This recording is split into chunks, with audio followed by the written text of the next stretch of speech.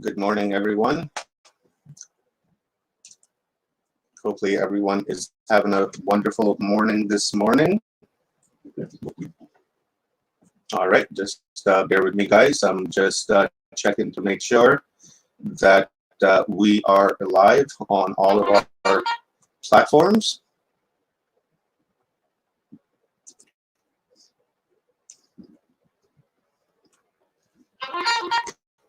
I'll bring Rob and Clarence onto the screen. I guess Rob disappeared, but he'll be back. If you want to toss some words out there. Sure. I want to welcome everybody today. It's going to be another great day full of awesome guests. Wow, yesterday went fantastic as well. We've had awesome people too, especially in the comment section and stuff. And I just hope they keep it going because I tell you, it's fantastic. Yeah, yesterday was a wonderful day. We had some seriously good guests happening yesterday. Okay, so why don't I see this happen? Okay, good. We are good. The only place I need to fix is the Paul Wallace channel. So, guys, if you just want to do the opening here. Absolutely. So we are here, day 4. Who would have thought we would have got to day 4 already? But it has been such a great time that it has flown by. Just like yesterday when I said I was doing my presentation, I did not feel it was 2 hours. It flew by. It was like minutes, When you're getting this download of information, it seems that time, it speeds up. Most people when I remember when I was younger and somebody tried to give me that information, time would stand still, and you can't even be bothered with it. But of course, that's the adolescent mind, hard at work to think of all the distractions of why you shouldn't be sitting there doing your research and reading. But we're here today, older, wiser, and projecting a message of love and information. And it has been an absolute incredible ride so far. And I also want to give a shout out to all of the platforms that we are on right now. We are on Paul Wallace's YouTube channel. So thank you to Paul Wallace. Thank you to Neil Gar for Portal to Ascension YouTube channel. Thank you to Alan Steinfeld for New Realities YouTube channel. And we also have Stephen and Evan Strong, Forgotten Origins YouTube channel. We're on Watchers Talk. And thank you to Omar for letting us do that, even though he's running the ship over here with helping me do it. We're doing everything we can to make this the absolute best thing you've seen all year. And we're on Full Spectrum Universe YouTube channel. So we're here for the duration of the day. It's going to be, I think we're going to have, how many speakers today do we have? I think we have about 8 or 9. I think so, yeah. And it's going to be a lot of people who have reached the level of achievement of a doctorate. And this is going to be one of those days where at first hearing the information, some of it may not seem that you've absorbed it. But when you take a pen and pad and you write certain points down that you hear that interest you and resonate with you, I guarantee you that everything that these doctors are saying is, and and all the other speakers, it's going to be ultimately important. These are the people on the cutting edge of what they do, and it's it's going to be a really wild ride today. We also have Lyanne's YouTube channel as well, so thank you to her for letting us riding the frequency, I think it's called. But thank you to everybody that's over there watching as well. You are ultimately all important, everybody watching across all channels. So at this moment, I want to take some couple minutes to pay the bills, talk about our sponsors. As you can see in the background of what's behind me and Clarence here, we are sponsored by the Eden series. And that is Escaping from Eden and The Scars of Eden, written by Paul Wallace. You can purchase these books, and I suggest you do highly, at paulanthonywallace.com. Also, You can find them, I'm sure, on Amazon, but I would love for everybody to just cut that middleman out, because that is some of the people that we are somewhat trying to not butt heads or collide against, but we don't want to relegate them any power more than they have. So we want to try and find alternate channels of finding the information and the people and get the things that we need as well. Big tech and big corp is one of the biggest hindrances of this time. So yes, we have Our Alien Ancestry through Stephen and Evan Strong, and the Forgotten Origins out of Australia, which is forgottenorigins.com as well, and Portal to Ascension, which is portaltoascension.org. I suggest you sign up for portaltoascension.org. He is the best. Neil is the best one to ever do any event like this. And he has thousands upon thousands of hours. While he does paid events, there is so much free content once you sign up at portaltoascension.org that you could sit there for weeks upon weeks upon weeks and just download so much information. It is imperative that people go there, as well as purchasing Paul Wallace's book and Forgotten Origins. Just to get back to Forgotten Origins, for $16 a month Australian, which is about $5-6 American, you can they do a conference on Our Alien Ancestry every month, just about. So they're at chapter 13 now. There are 12 previous chapters that I suggest you definitely check out. And once you get that subscription to the forgottenorigins.com, you can go back and rewatch all of those episodes and That's all of those conferences. alienancestry.net. Oh, alienancestry.net. Yeah, it's confusing. These guys have two different websites, which is forgottenorigins.com, which concentrates on articles and such that are being produced for the Our Alien Ancestry Right. webinars that they're doing. And if you sign up at ouralienancestry.net for $16, then you will get access to all of the replays from the previous year, because I believe we're going into our 13th chapter. That is on August the 28th, I believe. I'm pretty sure on that, but don't quote me on it.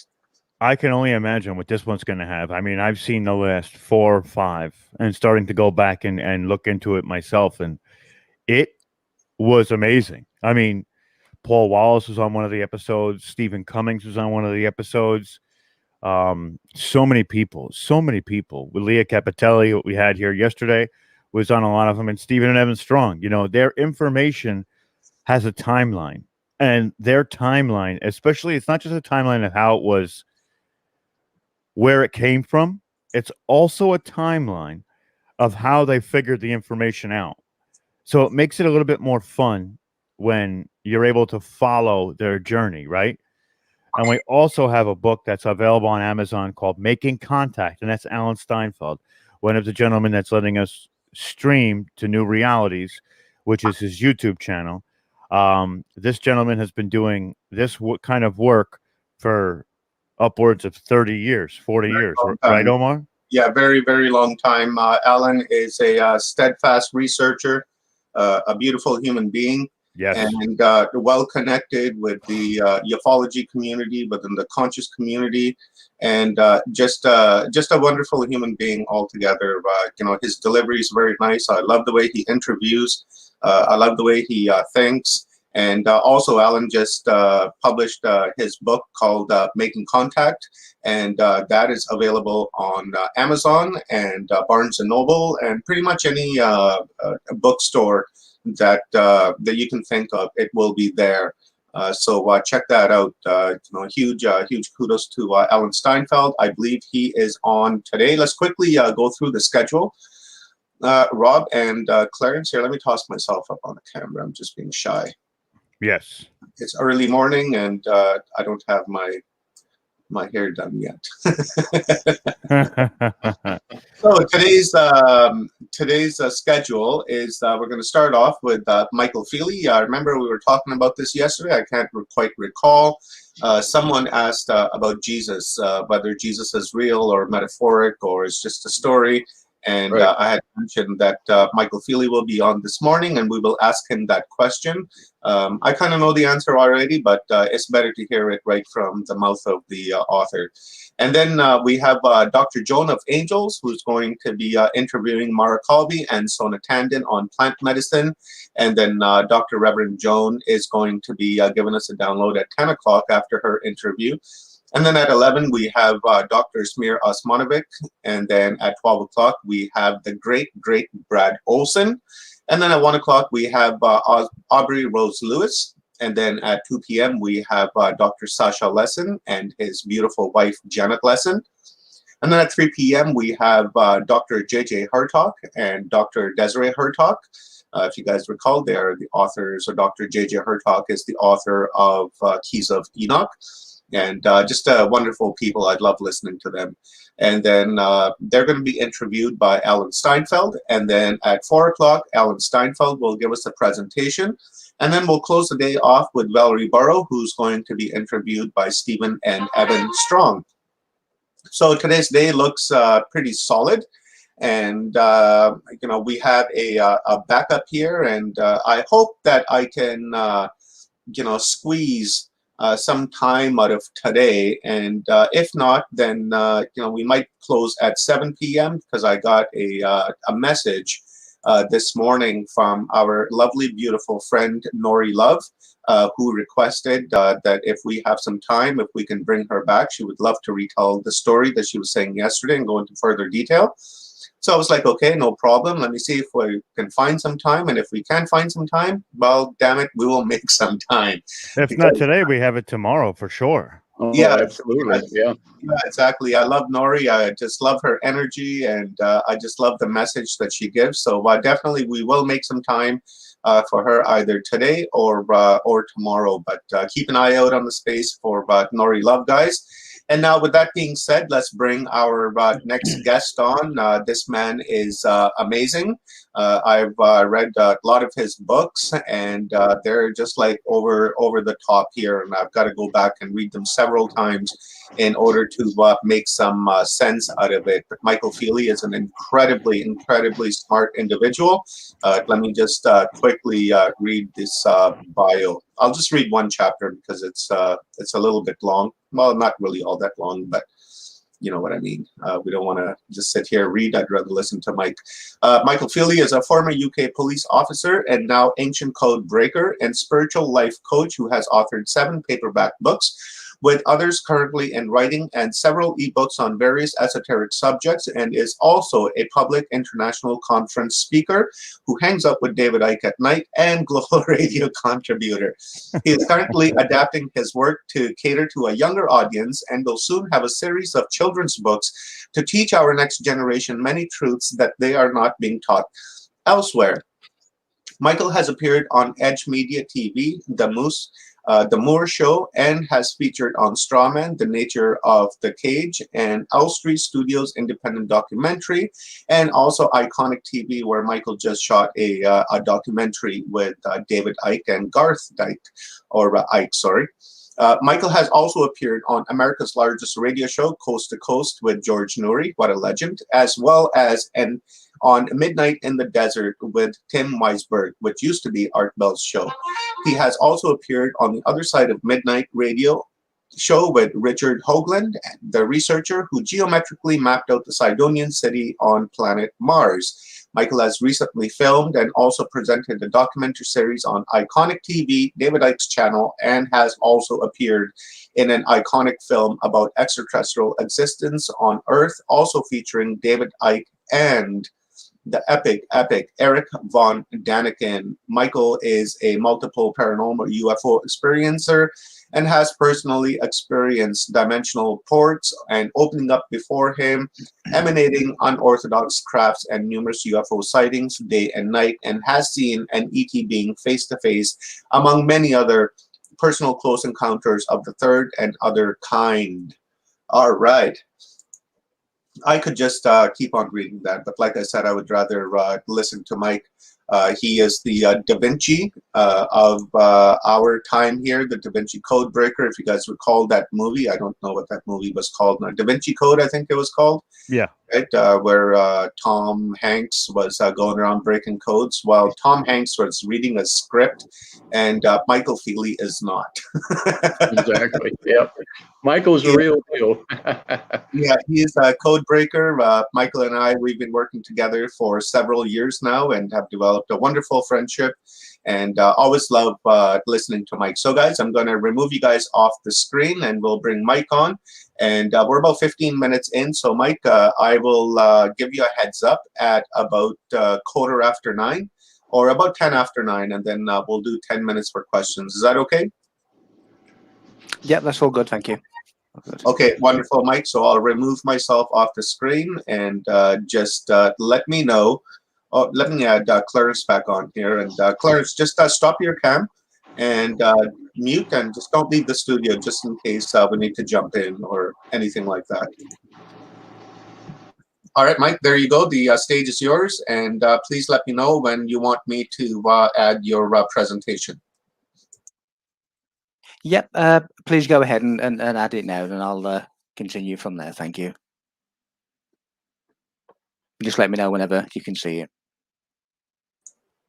Yeah, I see it, Mike, and I will make it full screen. A couple of days ago, we had some people express that when it was like this and you were on the side, that it was difficult for them to see on their smartphones. So I'll just make it full screen, so that way it's easier for everyone to see. Thank you. Just let me know whenever I can carry on. Yeah, go ahead, Mike. It's all yours. Thank you very much. Good morning, everyone. Good afternoon, wherever you are. This is going to be another presentation from me. We're going to go deep into initiations, and I'll explain the significance of that as we go along. Planet Earth is a temple of initiation. Again, I'll go into that in just a little while.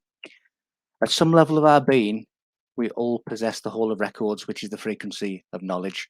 We just have to remember what we are. The everyday person really has little concern about anything beyond his own circle, his family, his job, his TV programs that he likes to watch. Nothing else seems to matter beyond that circle.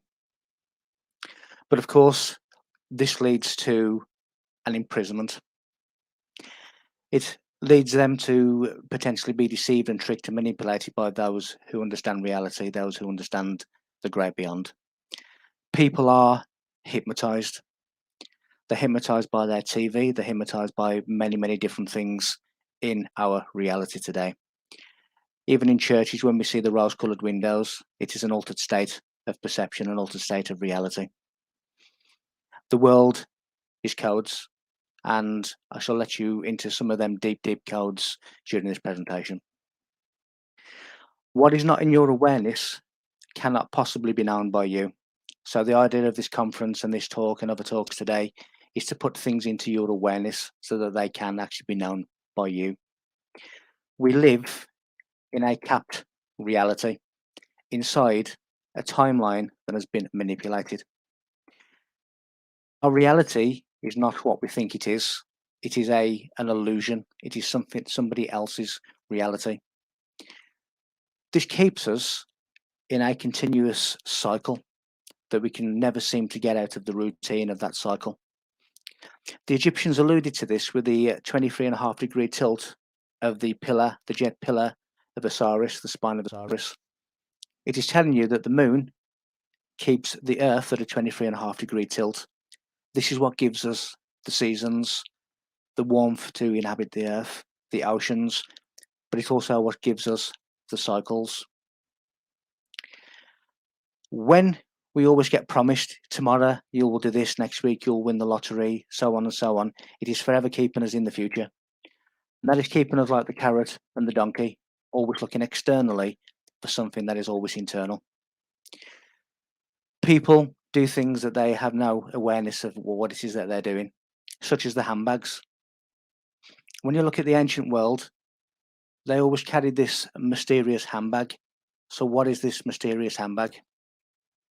Well, when you look at the Royal Ark of Freemasonry, you will see where it comes from and what does it mean.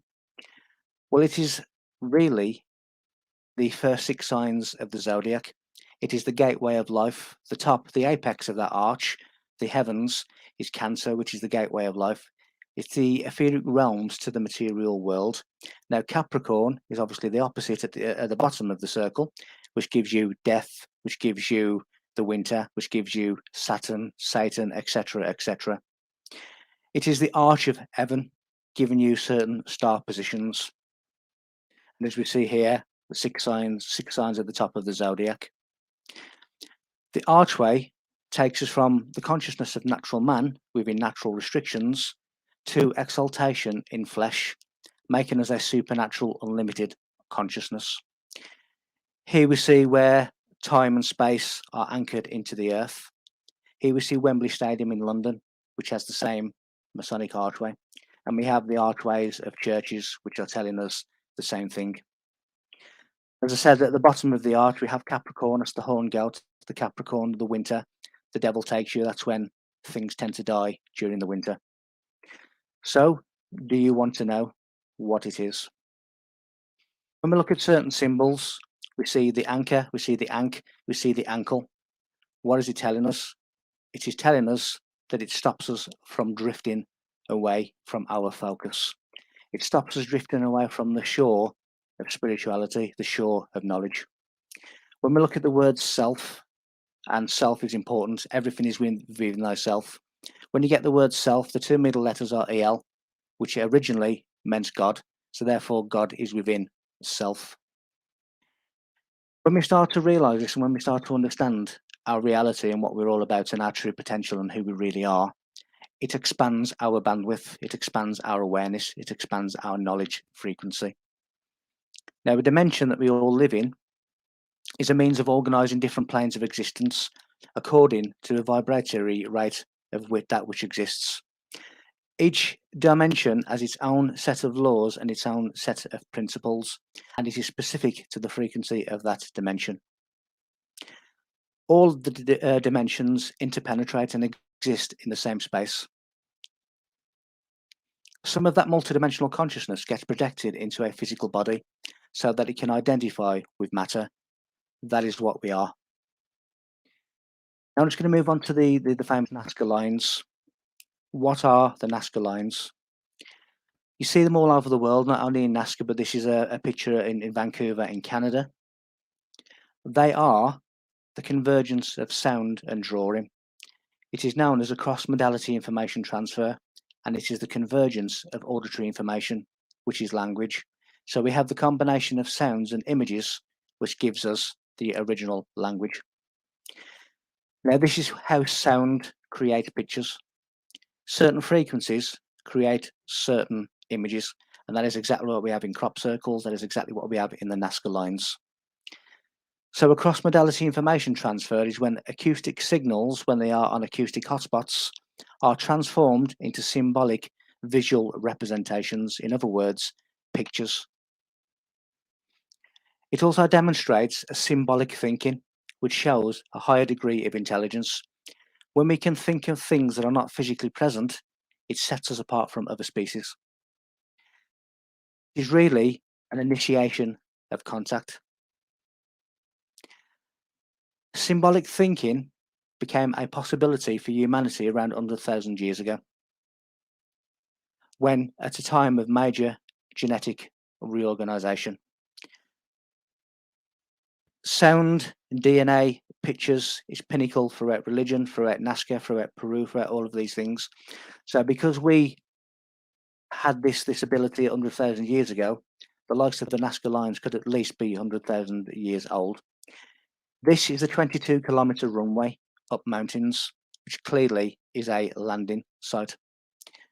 Here we see an image in the rocks, an extraterrestrial image. It is telling them that we are of intelligence. We are an intelligent race above the animal kingdom, capable of symbolic thinking. If you're passing, drop in and have a cup of Venus juice. So we have all of these wonderful insects and animals at Nazca. They all relate to a planet. All of these images of Nazca relate to different planets.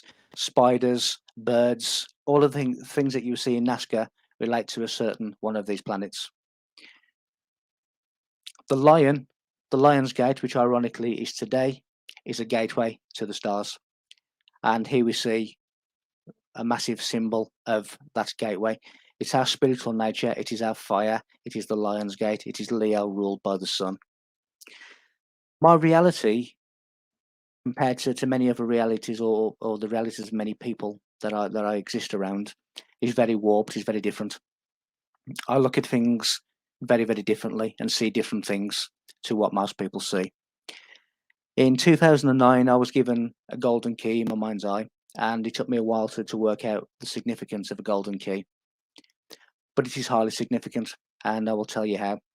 When we look at the famous Jesus sign in church, which is the Chiru, which gives you this symbol, it is really the Orion Nebula. Now, the lost symbol is the Key of Solomon. The Key of Solomon is the Orion constellation. It is the cosmic signpost, the way to the secret of where we came from. Now, this is Orion here, and above it is the Silver Gate, the gateway into this existence. So if you imagine coming through this gateway, here we see Isis and her sister Nepsis holding the geometry of that. You come into the 9 months of gestation, which are the 9 pyramids of Giza. It represents the birth into this world. And you come out of the Yoni, the Holy Grail, into the Matrix. And here we see the lion, the Tefnut, that may well have been the image of the Sphinx. We are engaged in a spiritual journey through human birth into Homo Luminous, the man of light, the higher born man of a spiritual soul, into a matrix that we call the temple of initiation, which is Earth. And we come into the African nations that were one of the first people to ever exist on Earth. The world is a vast ashram, which means temple, in which your life reflects the ceremonies of initiation. Initiation is of the soul. Initiation is soul awareness of all that is, where we walk through the fires of this initiation. What the ancients have done is basically created Earth as a mirror of the skies. Now, the church, the cross of the church, is represented as the constellation of Orion, as you can see here. The original Bible is the Giza Plateau. For argument's sake, Noah's Ark is the Great Pyramid. You see all of these different things that relate to the Giza Plateau that was written into the Bible as religious. When we see the mummy with the crossed arms, again, it replicates the constellation of Orion. When we go to sleep and we say we're creating Z's, Z is also a symbol of Orion, and sleep is a metaphor for death. Orion, the Sahu, is where the Egyptians believed that the soul went after death, and that is all related to the Orion constellation. Even when we see famous superstars such as David Bowie, when he gives you this kind of symbol on his face, it is also the Z of Orion. When we see members of royal family dressed in black, Osiris, going to the cenotaph of Seti, they are replicating an Egyptian ritual. Famously, the 3 main pyramids of Giza are aligned to Orion. But what people don't know is also that the 6 Queens pyramids are also Orion markers at different times. They are a horizontal and perpendicular alignment, which has a minimum and maximum culmination, in other words, height. They are astronomical clocks and a geostellar fingerprint. They mark Orion at different times of the year, wherever it may be situated. But also, in a twist to that, from the face of Mars, if you look at Earth, Venus, and Jupiter, it also gives you a similar reflection of the pyramids of Giza. Now, Cairo comes from the word Halkahira, which is the place or the camp of Mars. So now a picture is starting to develop. When we look at the face on Mars, the famous face on Mars, which is the one on the left, and we look at the face of the Sphinx, and then we put both of them overlaid over each other, They are an exact mathematical match. On Mars, you have a pentagram, the 5-sided pyramid. On Phobos, you have this obelisk. On Mars, you have this Egyptian statue. When you look at the Sardinian city on Mars and you put it as a map of Avebury in the UK, which is where Stonehenge is, and you look at the bottom where it's got Silbury Hill and you see that mound, well, that is what you are seeing. You are seeing Silbury Hill in Wiltshire, which is an exact replica of the altar of witness on planet Mars. Even the Sardinian city on Mars bears a resemblance to the constellation of the Pleiades, and I'll get into the solar trinity that you can see there with the red stars in just a moment. We have pyramids on Venus.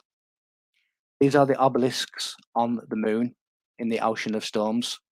When I took the coordinates of the Ocean of Storms obelisks and I put those coordinates on a map of Earth, ironically, it was Egypt. We have pyramids on the moon. Quite clearly, there is some kind of contact, some kinds of interaction that goes beyond our planet.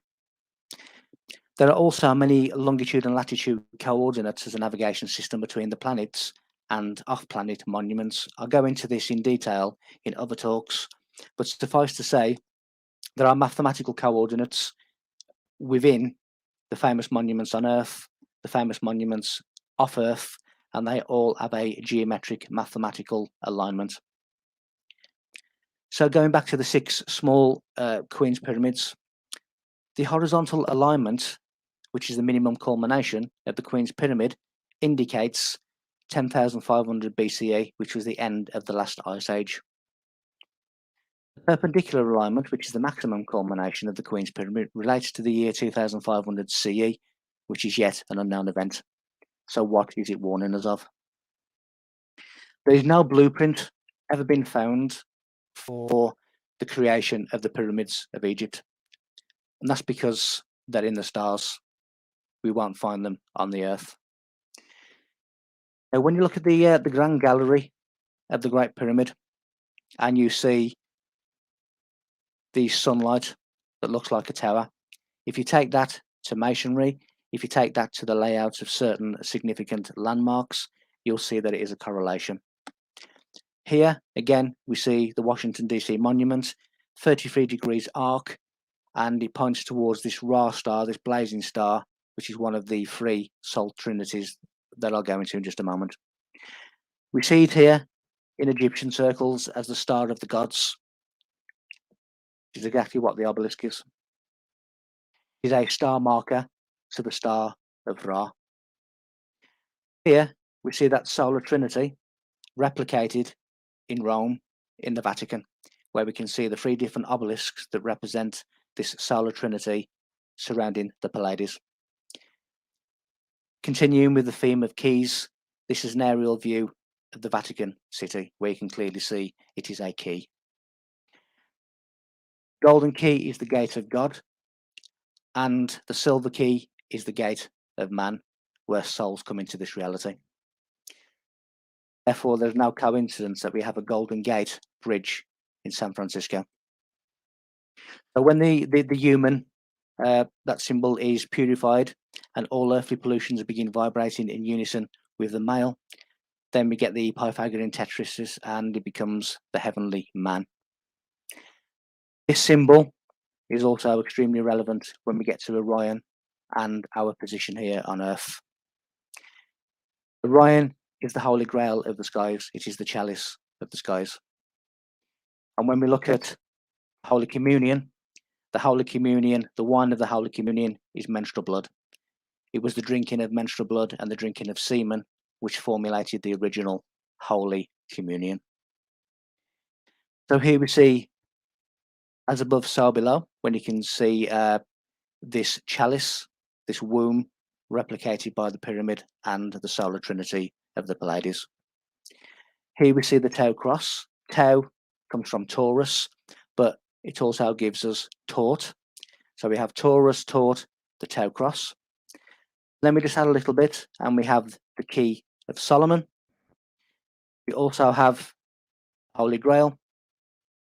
And if you look at all this unfolding now, it all becomes one place.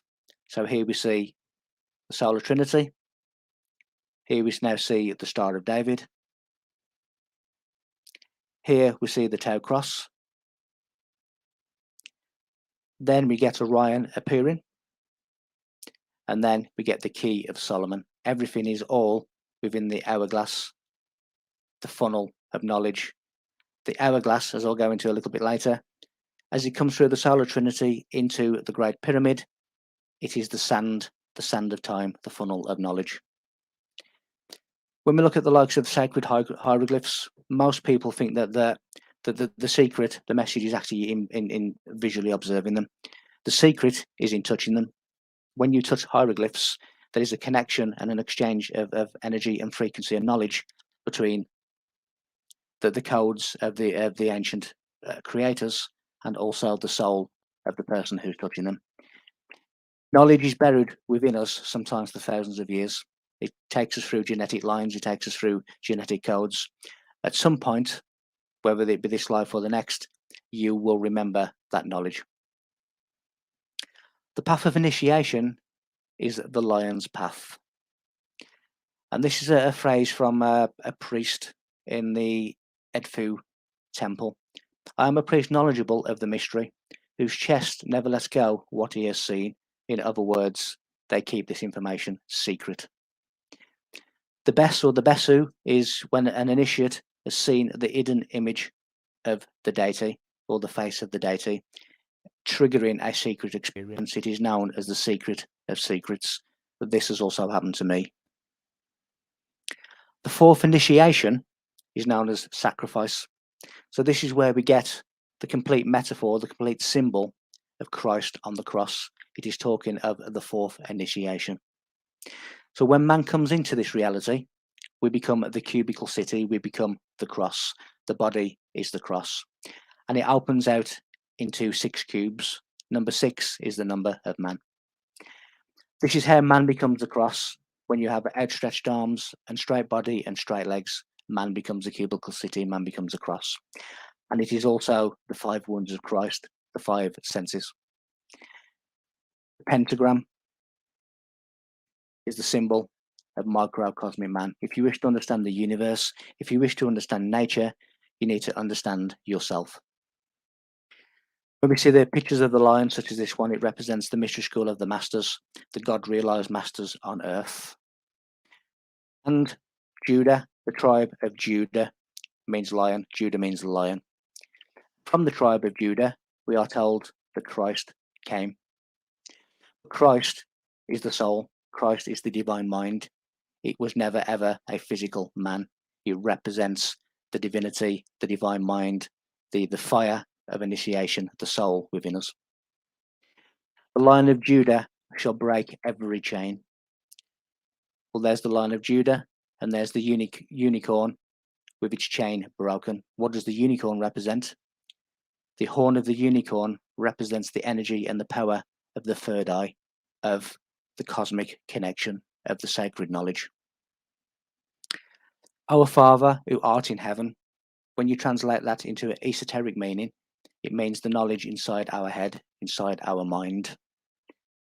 This is what I put together in relation to the main points of the Lord's Prayer. Our Father who art in heaven, the knowledge of the mind, hallowed be thy name, which is the sexual urges, the sexual energy on our way to enlightenment, which are controlled by breath. Name comes from Shem, which means breath, and breath controls sexual energy, which is sexual alchemy. A church spire means breath, and a spire is a phallic symbol, which is controlled by the art of breathing. The word Lord means bread giver, and I'll get to that a little bit later.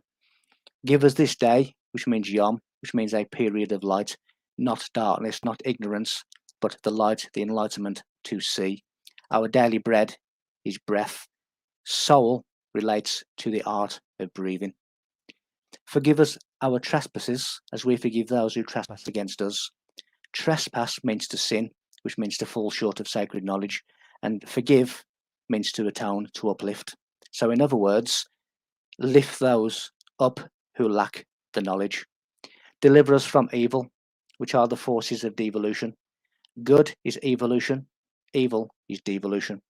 Amen is Amun Ra, who is the Egyptian god associated with creation by breath. Breath, soul, spire is breath. All of these things relate to breath. And here's why.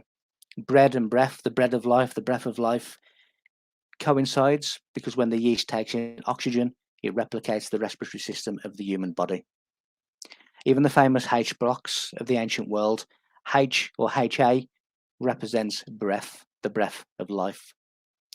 Now, the hieroglyph for initiation is the triangle, the pyramid shape, hence the reason we have the pyramid shape. Now, the Giza Plateau is actually on top of an 8x8 grid. 8 times 8 equals 64. So what is the significance? It is the 64 keys of Enoch. When you look at the word phoenix, and this is the phoenix, the awakening of the sacred fire within, the rebirth of self. Phoenix in Egyptian is Par-Hanuk. Par-Hanuk means the house of Enoch. 64 keys of Enoch are sound keys. Now, when you reach the correct frequency, you open the gates through sound. It is a dimensional portal. It is where the stargates open when you reach the 64th tone, the 64th note, which is the hemi, demi, semi quaver. Now, when you get the whole note, which is 4, and you divide that by 64, it gives you a fraction of 1/16. 1/16 in Egyptian terms represents the ear, or represents the ear, telling you to listen for the tone that opens the stargates. They are the keys to higher knowledge through sound. Shadow halls open to the initiate who walks the starway and opens his mind's eye to starlight. Now, continue with this deep secret initiation knowledge that stems all the way back to the ancient past. I've looked into Egypt, into the mystery schools of Osiris I, which is teaching future priests and priests the secrets of Earth. Secrets of Earth within the Great Pyramid. I've looked into the mystery school of Isis I, which is the secrets of the afterlife and the heaven. And the heavens. I've looked at it and I expose politics, such as multiple stories, Christ, Mary Magdalene, Noah, Moses, all of these. When you look at what we are being told that Moses walked for 40 years across the desert. Well, it should have taken 6 days by foot, so it's clearly not correct. Israeli archaeologists have said they've been looking for 70 years for evidence of an exodus. It didn't happen. Why? Because it is a metaphor. The opening of the Red Sea is a metaphor. The opening of the sea, the parting of the Red Sea, takes you from the root chakra, which is the captivity, to the crown chakra, which is promised land. It is the path of least resistance, the open sea, which is the parting of the Red Sea of Moses. The burning bush replicates the fire of the mind, of knowledge, and here we see it on top of the Sphinx of Egypt, the hole at the head, which represents the crown chakra. Moses, who was saved from the water, drawn from the water, is talking about the mother's waters, the womb. And when we see 40 days and 40 nights in the wilderness, and we look at Hebrew, water, mem, equates to the number 40. We are born from the waters of the womb, shall be saved. It is a spiritual journey through human birth. The land of milk and honey is the pineal gland, and it is also the food of the ancient child. Now, when we look at Egypt and we look at the bee, we look at honey, it's significant because the word honey is given the letters THB, which is always used in parallel with the letters WRH, which means moon. So in other words, it is the honeymoon. Now, after a marriage, which is the union of opposites, we then go on this honeymoon, which replicates heaven on earth, or on earth as it is in heaven. So here we see the Sephiroth, and we see the Kliploth, which is the captivity, and Moses took that journey to the higher promise. What we see now is the true Exodus. It is the true journey of Moses. It is the journey through each of the chakras to the crown chakra, the promised land. I looked into the ancient world. and realize that as a race, as a civilization, completely brainwashed. When you realize and when you get to this level of understanding, the gods, all of the gods of the religions, all of the gods of the ancient past are highly insignificant to you, because everything that you need. Yeah. Your audio is crackling. This Okay. Is that any better? yeah, a little bit better. It's just crackling in and out. I think it could be your cord. Okay. Thank you. Thank you. Okay. So you realize that everything is always within your fingers, and that takes you through many doors of knowledge. So in the beginning was the Word, and the Word was with God, and the Word was God. Well, the Word, order, it is the circle. In Hebrew, the door or the order. Words are an ordered sequence of letters. They come through the throat chakra, which is the bridge between the and high mind. But the words come through the throat chakra, which contains the apple. When you misuse those words, it is the fall. We are the fallen man from the high place to the low place. The golden fruits, when you look in geometry, is the Vesica Piscis, and the centre of the Vesica Piscis is known as the almond. It also gives us the fish of Christianity, but this is the knowledge of the apple. So, for by him and all things were created in heaven and on earth, visible and invisible. Let's analyse this. Visible and invisible just means dark matter and light matter. Him, sound. Him means sound. It is the sound of the universe. It is also the same sound that created the distance between stars, their specific locations in the universe. When you look at the was scepter of ancient Egypt, you'll see the tuning fork at the bottom of the was scepter. They were able to hit stones and they were able to levitate them by sound. Universe means one verse, and a verse is metrical rhythm. Amalgamates sound and mathematics. The creative force is the monochord, the law of one. Mystics say that sound creates matter and that the world is a reflection of infinite combinations of sound patterns. This is how we get crop circles. Stonehenge is a crystalline aerial that is taking of the atmosphere, which are being projected from the rings of Saturn and in these shapes in the landscape. Here we see a crop circle actually being formed in England. But these crop circle phenomenon could at least be 3,000 years old, because the white horses that are around the world, especially in the UK, represent the firebirds. And it is these orbs that were within crop circles that were known as firebirds. So crop circles could at least be 3,000 years old. Sound even creates the lightning during a storm with sonoluminescence. Black noise of the universe is complete silence.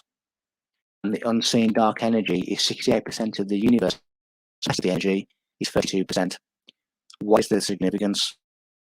6832.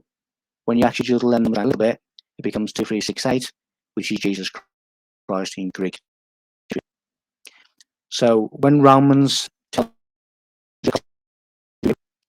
Christ is literally within you, it is atomics. So just take that a little bit further. Jesus, geometrically or geometria, is 73. Christ is 37. 73 times 37 gives you 2,701, which is the numerical value of all words in Genesis 1:1, which is creation. In the beginning, God created the heavens and the earth. That equals 2,701 words, which is Jesus Christ. This is how it all relates to that number in Hebrew. There are 1,532 protons in the first 37 atomic elements. 37 is Christ. The sum of the composite numbers indexed to the proton and the neutron sums in each of the first 37 atomic elements, which is Christ. The side chain called Jesus Christ. A side chain is the chemical group that attaches to the core part of the molecule. That is 2000, which is the ordinal Greek value of Jesus Christ. DNA is made up of 5 kinds of atoms. Phosphorus. Mike? Some of their atomic numbers. Yeah? Yeah, your audio, every time you move, it's crackling your audio. I believe it's your cord that's doing that. Because I notice every time you move your shoulder or your hands, the audio is crackling. No problem. The cord. Okay, so the sum of the atomic numbers of these is 37 Christ. Now, the total prime factorization of Fibonacci sequence is 2368, which again, Christ. The Fibonacci secret series is directly related to the golden ratio, and again, it relates to the Christ. So Christ is certainly within us. Christ is not only the soul and the divine mind, but it is also within our DNA. Now, when you look at the Sumerian scrolls and everybody thinks the sun in the middle with the planets orbiting, this is exactly DNA. Now, Anu in Egyptian means man, and this is which is the nucleus of DNA. Enki and Enlil are the snake brothers, which is the Shetu, which is the double helix of DNA. The 2 serpents are positive. We even have the Babylonian goddess, who is also seen as the 2 snakes. He said that Jesus is Enki. There is so much correlation as they are telling us the same things. It is divinity within genetics. Serpent man, as in Anu and Naki, Anu is man, Naki is serpent, is really the wise adept. It is the sign of initiation, as within that initiate, the serpent has risen. And here we see in this pyramid, when the sun shines at certain angles, at certain times, he creates a serpent. We all have roots in the stars. We are all starseeds. We are a divine man from the skies. Advocates of the Anunnaki story are saying is that the Anunnaki are better than the creator who also created them. This was the best that the creator of all could manage. Our DNA was programmed in the stars. We are computerized binary code. Everything is a microcosm of the macrocosm. There is a perfect life waiting for us, but we need to come out of the underworld. Mike, are you able to not use your headphones? Because on one of our channels, people are saying that they're not able to hear you, and they want you to redo your presentation because they're saying that they're missing a lot. I can't hear you now.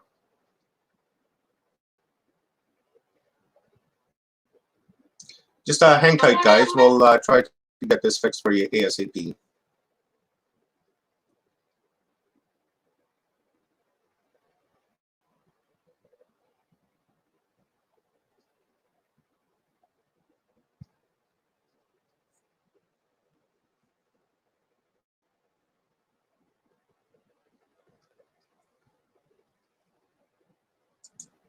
You're muted, Mike.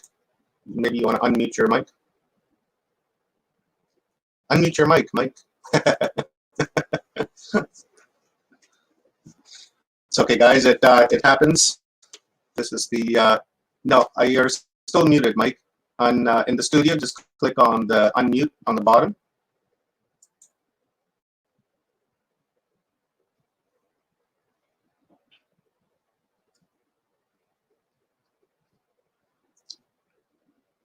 It's right on the bottom, Mike, where it says mute, start cam mic settings, share, invite, leave studio.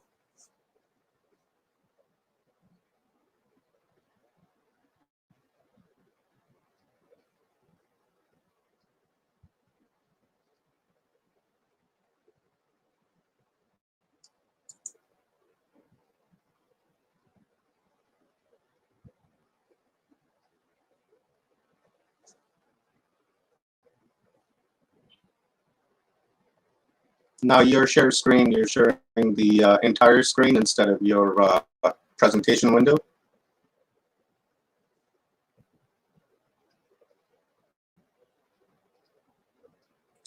No, just unmute yourself, Mike, on the bottom. Just at the bottom of the screen, you'll see it. Just right underneath all the guests. You're right over it right now. Yeah. Yeah, no, scroll down. Yeah, there we go. Right, yeah, right there. Unmute. Might not let him now. I wonder why. That's weird. You have to stop sharing screen. Stop sharing the screen, and then we can always input it back in, and then unmute the mic because it'll take you to where you're supposed to be. Because it looks like it's just a bunch of windows going crazy.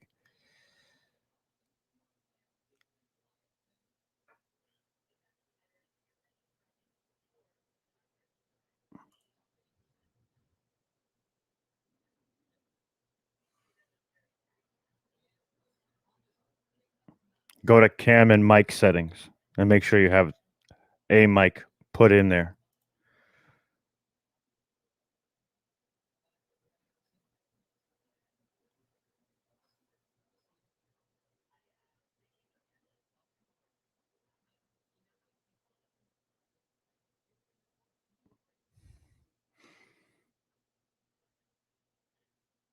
If worse comes to worse, you can exit and leave studio and come back in. Do you still have the link available to do that? Because then it'll pick up whatever you're trying to put down, as in the mic.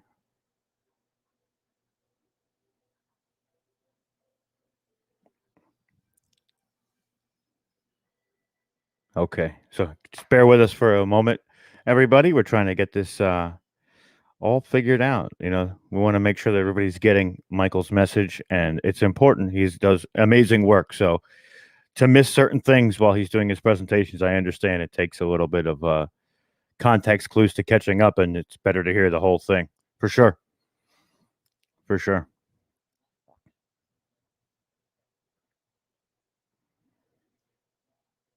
Let's see.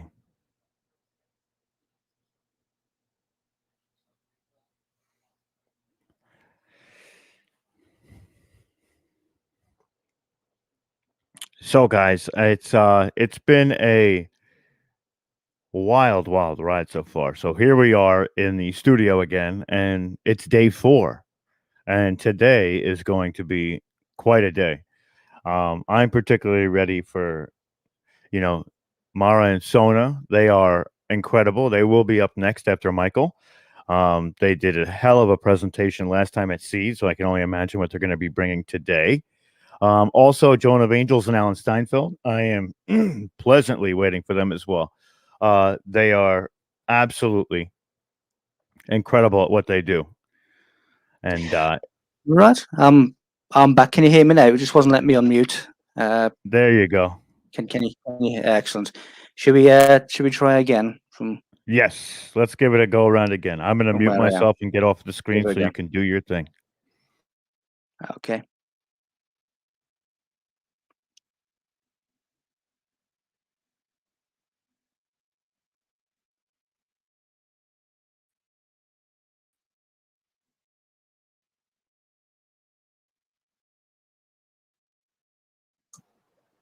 I guess I should unmute myself. Okay. I was just reading the chat rooms, Mike, and a lot of people were saying that they missed a lot of what you were saying. So if you want, we can reschedule so that you can do your presentation over again, maybe tomorrow. I don't mind. Oh, there we go. Your mic was acting up again. Right. Okay.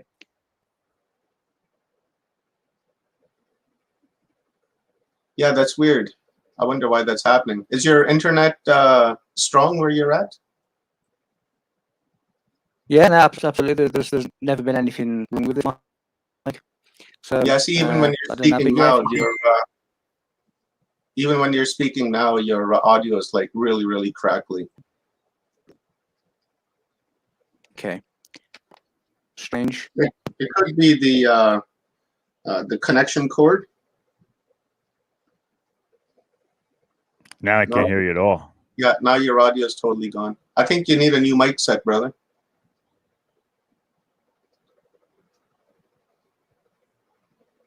Oh, it's muted again. It muted you again. Oh, It gee. moved you again. Oh, geez, man. This thing is fickle today, huh? Oh, yeah. Yeah, Darina. Happy Lionsgate opening. Incredible. There we go. It's unmuted. We did it. Oh, brilliant. Like, it wasn't letting me do it. So he keeps putting me I on mute know. and doesn't let me. Why is that? Strange, because it shouldn't do. You know what it is, Mike? It's your message is so great that they are definitely sending out the trolls and the bugs to hamper it down. I'll attest it to that because I've never seen this happen on StreamYard ever in my life. No, it's unusual. The microphone, there's nothing wrong with the microphone, but certainly with the mute button, it puts me on mute and doesn't let me remove it.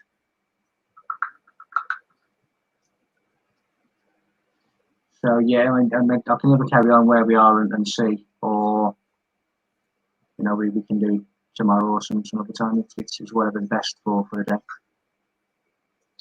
Yeah, I think because a lot of people missed, what was that? A lot of people missed what you were saying.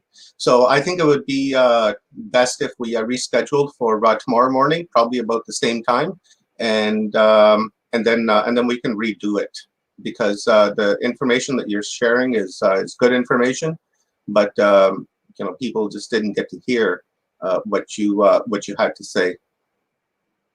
Okay, no problem.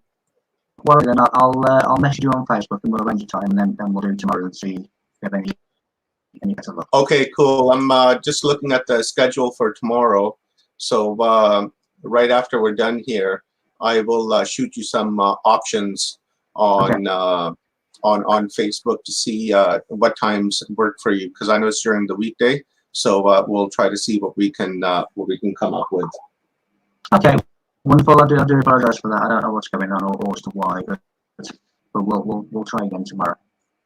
Okay, cool. See, even when you're speaking now, your mic is like all crackling and stuff. So I don't see why that's happening. Dariana Yordanova, any links for Michael? Yes, I do have links. I was sharing links until we had to address this right here. I'm putting it in the comments right now.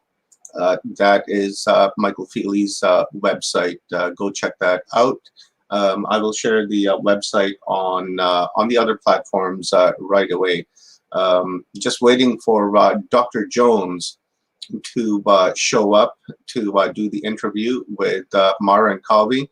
It's still early in the morning, and Dr. Jones just messaged me like a few minutes ago, and she asked me what time, and I wasn't thinking, and I was like 9:50. And it was actually 8:50. So I'm trying to getting Rob to give Dr. Joan a call, and hopefully she can come on. But if not, we can do the interview with Mara and Sona ourselves. Still early in the morning. So thank you very much, Mike. Shitty that this happened. But it is what it is, and we're not gonna let go so easily. So I will contact you as soon as we're done our interview with Mara and Sona, and then we'll try to arrange a new time for tomorrow morning, and I'll shoot you a link for that. Wonderful, thank you. We'll try again tomorrow. Okay, awesome. Thank you very much, Mike. Yeah. Thank you. Let's bring Mara and Sona and Mara on. All right, here we are. Morning. Morning. Can you hear me? Just waiting for Dr. Joan because of my own mistake. Oh, here she comes. Okay, cool. She's ending the call on me. Yeah, she's coming in right away, ladies. So while we are doing that, let me quickly read the bio for these beautiful ladies. Let me X this and come over here. These ladies are known by Soma Vitality Wellness. We met during our nutrition studies and we became good friends. We think alike. When one of us says something, the other one is about to say the same thing. This is why after graduation, we decided to continue our journey into well-being together. So our story. Mara, I was always fascinated by what Sona used to teach me about homeopathy and herbs over our lunch breaks. I remember wishing that I had come from a background of health practitioners just like Sona did. Sona, I was always fascinated by Mara's knowledge of Bach flowers and blood groups, and I learned a lot from her during our breaks. Coming from two different realities has been part of our strength. We bring to the mix a multitude of disciplines and knowledge that we combine to create winning strategies to help each of their clients in a personalized way. We share the same ethos and passions for well-being and our desire to help people make us understand the individual needs of each person. Everybody is different and unique. Therefore, we create tailor-made programs for each of our clients. Our holistic vision of the individual includes body, mind, and spirit. We work alongside your health provider based on scientific research. We give you tools to help you get to the optimal well-being with nutrition, lifestyle, and supplements, and adhere to the principle of neuropathy, focusing on helping the whole person and the root cause of the condition, not only reducing the symptoms. We help and support our clients through motivation and discipline to transformation. And transformation, I like that because that is what we are going into, is a transformation of the mind and transformation of our energy and the transformation of our avatar, because we're at this shift now, at this paradigm where the road has come to a cross. And it's up to us to make a choice now which way we go. Do we go with a healthy avatar, with a healthy mind, healthy spiritual being? Or do we just continue to exist in this dense environment that we call the third density here on Earth? It's very dense, very tough. But I'm sure a lot of people are making the choice to go with consciousness and health and goodness, right? So, but I like that transformation. So that's beautiful. And we have Dr. Reverend Joan of Angels, Dr. Joan Hegartar, DC. I love this woman. We met a little while back on Portal to Ascension, and I just really enjoyed her energy, loved her outlook, and the mindset that she has. Really enjoyed it, and just the energy of love. And we just recently did an interview a few days ago where I just had a grand time. It was wonderful with great questions. So I thought, hey, Dr. Joan would be perfect to interview Sona and Mara. And thank you, Dr. Joan, for showing up and accepting to interview these two beautiful ladies. I made a mistake when you were asking earlier. I was saying 9:50 because I was thinking about your time, and then I was like, oh, it's only 7:50. So I don't know what was going through my head, and then I looked at the clock and I was like, oh no. So I will leave you there, Dr. Joan, and then you guys have a good conversation, and I'll give you like a 10 minutes heads up, and then we'll take some questions from the audience, and then we'll do your bio, Dr. Joan, and then you'll be doing your presentation. So I'll remove myself off the screen and leave this to you ladies. Thank you. Wow. There you go. Thank you. All right, there I go. Hello, everyone. Hello. I come in with the wings, just in case you haven't noticed. But Yeah. it's so nice to meet you. And I think Omar invited me because of my chiropractic background. Not so much my angel background, but the Dr. Jones side of me that's just so excited about health and wellness from within. So the first thing I noticed about the two of you, actually, okay, I studied I really looked at your website.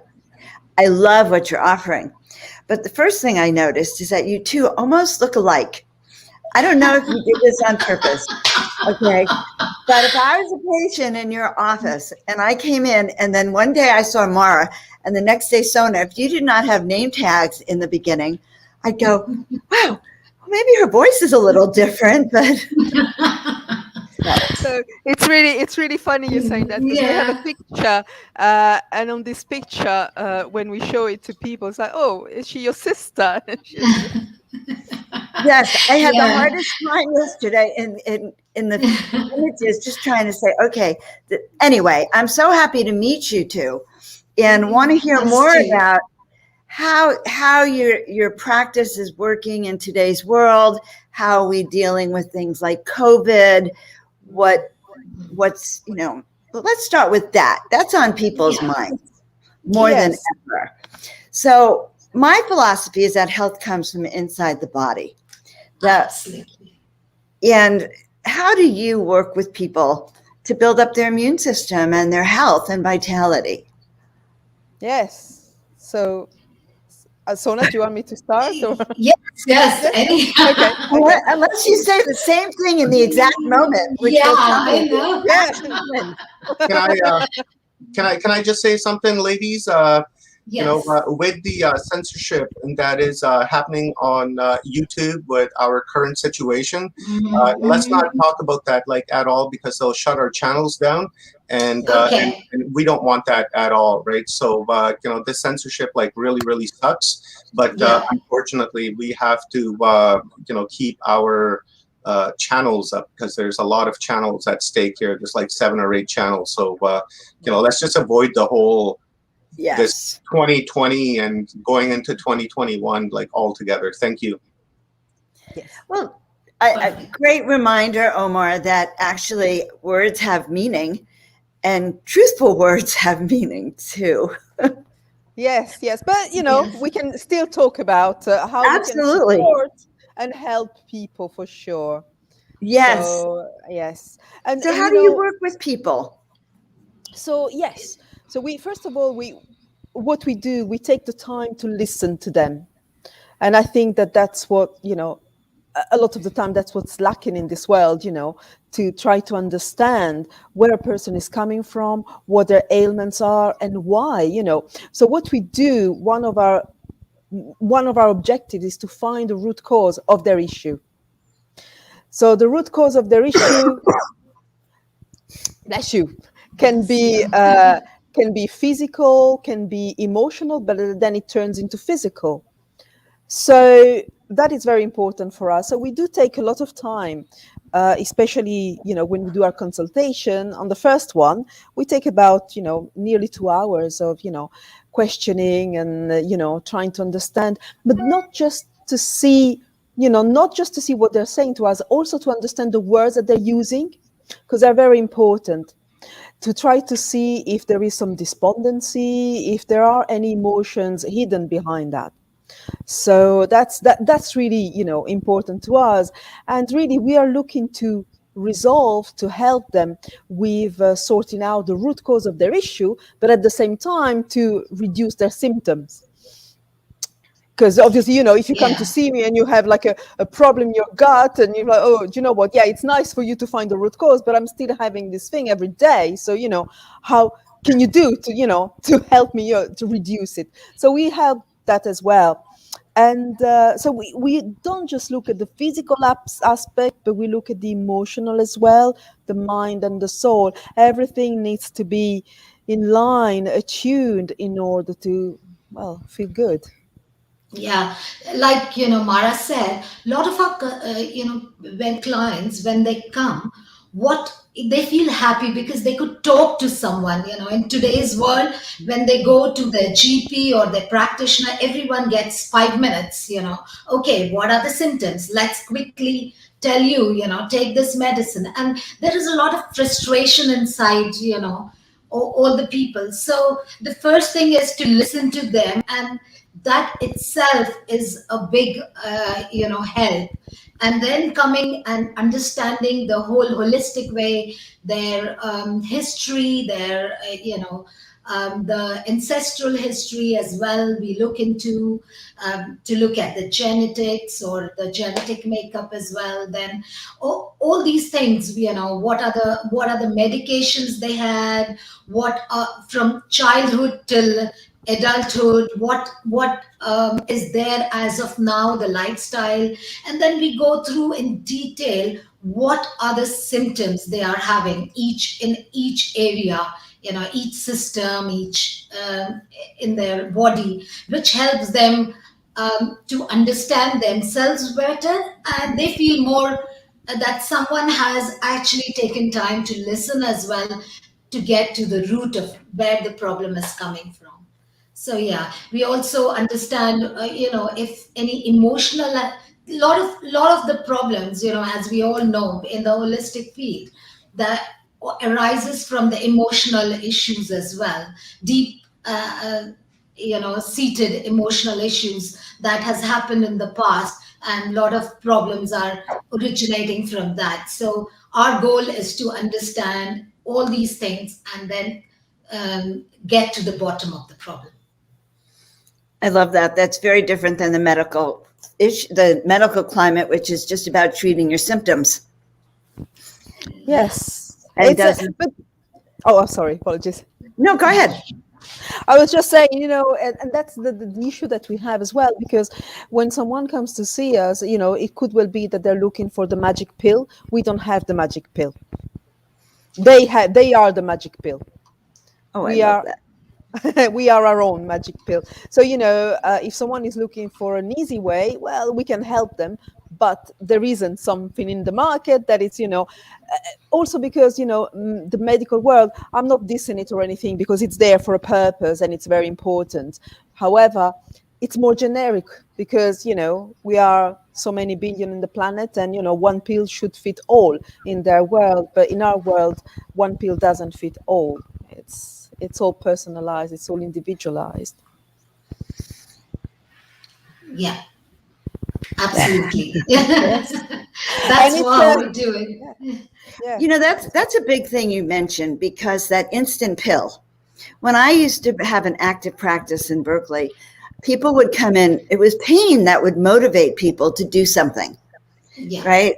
Yeah. So it's their pain, and then you'd say to them, "Well, we can kind of get you out of pain, but we could fix the problem. Do you want to correct it?" Then people are faced with a new choice. What does that mean, to correct? Because that's not a medical term, Yes. if you understand. So how do people respond? Like, how do you work with people then at that point? Yes. I mean, oh, Sona, you Yeah. want to say? No, please go ahead.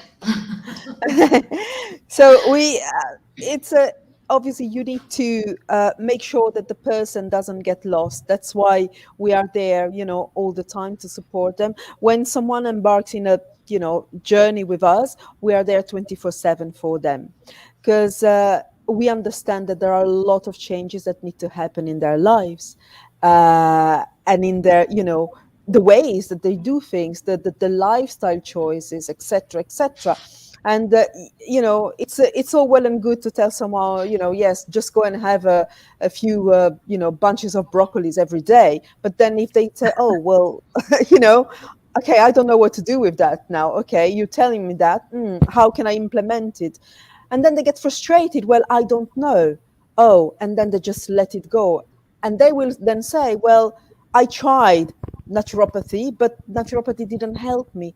This is why we are following them step by step, and we never let them go. So we see them every 2 weeks, but in between we have constant contact with them, every week. If we don't hear from them, they will hear from us, just to make sure that we know that, what we have asked them to do, either they manage or they didn't. And okay, so if they didn't manage, why? Let's see how we can work together to make it work, or how we change the protocol for you. Yeah.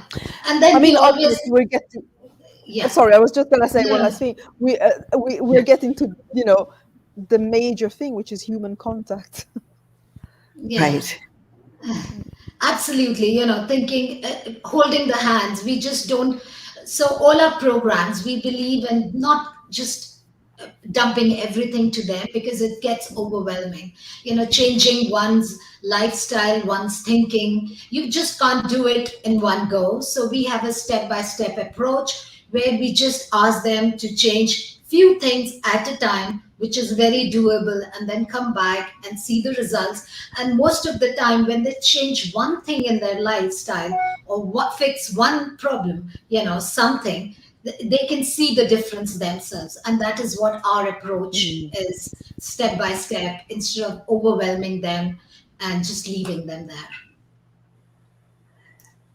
So I know you've been asked this before. I don't know if Omar asked while I was gone, but how did you become naturopaths? And exactly what is a naturopath compared to, say, modern other Western medicine? How do you work with that? Yes. It's So I personally, yes, it is. I personally became a naturopath because I had a lot of health issues. So as far as I can remember, I've had stress, anxiety issues. So as a child, and progressively things that I didn't know at the time, it was emotional, they became physical, and I couldn't function anymore. So about 15 years ago, I decided that was it. I had to find a way. I am allergic to medicine, so I couldn't really follow that path to help me. So I had to find ways, to get me, up and running again. And I went into nutrition. That progressively, so that's how it worked for me. And so why is it different? It's I guess that the main thing for me is the holistic world. A medical practice is not particularly holistic in my world. Yeah, and for me, it was more like, so you asked what is naturopathy? It's anything that is natural. We believe in alternative therapies, like you said, you are a chiropractor. It's again, using the body and working with it. Again.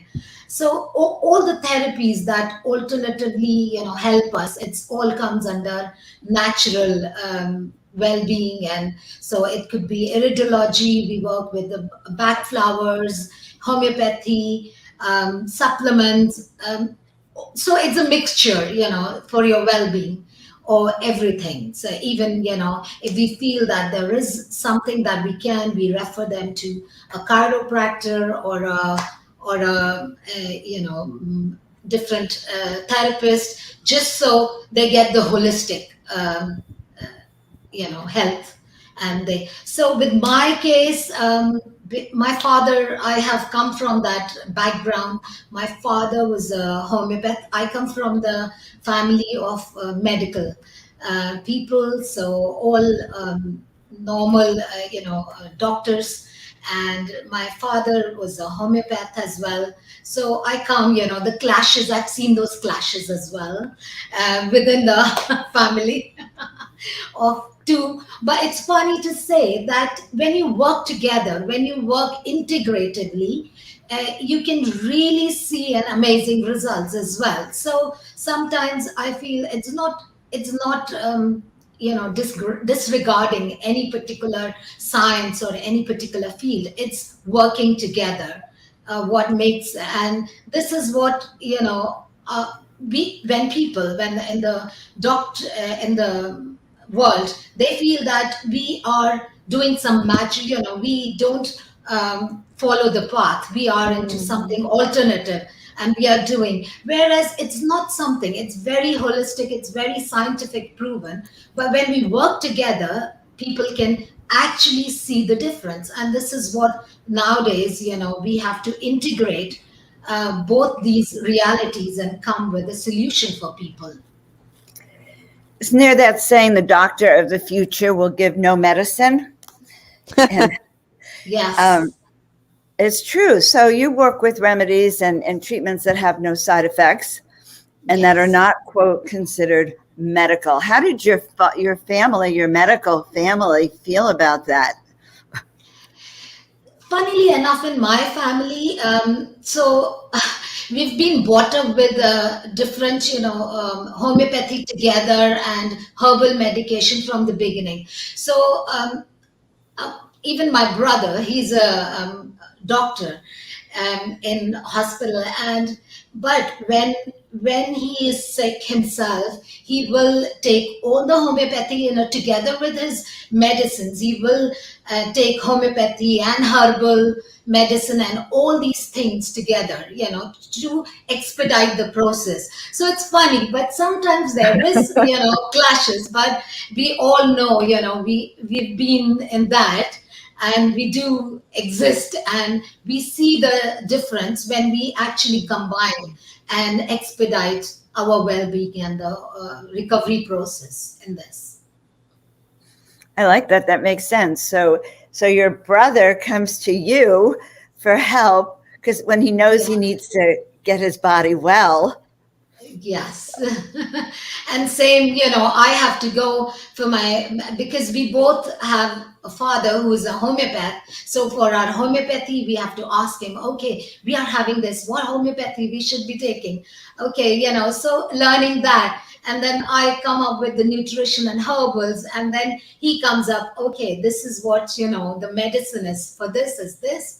You can or cannot, it depends, whether you are reacting to it or not reacting to it. It depends, because again, with the conventional medicine, you have can get side effects, and we all are individuals, so depends on, so we have to work together. I think sometimes, that is how the future approach should be, looking at each other and working together.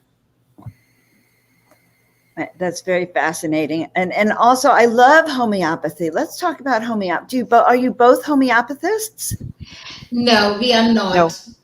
No. No, But we so are you a constitutional homeopathist? So I raised my kids with homeopathy. So Perfect. so I guess I should say that I raised my kids with homeopathy rather than go to the medical group. Yeah. I took them to the homeopathist when they had a flu or fever, Yeah. and I was always going home with those little tablets Yeah. and working to break that fever, Yeah. which I know Yes. yeah. is really amazing for mothers and for kids to be able to use alternatives to antibiotics. Yes. It's Definitely. unbelievable. I mean, I use it for I have a pup now, and I use it for my pup. So it's homeopathy has been disregarded over the past few years, Yes. and Yes. what is important to know is that, like, it's not just okay. Yes, there is science behind it, but it's also when it's been made with the intention of good. That's so fascinating. You mean so this is where true disclosure is coming in. They're putting the intention of Yeah. healing into the medicine itself. Yeah, in Yes. fact, so they say, I'm not a homeopath, I've never done it myself, but I would always go to specific pharmacies to get my homeopathy because I know that they make it, at the back of their pharmacy with the intention.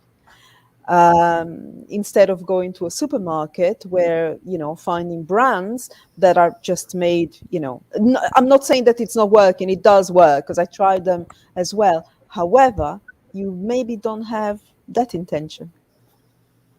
That's so interesting to talk about the intention that goes into medicine, which is really part of our thinking and Yeah. has such an impact on the person receiving the medicine. It's a little bit, I guess it's a little bit like, doing these worldwide prayers, towards something and thinking very much towards something, for the good of it. So it's working. I mean, I'm passionate about Bach flowers myself. Bach flowers are made in the same way. There is the intention that comes into place. Yes. And Absolutely. aren't they a little different, the Bach flower remedy? So I love Bach. Okay, you're mentioning everything I love. I love Bach flower remedies. I haven't even met people recently who do that. But let's explain to everyone how they're different from say homeopathy. They sort of have a different component, right? Yes. Yes, I mean, Bach flowers aim to balance people's emotions. And by balancing people's emotion, then you'll get a balance to the physical aspect of it. So you're not taking back flowers because you have a abdominal problem. You are taking back flowers because you have something in the back of your mind that's causing your abdominal problem. Yeah, And it's and then it's flower essences as well. yes, they're flower Yeah, essences, of course. yeah. I love Whereas those. yes, it is. I mean, they are amazing. So, together with homeopathic medicine, if we feel that the person needs homeopathy for a particular, like a stomach issue, we also suggest a back flower so that where exactly it is coming, so that it can work together rather than, just one thing. Well, We that know that some sounds like it's the emotional component, right, Maura? Yes. yeah, it's really important, because obviously that's why we're saying, the body, the mind, and the spirit. The body is not the only thing. If you heal the body, it's fine, but if you don't heal the emotion next to it, then 6 months later you may develop the same ailment again. It's kind of interesting. And I remember when I first went to chiropractic school and I was learning about the Bach flower remedies, and I was so severely depressed. And I remember looking at the bottle and it was like, well, this is for weepiness, this is for anxiety, this is for uncontrollable weeping. So they are kind of really tuned into all of the subtle emotional states, I think, that we could be in. They Yes. are, and I would always say, from using them for a long time, I would say that they work. And if you find one, if you take one and it didn't work for you, it's not that the back flower didn't work. It's just that you didn't get the right one. You didn't pick the right one. And sometimes it's difficult because we need to, um, check our emotions. We need to understand our emotions. Sometimes we don't want to know our emotions. We just, okay, I don't want to think about that emotion, so therefore we're having issues with that. But back flowers will work all the time if you're taking the right one. Prescribed by the right people. What were you going to say, Sona? No, I was just saying that only, that, it really helps together. And yeah, with the emotional side, we deal with the back flowers and they work wonders. So what kinds of conditions do people come to you for? Like, what's your practice mostly? Like, you practice together, right? Yeah. In the same facility. Yes. Do you have anyone else there, or do you do all the treatments? Like, what kind of people come to you? So people Yes. different, most of them are having hormonal issues. All kinds of people. We have people with different. So for us, they have pains, aches, tiredness. These are the general symptoms that people relate to, whereas something else is going inside the body. Mm-hmm. So they have this tiredness, they feel sick all the time, or they are, so we realize that there is some hormonal issues going on, or there could be stress going on, or there could be a gut issue going on as well. So there are different things that people come with. A lot of our clients having a gut issues, which is again we deal with, because again with all these holistic, we look at the gut, and that is where the problem arises. And a lot of our body, it impacts. So the hormonal issues is also related to, we have to fix the gut where we can have hormonal issues. So people have thyroid problems, people have PCOS, or all kind of endometriosis or fibroids. And stress is an issue as well. A lot of, now with last 2 years, there's a lot of chronic stress going on, and people feel they are stuck and they don't know what to do and how to get out of it. And so it's interesting to see that when they talk to us and they tell us that last 2 years have been really hard on them, and they have felt really depressed, and they have felt like there is no hope. And then how we take it from there, and we tell them, give them the holistic view and approach. And that is what, anything you want to add, Mara, on that? No. It's really, yeah. Gut and hormones are the ones that are coming up the most. It's not surprising if you think about it. I mean, gut, you can see people what what they eat at the moment. It's not surprising that they're coming up with gut issues. So they would have a lot of IBS, and Yeah. maybe colitis, ulcerative colitis, Yeah. Crohn's disease, etc. So that's something that comes up quite a bit. And Yeah. as Sona was saying, hormonal issues are there. I would say that we have most ladies than men, but we have a few gentlemen coming. You answered my question. I was thinking to myself, I bet most of their practice is women, Yeah. and because do you think women in general are more open to this kind of care? Yes, I think so. Definitely. Yeah. I think we are more, when with the kids as well, we have to think about them, and we are more open to these things because we don't want all the side effects and all that. And I think that's what we actually want different therapies just so we feel much better, and Yeah. we can give it to the family and we can look after them. So definitely, it is more women that are coming. But we had few of the men, and again with the men, they have this. They don't recognize the hormones as a problem. The gut issue could be a problem, but hormonal issues is never a No, problem with no. men. Well, So again, But yeah, I mean, it's maybe it's the Earth, Mother Earth calling. That's yeah, we can say that. it reminds me of something I read years ago that was talking about why women were burned at the stake. We could talk about that. It was, and the hypothesis was that the women healers, the herbalists, the tincturists, the nurturers, that look, you could heal people just by sitting down for a cup of tea sometimes. Like sometimes that's Absolutely. all it. Yes. And so because women had that special gift, the doctors, who were all men in those days, couldn't stand it. They literally couldn't stand it. And so some of the burning at the stake as women, as witches, happened because we got people well, and they wanted to come to the woods to see us, and they didn't want to have all their blood let out. Who in the right mind would let your blood? Ooh, right? yeah. So, Yeah. so what do you I think mean, about that?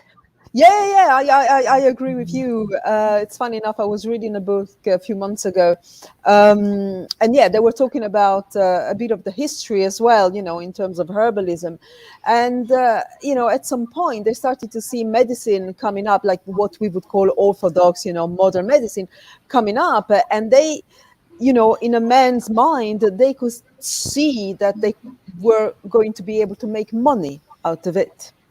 And therefore they had to shut down anything else that didn't need any money because, let's face it, a plant, a herb is there. And not just a plant that's going to help you, like, something that is in the form of a tincture, but, any vegetable, a vegetable is a plant, and we need a plant to survive. So, and that didn't really suit them. This is why they started, the witch hunt. So, yeah. Yeah, because we were so good at doing our work, and we had such a resonance with the plants, resonance with our clients or the medicine. Yeah. So you were going to say something, Sona. No, that's what I want to reiterate, that it's really, as a nurturing, I think in this field, when you said it's more women, because we are used to these, being in the kitchen, feeding people, helping them, and looking after them. So I think could be one of the reasons. I have two different images of healthcare practitioners in a sense, because so one, as I'm looking at us, I'm seeing in the corner of my eye, I see the medical doctor with the stethoscope and the lab coat, right? And they're in the clinic, the hospital, and all their drugs are up, they have all this equipment and it's so sterile. And then instead, the other option is to come to your environment, which I'm suspecting is pretty nurturing in itself. I don't know about you. Mine was pretty nurturing. People walked in, they had a cup of hot apple cider in the winter, popcorn. If I had dogs there who could clean it up for me. No, but I had my goal. So those are two different feelings. Yeah. And I think it's disconcerting for some people. Yes. Yes, Yeah. yes, absolutely. Right? Yes. It's Yeah, it scary. is. It's It's scary scary. for, whoa, what's going on there? Yeah. And can I really get well with this approach, which comes in from this way as opposed to that way? Yeah. Yeah. And it needs to be accepted as well, because what we're telling people is that you are your own master. You know what is best for you if you really think about it. The other practitioners, coming from above, they tell you, I know what is good for you. So it's two different, it's two different approaches, which, as Sona was saying, they can merge together with no problem. But I see sometimes in practice that some people are not ready to go up to a certain level. So obviously the base for us is nutrition, which is fine. So they're okay with that, of course. And then we're putting layers of different disciplines on top of it. So for example, we mentioned backflowers, iridology, etc. It happens that sometimes there is a blockage. Oh no, backflowers. No, I'm not. I don't want that. I don't want it. So it could be that they don't want to look at their emotion. It could be that they just think it's it's a fad. Woo-woo. No. Yeah. So you And really need to understand the person, what level they are. person, yeah. And even for the homeopathy, the world, oh, that don't work. A lot of people feel that, oh, you know what, we have tried in the past the homeopathy Yeah. and it never works for us. A lot of people can come with this kind of approach as well. Again, not, if you're not open and if you're emotionally blocked, anything cannot work. It's again, we are all, even in the conventional medicine, we have this placebo effect, which works wonders only when you think that, they just give you a sugar pill and people feel better. Again, then because of the placebo. And so a lot of people, when they are all closed up and when they are not open, you actually close yourself from healing. I think again, depends. So we have to really be very subtle in a way what they are open for and slowly work with them, so that they can integrate things and they can feel better and they can have a full recovery. I love it. I really like this discussion. I think it's kind of very fascinating. I have one other question, and we have a few questions from the audience. And anything else you want to ask or question? Are you finding that, like, we're talking through disclosure, and this is disclosure of wellness practices that have been around for thousands of years, by the way, thousands of years, and with much documented research, but yet they're still going, in our country, they're going after those herbs and tinctures and homeopathy to take it from the marketplace. So people don't have access to this. Yes. It seems to me that we're still back in this conflict of two things. I'm smart enough to know how to take care of my body. I want to use good things, or I'm not smart enough and someone else has to have control over it. Can you address that? Like how you feel? Like what do you, I don't know what my point is, but throwing it out there. Yes, I think that sometimes it's much easier to give the power to someone else, because then you don't have to think. This is my point of view. So okay, I don't have to think about it. Someone else will think it for me, and there you go. So I'll just can get on with my own things. That's how I perceive things. Maybe I'm completely wrong, because it does take time and effort to to make a change. Yeah, You have to be and then willing to people give are it up. not open. Yeah, and then because all these changes need work and patience and time as well. People are like, okay, they have a pill, they feel better, and that's it. They don't have to think about. They don't have to do the work. Make a nice warm soup, or make and warm themselves and have it and feel good about it. So again. If you are lazy in a way that you don't want to work on yourself, uh, it's again could be the reason as well. Or it's okay. I am this doctor is going to give me, and whatever, I'll just take it, There's another thing that I'm thinking of here, and I think it's important, is that what food are we on at the moment in order to make that decision? Because if we are using a diet that is full of sugar or bread, etc., that doesn't allow us to really focus entirely, because it does have an impact on the way we function or on our brain. Food has an impact on that. If we don't get the right nutrients in our body to think things through properly, then we're going to have a blockage already. So Well, and if we're addicted to our Diet Coke or sugar, which yes, of course we know is addicting, it's deliberately put in the food to be addicting. yes, But then people need in chiropractic we used to talk about people would come to us for pain, but our ideal client would be that patient who came to us for wellness. So what would you say your ideal clients are, in a sense?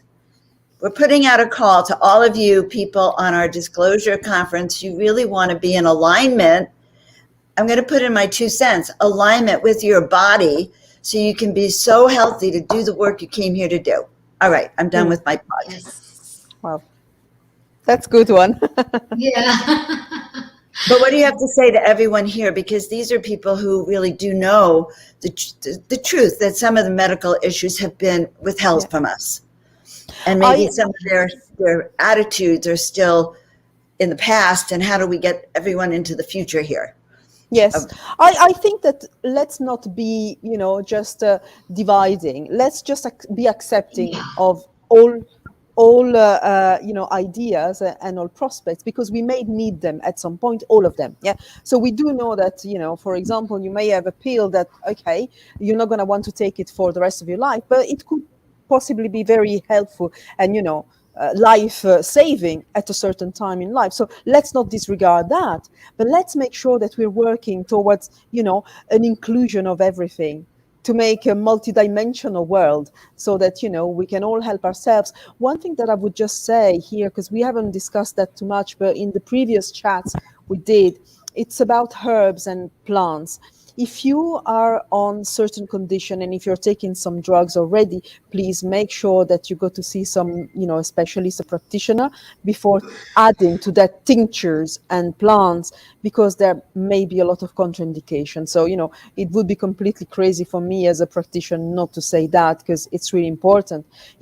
Some tinctures are very, very powerful, and they can either increase the potency of orthodox medicine, let's call it like that, or they just can reduce it completely. So these are something that I want to say, because obviously you mentioned, a lot of people here know, they have the knowledge, etc., but sometimes we just go overboard to let's keep things Yeah, in the line balance is inside. very important.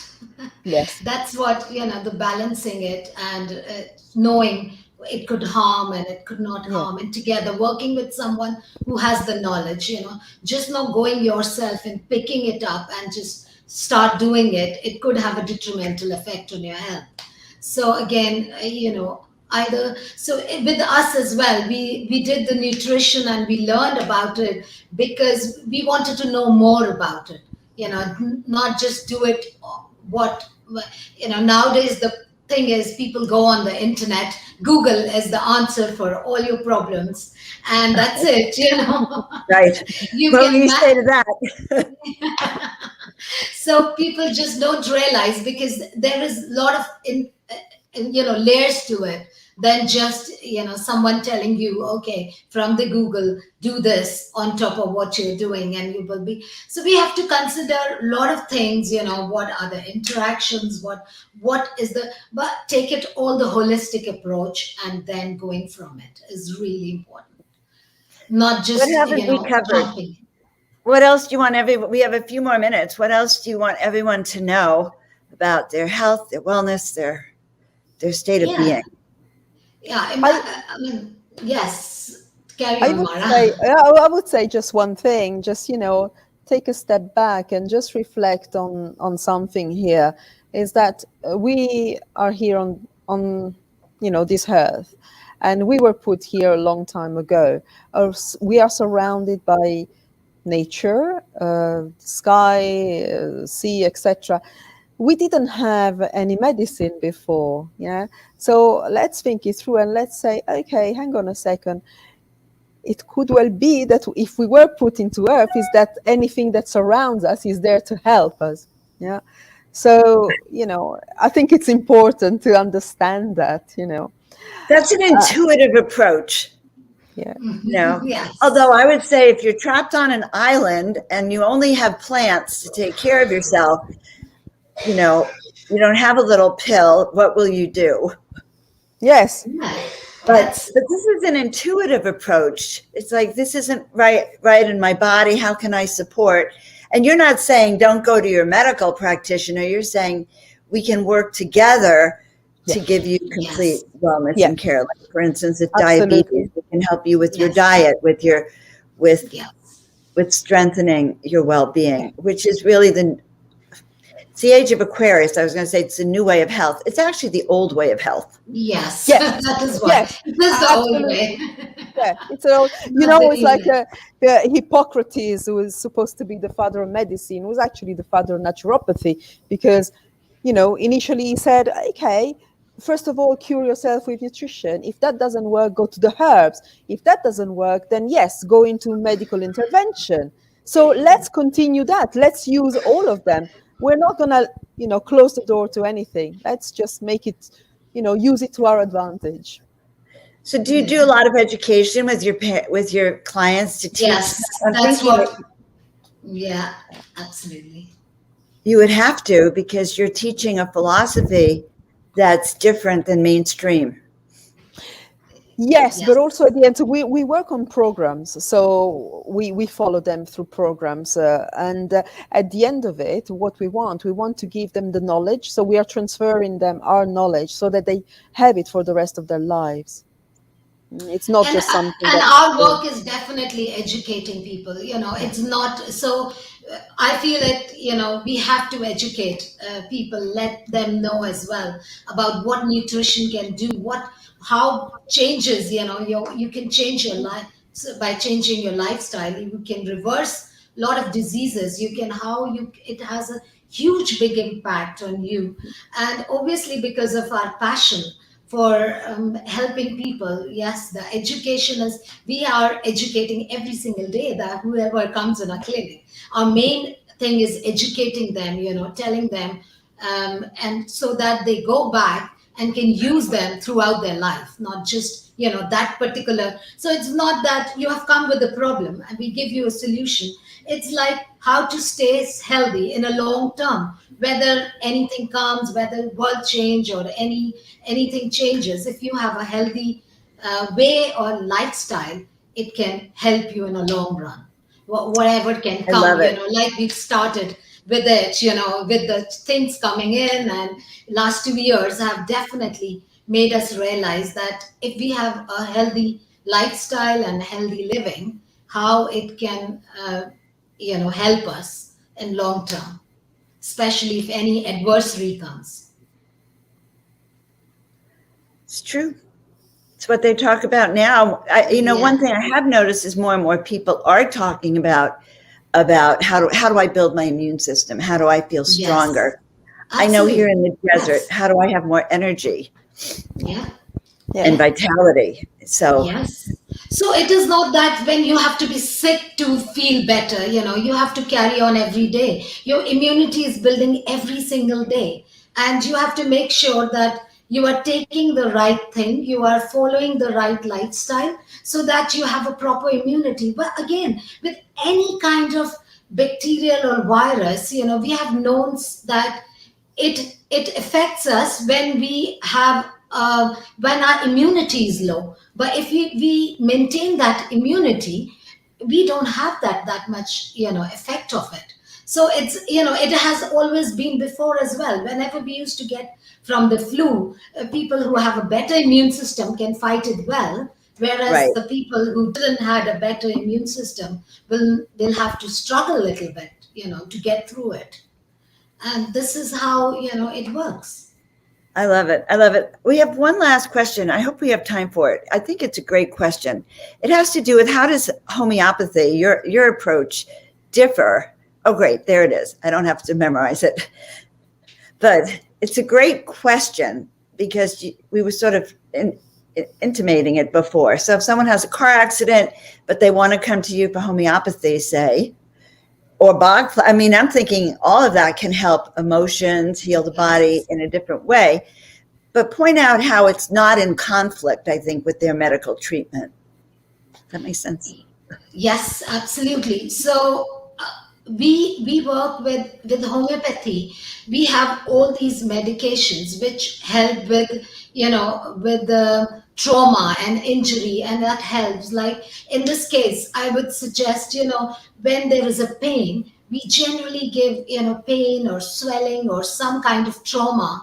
There's a homeopathic medicine called arnica, which the first line is that we generally give, and it helps together someone taking a painkiller at that particular time, but it helps in expediting that journey, that healing process.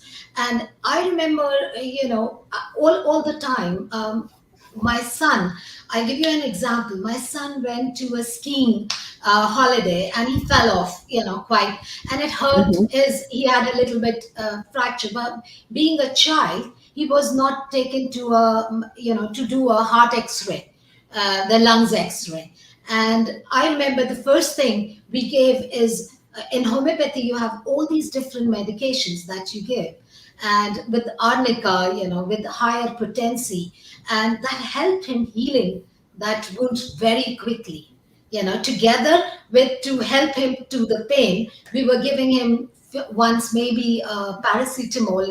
At that time, the trip they gave, but then we just took over and started giving a lot of homeopathy, and it literally healed him in, I think, a week's time. His pain was gone and he could work. He was himself again. So again, it's a very collaborative approach we work on. Sweet. There's one last question. It was a great question. That was a great question. Here's one other I think is great too. If you're becoming a vegetarian, should you see a nutritionist and a naturopath? And before I get your professional answer, I would say yes, guys, because you have to balance your food without the standard protein. So now take it from there. You have answered it already as well, Mara. That's what definitely you have to, And I see, a lot of people going vegan or vegetarian without realizing suddenly what impact they are having on their body and what you are changing. Sudden lifestyle change, if you are doing, it's always good to consult a naturopath to understand there are few things you are going down. So how we can, increase that, how we can balance it. There are a lot of things to take in consideration with that. I mean, also the generational level. What were your parents eating? What were your grandparents eating? And so on, because that has a great impact on how you're going to feel in changing your diet. What is your blood type? That has a great impact on that as well. So it's not just, I understand people going vegan sometimes because of the world, etc., etc. That's all great. However, do it in a way that it's going to help you as well. Remember that. Because, if you're doing it for the good of the world, but then that you're feeling sick, that's not really good. But yeah.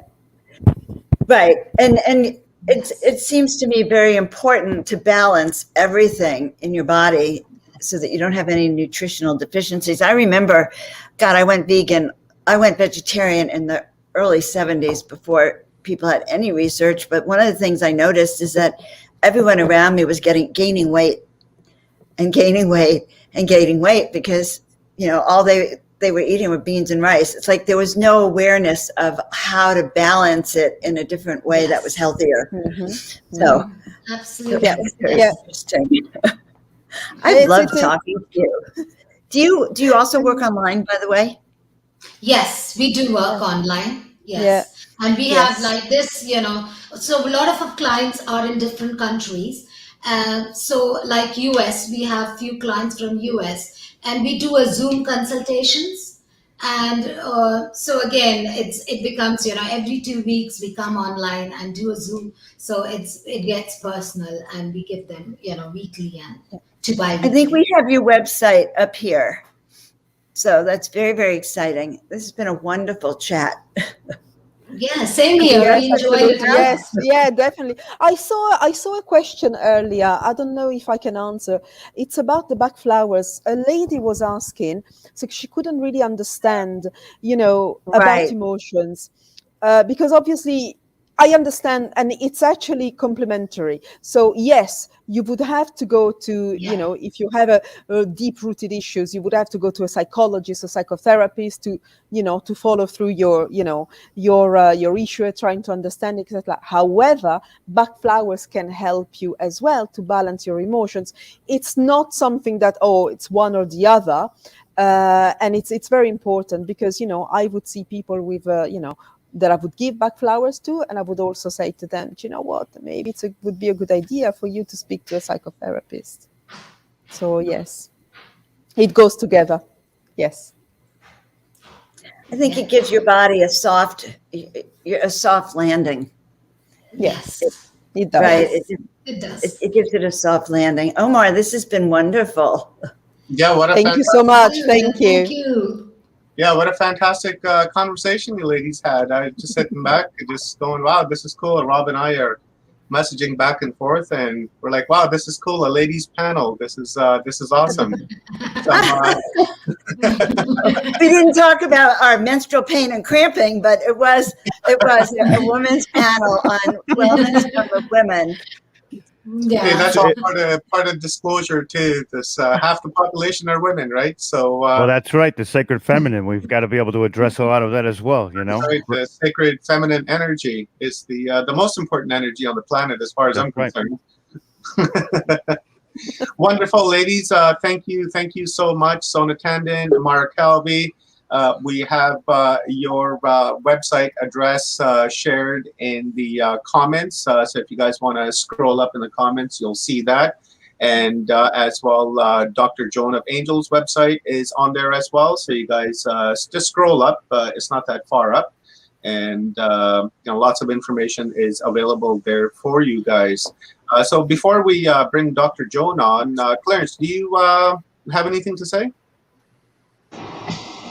Yeah, I was just wanting to ask one quick question. Is there anything that they can help us out with the lung issues that people are having lately with the smoke and things, from the fires and whatever?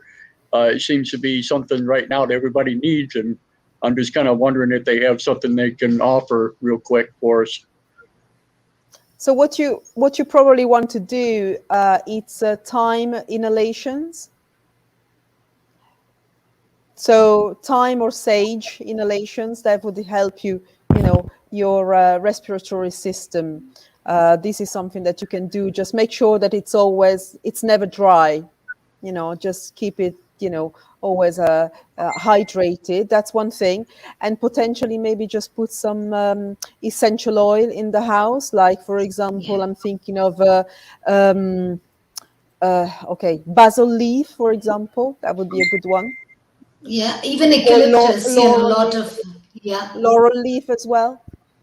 So these are just a few ideas. Yes. Awesome. That was a great Fantastic. question. Thank you. Uh, Yeah. We've got lots of sage burning around here. There was a mountain on fire just not too far from here. And we got lots of sage in the valley that I live in. So it's go out there and breathe it in, guys. And maybe what you can do as well is just to clear your your airways. Just do clear your nostrils with some a syringe. Put some water and salt, and then just try to Yeah. clear it. Let it go down to your throat, and then again on the other side. So if you Yeah. do Would it We be that, do that in Ayurveda, isn't it? That neti Yeah. pot, we can. And then another thing is again deep breathing. That really helps to clear your lungs and help you. So make sure 3 times a day do some deep breathing.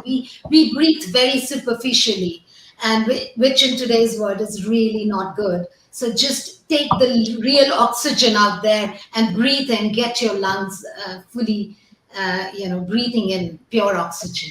That's the simplest thing you can do, at Would least you 3 times a recommend day. would you recommend using just regular tap water, or should people use distilled water? Tap water is fine. Yeah, Yeah. Okay. Tap water will be fine. Yeah. fine. Okay, wonderful. Thank you very much, ladies. Going to bring our next guest on, Dr. Thank you. Joan of Angels, Dr. Joan Hangertar, DC. Girls, ladies, I will message you tomorrow or the day after once once we've concluded this event, and I'll send you copies of your presentation. So thank you very much. I really appreciate Thank you. Thank you, Mark. Thank Thank you you. for Thank you. Thank you for inviting us, and thank you so much, Joan. It's fantastic connecting with Yeah, you. It was lovely wonderful. talking to you.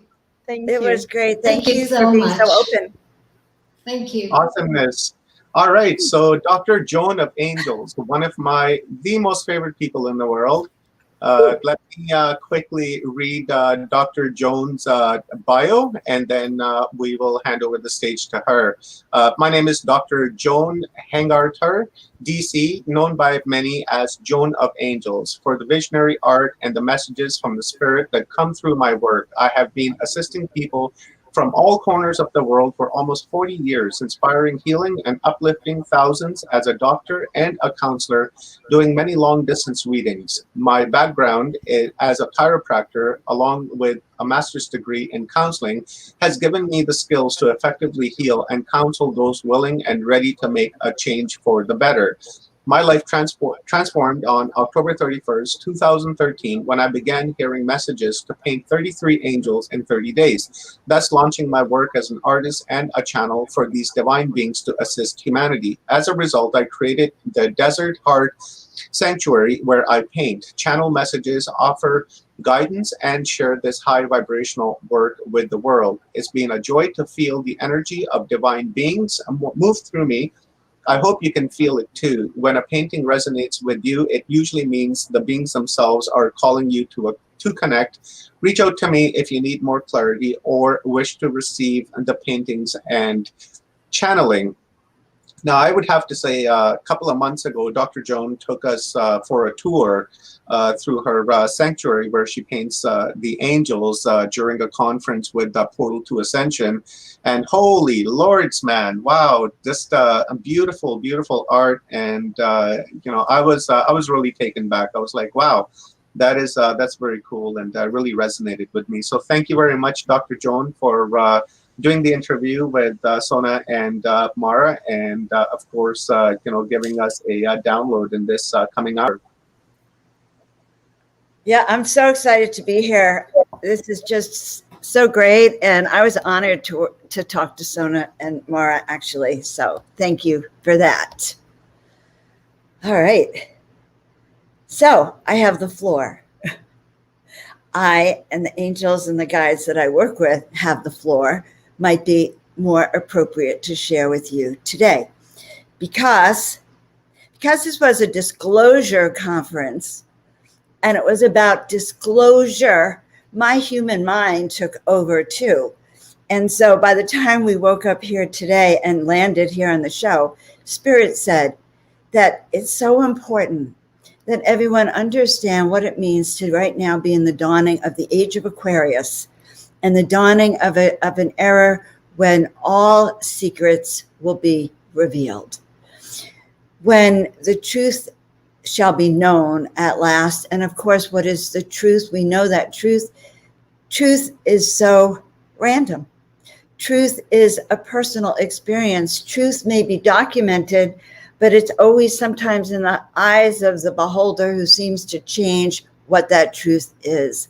So the guides this morning said we must talk about discernment. We must talk about how do we learn to hear the truth. when we have been brought up in a planet and a world that maybe has never told the truth.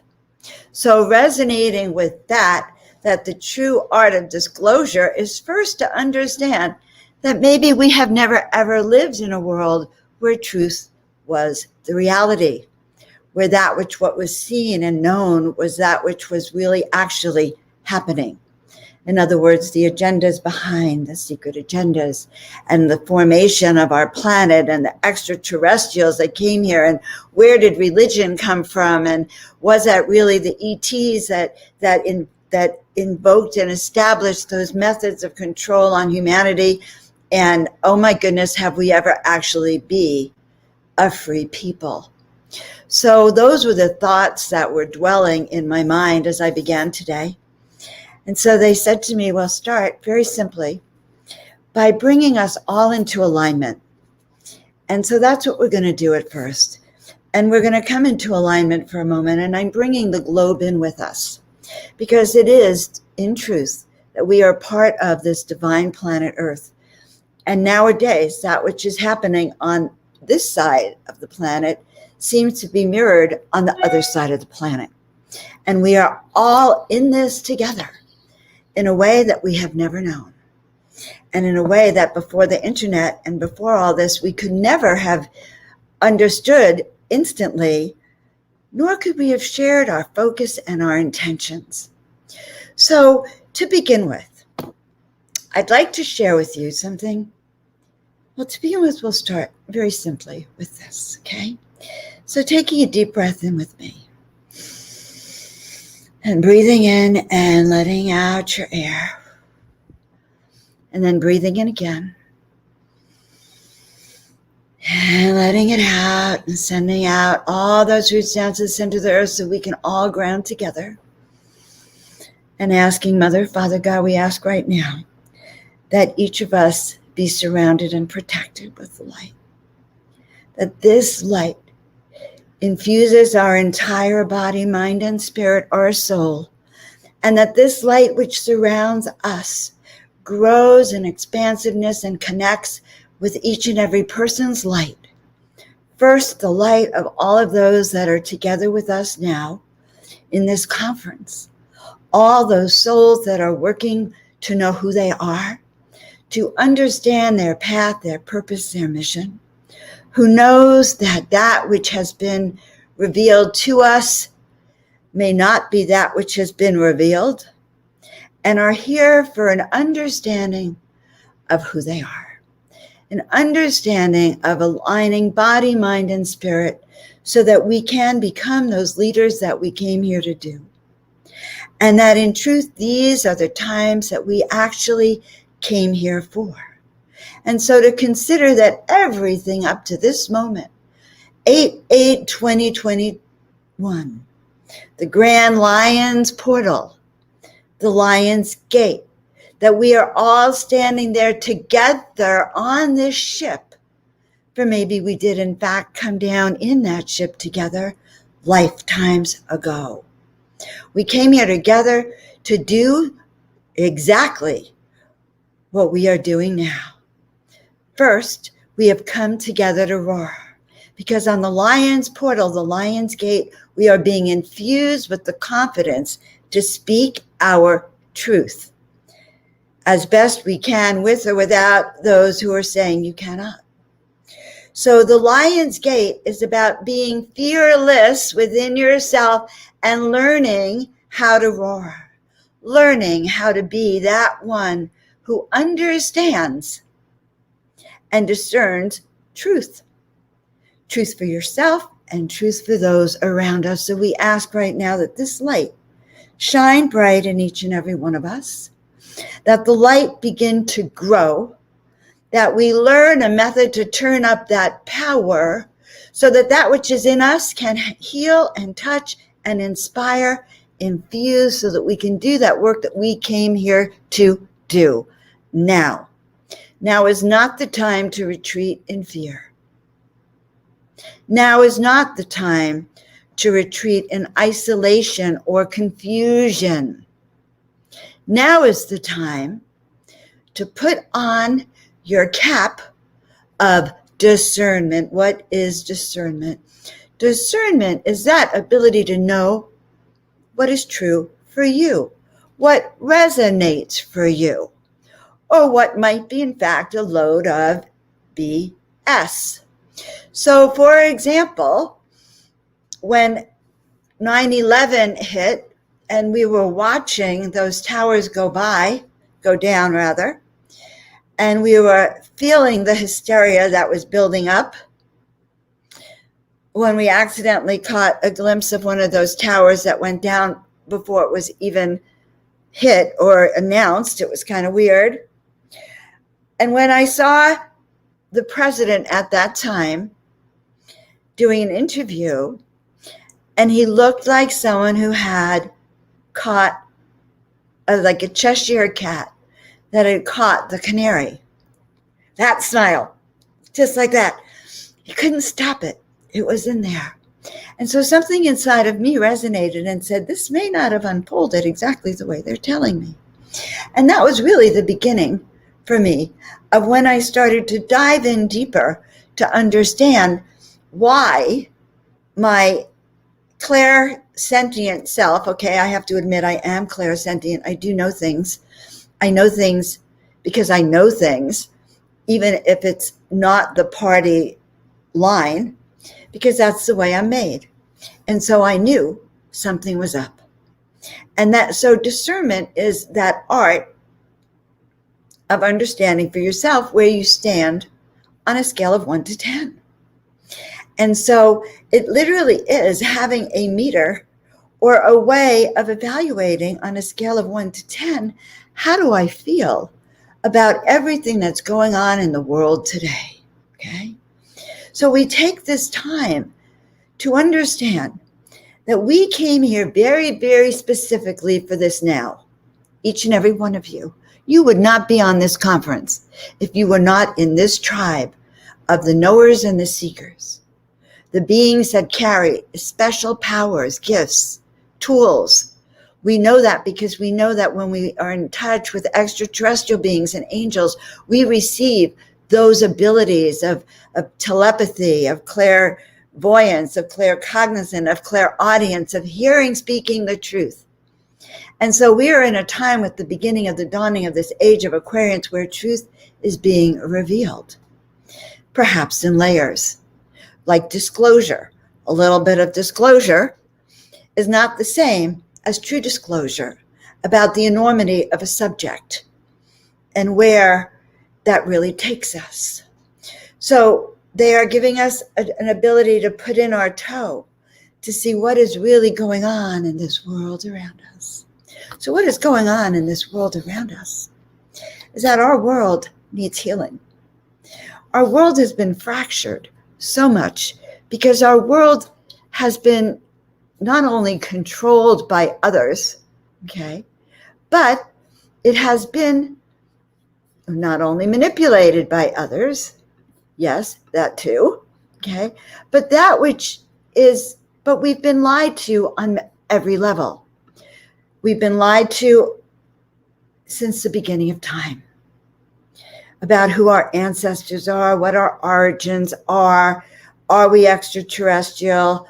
Are we good? Are we bad? Do we have to bow down and obey God in those years where God said, I'll smite you if you don't obey? We have actually not quite, and those people we were supposed to revere as gods who turned out to be kind of angry and vengeful. There's a lot of dichotomies of where we've been. So for me, my awakening happened with the Bible. The first few chapters, Exodus, I could never get beyond it. Still to this day, I can never get beyond it. What do you mean there were giants that roamed the earth? And why are you covering it up? And of course now, for instance, my dear friend Tricia McCannon, she shows amazing x-rays. She shows, yes, I guess they're photos of x-rays of the giant skulls and the giant cadavers that have been found throughout the planet that was sent to the halls of the Smithsonian and buried deep in the underground, where one of my ex-boyfriends said, Joan, those will never see the light of day. He was a museum director. He said, we send those to the underground of the Smithsonian so they will never see the light of day. So in realizing that there has been this, we are going to ask today that we can set up our antenna. So as we send down those roots to the center of the earth, know that we can send up our antenna to the heavens. And we can encode our antenna to not just receive light, but to receive truth and wisdom, to receive discernment, so that wherever we go, we can ask that antenna of ours to vibrate when we hear truth, and maybe to feel like a dull boom, boom on your head when it doesn't, when you've walked into the den of iniquity and nothing they're saying makes sense. Now, I come to this, all right, because I am saddened. I'm very saddened that by what I see that has happened in certain ways on the planet, where I see that over the last few thousand years, there's been a tendency to dumb our society down, to take away that yearning, that quest for knowledge. Now you, my friends, we are the seekers, but we are surrounded by people that may not be. Harry Potter, wasn't Harry, but in that book, forget her name, we talk about the muggles and the magical people. You, my friend, are the magical people. Each and every one of you, because you all know you have something about you that's different. You all know that there are things that you know that they outside us don't talk about, but you know as truth. So this antenna is the same antenna, by the way, that when you're in a room with someone and you're listening to a prophecy, say, you get chills all over your body and your hair stands up because you know they said something that was true. We have that innate ability. It is called our intuition. It is called our gut. You all have an ability to be I call it an intuitive ninja superpower being, because I know for certain that everyone here listening that is going to listen is either awoke or on the verge of waking up to the knowledge and the truth of your special skills. It's only a matter of mastering them, of learning how to use them. I've talked about intuition for 10, 20 years, and I talked about it in my practice, because it's our intuition that helps us understand right and wrong, or right and wrong for us. And I guess there's an old saying, if it smells like it's skunk, it's probably a skunk, right? Except if you have, that disease and you can't smell anymore, okay? But if it smells like a skunk, it's a skunk. If it looks like if it doesn't sit right with you. So we're talking about how things sit right with each and every one of you. And what are the truths you learned? So recently, one of the things I have realized, a book came in my hand, and I actually I can't quite show it at this moment, but it's called Deeper Insights into the Illuminati Formula. How to control, or how the control comes about. And part 2 is how help comes about. And I found this book years ago at a UFO conference.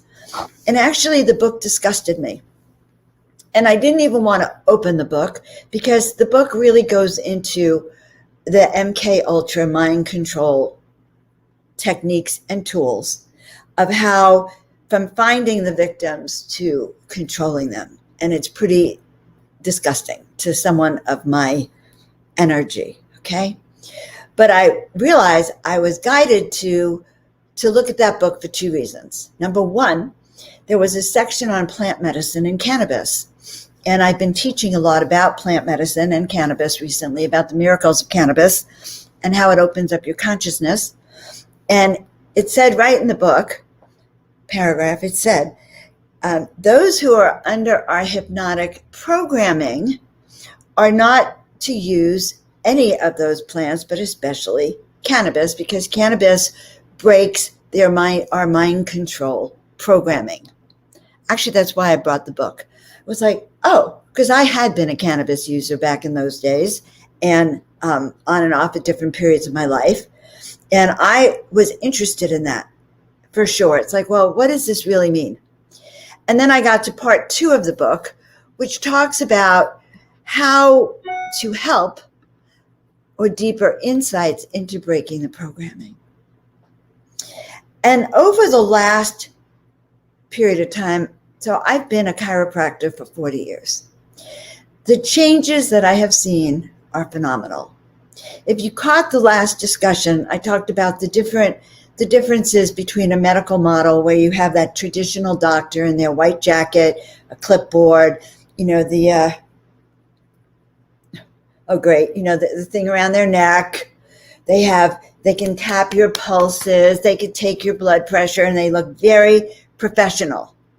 And the image that comes to me is of that male persona. Now, when I got out of practice, I clearly was not that male persona. I was a female chiropractor who kind of didn't trust my own intuition in those days.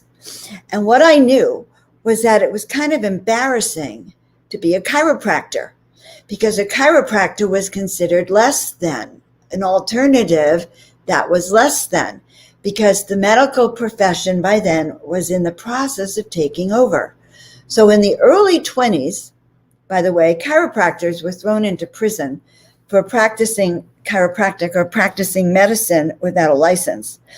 And in those days, chiropractic patients would come to the prisons to be adjusted because they knew the power of chiropractic worked.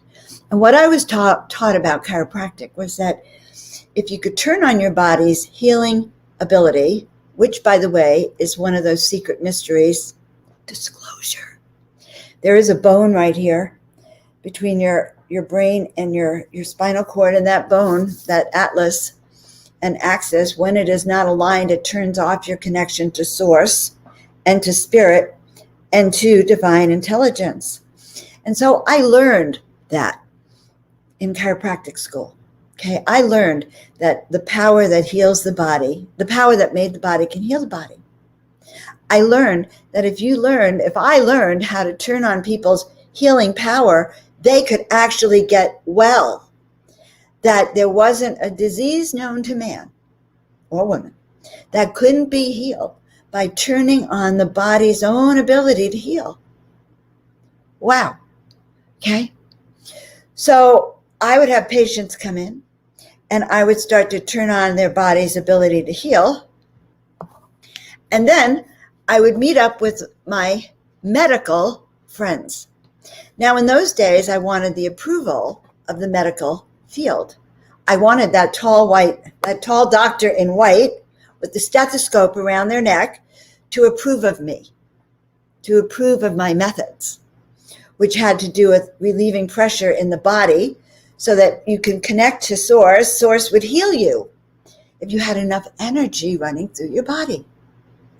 You could, if you knew how, and you could do this with your mind too, open up the channels from here, run it down through your spine, and have it go out to your very, very fingers, your tippy toes, your heart, your lungs, your gallbladder, and your liver, your digestion.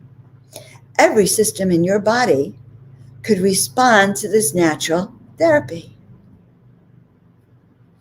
But I didn't have the confidence when I stood up against the medical profession, because many in my profession were trying to be pseudo-medical doctors. That's why most of you may not even know this about chiropractic. Chiropractic in the flu in the 1900s, the early 1900s, in that flu epidemic, even the newspapers talked about going to the chiropractor to have your immune system turned on. But chiropractors today don't know that. They're afraid. They think they have to wear the masks, where true chiropractic care can actually turn on your body's healing power to help you build up.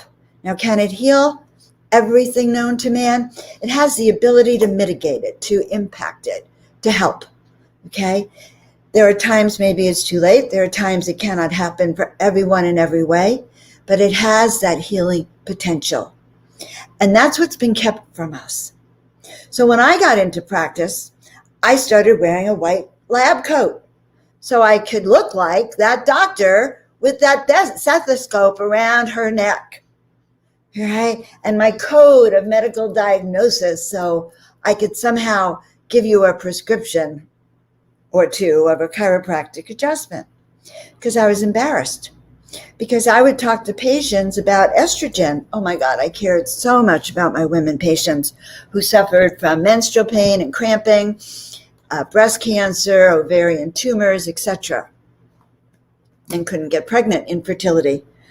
And I did have several patients that came to me, and by adjusting and working with their body and with their nutrition, we were able to get them pregnant. Well, there were parts I had nothing to do with, okay, but getting the body able to receive and be healthy enough for a pregnancy, which was pretty radical. All right, so your body is yours. Discernment is the art of learning to know what will work for you. I had a cancer friend patient a few years ago who, was diagnosed with cancer and then was suddenly bombarded with many comments. People, all of his friends on Facebook, everywhere, sending him messages. Do you know about this treatment? Do you know about that treatment? Oh my God, this treatment. Don't do radiation. Don't do. So you understand that he got something this big on all the different things. Have you tried? Do this. And he went into trauma just over understanding how important it is, the decision you make on how you're going to heal your body. It's also important to know, to be able to listen. So as an intuitive guide, I actually knew that this was his dilemma. And so we worked on the issue of having your body respond to the treatment. So I'm going to say that no matter what treatment protocols you are using in today's world, okay, and you probably know what I mean, no matter what those protocols are, if you open up your body and your mind to allow healing by the use of whatever protocols you are using, then you up the vibration of the healing that will occur in your body. Because in my philosophy, if it's not natural, it may not be as effective as natural. So I would want to diffuse it, energize it, ironize it, and break down these things so that my body can absorb them and work in powerful healing ways with this.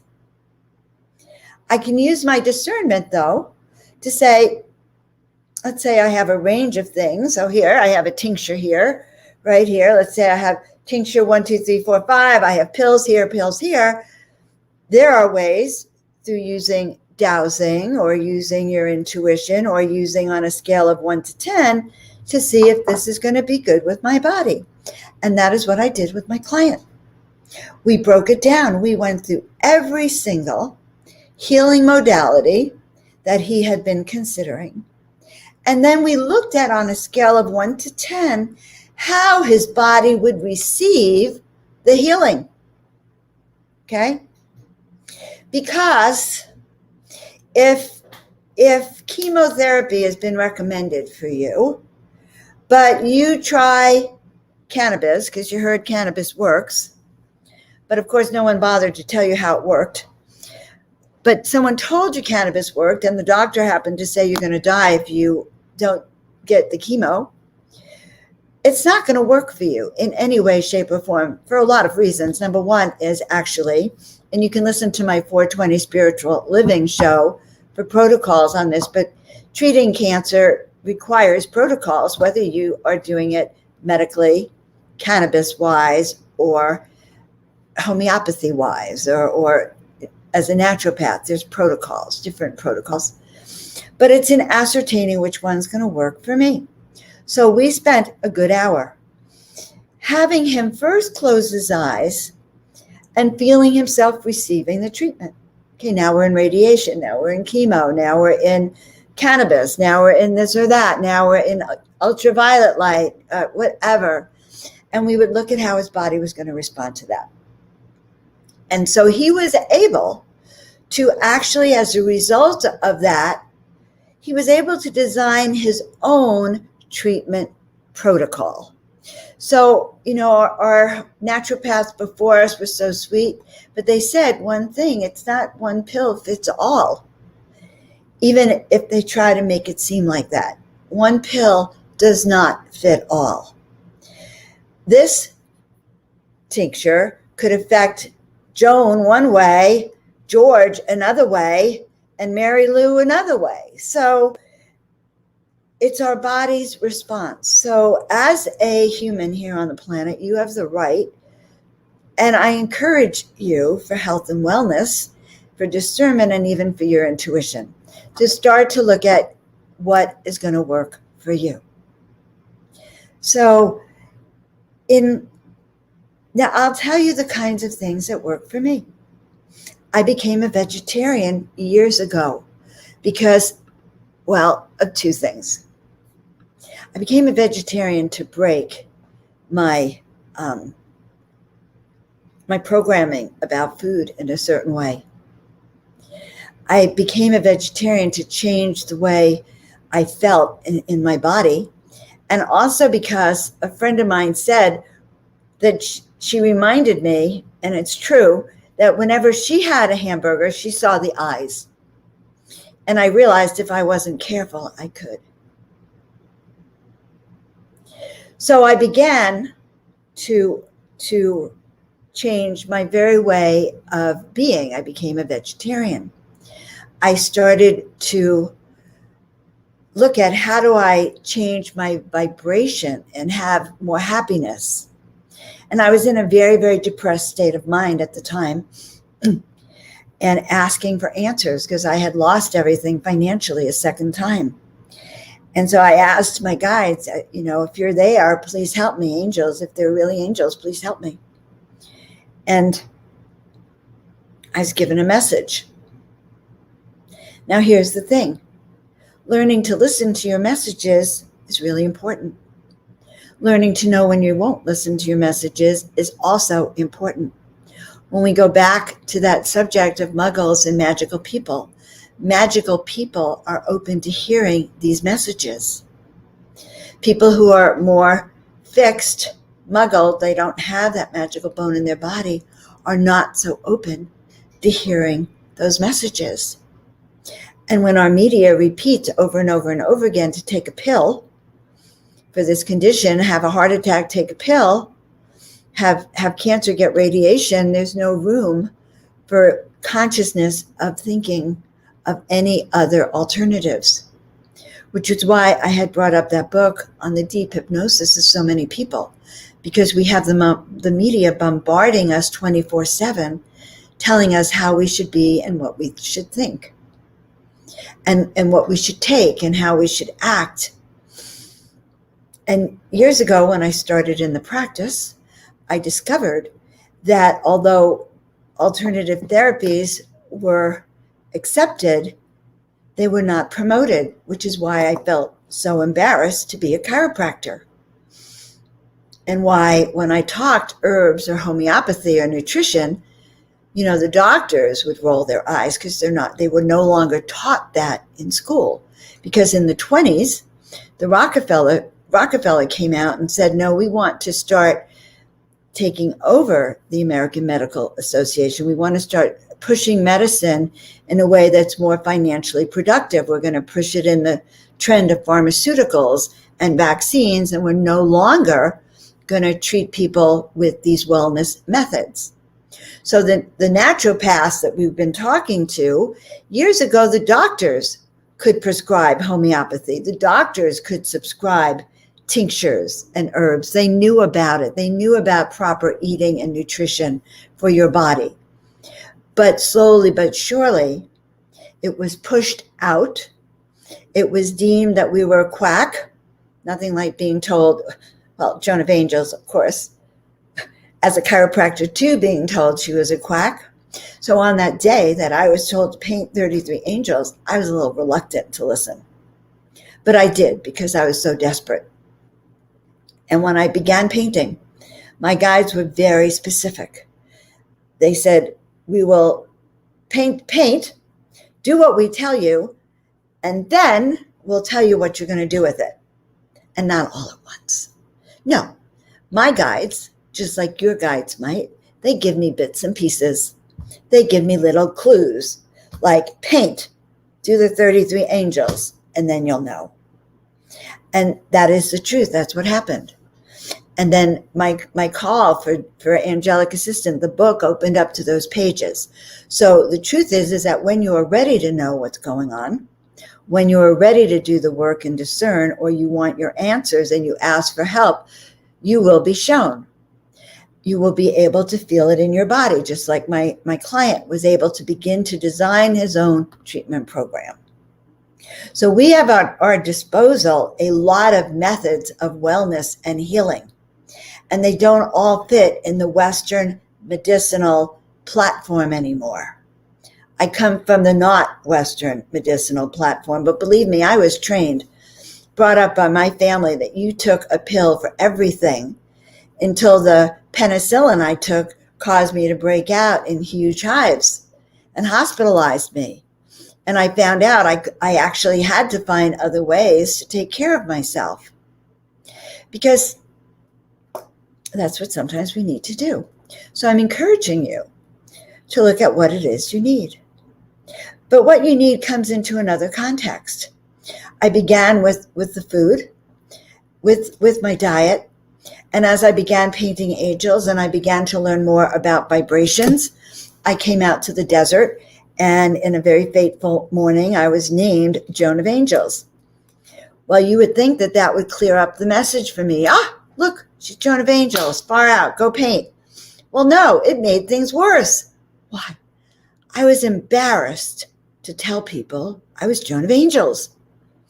Are you kidding? Holy moly. It was like it would have been easier for me to say I'm Dr. Joan and put on a white coat so I look like a doctor instead of that female kind, than to say I'm Joan of Angels, because talk about being that quack that's in the corner. So my message to you is this: what are you hiding from about yourself? What truth is really your truth about who you are and why you're here? Are you listening to your own guidance, or are you just following what everyone else is telling you to do when you have that diagnosis, and it doesn't matter what the diagnosis is. If you put it on Facebook, you're going to get 100 different ways of treating it. And you have an opportunity to ask your body. You go, okay, body, I don't know if I want to just do it to you anymore. I want you to cooperate with me. I want a body that's healthy, wealthy, and happy. Okay? And that's what we're going to do. Now, I channel angels for people. I bring messages for people. I actually paint angels. I have a gallery here in Desert Heart Springs. When I moved here, I was told it was Desert Heart Springs. I can take you on a tour of the gallery by special Zoom request. Okay? I can tell you for certain that my art calls you. You do not call the art, because the art, all of this art, came into being because the angels and the masters wanted you to be able to see them, and me too, so we could trust them and we know they're there.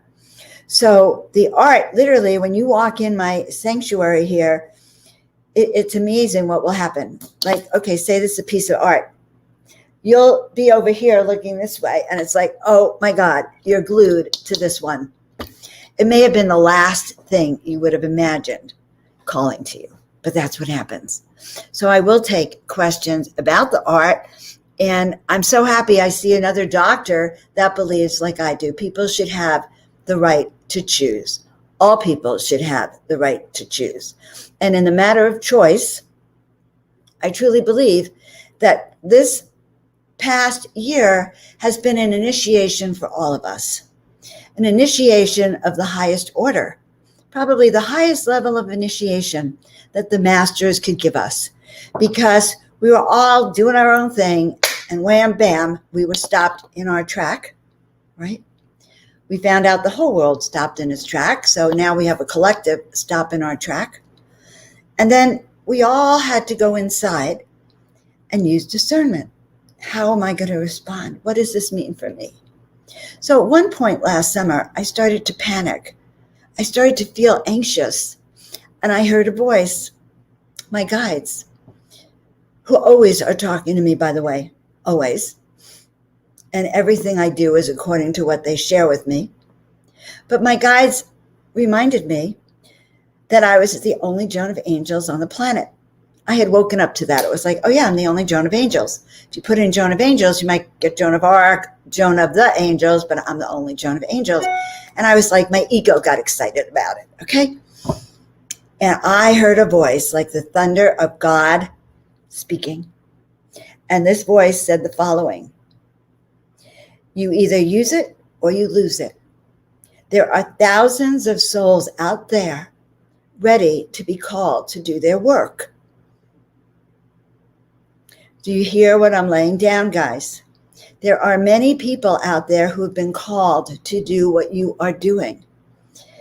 If you don't do it, they'll just go on and call the next person. But why would you not do it, guys? You are called to do what they're calling you to do. The path of least resistance, the path of saying yes, is what they are asking. They are saying, say yes to the healing of your planet, saying yes to the healing of each and every one of us, and understand it is an individual healing. This is not a one mask fit all solution. And it's kind of funny because the last few weeks I was thinking, I want to take this mask and burn it. You know, the olden days where the women were burning their bras, it's olden days to you. I knew people, they were all out there in the streets burning their bras. And I was thinking to myself, God, I want to burn this mask. I want to burn this mask. And then, of course, the new mandates came down. So human condition, what is it you want? How do you want to see yourself getting through the next year or whenever this thing ends, all right? What do you want to be known for? How do you want to use those special skills now to do what you came here to do? And by the way, that's my specialty. I teach people how to step into your own power and mastery. It's as clear as day to me when I work with you. What has to be let go, how you hear that voice within, so you know the direction you are to take, so that you don't move until you know with certainty. That is the grand initiation. That is what we came here for. That and the leadership that you all know, because you know about secrets. Maybe not the secrets I know, but you know your own secrets. Okay? So finding more people like us who understand in the freedom of our own sovereignty, that we are sovereign beings, that we are from the stars, that we came here for a reason. That reason is now. That reason may cause us to be a little uncomfortable, as in calling yourself Joan of Angels. Okay, don't take my name. Or in coming out as different. So instead of wearing that white jacket, you know, being that healer, that is that intuitive healer, artist, the art. And you know, in chiropractic, they call it the science and art of chiropractic. I've never heard of a medical field called the science and art of healing, because art healing is a mastery. It's a creative process from innate intelligence through your body. Your doctor, your healer is only a representation. I started my day and my practice every morning, sitting in that room before I saw patients, and I asked for the Divine Master Healers to work through me now. And guys, I could see up to 80 people a day, 90 people a day. I didn't even know tired or fatigue. I just knew that Spirit told me what they needed. And when I stepped into that flow of it is not me, it is that divine power, which you have the ability for, all of you, it will come through and you will know. So I do have tough guides because I ask my guides that this is my life of mastery. When you are going for complete mastery and you have been here thousands of years before and you have failed over and over and over again, and you suddenly wake up to how powerful you are, you will roar like that lion at the lion's gate. So today, tonight, new moon, you are to be out there roaring with the confidence of those thousands and millions of years that you have been on this planet, knowing you are doing what you came here to do. Yes. And understand that there are people out there who are muggles, who are kind of brainwashed to listening to whatever they are told to do. Don't feel like you have to continually beat on them to wake up. They will wake up in their own awakening, just like you woke up in your own awakening, just like I woke up in mine. We are all on planet Earth together, and we are part of this age of Aquarian. It is our time. So say yes to your destiny. Say yes to your mastery. Say yes to discernment, to knowing the truth, to uncovering that which seems right. And say yes to knowing we are all one. There is really no difference. If I cut myself, we bleed the same. The Bach flower remedies work for you, whether you're male or female. Okay, it works for you no matter what race, nationality, creed, or color, or what substances are in your body. Okay, we are all one. We should stand together in that oneness to take our freedom back, to choose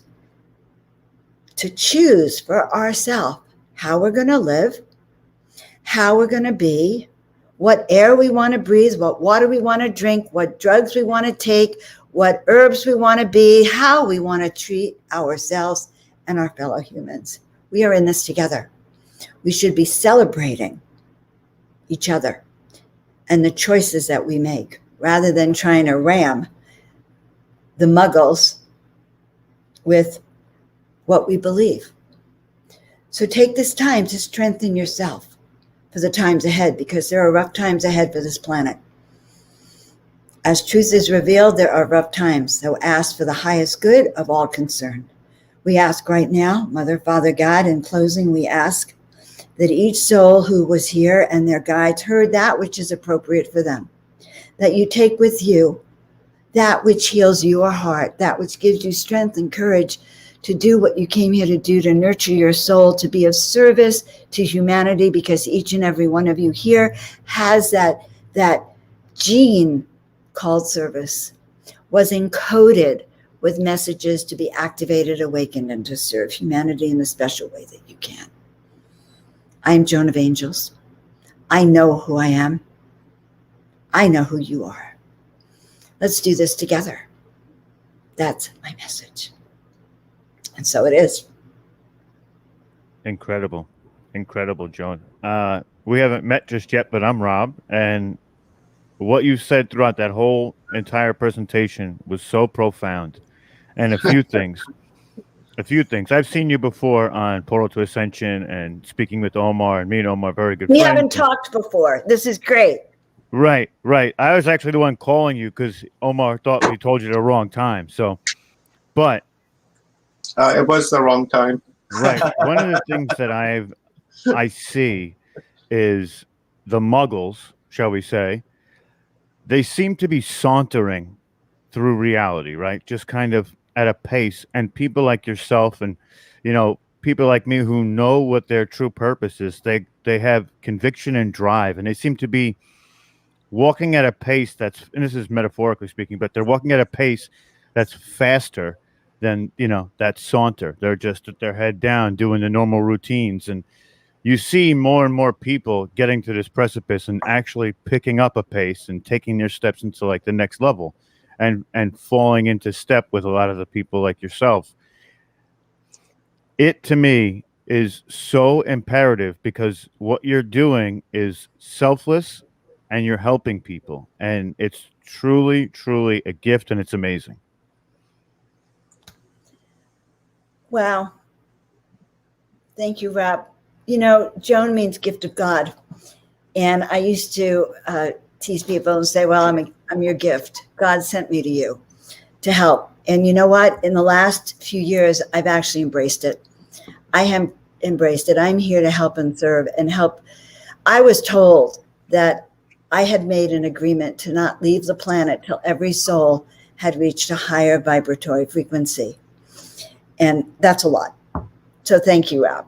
That is a lot. And the other thing I want to say is that, you know, I have connected. So I've been told by my guides my purpose. And this is it. What we're doing right now is to be a bridge or a conveyor or a conduit for people's messages to come through and spread. And when your message comes through like that, I feel like I'm resonating on a higher frequency and it's spreading to others. So thank you for that as well. I could feel that. I just want to add two things. I actually had a whole presentation in a PowerPoint. My logical mind just did this whole thing. I walked the tight walk of Dr. Killer. And then I threw it all out right when we started because they said, no, we have it. And we have a lot we want to say. So that is actually what happened. And the second thing is I'm encouraging everyone, if you don't mind, I'm trying to grow my YouTube channel. And it's all of you guys that have helped. And of course, it's Joan of Angels, so you can't forget that. If you could help me out and and subscribe to the channel and help me grow so I can get these messages out to more people. So thank you so much, everyone. I'm just so happy that you've included me. Dr. Joan, this, you know, what you just said about ditching your presentation, I heard the same thing last night. I actually got goosebumps. See, I got goosebumps when you said that because that's why I went like this, because this is the second time. Because Rita last night said the same thing, that she has a presentation, but she's just gonna, you know, wing it and just go by heart. And that she did, and she like totally owned it. And then now you came on, and you know, got rid of the presentation and went from the heart and center, and you owned it. So that's really cool. The lion roars. Yeah, Okay, that's the universe and angels at work. The angel network, guys. I'm so happy. Thank you. You know, I put Dr. Jones' YouTube in the comments for anybody who wants to subscribe to it. So it's going to all the different platforms right now. Please help me grow, guys. Yeah, subscribe, guys, and don't forget to hit that bell, because that bell is the most important part of subscribing to a channel, because we know that a lot of channels like ours and Portal to Ascension and New Realities and Paul Wallace channel and Dr. Jones channel, they're going to be shadow banned because of the message that we're all trying to put out there. So when you hit that bell, it forces the algorithm to send you a notification. So you know, that's very important. And also, Dr. Joan, I do have to say, you know, when you were talking, I really resonated.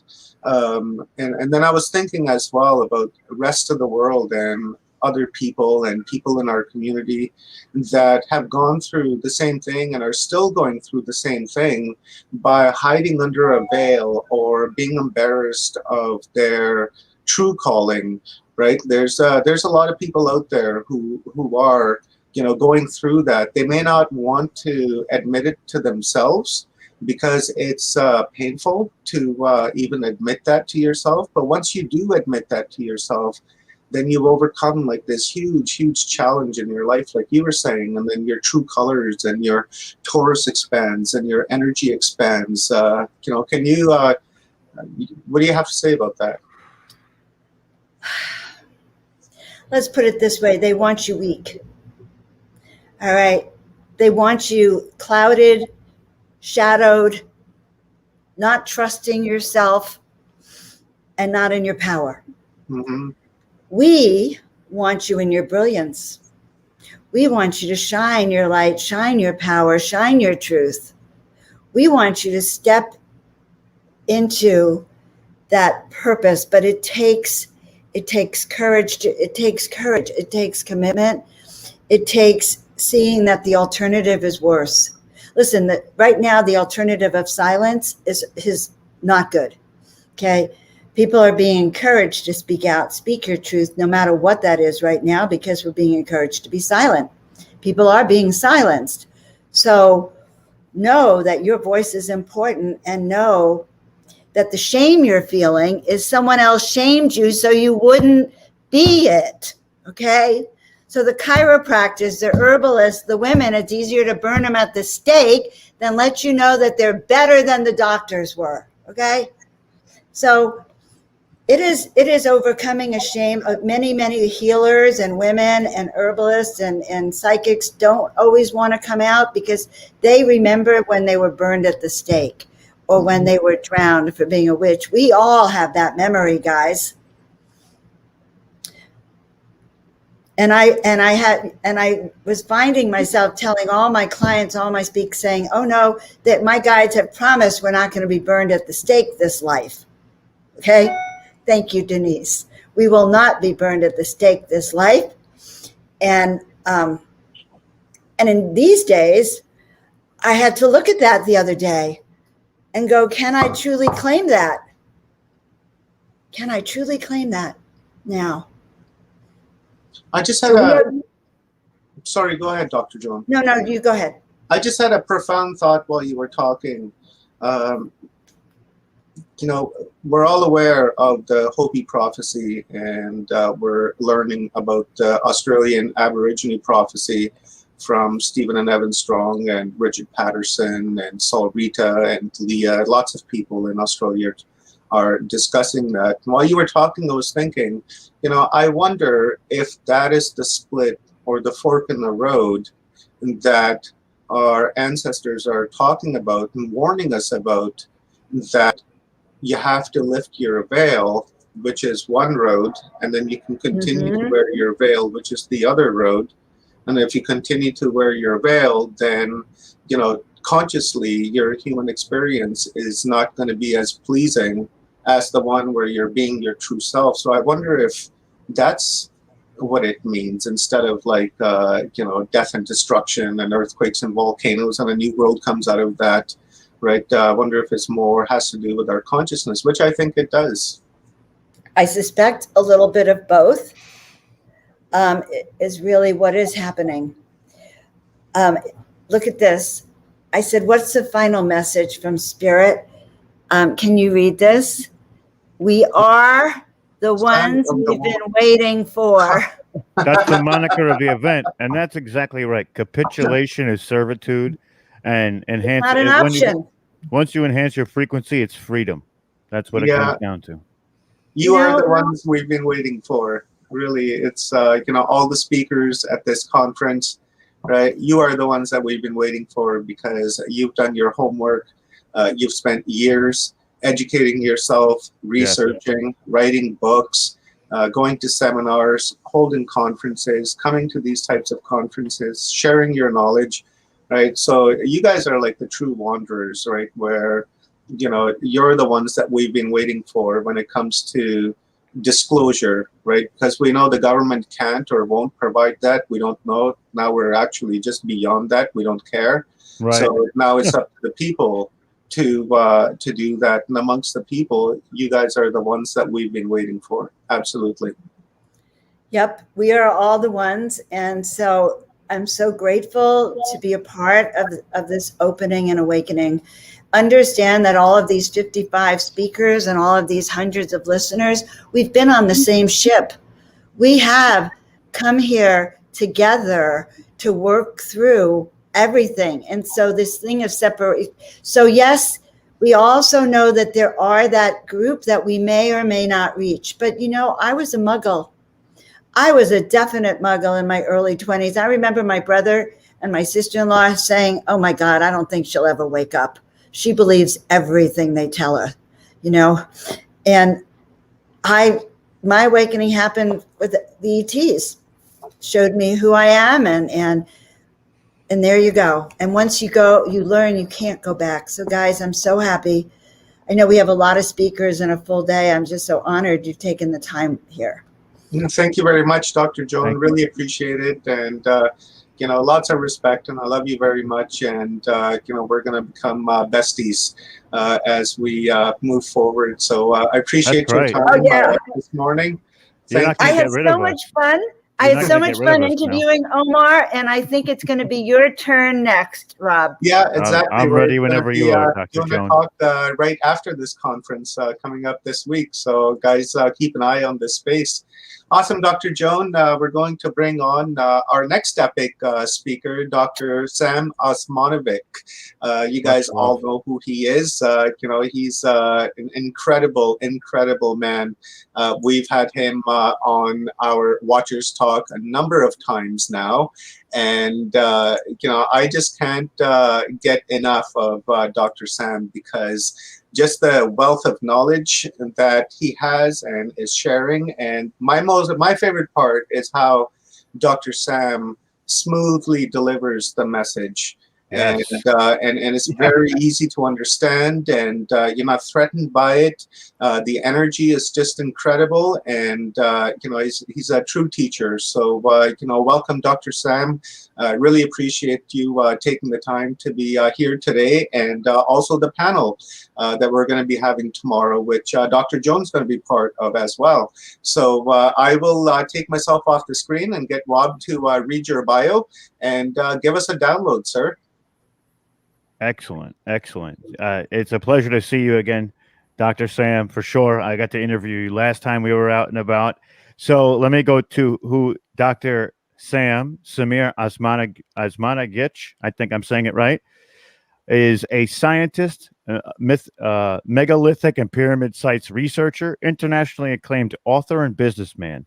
He is a Bosnian-born American citizen who lives and works in Houston and Sarajevo, Bosnia-Herzegovina. He has discovered the Bosnian Valley of the Pyramids that consist of at least 5 colossal pyramid structures and huge network of prehistoric underground tunnels, and a network near the town of Visoko in central Bosnia-Herzegovina. He has been principal investigator of the project from 2005 to the present. Welcome, Dr. Sam. How are you, sir? Thank you very much. I'm doing real fine. Thanks a lot. Excellent. I'm going to get myself out of the way and let you get the screen so you can do your thing.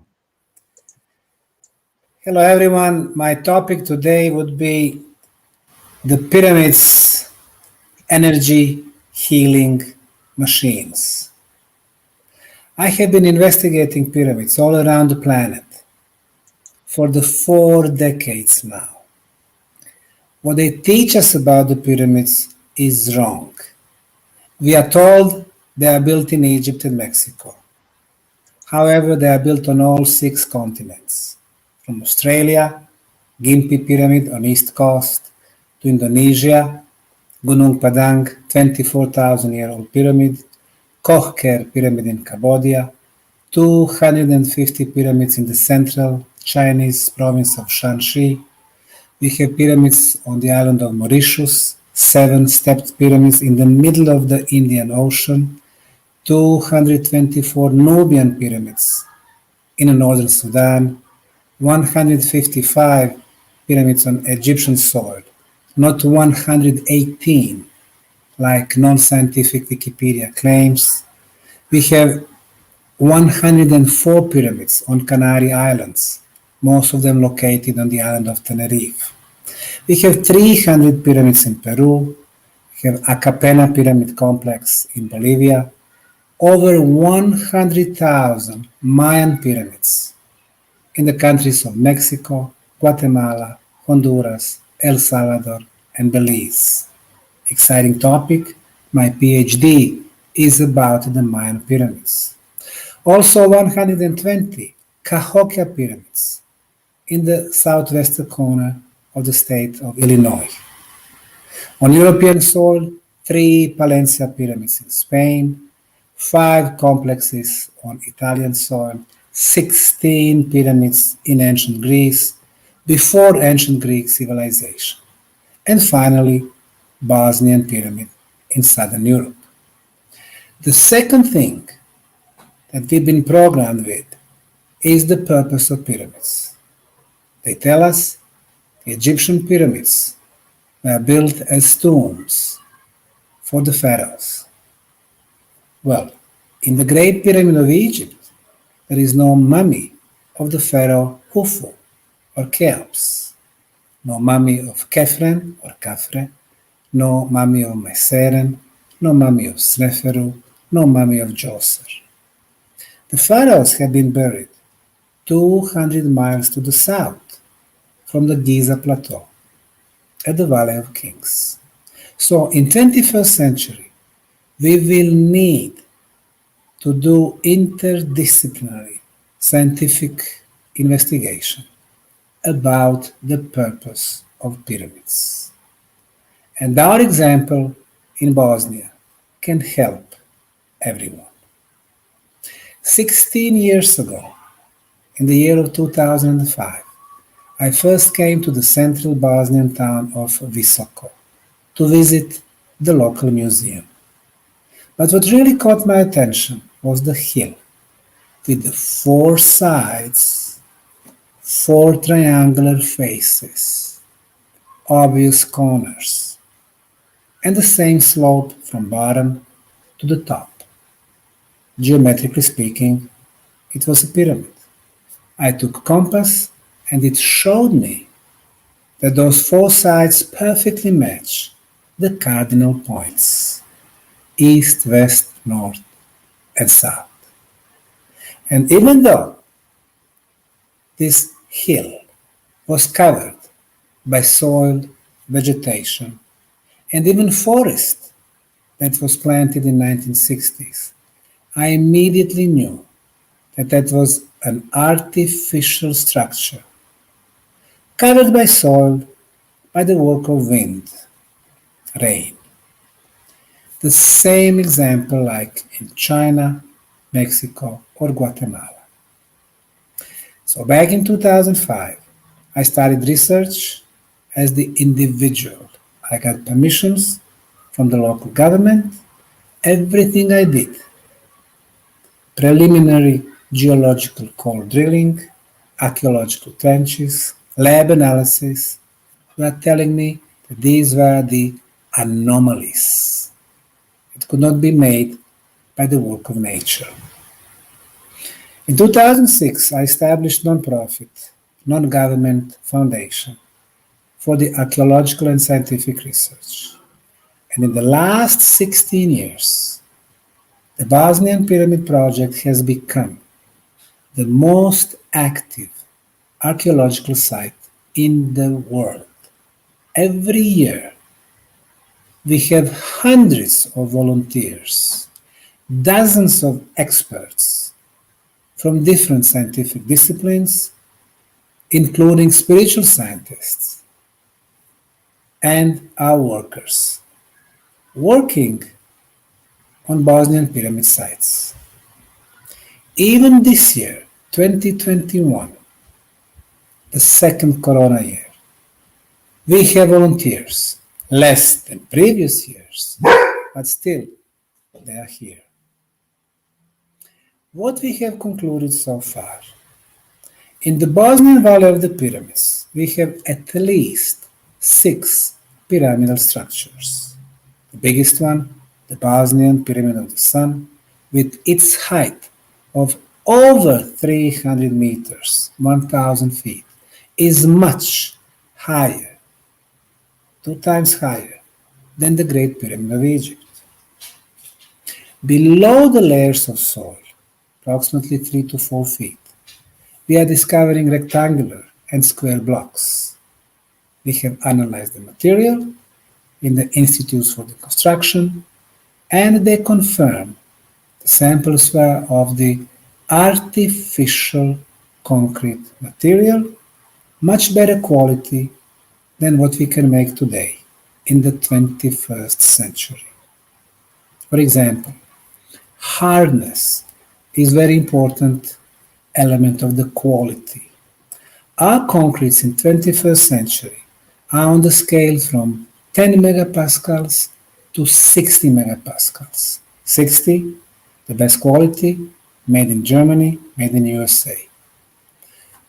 The pyramid samples show the hardness from 73 megapascals to 155 megapascals. Our technology cannot make such a good quality. The next element, orientation to the north. Through my investigation of Chinese pyramids, Cambodian, Egyptian, Peruvian, or Cahokia, I noticed that all pyramids are perfectly oriented to the north, cosmic north. For example, the error from the perfect north of the Great Pyramid of Egypt is 0 degrees and 3 minutes. Khafre, 0 degrees, 3 minutes. Myceren, 0 degrees, 18 minutes. Red Pyramid, 0 degrees, 5 minutes. Bent Pyramid in Dahshur, 0 degrees, 12 minutes. The Bosnian Pyramid of the Sun, 0 degrees, 0 minutes, and 12 seconds. The most precise pyramid on the planet. The next element, the age. In the last 15 years, we have done 28 radiocarbon dating and uranium thorium analysis. Most of them show the date of approximately 30,000 years. For example, between the concrete layers on the Bosnian Pyramid of the Sun, we have discovered fossilized leaves. They got there during the construction phase. We did radiocarbon dating in the lab in Kiev, Ukraine. The age was 29,200 plus minus 400 years. That's the radiocarbon date. In order to get calibrated or calendar date, we need to add 14 to 15%, and it takes us back to 33,600 years before present. Officially, the oldest pyramid constructions on the planet. As a matter of fact, everything that we touch in the case of Bosnian pyramids changes the history of the planet. First pyramids in Europe, the biggest on the planet, the most precise orientation on the planet, the best quality concrete on the planet, and now the oldest pyramids on the planet. The beauty of what we do is everything is measurable. If you can measure, you can scientifically prove. We have noticed that the ancients were applying the elements of sacred geometry when building pyramid or megalithic structures like Stonehenge, Avebury Hill in England, or Alesteiner megalithic site in Sweden, or Rujm al-Hiri in Israel, and so on. If you apply the elements of sacred geometry, like equilateral triangle, which is perfect geometrical shape, or hexagon, which consists of 6 equilateral triangles, 6 pyramids, or number pi, 3.14, or golden section, or 1.618. When you apply those elements, they cause the energy flow. For example, in the case of Egyptian pyramids, the Great Pyramid of Egypt, we have equilateral triangles for its faces. And then we have also applied spiral of golden section. The beginning point is at the tombs of the Osiris, and on the line of this spiral we have all 3 pyramids. In the case of Bosnian pyramids, when we connect 3 major pyramids, the Bosnian Pyramid of the Sun, Moon, and Dragon, the distance between the tops is 2,180 meters, 3 times. And then, if we start making this golden section spiral, taking the top of the Bosnian Pyramid of the Sun as the beginning point. On this spiral, we have top of the Pyramid of Love, the fourth pyramid, and 2 more pyramid hills. Or the place where 2 rivers meet in the Bosnian Valley of the Pyramids, River Fonica and River Bosna. So we start the new spiral there. And on this spiral, we have top of the Bosnian Pyramid of the Sun, entrance to the tunnels, and another conical artificial structure called tumulus. So it seems that the ancients were laying out their structures very carefully. And now we are coming to a very exciting part, and that would be prehistorical underground tunnel network. Below the Bosnian pyramids, we have underground tunnels in several levels. So far, we have discovered 6 entrances to those tunnels, and we cleared for tourist visits about 2 miles of prehistorical tunnels. What's happening inside? We have noticed that besides the archaeological and scientific significance, we have also energy aspect, spiritual aspect, and healing aspect. We notice that when people enter the tunnels, they breathe very well. As a matter of fact, deeper they go into the tunnels, they breathe better and better. And there is only one entrance. It's not very logical, but nothing in Bosnia is. People with the respiratory problems, for example, asthma, they go inside, they breathe so good, they get outside, they don't need air pumps, inhalators for 3 or 6 months. People with the high blood pressure, let's say 180 over 120, after one visit, it comes down to balance 120 over 80. People with the high glucose in the blood, after one visit, it drops 5 to 6 points. People with the pains, very often pains are gone. People with the tumors and the very serious diseases, after series of visits to the underground tunnels, we can see sometimes revolutionary health improvement. So we wanted to know why. So we've been measuring.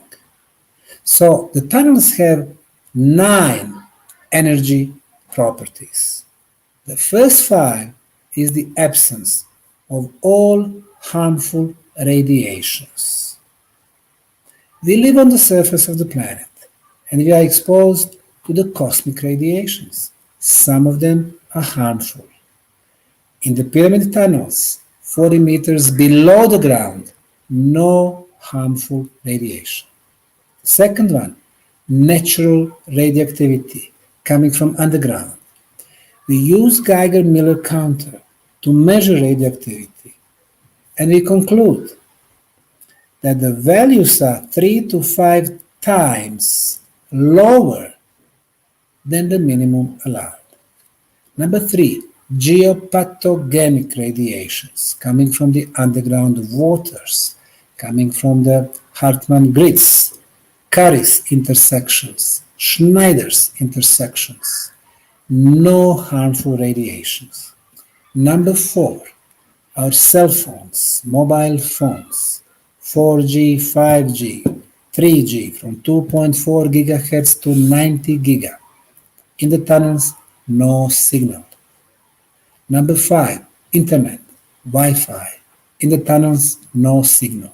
So virtually no harmful radiations in the tunnels. For the first time in our life, our body cells don't have enemies. they can start doing their job. And what is their job? To fix the problems in our body, to start the regeneration process. The sixth element, what we can measure, are the best frequencies of, number 6, electromagnetism of 28 kilohertz. That's a natural planetary electromagnetic field. Number 7, of ultrasound, the same frequency, 28 kilohertz. In science, it is known to be the levitation frequency. You feel light when in the tunnels. Number 8, extremely low frequency, ELF, 7.83 Hertz. In science, it is called the Schumann resonance. This is the original resonance of our planet. The brilliant mind of Nikola Tesla, 122 years ago, in his lab in Colorado Springs, claimed that our planet resonates and its resonance is about 8 Hertz. The Austrian scientist von Schumann, 50 years ago, precisely measured 7.83. Our brain waves, when we create them, work at 7.83 Hertz. As long as our brain waves match our planetary resonance, we live in balance. It used to be like that until 1990. After that, so much bad electromagnetic smoke that we've been producing. Computers, laptops, TVs, cell phones, our energy electrical grid, Project HARP. This electromagnetism has to go somewhere. It goes to the ionosphere above our planet, putting a pressure on our mother planet. And she started resonating higher, 10, 12, 15, 18 hertz. Now imagine, 18, our brain 7.83. This disbalance we feel as the stress. In the Bosnian pyramid tunnels, and we call this entrance Ravne tunnels, the frequency is 7.83. So we go back to the balance. And element number 9, the negative ions. We started measuring this element back in 2010, and we discovered amazing results. What are the negative ions? These are extra electrons joining atoms or molecules. So this negative charge in the air connects to the dust, becomes heavy, drops to the floor. So they clean the atmosphere from the dust. They clean the atmosphere from the pollen in spring and summer. Remember the allergies. They raise the level of oxygen in our body, in our blood. More oxygen, more productive we are, more activities. And they neutralize, they kill all the microbes. And the microbes are viruses, including coronavirus, if it exists, bacteria, fungi. Logical conclusion, more negative ions, the healthier the atmosphere. In our homes and our offices, very low concentration of negative ions, 20 to 50 per cubic centimeter.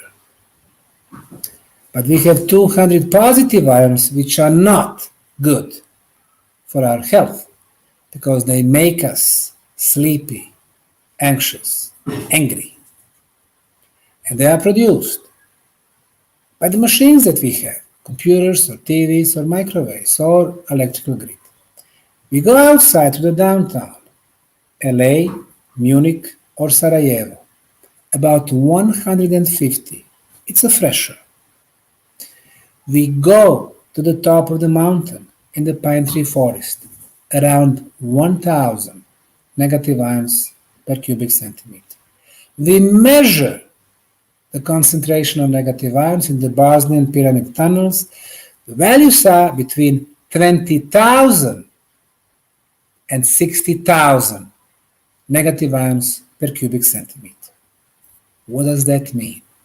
It's 50 times healthier than in the pine tree on the top of the mountain. So, those 9 elements, absence of all harmful radiations, and presence of 4 excellent energy properties, make the Bosnian pyramid tunnels the safest and the healthiest place on the planet. In the last 15 years, we have had hundreds and hundreds of testimonials of people who visit the tunnels, who are telling us about their health problems or health challenges before visiting the tunnels and after coming back. So our conclusion for the purpose of the pyramid energy was that it was used to protect what is the most precious in our life, and that would be our health.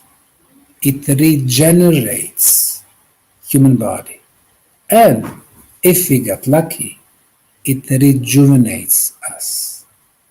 It's very possible that the original purpose when they were built was really for the rejuvenation. We have proven through the scientific means that pyramids amplify existing natural energy sources.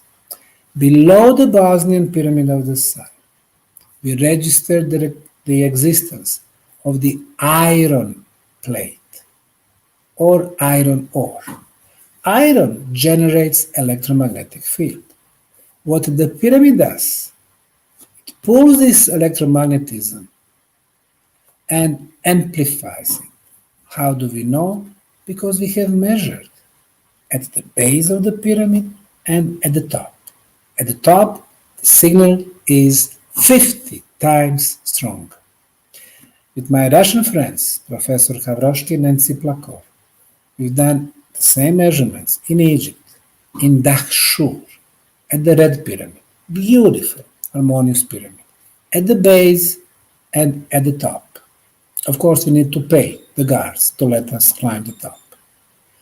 The energy signal, 50 times stronger. Below the pyramid in Bosnia, we have underground water flow. Water moves, it releases negative ions. The pyramid amplifies the concentration of negative ions. And I just talked about it. And then below the pyramid, below the first water flow, there is another one. The first one 21 meters or about 65 feet, the other one 55 meters or 180 feet below the ground. Between the two, we got charge. You have charge, you have electricity.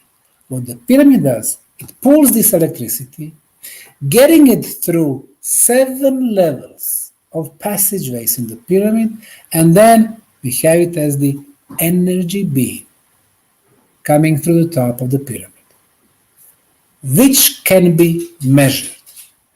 We did measure it by 5 independent international teams from Croatia, Serbia, Italy, Finland, and Germany.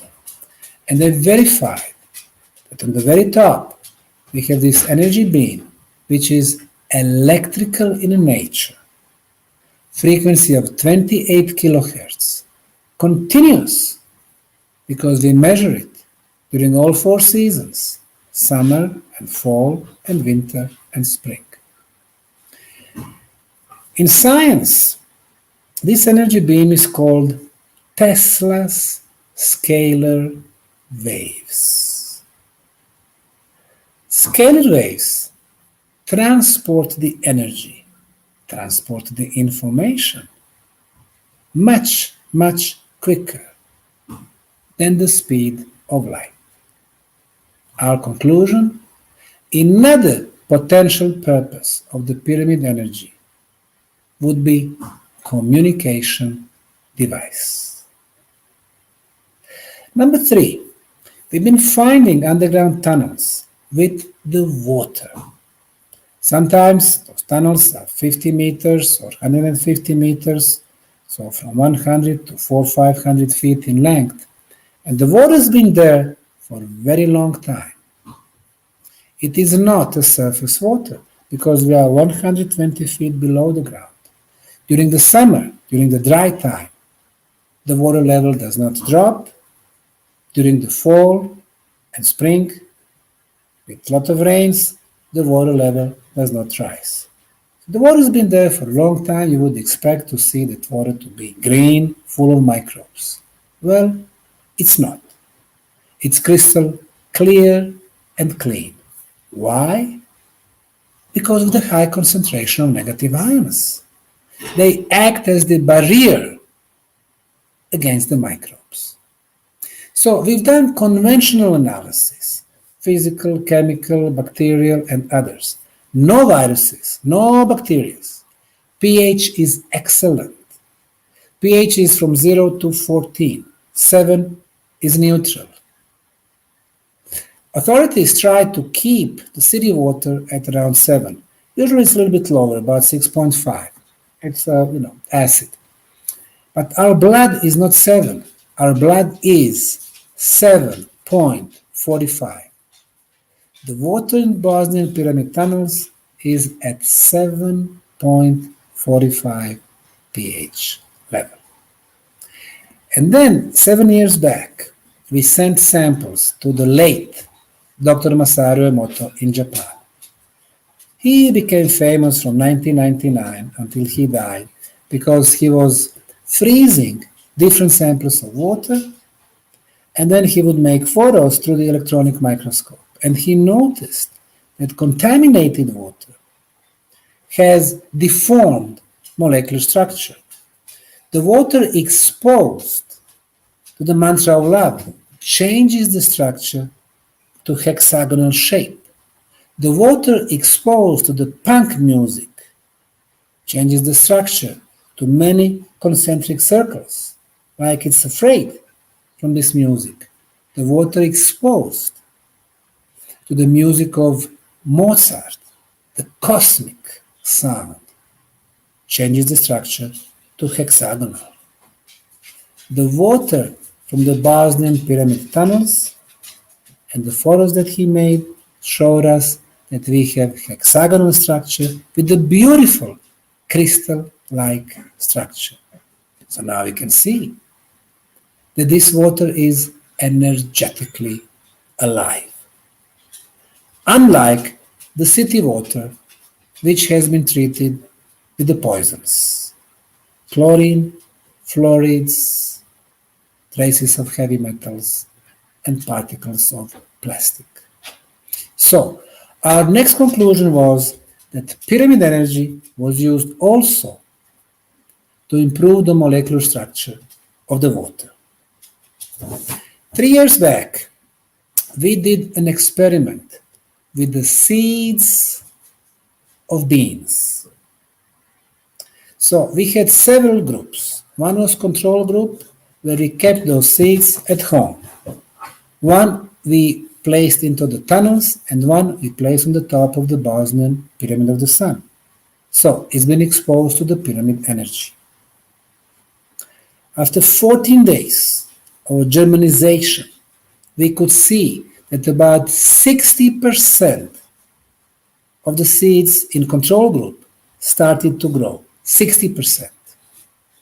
And 100% of the seeds placed in the tunnels and on the top of the pyramid started to grow. And during the growing process, it was beans, so from end of May until beginning of September, we could notice that the pyramid beans would grow 2 times quicker, richer, healthier. So the pyramid energy affects the food. Number 5, our respected friend, Professor Konstantin Korotkov, from the University of St. Petersburg, a brilliant mind. He's been coming to bars and pyramids rather often. He's been developing different machines that combine the Eastern traditions and the Western technology. One of his machines, called BioWell, can measure 4 different aspects of our being. The first one is the bioenergetical field around our body, popularly known as the auric field. The next one are chakras.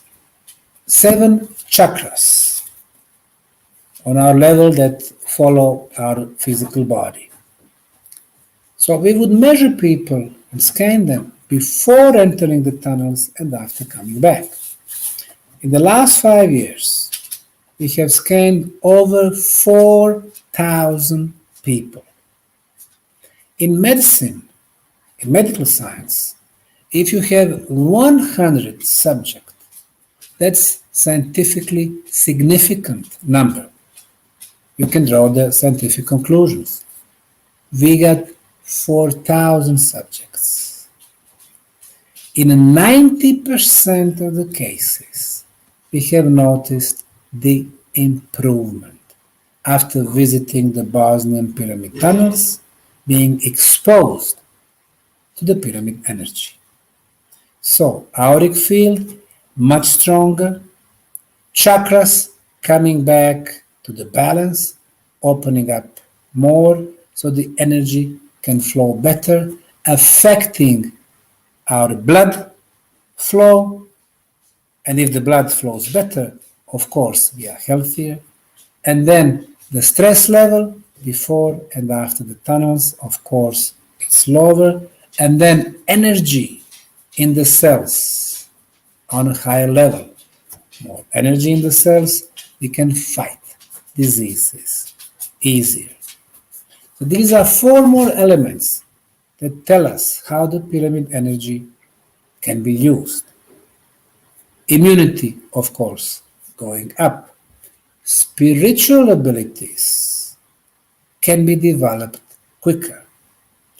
Besides our 5 physical senses, we have around 30 spiritual senses. We can feel the energies. We can see the energies and our auric field. With the practice, we can see the colors of our auric field. We can see the colors of our chakras. We can start exchanging the thoughts. Telepathy is another spiritual sense. We can move objects with the power of our mind. Telekinesis is another one. And finally, we can move through space and time. Teleportation is another one. What you need for that one are 2 things: techniques and energy fields strong enough. And it seems that during the most important days for the ancient people, and these were the days when our mother planet was the strongest, the summer solstice, for example, the pyramids and megalithic sites were able to create energy fields so strong that you could even use them as the cosmic gates. Now, we are talking about the period from before the end of the last ice age. At that time, our mother planet was much stronger. For example, the ozone layer was 5 times thicker. The oxygen level was different. Everything was different. So when the pyramid, that energy amplifier, and for our planet, the most powerful geometrical shape is 4-sided pyramid. So when this energy amplifier amplifies very strong planetary energies, of course, the energy fields are much stronger. So now we are coming to pioneering, revolutionary conclusions. The pyramids, those huge construction complexes in Egypt, Bosnia, Mexico, China, Peru, Cambodia, Indonesia, and other places, were not used to bury one dead body, that one of king or pharaoh. They were used to serve communities for thousands of years. And now it all makes sense. Why would somebody maneuver with the 6 million tons of blocks in Egypt, move hundreds of tons from Aswan, 870 kilometers south to Giza Plateau, just to bury one dead body? Now it does make sense. These complexes are actually huge and powerful energy machines that can really affect anything and everything and change the molecular structure for better. The Bosnian Pyramid Project is the most open project in the area of archaeology in the world. In Egypt, Egyptologists jealously guard the pyramid, trying to keep alive this notion, the fairy tale, that their pyramids were tombs for the pharaohs.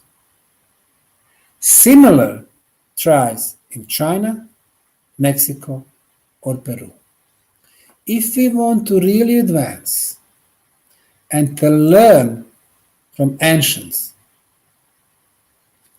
we have to open all these sites to interdisciplinary research. And then, and only then, we are going to unlock the secrets from the past. And yes, we are not the only developed civilization on this planet. The history of civilization on this planet is not linear. We have not started 7,000 years back, as Encyclopedia Britannica claims, with Sumerians, and 5,000 years back with Babylonians, Hittite, Mesopotamia, ancient Egypt, ancient India, ancient China.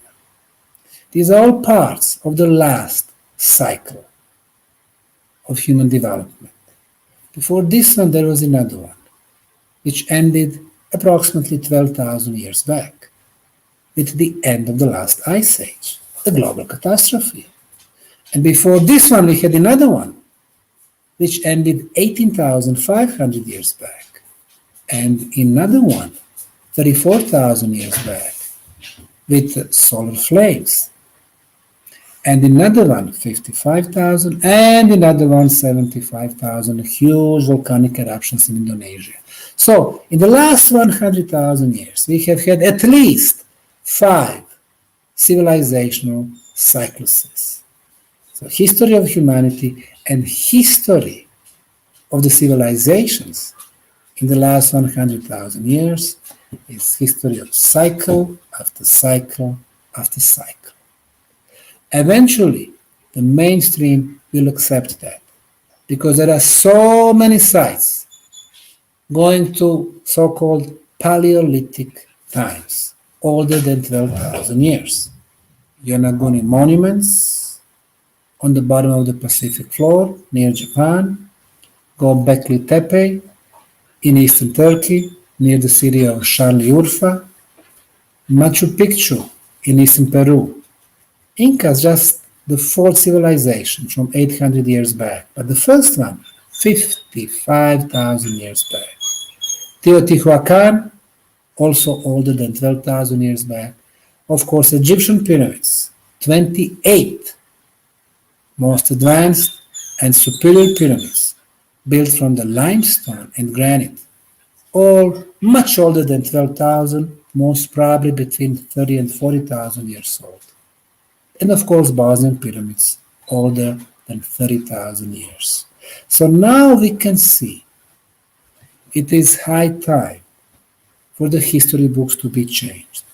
It is high time to learn from the ancients, because if they had communication devices capable of communication between cosmic bodies on huge, the real long distances in the universe, if they had the knowledge how to regenerate human body and even rejuvenate, if they had the knowledge how to improve the most important liquid, the water, the food, immunity, chakras, auric field. Obviously, we have so much to learn from them. Thank you very much.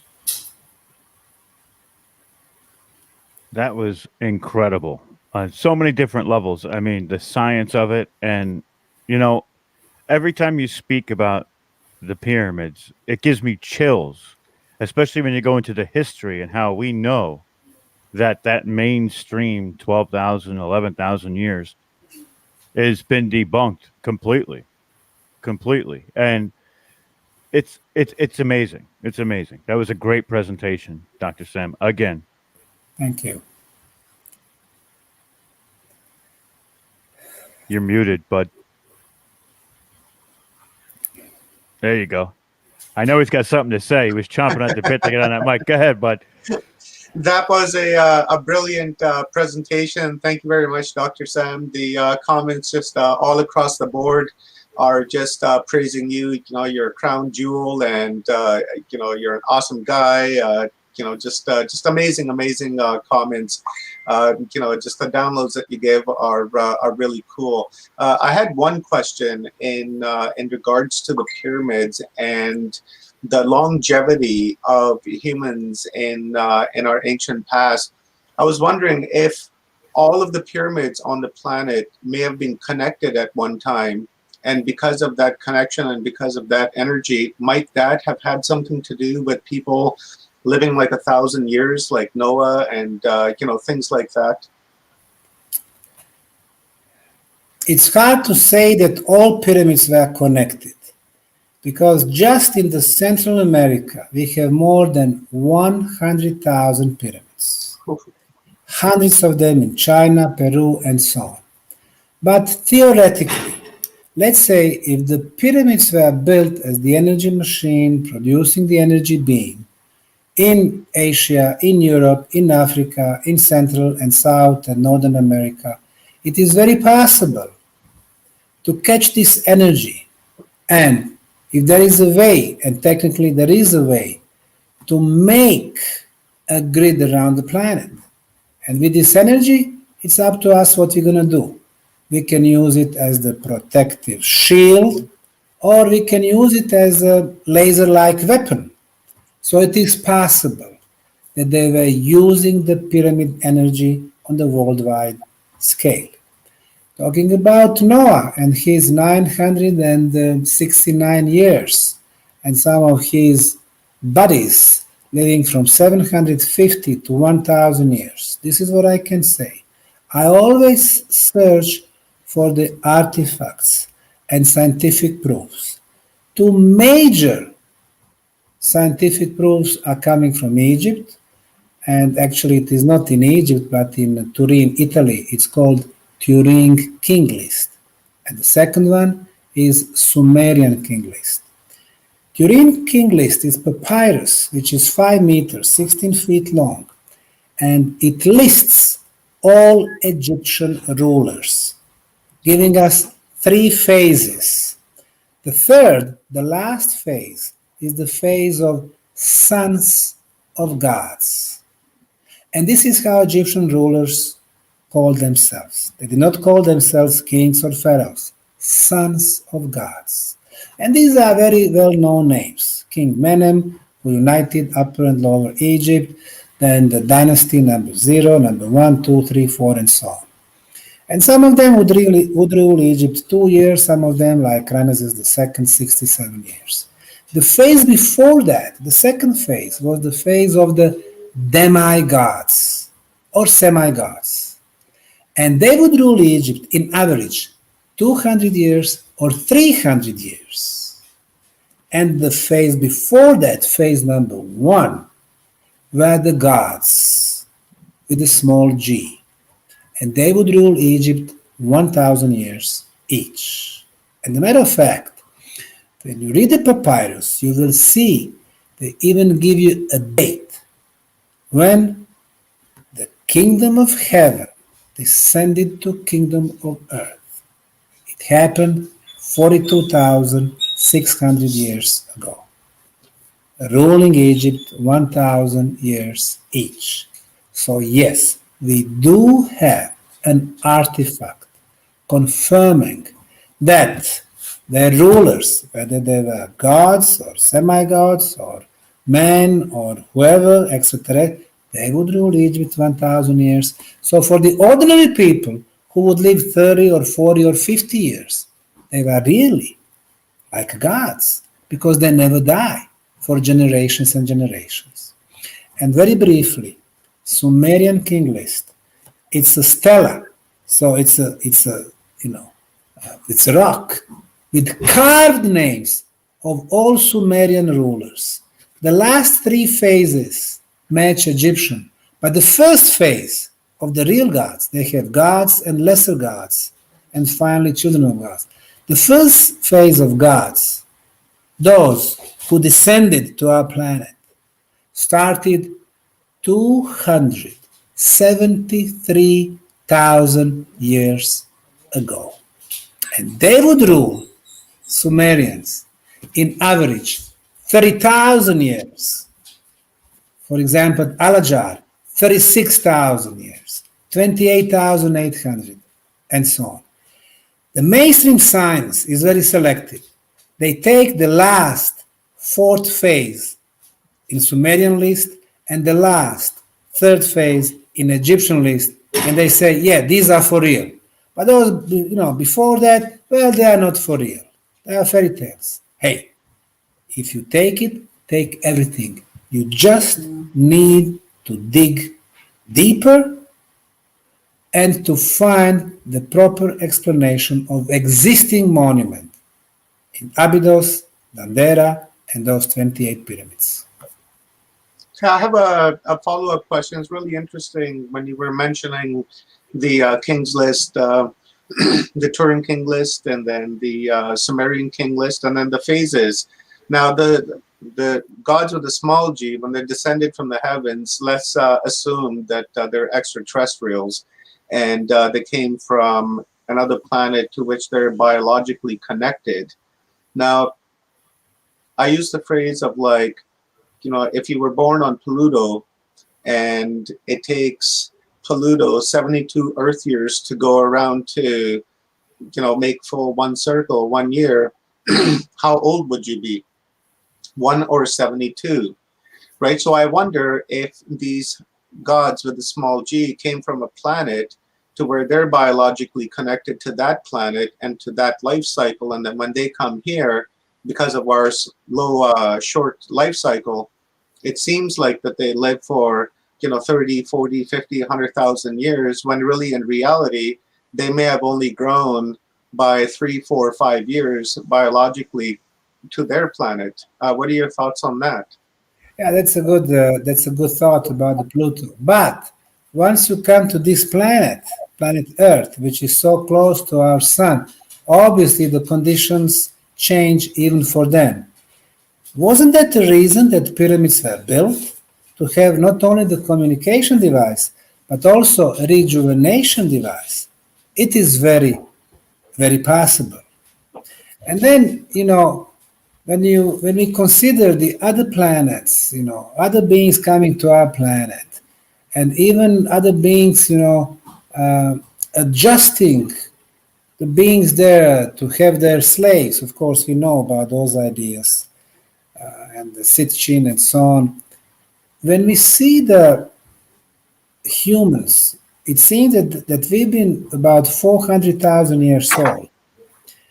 And somehow, after the animals, because all the apes before us were apes, they were on animal levels, some of them very developed animals. For example, Neanderthal, they were even bigger than us, bigger volume of the brain, but they were still at the animal level. And then all of a sudden, you have being, us, Homo sapiens, Cro-Magnons, that are intelligent and artistic. On one hand, Neanderthals, chimpanzee, gorillas, they were perfectly accustomed to our planet through the, the fittest, they survive, they replicate and so on. And they would have only 2 or 3 genetic flaws when they would be born. But then Homo sapiens, including us today, we have 5,000 genetic flaws. It seems like somebody mixed their genes, more advanced, with the genes of the most advanced animal on this planet. So they got very intelligent being, but since they were not accustomed to our conditions, that's the reason why we have those genetical flaws. What is the result of those genetical flaws? Alzheimer, cancers, tumors, and so on. So back then, chimpanzee or Neanderthals, they would have a minimum chance of developing those diseases. But we do have 5,000 different options to get sick during our life. So something really happened there. So I would say, even though Zecharia Sitchin is so widely popular, some people are saying, well, probably he's not right or he's right. It doesn't matter. What we can see, biologically speaking, there is a missing link. Otherwise, from Neanderthal to Homo sapiens, we would need another 5-6 million years. Something happened there. Whether those beings, those gods, creating slaves, us, or something revolutionary happened back then.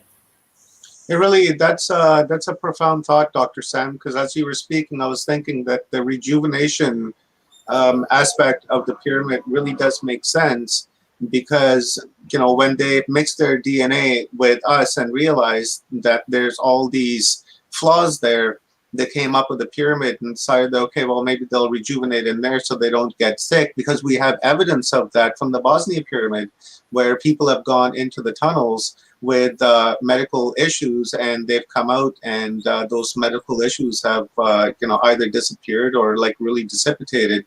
So that really does make a lot of sense that the pyramids may have been used for that, and it could possibly be how they lived that extended period of time that that we don't live now, right? Like you were saying 30-40 years was it, and maybe the pyramids were being used by the elites or the priesthood, or something living like within that, proximity right? of them, maybe.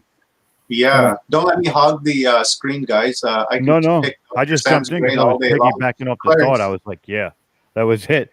That's exactly what I was thinking. Maybe that they are living like within proximity to this pyramid, and it's essentially giving them this ability to prolong their lives or slow down the aging process in itself by keeping their energies within a certain frequency range because of what the chambers have in the tunnels underneath.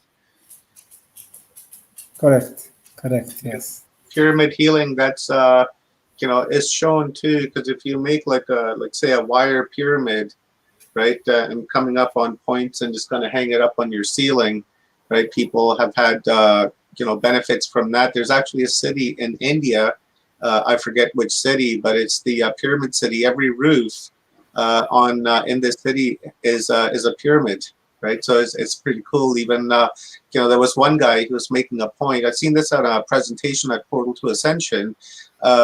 This guy, he had some cattle, and his cattle really weren't doing all so well. So his friends had suggested that he change the shape of his roof where the cattle were housed. So he stripped his roof and then turned it into a pyramid.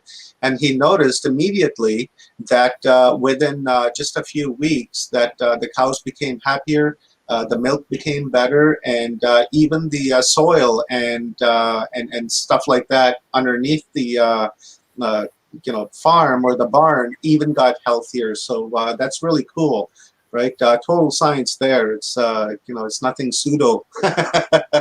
Well, right. We know frequency healing is effective, very effective for many, Yeah. many people. Even the people who don't essentially resonate with it, it can still impact them, which is why the people out there now are working on weaponizing frequency. Yeah. Speaking of that, Yeah, go ahead, Clarence. Sorry. I was just going to say there's a lot of things going on now where people have discovered the frequencies, and they know by certain ones what it does to your body, where while you take it, they even use it as a weapon now, and stuff. So they know the effects as far as, what each frequency can do to a person. So there's obviously got to be a healing one there somewhere. It all can't all be bad. You know what I'm saying? So pretty remarkable. Dr. Sam, I was going to ask, we've seen people that pyramids have helped medically. I was wondering if you've had an opportunity to observe or to speak with someone who may be suffering from cancer that went beneath the pyramids. I was wondering if there was any healing done or if there was any effect to, make them healthier. We have been documenting several cases, people with the cancer, especially the lung cancer and some very serious cancer forms. And it takes longer. Let's call it therapy, even though we always say, well, we are not in the healing business, we don't give medical guarantees. We simply document the cases, people give their testimonials. We had a lady with lung cancer, and it took her about 6 weeks of coming to the tunnels twice a day, 1 hour in the morning, 1 hour in the afternoon. She changed her diet, she was drinking the pyramid water and so on. When she went for her CT scanning, they could notice that, the growth was stopped and the cancers were kind of reduced to 50%. By October of the same year, the cancer was gone. So we have some really spectacular cases. Incredible. So I would say the pyramid energy, but also everything else. What we drink, what we eat, what we think, where we go, either for concrete walls or in the nature, how much we sleep. And that's really the definition of the immunity. Right. The frequency is just a part of tuning the avatar to this world that we live in this reality that is in front of us through our perception. Correct. Yes. Incredible. Dr. Sam, I could sit here and just pick your brain all day long and be very content and happy about it. But unfortunately, we are bound to a schedule. So, much appreciated for you to come back here on Watchers Talk and share your knowledge with us. And also, I really appreciate every single time I've reached out to you to come on to Watchers Talk. You've never said no, so I really appreciate that. Thank you very much, sir, and a lot of respect for you, a lot of love for you. And we're about to bring on another brilliant guy, and I'm sure you guys know who he is. And so this is going to be fun. I've been really waiting for this for quite a while, and that is our good buddy Brad. I came on just in time for this. I had to be here. Did. And Dr. Sam, you'll be hearing from me. I'd love to set up an episode with you too, just to really break it down. Just to let you know, giving you the heads up. Good Thank deal. you very much, Dr. Sam. Thank you, guys. Thank you. Have a good evening. Thank you. You too. Thanks a lot. And guys, I've shared Dr. Sam's website address in all of the chat rooms. They're in the all of them. So scroll up a little bit, and you'll will find those. Check that out. There's a lot of information there that can be used to help us on our day-to-day basis. Because really, that's the intention of this disclosure, is to disclose information which we can use in our day-to-day lives. Right. So there's a lot of good stuff there that is worth checking out. So with that being said, a lot of kudos to Dr. Sam, and we will keep in contact with him and get updates. As you guys can hear, there's helicopters going by. What'd you do, man? They must there's be massive- catching on to the stream, huh? They're catching on to that? There's some massive fires happening around my area. So, I've given, the admin control to the studio to Rob and Clarence, just in case I lose power here. We have evacuation notices about 20 kilometers outside of my city, and the fire jumped the highway a couple of nights ago, burnt a little village down, and is heading its way towards Kamloops. So, kind of iffy here at the moment, so you guys can hear the helicopters going back and forth and trying to put this fire out. So send us energy, send us thoughts, and visualize rain, so that we can put all these fires out. Because it's really, the animals are the ones that are suffering when these fires happen. Like in Australia last year, 500 million animals were lost, and I just don't want to even imagine how many animals have been lost in all these fires this season.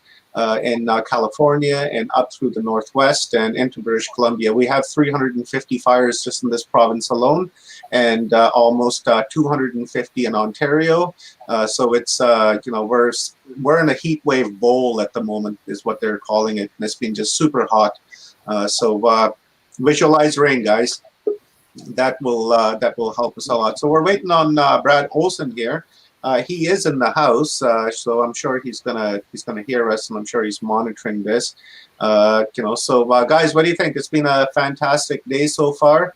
So while we're waiting for Brad, let's quickly go through the schedule for today.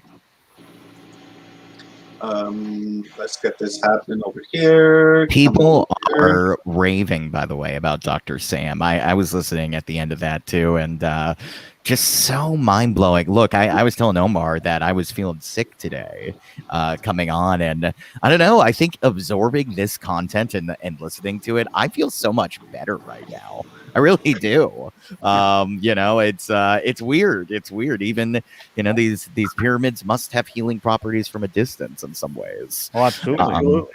It's the frequency. Yeah. That's great. Dr. Sam's work is revolutionary, but not only that, Dr. Sam is the most traveled archaeologist in history. Right. Like literally in history. There's no site that this man has not been to. So a lot of wisdom and a lot of knowledge. That's why I was saying I could pick his brain happily all day long. Yes.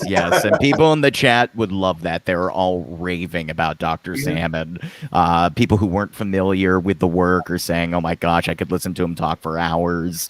It is rave reviews, really great stuff. So thank you for being here today as well. Yeah, check out Watchers Talk. Scroll down in the videos, and you will find a few videos from Dr. Sam. One is an interview, and I think a couple are lectures, like today. Really good videos to watch and reference, and go back and have a looky-loo at it. And while you're there, subscribe to Watchers Talk, and subscribe to Full Spectrum Universe, to Clover Encounters, and check out Open Loops podcast on Apple. It's on Apple, right? It's on all of them: Apple, Amazon, Spotify. But check it out. Oh, here's a question: pyramids on Antarctica, and maybe that's something. Brad, I think he discussed that in Anomalies of Antarctica. The webinar that we did a few months ago, and I believe they're called Nunatak. and no one knows whether they are pyramids or they're just formations or if they've been manipulated. Pretty difficult to land in that area too, right? As Brad was showing in the images. Dr. Sam, what do you think? Are there pyramids on Antarctica? I haven't seen them personally, but they look promising. What we could see were two very regular triangular faces. We would need to see more, 4 triangular faces. We would need to see if there are more than one. Somebody saying 2 or even 3. So, we would need to see a few more things, do some measurements to see if it is artificial construction material, but they do look very regular. They sure do look like pyramids. That kind of reminds me, I've always thought, what if those mountains were, manipulated like that pyramid, Mount Kailash, I believe it's called, where it's being manipulated into a form of a pyramid. So I wonder if that's what was done to it before the ice settled in. Yeah, I have visited Mount Kailash. That's a holy mountain for 4 different religions, for Buddhist, for Hindu, and so on. And it's in Western Tibet. As a matter of fact, I did Kailash Kora, where you walk around this huge mountain, which is 6,500 meters high. It's about 20,000 feet above the sea level. 52 kilometers, so it's about 32 miles. The temperature is well in the minus, it's minus 28 degrees Celsius. And usually it takes 3 days for this walk. It took me 2 days without a day of the preparation coming from the Bosnian pyramids. Now, Mount Kailash is a natural mountain. It's, limestone, but it does have 4 sides. Those 4 sides are not triangular, but they are 4 sides, and they are oriented to the cardinal points. One interesting thing, around mountains, the smaller mountains, there are about 10 of them. Some of them are perfectly regular stepped pyramids with 3 or 4 sides, and some of them are true pyramids. Looks like those smaller pyramids are giving the power, the strength to the pyramid mountain of Kailash. And Kailash is considered the place where very advanced beings live underground, ruling or leading the major spiritual aspects of our planet. How interesting. Hey, Greg? Very interesting. Holy crap. Just makes you want to know more. Just makes you want to know more, which is, all the best speakers do. So, yeah. Wow. Excited to dig in even further. Yeah, I like that notion of people living underground. We've heard that many times, from a lot of different groups that there is a civilization or, a people scattered out throughout the honeycombs within the earth or in a central area or something. But that's very fascinating. I'd love to learn more about that. Yes. There's so much information there. You don't know what's real or not either. Right, so you got to really do like deep research into that to really learn about it, right? To get to the bottom of it. Okay, let's go through our schedule. Word for that is Anunnaki. What's that, Clarence? I said the Hopi word for that is Anunnaki, for ant friend. The ones that live underground. Yeah. Right. Yeah. The ant people, aren't they known as the ant people? Yeah. In New York, we call them the mole people. The mole people who live under the subways. That's, yes.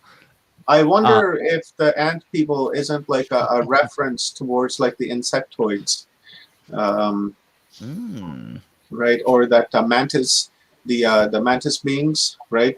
Because the mantis, if you stand an ant up, it would kind of look like a mantis. Not really, but just the appearance of a mantis. Maybe that's how they. But they would have known what mantis was back in the day. Mantises have been around, so yeah, that's kind of weird on how. That is interesting. Yeah, yeah. I wonder what the reference would be, right? Maybe you guys in the comments can toss that on there. Yeah. So let's quickly go through our schedule for the day while we are waiting for Brad Olson. I did see him, and then He's in standby mode right now. yeah, he's on Omar. standby. He'll be with us just shortly here. So let's go through our schedule. So we had Michael Feely this morning, which we rescheduled for tomorrow morning because we had some mic issues. And then we had Dr. Joan interview Mara Calvi and Sona Tandon, which was just a fantastic interview. It was a ladies panel. Really enjoyed that. And then after that, Dr. Joan gave us just a total epic download. I really enjoyed that as well. And then, of course, the legend Dr. Sam came on here and taught us a lesson. And now we're waiting for Brad Olson to come on and give us his presentation, which he'll be here shortly. And then afterwards, we have Osby Rose Lewis. And then we're going to do a little bit of sound bowl maybe with her. A little bit of a meditation and dig into her ayahuasca journey that she recently took. And then we have Dr. Sasha Lesson coming on with his beautiful wife, Janet Lesson. And then after that, we have Drs. J.J. Hertog and Dr. Desiree Hertog. And they're going to be interviewed by our buddy Alan Steinfeld of New Realities. His book just recently came out, Making Contact, available at Amazon, so check that out. And then we're going to close the day out with Valerie Burrow, and she's going to be interviewed by Stephen and Evan Strong. So that is the itinerary for the day, and let's hopefully we can get the show on the road here. Okay, let's get everyone off the screen, and we will make this happen. Right on, Dr. Sam. Thank you very much, and we will be in contact, sir. All right. Thank you, guys. Bye-bye. See you tomorrow. Bye.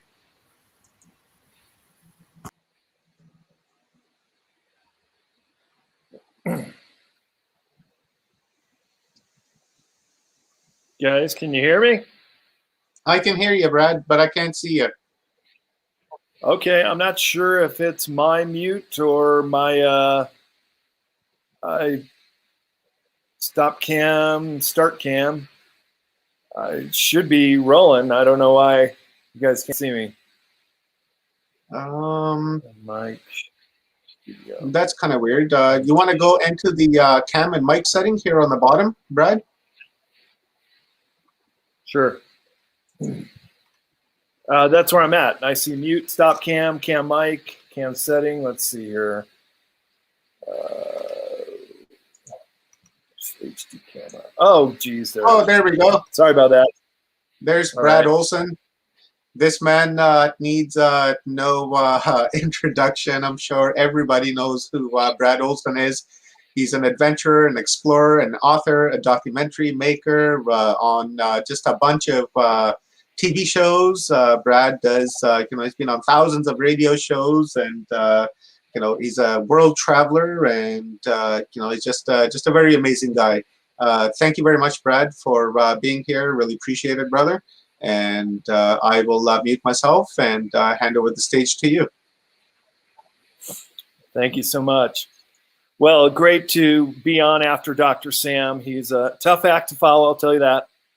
We met at a conference about 2 years ago. We had a table next to each other and really became colleagues, friends, and understand these earth mysteries that we're both very much interested in learning more and more about. I had just come back from Antarctica, and so I did look into those Antarctic pyramids, and as you said, Omar, on my presentation called The Hidden Anomalies of Antarctica, I was speaking about everything that we've heard as being anomalous down there, including the pyramids. They are quite remote. Actually, I found there are 3 locations of pyramids. The one that is the most widely recognized that Dr. Sam referenced is in the Shackleton Range, which is in western Antarctica. And it has very symmetrical sides. So much so that Ancient Aliens did a whole show on Antarctic pyramids. So they were looking for information. There are videos of these pyramids from many different angles, and you can see that there's something that is so symmetrical about them that nature doesn't quite make things so symmetrical. So I was talking to a adventure travel company, and one of the reasons I went down there was to look into all these anomalies. As far as I know, I'm among the only researchers in this field to go down there and investigate it personally. And of course, one of the main objectives to reach would be to go to these pyramids. So I talked to this adventure travel company that can take you just about anywhere. It's a bit of a misconception that Antarctica is shut down. Now, there are regions that have no-fly zones. The most famous is just over the South Pole. There's definitely a no-fly zone there. And why? Not a whole lot of flights going there, but they do have sensitive equipment they're working on. They say that's the reason, but they bring things in with cat tracks that bring all the supplies to South Pole overland from McMurdo. So flights that do travel across the continent with this adventure travel company, they will fly right over these pyramids in the Shackleton Range. And I said, well, what do you think? And I had some pictures. I was showing it to him when I was in Punta Arenas, Chile. And he said, well, they're pyramid-like, but we call them nunataks, which mean attractive mountains sticking up through the ice. And just keep in mind that Antarctica is a frozen continent, 99% covered with snow and ice. And it is also the most volcanically active continent in the world, with 91 known active volcanoes. Those two poke through the ice. Mount Erebus has a lake of lava within its crater cone. So I asked him, you've flown over this nunatak, you've seen it many times, what do you think? And he said, well, we just never stop, we just fly by. And I said, well, don't you think it warrants further investigation? Wouldn't you like to just go down there and climb it or take some samples? And he says, no, we just never done that. So I would agree with Dr. Sam. The jury is still out. We need to get a objective team of researchers to go down there and take a sample from the rock, and also I would like to climb it. I climbed the Great Pyramid when I was in Egypt in 1993. A little bit of a youthful indiscretion, because you can get in big trouble if you get caught. And I almost did get caught, but slipped through. Anyway, so I have an incredible fascination with pyramids, and I wrote about the Bosnian pyramids in my book called Sacred Places Europe. And that book had a whole write-up on the underground chambers, the slabs around the, there it is, the base of it, and also on top some of the other fitted stones in the Bosnian pyramid. So Dr. Sam took a look at that, saw that I very much was interested in the subject. We traded books, and we've been friends ever since. And if you're still listening, Dr. Sam, I will take you up on that offer to come to the Bosnian pyramids one of these summers. Of course, you invited me in 2020, and we had the COVID epidemic. So I couldn't make it then, can't make it this summer, but it's on my bucket list, and I will take you up on that offer one of these days. Because like Dr. Sam, I travel quite often and frequently. I've been to all 7 continents now, and just came back from this 4-month trip to South America and Antarctica, and it's what I'm currently talking about in my conferences. And I'll be at the Mount Shasta Summer Conference at the end of this month in a couple weekends from now. So people are very, very interested in this subject. I'm happy to just answer all the questions I can and dispel any myths or rumors. And of course, I put the best information about Antarctica in my new book called Beyond Esoteric, Escaping Prison Planet. And that's what I'm going to talk a little bit about today. So just to finish with the Antarctica talk here, that it's a massive continent. The distances are very vast. So to go to a place like these pyramids in the Shackleton Range would take a budget of minimum a few $10,000, so $20,000, $30,000 a person. And the reason is because everything has to be brought in. There are no natural resources that you can tap into apart from melting the ice for fresh water. So there's no food sources. Shelter must either be brought in, and of course it's very cold conditions, even though you can only travel to Antarctica in the summer months, which are opposite from ours in the northern hemisphere. So basically beginning of November till the end of March. And at those periods, that's the shoulder season. The high season is right around Christmas, New Year's. And that's when I got down there with my partner at the time. And we got very lucky and got on a sailboat. And I say lucky because it's difficult to get. Passage just happened to be available the time we were there, which was around the Christmas, New Year season. It didn't even look like we could get on a cruise ship until early Feb. And that would have really pretty much negated the possibility of going down there.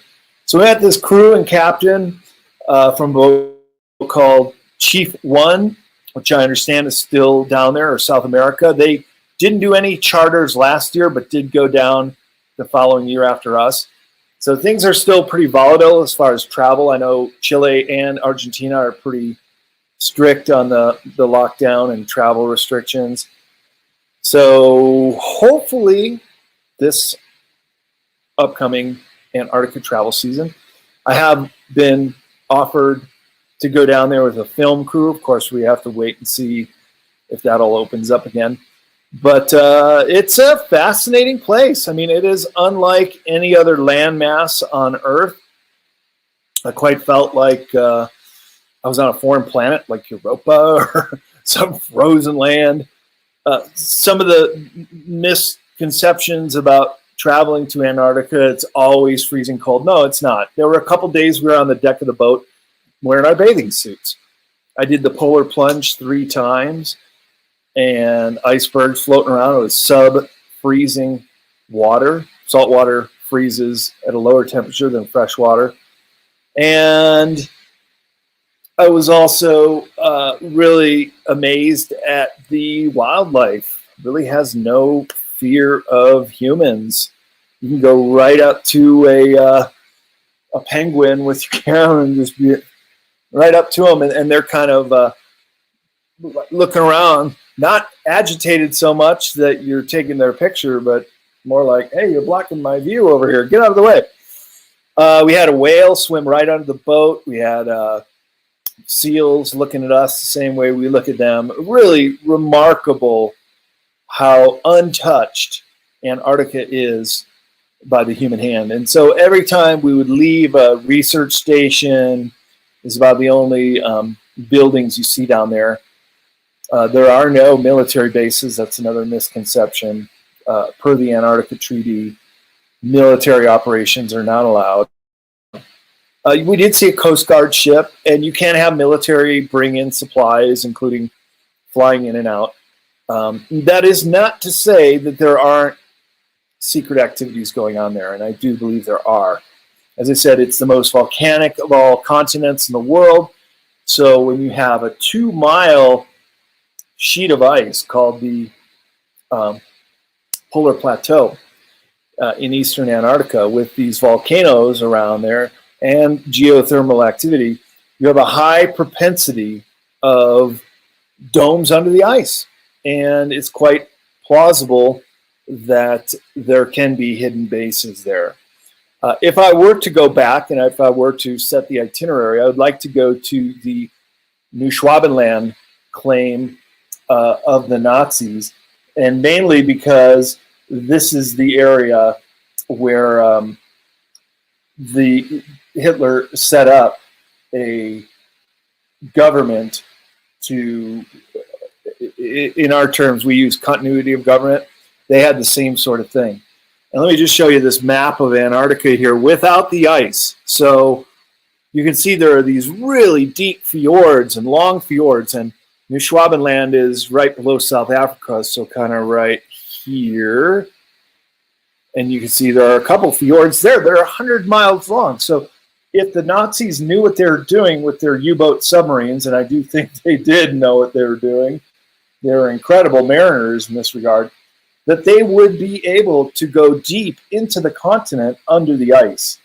And this has always been really fascinating to me, that there could be these lands that are just really far away from here that could be a shelter or a base. In fact, the German U-boat admiral at the time, Donitz, he said in 1943 that the U-boat team had created a Shangri-La for the Fuhrer in a location that had a lot of ice that was impregnable. And that would certainly fit the bill for what the Antarctica region would have, especially this New Schwabenland region. And I know the area, it's near the, we reproduced some Third Reich maps here. So this is the, they're called the Schumacher Ponds right there by my finger. And I would say the Nazi 211 base, New Berlin base, is just right above it. All the mountains there have German names. Mulag Hoffman Mountains, that's where the base is located. Nunatak Mountains sticking right up out of the ice. Huge cliffs of granite. It reminded me of the Rocky Mountains covered in ice, like the Maroon Bells near Aspen, and some other famous rock formations with glaciers on both sides coming right to the sea. We saw calving glaciers breaking off, quite spectacular. And so this other map I reproduce is also created by the Nazis. Here is the U-boat directions to go under the ice. Okay, so it's right there, plain as day. Also offshore from New Schwabenland is where the Battle of High Jump took place, and that was with Admiral Byrd and an armada of ships of different nations. The year following the war, 1946, what do you go down there with an armada of warships? Oh, they were going to do some scientific investigations. Yeah, right. With a team of highly trained Arctic soldiers. Well, they were confronted with craft that came up out of the water that basically eliminated one of the ships in the armada, the USS Murdoch, and nothing that we could shoot at it could take down these ships. They could have easily wiped out the whole armada, but they didn't do that. They just took out one ship to say, look, we got this incredible power, using a laser beam to slice it right in half, which is interesting because it's very reminiscent of the direct energy DEW weapons or the death ray that Nikola Tesla was working on in the time. And then only a few short later, we have this overflight of Washington, D.C. So for the longest time, a lot of people thought those were UFOs, and right over the most sensitive airspace in America, the Pentagon, the Capitol building, the White House. Now most UFO researchers would agree those were the Antarctica craft. Basically flying over to say, look, you can't do anything about it. And that then solidified a treaty with the Fourth Reich. And when I was in South America, I did quite a bit of side trips to go see some of the Nazi hideout type places. In fact, there was a History Channel show called Hunting Hitler that went 3 seasons, something like 36 episodes. And I went to a number of the places that were in that show in South America. San Carlos Bariloche, where Hitler had a house with a water plane that could, if they were moving in on this private estate, get in the water plane, Nathan Hethul Lake, right there where San Carlos de Bariloche is, and just fly right over the Andes Mountain and go to Chile, which is also back and forth with a fascist regime that kept getting toppled by our CIA. Well, isn't that interesting? Well, I believe that was part of the treaty that they struck, that much like the aliens who basically crashed at Roswell and other locations, struck a deal with Eisenhower that we'll give you technology, but you have to let us operate on our terms, including abducting humans and cattle mutilation. So this makes a lot of sense in the context of the government looking the other way and allowing this stuff to happen. I cover a lot of these subjects in my other book in the esoteric series called Future Esoteric. I'd invite your listeners to check all these books out. The third is called Modern Esoteric, and that starts way back with the antediluvian civilizations, the pyramids around the world that Dr. Sam talked about. And that, so then after Admiral Byrd was soundly defeated in the Battle of High Jump, they sent their armada of ships back to the ports of harbor and called off the mission 2 months into the 6-month excursion, which is also interesting. If it was a research trip, why do you have to call it off 1/3 of the way through? Well, Admiral Byrd notoriously had loose lips, I guess you could say, as they said in the military, sink ships. And that may have been how the Navy handled him, because when he got back, he was in a lot of trouble. And he was put under a gag order, and very similar to Forrestal. He wasn't suicided like Forrestal was out of the Bethesda Hospital, but he did die under somewhat mysterious circumstances. Because what he said when he was coming back, he had a Chilean journalist on his ship from El Mercurio newspaper. And I've read the transcripts of this article. And Admiral Byrd said, going to paraphrase a little bit, I don't know it exactly word for word. So I don't want to frighten your readers, but we will be confronted with an enemy that has the ability to fly pole to pole at incredible speeds. And so fast forward 75 years later to today, I'm not sure that there are any craft that can fly pole to pole at incredible speeds. Well, I'm quite sure that there are, but they're in the secret space program, or now we know it as the Space Force Fleet, the 6th arm of the military government. Isn't that interesting? We just have this new arm of government, or of the military, and we hear very, very little about it.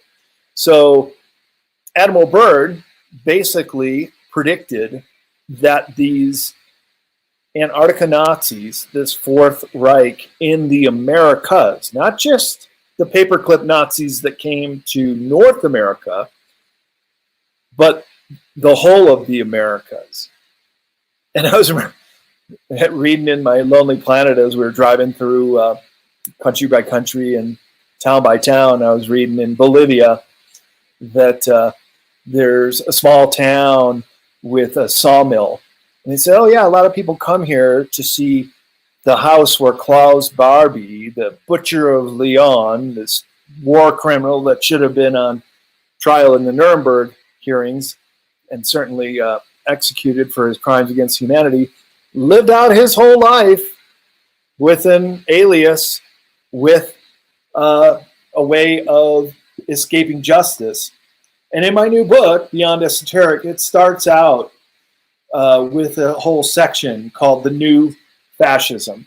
And one of the chapters is not only Vatican Nazis, and they were mostly responsible for allowing a lot of these war criminals to escape. and get out into all of these safe harbors. Many, many instances of the Jesuit priests of the Vatican, the Pope himself meeting with Hitler, doing prayers in front of the Nazi flag, and a whole large presence of them in South America as well.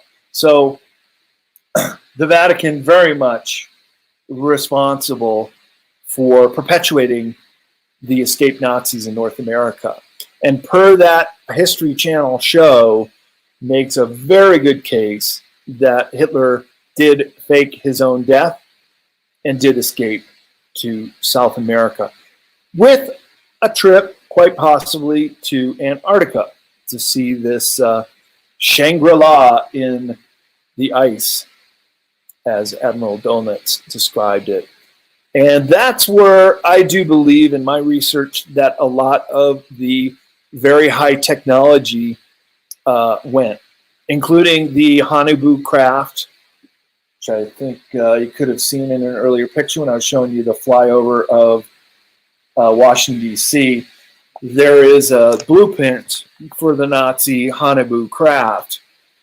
And whether they were working in conjunction with reptilians, it could have possibly been reptilian craft that confronted Admiral Byrd and the Armada in the Battle of High Jump.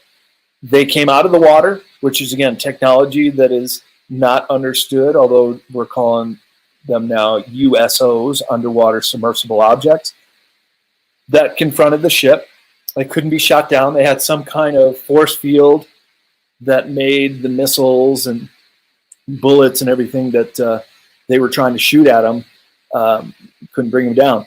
All of the planes from the high jump operation went missing. In fact, the Battle of High Jump started the day after reconnaissance went over the base 211, the New Berlin base. They dropped a couple bombs, just a little tip-tap, but the next day they were coming back with the full fleet, and they were going to bomb it really well. When they got over the Mulek-Hoffman mountain range where base 211 was, all those planes just went off the screen. Those pilots were never heard from again, and it was a rout.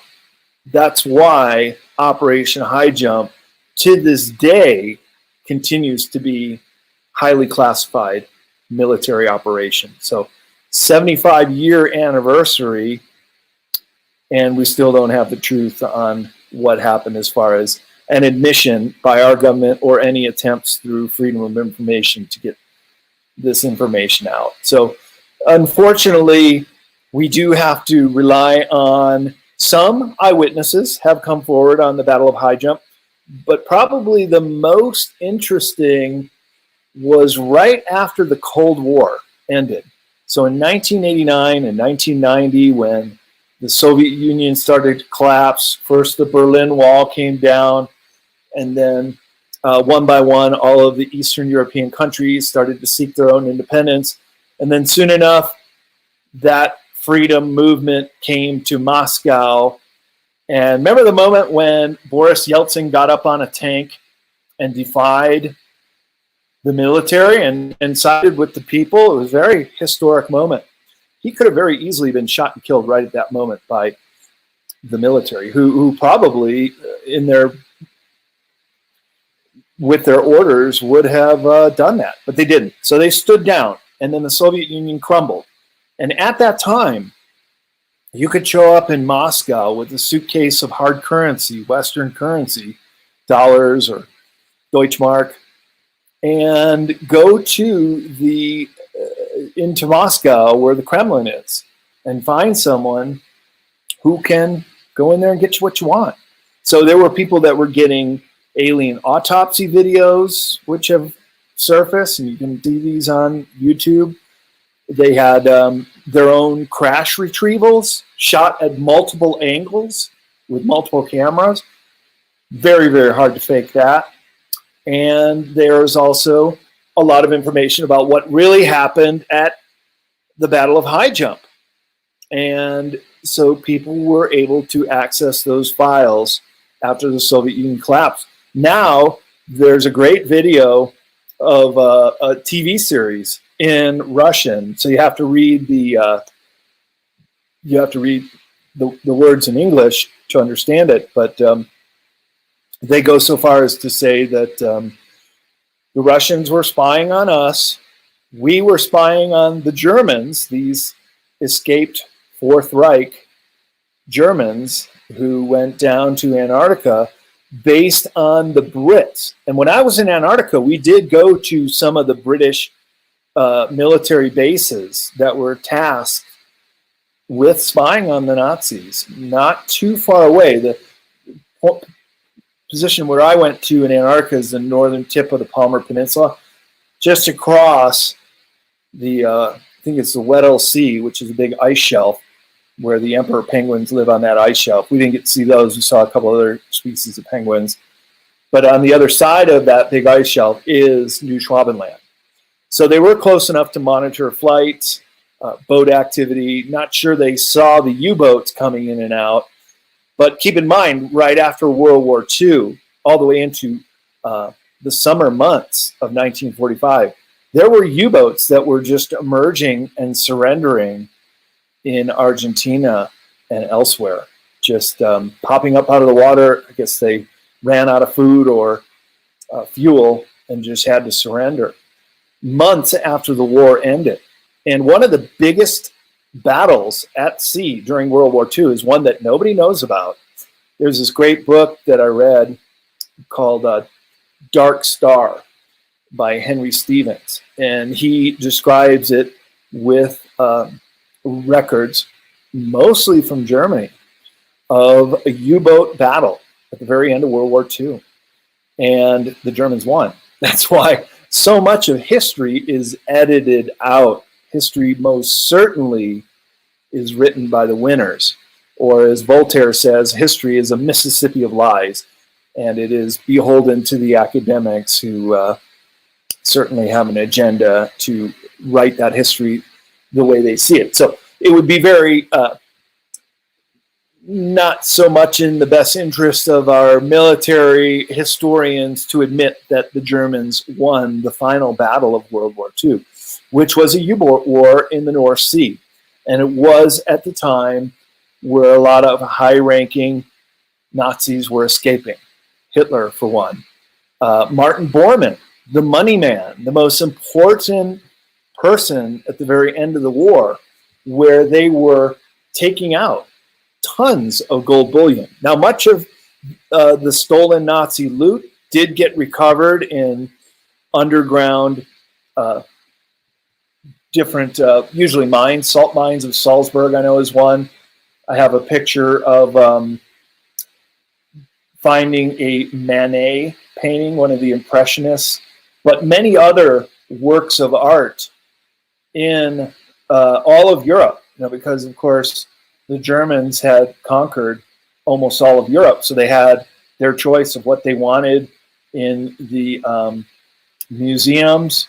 For example, they could take whatever they want, including the Spear of Destiny, which was the very first artifact out of the Austrian Museum, right when Austria was annexed by Germany.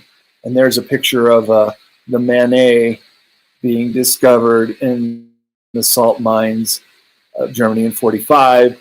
There are only really the best known name on the Nuremberg trial was Göring, who was in charge of the Luftwaffe, the Air Force of Germany.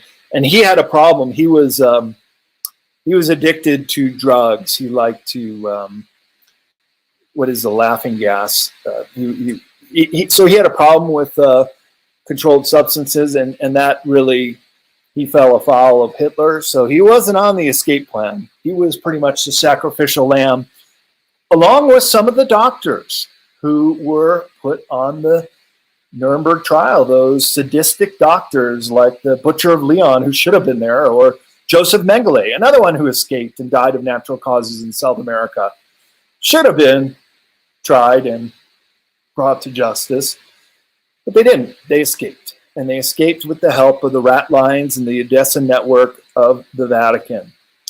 But Goring, was put to death. And the interesting thing is now we're hearing a lot about the Nuremberg Code. And that was created after these trials of these sadistic doctors. And just saying I was taking orders didn't cut it in Nuremberg. You can't say that. You have to have a conscience, and you have to be a conscientious objector. So because of the horrible crimes committed in World War II, the Nuremberg Code was created.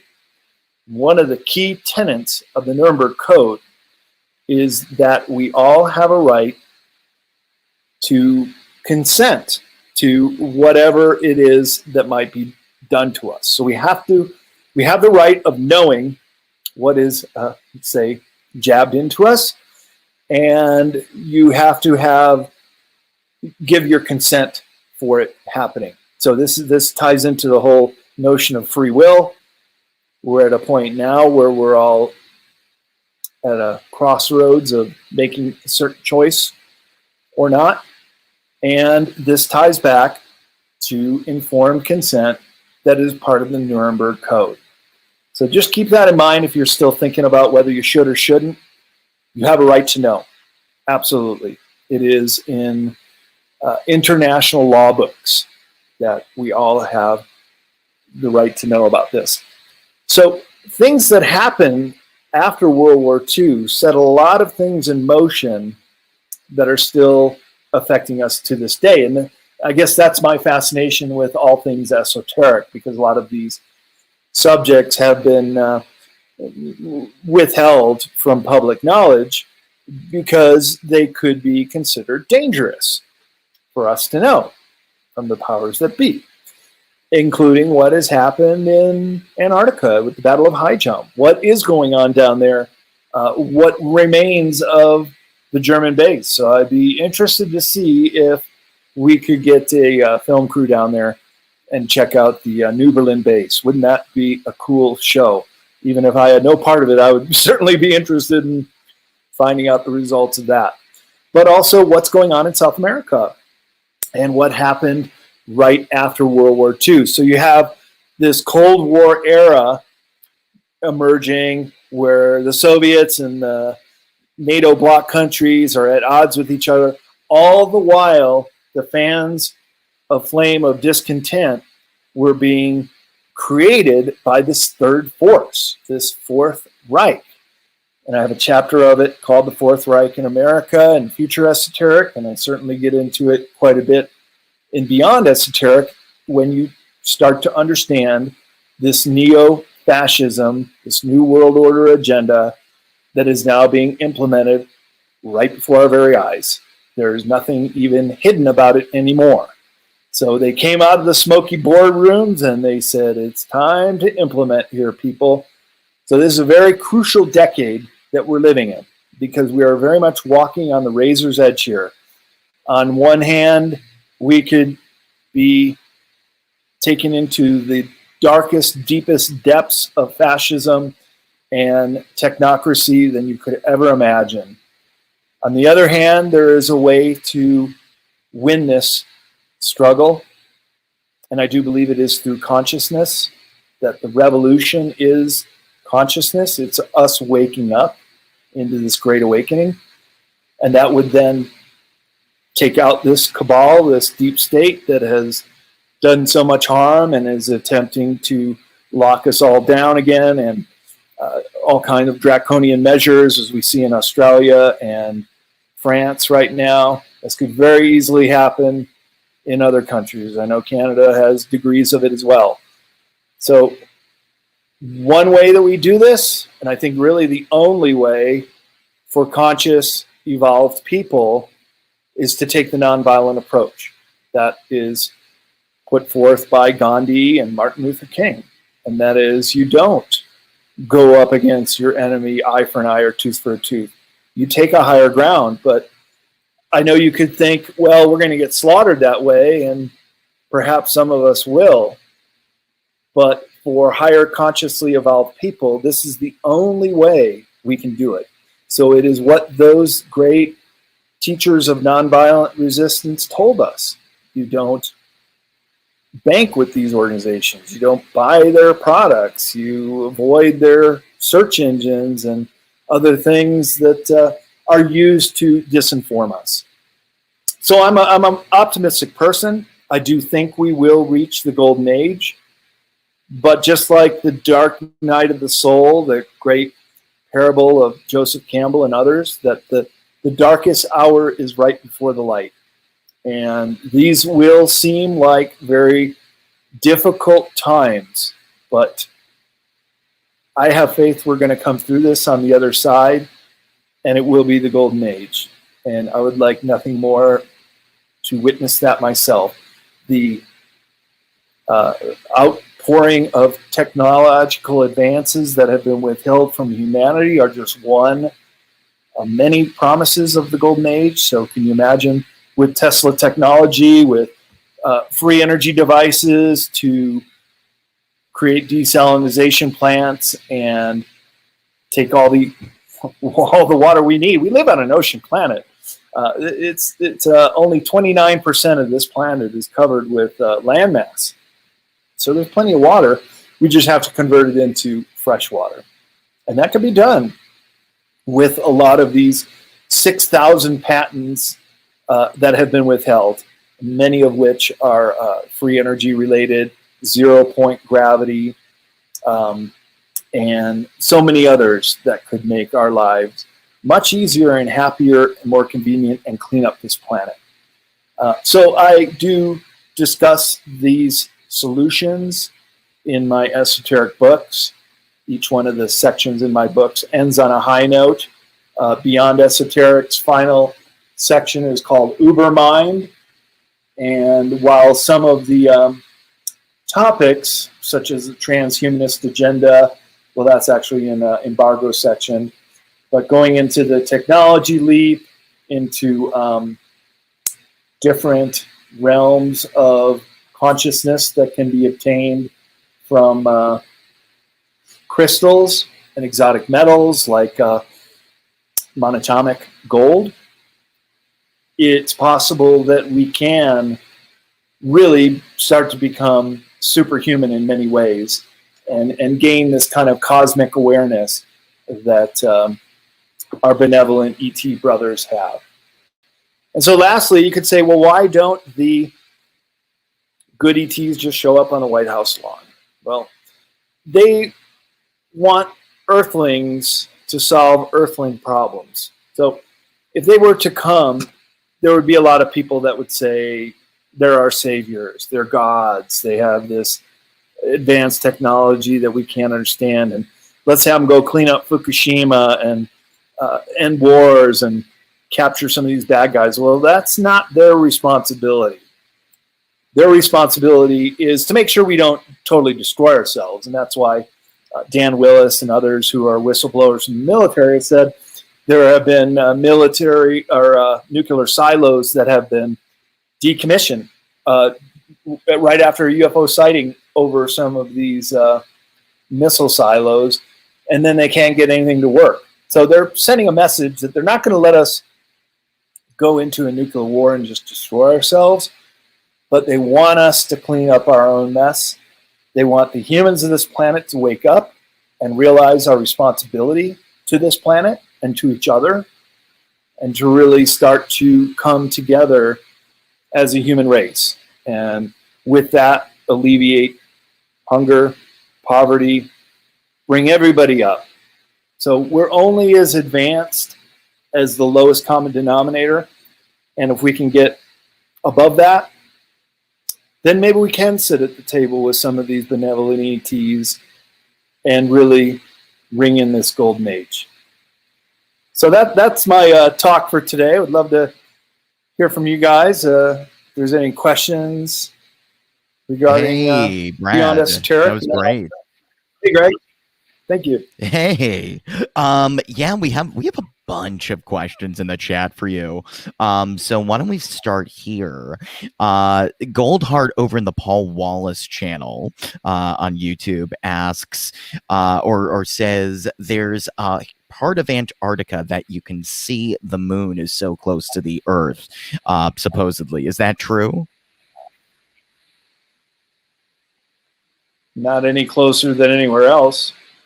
Yeah, I mean, unless I this don't know. person alluding to the flat Earth, I'm not sure.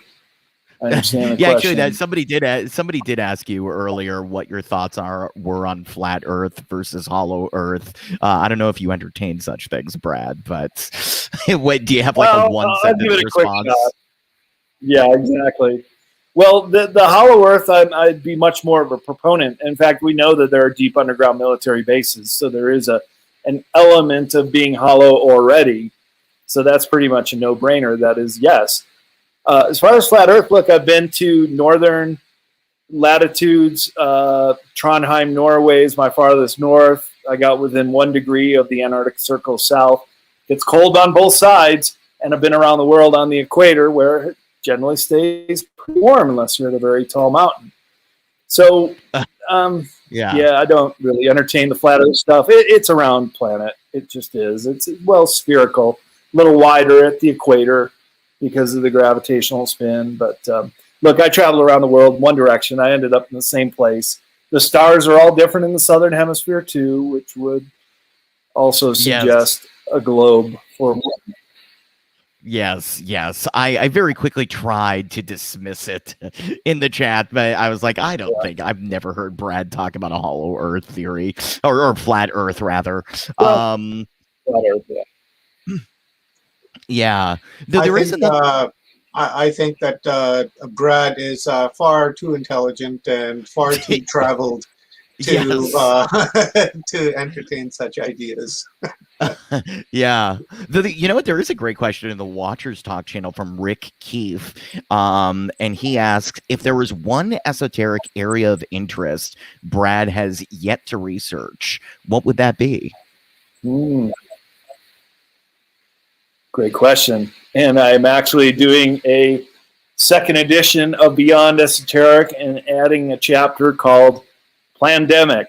So that could be a little clue as to what I'm researching at the moment. That will be in the upcoming second edition, probably in a year or two from now. Yeah, but along those lines. How this whole thing can be engineered and planned by this globalist cabal elite. It can be done. And when you capture the media and most in government and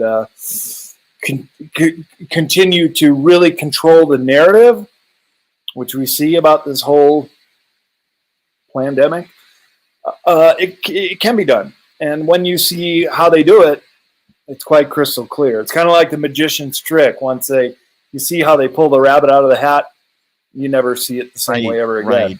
So that's kind of an analogy for a lot of these esoteric subjects. So when you do understand them, you're never going to go back to thinking that same way. Wow, very interesting. I'm looking forward to that update. I really am. Yeah. Hey guys, let's not entertain what's been happening here for the last little bit, because these guys are like on a total censorship trip, and they'll delete all of our channels. There's just too much on the line here. Yeah, that's sort of what I was. Good reminder, Omar. Good reminder. Yeah. Okay. So here's an interesting question from Dolores Green in the Paul Wallace channel.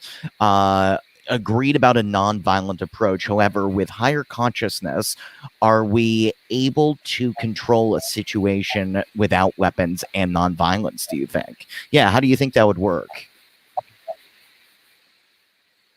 Right.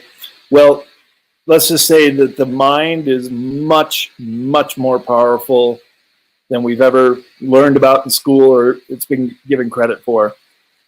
The mind can actually start to manifest what it is you want to see in your life, what it is you want to see around the world.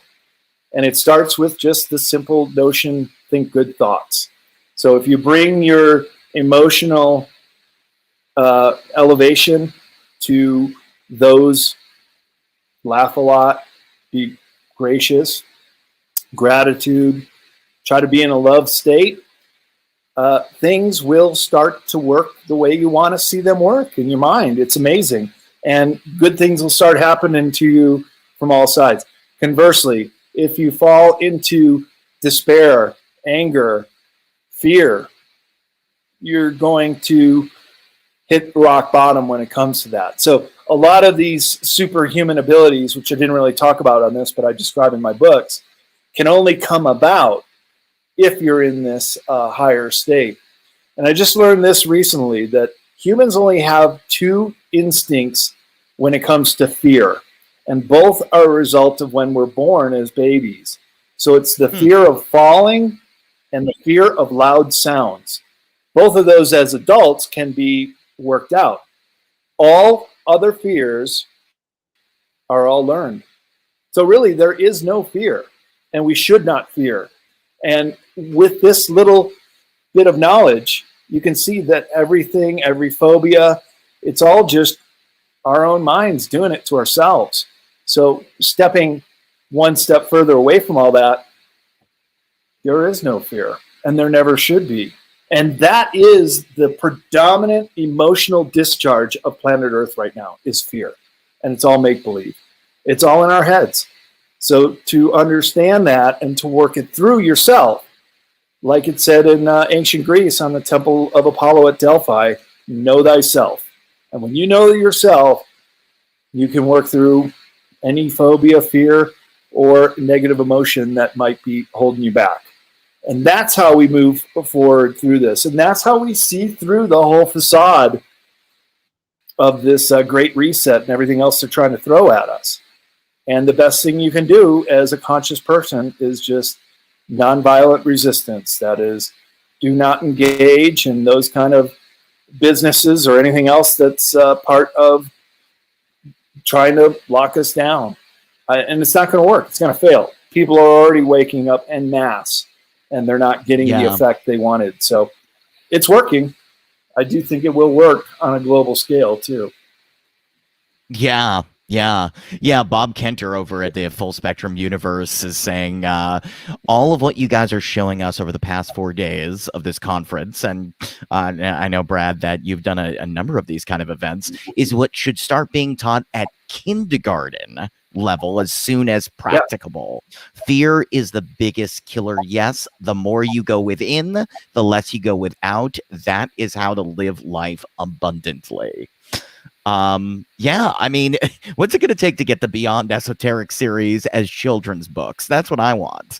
How could we, do you have any advice about how you might get a parent waking up kids at an earlier age, maybe?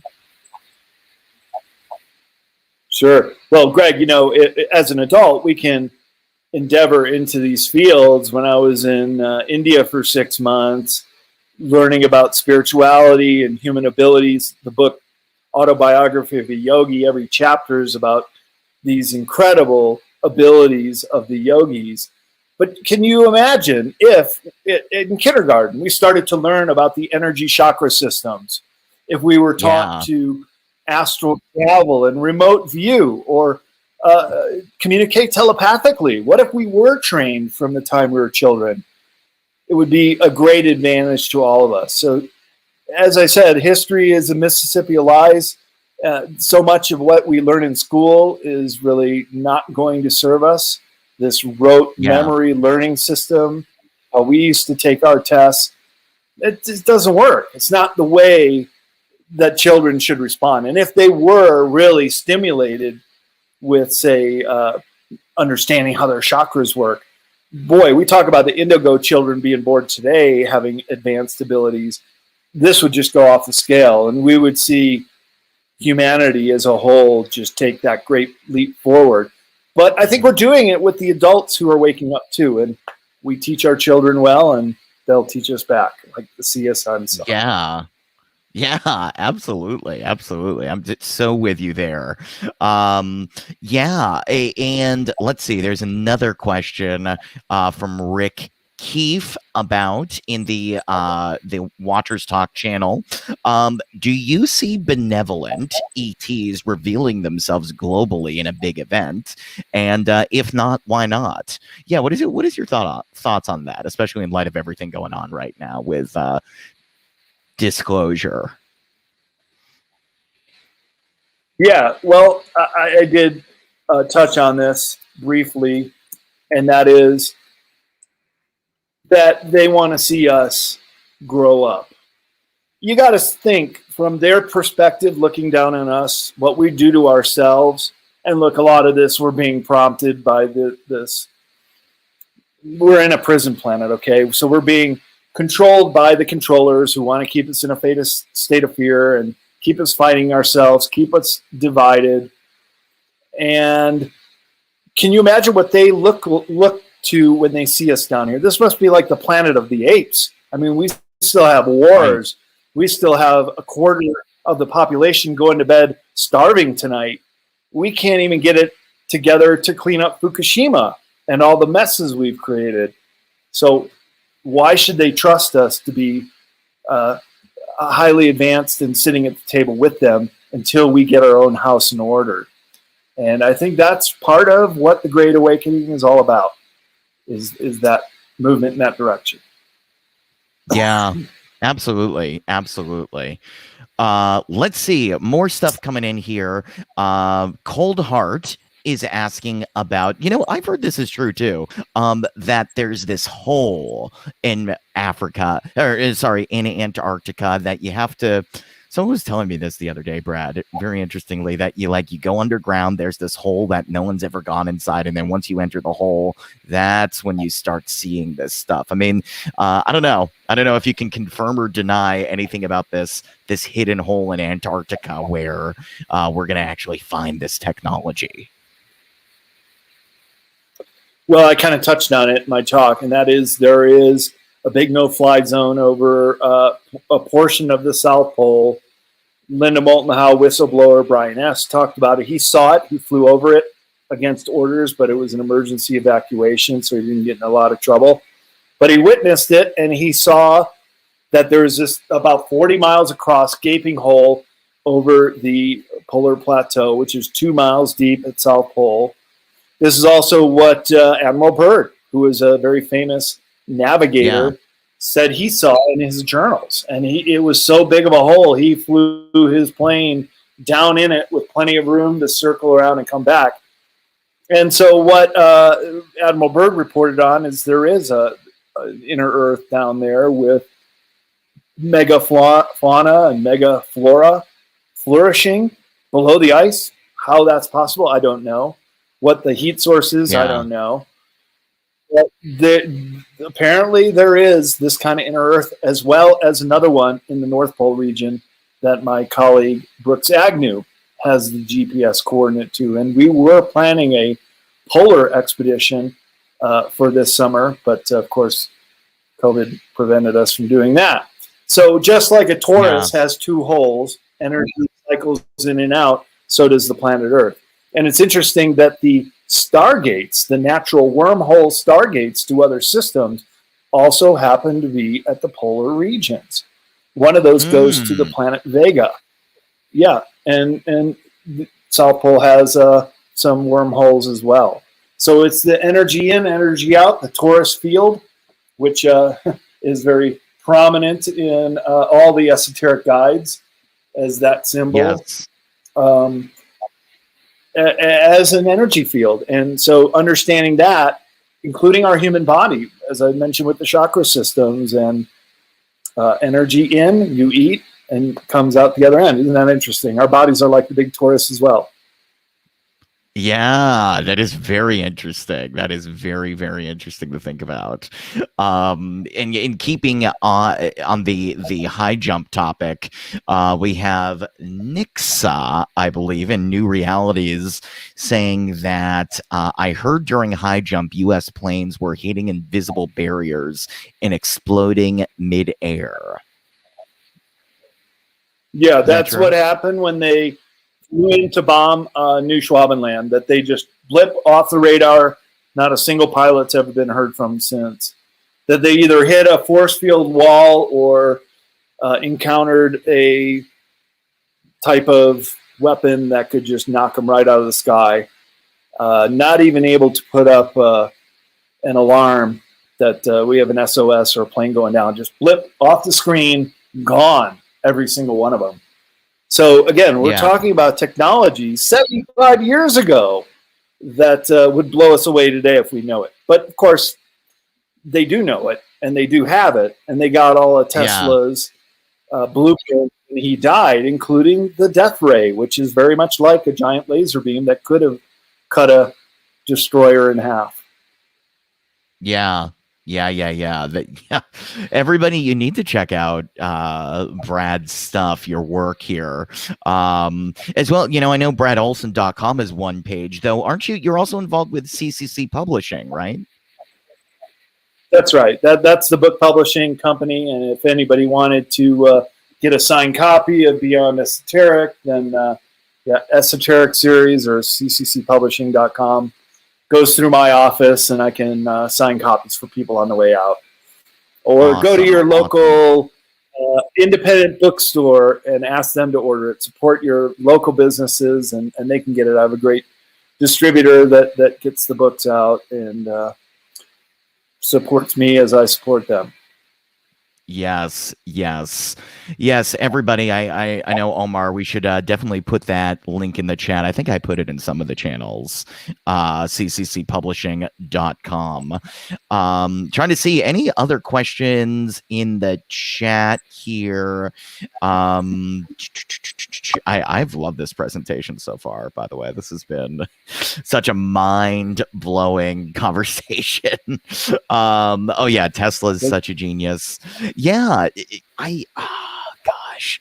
I mean, people are talking about the alien disclosure, but I think we need the Tesla technology disclosure. Do you think we're any closer to that?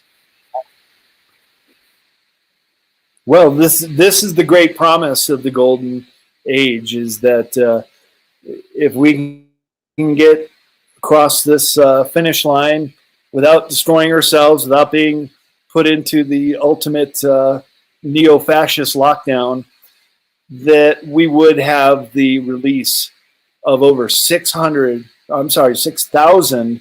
patents that have been bottled up of free energy, of all the things I mentioned earlier, zero-point energy.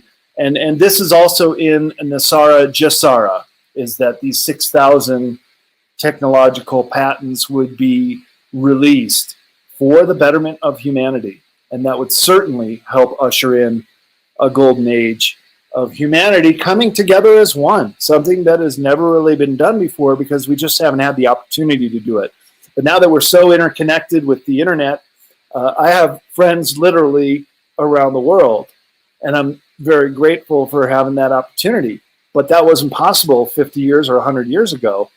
We could barely make a telephone call just 50 years ago to other countries. And now we can chat in real time and have video conferencing. And tell you, when you see someone face to face and their situation, like Omar being so close to the fires right now, you can really have compassion for their position where they're at.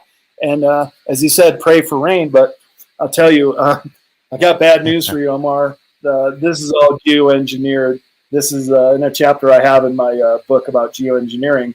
The whole West is being forcefully put under a high-pressure dome. And I'm just coming now. Right now I'm in Salt Lake City. I'm just coming from the Midwest. And they're having record rain there. And record rivers are filled right up to the brim. So they're getting all of our weather that should be hitting the West Coast. But some monsoons are making it up and through. But just keep in mind, the Air Force came out with a document in the early 1990s called Weather as a Force Multiplier, controlling the world's weather by 2025. And that's why you get record amount of hurricanes hitting our country last year, and record heat, record rain all around the world. This is all geoengineering out of control. It is still controlled by the globalists. So once that's taken out of their hands, we won't see the chemtrails anymore. And as my colleague up at East City Ranch says, as long as you see them chemtrailing, you know that they're still in control. James Gilliland said that. And I agree. As long as there is an objective, it's called a strategy of tension, to really, the battle zone is here in America now. We're the last free nation, the last country that could actually stand up to this tyranny. We do have the strongest constitution and the most amount of armed citizens. So the battle is taken here, and while the globalists still control the weather weapons, we're going to see more of the same. And I'm driving back to California tomorrow, and there's fires all over the place. It doesn't have to be this way. We can clean that up. We can take these dangerous toys out of their hands and use them only for good. I mean, weather control could be a good thing, but not when it's to endanger others or advance an agenda as it's being done now. Brad, we saw lots of beams and such coming down from the sky last year in California. Do you think that some of these fires that they're using, like some sort of advanced technology from space to Well, they are. create this stuff? Yeah. Can you talk about that a little bit? Yeah, sure. Well, first of all, what the spraying of chemtrails is doing with this particulate matter of aluminum, barium, strontium is it's stressing out the trees. And I would ask anybody who lives anywhere west of the Rockies to go up above 3,000 feet to about 10,000 feet and look at all the trees. The pine trees are all distressed because they're not used to having aluminum in the soil, and it is hurting them. So then they're stressed, and then the beetles can get in there and further kill or damage the trees, making them prime fodder for fire. So then we have wind can get picked up. Yeah, sorry, Brad. I was just going to say before I forget that we have a huge pine beetle problem here in BC, where our forests are turning orange. Right? Half of them aren't even green anymore. Sorry about that, but I just wanted to mention that. Sure. No, but that's what it is. So we'll hear in the news or whatever, it's a pine beetle infestation, but they're infesting trees that are already distressed. They're already distressed because they've been sprayed so frequently for the last 2.5 decades by this chemtrail agenda.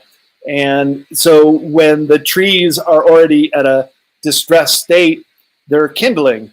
So high wind events, which is what triggered most of the California fires, or these dry lightning storms that we had one a year ago in Santa Cruz.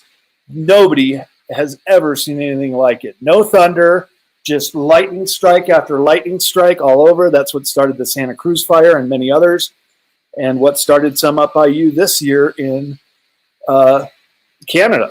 So these can also be triggered using directed energy beams, and that's what you speak of, Omar. Is there laser beams, and they can be attached to drones. Doesn't even have to come down from satellites. They could just fly up a drone and start some of these fires. And James Gilliland has witness testimony as well as some visual evidence that they're starting fires this way. I've spoken to people at conferences who came out of the Paradise Fire in California just a month after, to the Shasta conference I was speaking at, said they saw them. And it's a strategy of tension. So whatever part of the country you're in, whatever you're vulnerable for, as far as natural disasters go, you're probably going to get hit by it, because the cabal is playing their last card. They're going for it, balls to the wall here. They have to, because they're on the brink of defeat, and they're not going to go down easy. They play dirty pool, and they will pull every trick out to try to protect themselves from getting caught and ushering in this New World Order agenda, which I think they still think they're going to win, but they won't. And it will be a great day for humanity when these people are taken out and brought to justice. And I can't even say they're all people, because this is an anti-human depopulation agenda that it could go into the malevolent ETs. And we might have to save that for another day in discussion, guys, because that one goes real deep. You know, I totally agree with everything you said here today. And one of the things that, you know, I noticed in the chats while you were speaking, it was resonating on so many different levels with so many different people, which lets me know that. And of course, I knew it from the beginning before you even spoke or anything like that. I've seen all your work before, and you know, I've been a fan of yours too. And you were right over the target. And you know, I talk about some of this stuff too. Greg can attest to that. I went on his podcast and did it. And you know, if we could have a crazy conversation that would last 7 hours. But Yes. what you've done here Yeah, today okay. is you've essentially wrapped it up in a bow and given it to the people in contextually. It's the whole thing. You're telling them the geopolitical side as well as the conscious side, and those other world entities that have essentially hindered our progression, but while stepping on our necks in a sense. And you know, I just wanted to commend you for that, Brad. I think it was spot on, pinpoint accurate, and incredible the way you laid it out today. Yeah, I just wanted to make one quick point also while we're at it. Hello, Brad. Nice to see you again. Well, Yesterday we had a gentleman on that also he worked down in Antarctica and stuff like that, and he was telling us about this particular weapon that he believes is being used down there under the ice at this present time. And if this is the fact and is the case, then what you're telling us today is basically 100% confirmation on that. And I just wanted to point that out for everybody that was listening to yesterday's show and today's show. Yeah, that's a great thought, Clarence. I'm glad you brought that up. That was Eric J. Hecker. He spent a year down there. I don't think it was in the same spot as you were, Brad. I think he was on the other side. But, you know, how many were there that these guys had drilled holes into the ice? And do you know anything about that, Brad? He was showing images yeah. yesterday of it. Yeah. Sure. Well, they're doing a lot of drilling. Lake Vostok was discovered when they drilled a hole under the Vostok station and discovered one of the top 10 largest freshwater lakes in the world under the ice is Lake Vostok, with a certain kind of bacteria they think came off of fish that has as yet been discovered.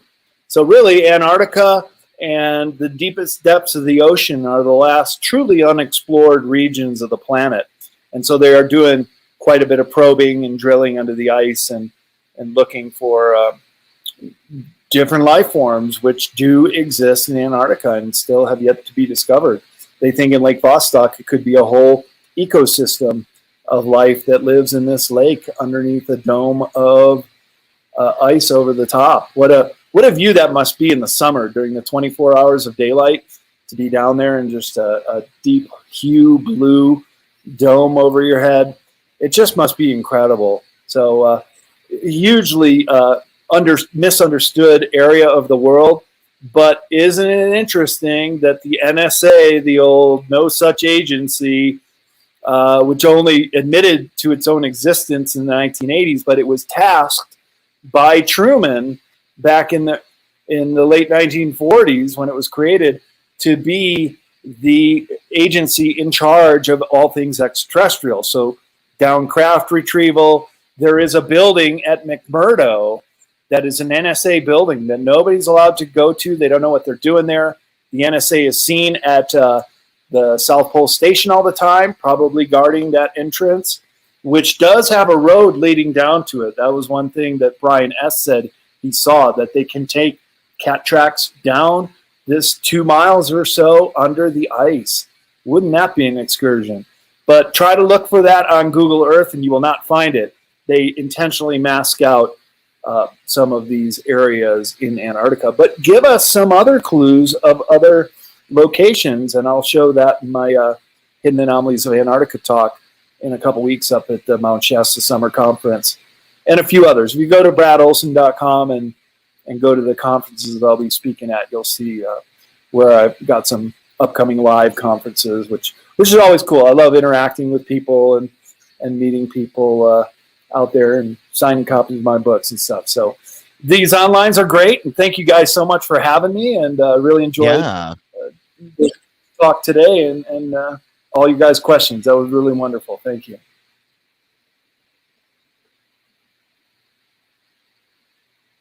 Excellent. incredible information from Brad. Pick up his books, look at his work, find the tickets to Mount Shasta, because I have a feeling there's going to be some true knowledge dropped that's beyond esoteric. Brad Olson, we put the link to it in the comment sections of all the streams, I would believe. And it's amazing how gentlemen like yourself, Brad, can come out here and just give this information, and people take it. The way you deliver it too, it's great. People can, like I said, they can resonate with it, and knowing is half the battle. So now you've sparked the interest of so many people that they're going to go head out and do their own research on it. And think about 5 years from now when all those people start to tell other people about it. It truly is a domino effect, and we're all working towards the same ends. You know what I mean? Yep. You're right. We're all in this together. Be in service to others, as you guys are, for putting together this great conference. Help other people awaken to the reality that's been withheld from us, and that's how we get to the Great Awakening. That's really what it's all about. It's an individual pursuit, and knowledge is power. So the more you know, the stronger and more conscious of a being you become. Yes. Everybody check out Brad's books. You have to do it. Check out those Beyond Esoteric. I mean, it's just such, he's done. The other thing I love about the books is that you've artfully caught, you can catch up to a lot of this stuff by reading these books. For people that you used to have to talk to different mystics and really dig in and do the research, but Brad has put it all there for all of you. So it'd be foolish not to take any of those books for a read. They're fantastic. It's thank you for doing what you do as well, Brad. It's great. You're on the frontier of frontiers of consciousness awakening. It's fantastic. I had to come up to my cord here real quick. I was about to drop out, but look at all the smoke over the Wasatch Mountains, California. Not too good, but I'm alive for another day, so that's a good thing. And got to be on the show today, and that's another good thing. So counting my blessings, right? Yes. Good luck on the drive tomorrow, Brad. Be super careful. We need you. You're one of the people that we've been waiting for. So you're very important, and can't risk losing you. So be careful on that drive, brother. And thank you very much for your download today, and thank you for your time. I really appreciate it. And guys, if you go to Watchers Talk, our YouTube channel, you'll find a bunch of videos from Brad on our channel. So go and check that out. So thank you very much, Brad. And now we're going to toss it over to Rob Yox from Full Spectrum Universe, and he's going to lead us through about 10-15 minute meditation so that we can ground ourselves and digest all this information that we've taken in today. And then we will bring our next guests on, Dr. Sasha Lesson and Janet Lesson. So we'll toss it over to Rob. Gotcha. So first thing I'm going to do is take my hat off, so we can get in the mode. Don't mind the hair. I'll put it back on before we start talking to other people. And I just want everybody to breathe. We're going to start with some breathing. We're going to take deep breaths in through the nose, out through the mouth. We're going to go 1, 2, 1, 2. In. Hold. Out. In. Hold. Out. One more time. In. Hold. Out. So what I want you to do is I want you all to close your eyes and keep your eyes closed and remain breathing. In, hold, out. Not as deep as you were, but breathe. What I want you to do is I want you to get yourself into a comfortable position. When you're in a comfortable position, I want you to start relaxing parts of your body. I'm going to take you through it. Just follow the sound of my voice. So we're going to go in,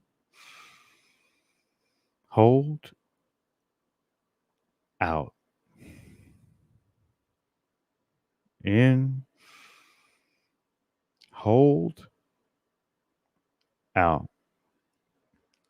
Now keep breathing. What you're going to do is you're going to focus on your feet, the tips of your toes, and it all the way up to your ankles. You're going to relax it. You're going to feel the energy dissipate from it. You're going to feel it come to a rest. Keep breathing. In, hold, out. In, hold, out. Now we're going to let that rest and that relaxation work up through your calves from the tops of your ankles all the way to your knees, keeping your feet still relaxed. In, hold, out.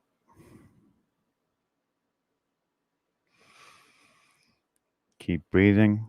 Now what we're going to do is we're going to let from our knees to our hips slowly come to a rest and stop.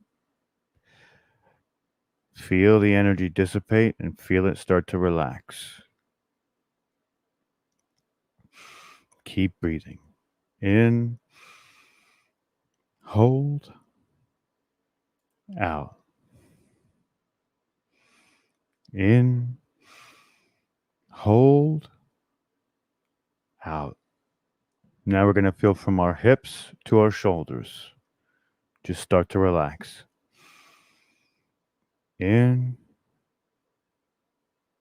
hold, out. I want you to vision your body draining the stress, letting go of all of the things that you would be normally thinking of, all the inhibitions, all the anxieties, all the insecurities. I want you to just let that go. If you're thinking about something, you're not letting it go. So let it all go. Think about your breathing. Focus on your breathing. In, hold, out. Now I want you to start to relax your neck. Let the energy just flow out of it. Feel it come to a relaxation point. Let your shoulders droop a little. Get into a relaxed posture. In, hold, out. Keep breathing. In, hold, out. Now you're going to let your arms come to a point of rest and relaxation. In, hold, out. In, hold, out. The tips of your fingers. You're going to feel all the energy dissipate. You're going to be totally relaxed. In, hold, out. In, hold, out. And now the last portion. You're going to feel your head come to a place of relaxation.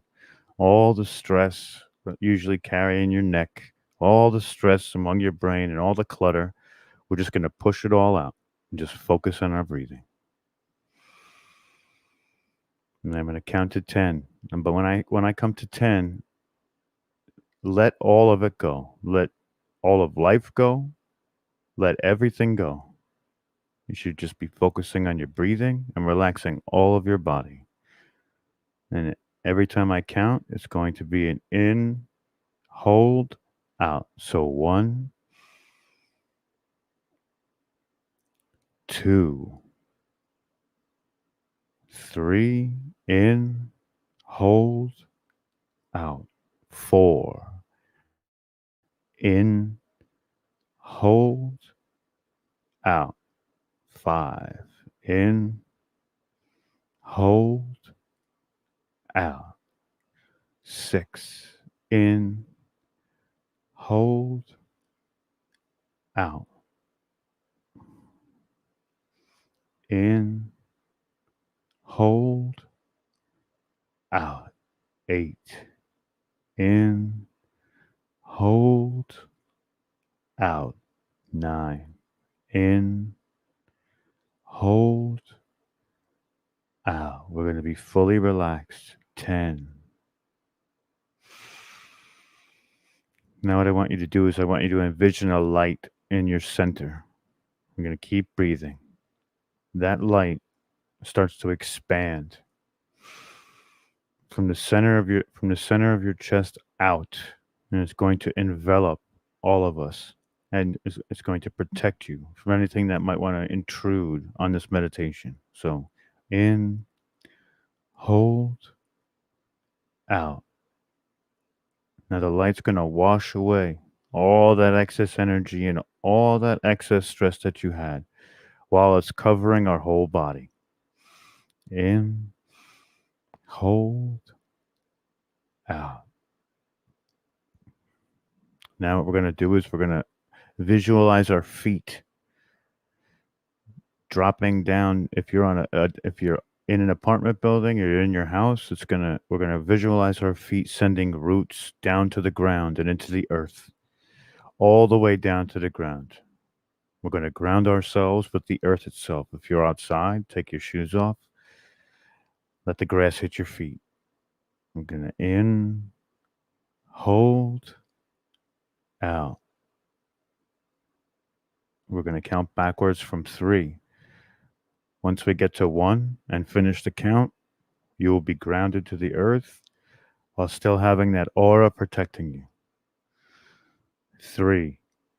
In, hold, out. 2.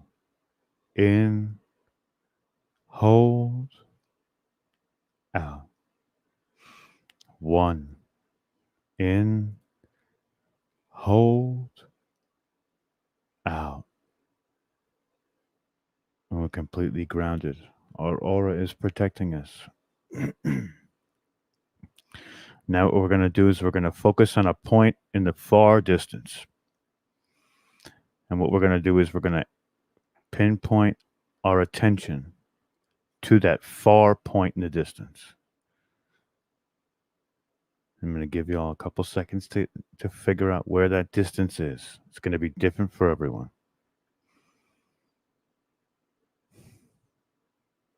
Keep breathing.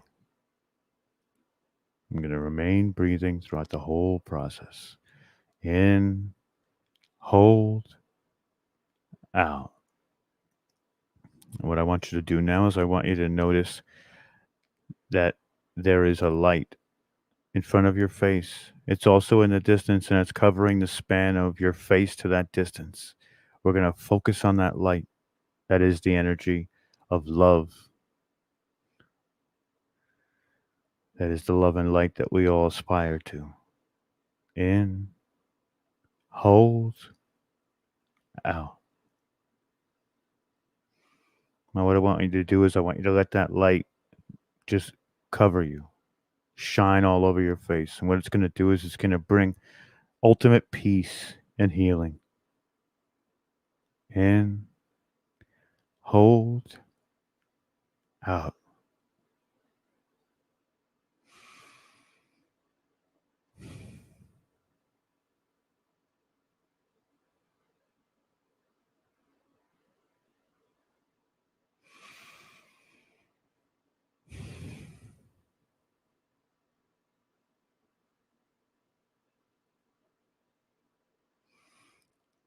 As the light washes over us, you want to absorb some of that light. That light is going to help with all of your pain, all of your anxiety, all of your trauma, and it's going to give you reprieve, even if it's just for a little while, from all the things going on in life right now. That light is the light of your creator. That is the source light. Some of you may get downloads during this time. Your guides might be talking to you. Take that information. Continue to breathe. Let the light shine all over you. In, hold, out. In, hold, out.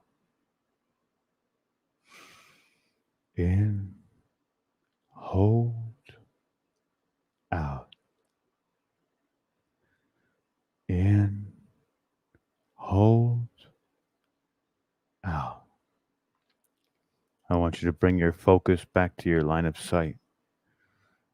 Try and focus on your body, your breathing, the relaxation. In, hold, out. What we're going to do now is we're going to take a lot of the information that we've learned over the last 4 days. We're going to put it into our mental Rolodex. We're going to create space to learn from it. And we're also going to create space to learn more as we go forward. We're going to count down to 3. And when we get to 1, that space will be created. 3. In, hold, out. 2. In, hold, out. 1. In, hold, out. That space is created. Now you have room to add more to the repertoire, for sure. We're going to slowly come back to reality. And while we do so, we're going to give thanks. We're going to give thanks to Mother Earth for grounding us, to the light that has watched over us, and to our bodies and our temples and our avatars, saying thank you for another day. In, hold, out. In, hold, out. We're going to count back from 5. When we hit 1, we're going to come back to reality. We're going to open our eyes, and we're going to get ready to take on the rest of the day. 5. In, hold, out. 4. In, hold, out. 3. In, hold, out. 2. In, hold, out. You feel your body start to come back. You feel your mind start to come back. And when you hear 1, you're going to open your eyes. In, hold, out. 1. In, hold, out. And we're back. How's everybody feeling out there? Hopefully we relaxed you a little bit. I know it definitely relaxed me. And what I tried to do is I tried to take you on a journey of how I meditate. And I usually try and focus on a point in the far distance while still maintaining it's a perception of the distance, but a focus on the center where I am right now. So what's in between is where I find my relaxation, the downloads that we want, and I try and cooperate between that far point and this close point, and it helps me to settle my mind. And that's the first time you heard me do a meditation. Thank you. That is the first time I've actually publicly done a meditation for people, but it's something I've been practicing for sure. You will.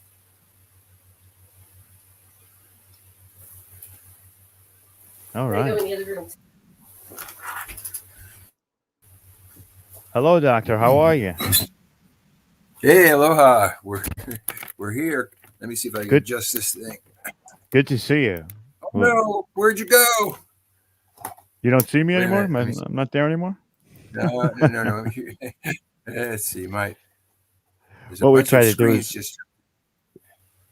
go ahead. Sorry. I gotta find you.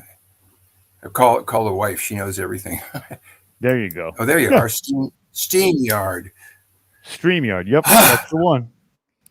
We were just giving everybody StreamYard. a little relaxation. So when you guys give them their download, they're all prepped and ready to go. Everything's cleared out from earlier today. We relieved some stress, and now Great. we're open books. You know what I mean? Cool. Awesome. So what I'm going to do is I'm going to read your bios, and then we're going to get into your. I believe you have a presentation, correct? Are you able to pull that up, or do you? We got slides. Do you want me to pull it up now? Sure, you could pull up while I'm reading your bio, and then when I'm finished, we'll bring it into the session. So Okay, I'll bring up the front part. There we go. So of course we have Dr. Sasha Alex Lesson and Janet Kira Lesson. How are you, lady? And sir, how are you all? Hopefully you're good. And Janet, you talk while I do the computer. You got it. Janet, honey, talk while I get this computer set up. There. You're muted. Oh, now I lost. That's why nobody can hear you, Oh. Janet. You're muted. Let me see if I can undo the mute from here. Nope, you got to do it where you are. Okay, let me. Let's just go get it. Janet, baby. Hey, Janet, if you look at the bottom of the screen, it should be at the bottom left-hand corner. Hold on. Is he going to come help you? There we she's go. in the other room. Gotcha. No, I think Dr. Lesson is looking for help.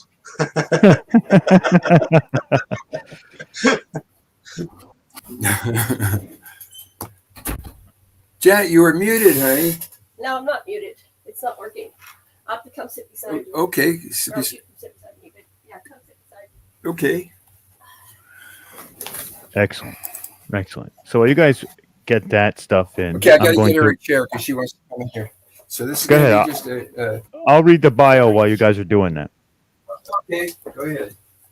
Sasha Lesson, PhD, UCLA Anthropology PhD, author of the Anunnaki Gods No More, and producer of the hugely popular website www.enkispeaks.com. Studied with the late Zecharia Sitchin for many years, Mr. Sitchin asked Lesson to create popular internet book and college-level courses to revise ancient anthropology. Sitchin asked Dr. Lesson to help disseminate written graphics and traditional stories of ETs.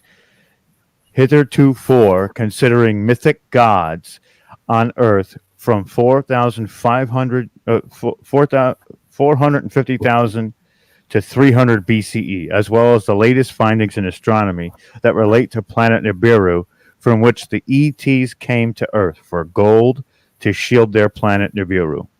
And we have Janet Kira Lesson, a lifelong scholar and experiencer of ET contact and a student of Sitchin as well, is the voice of the Nima consciousness and is dedicated to bringing a wisdom to Nima to the world. She has co-authored Anunnaki Legacy of the Gods with Dr. Lesson. So together, the lessons us through an advocate of history, giants from the planet Nibiru, share the evidence that giants created us and their genome worked for them from the ancient past till now. This info, they say, frees us from the God spell, the nation spell, and the materialistic spell. The master slave, God devotee, boss worker, Lord tenant model, ETs from the planet Nibiru imprisoned on us. Our true history frees us to create our own future and activate our latent Nibiru genes, better our genome, and join the galactic civilization. Welcome.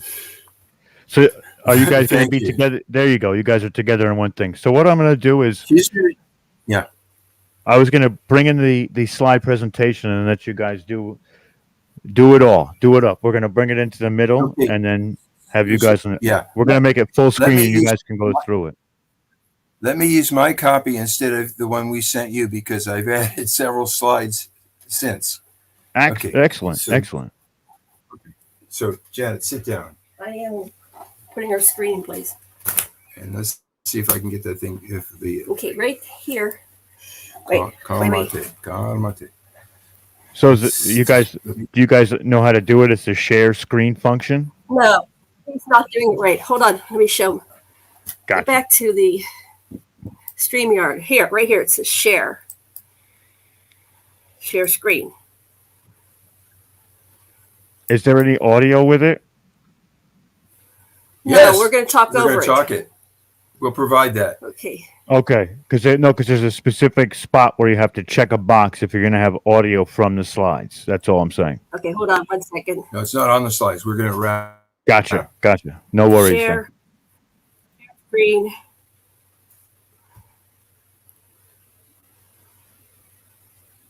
Okay. I don't see that little button. Here, share audio. Here we go. Yeah, just in case. Share. Might as well hit it.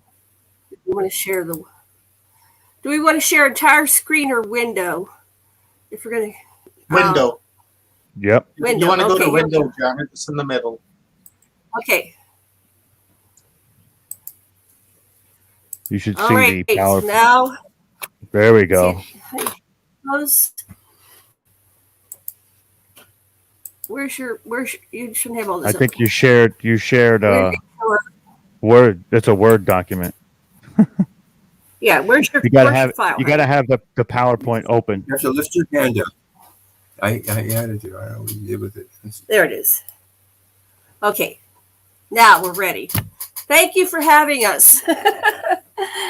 We're really Well, you have excited to be go here. back and share that specific screen. Okay, hold on. So go back to share again. Yeah. Janet, And then just you gotta- stop sharing screen and then Yeah. just go back and repeat the process, please. Okay, stop. Being rude here. Stop screen. Share. Share screen. Share screen. Window. See.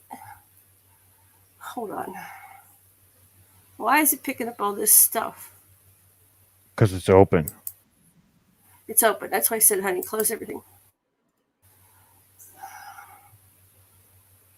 It should have the P next to This it. is- The one that you're looking for. Close all this stuff when you're doing a presentation. Yeah, this makes it confusing. There we go. Now, all you want to open is your power. Where's your PowerPoint, honey? You closed it. I think. Right here. Okay. Now, Slideshow. I have to go back to the screen with them. Okay, there it is. Share screen, window. And you got to navigate to it. Wait a minute, let me do one more thing. Hold on. Got to open it. Okay, now I want to go to. There we go. Share screen, share audio, window. There it is. Ah, Boom. an old dog. Go first from the beginning. Now, do you see it? Yes. We're going to make it full screen so everybody can see it better. If you don't mind. Excellent. Perfect. Okay. I'm going to mute myself Okay. and get out, and you guys are going to be on your own. Okay. So you have to kind of look this way, honey. No, we're not on. All that's on, honey, Oh, is is it? the Okay, so slides. go ahead. Hello, this is Dr. Sasha Lesson, and Janet Care lesson. we're both here, and we'd like to share a little bit about the seven sages who are the saviors of humanity every time there's a huge global catastrophe like Noah's flood. And there's been lots of catastrophes, but there's been 4 gigantic ones that we know of. But the last 3 are the ones that affect us the most, especially the last 2, because there were people here way, way before Noah's flood, and they had highly developed civilizations that were all interconnected. And after that flood, there's these people that come in. They're called the 7 sages. They have a leader and his wife, and they help them find the old temples that survive, build new temples, and get them started on civilization. And then they split. And they say everything that you need to know is there for you in these temples, and the resonances they create in you. As you understand what the murals and architecture itself has to teach you. Okay, I'll advance this now. Let's see. So we're talking about this receding and developing set of ice ages.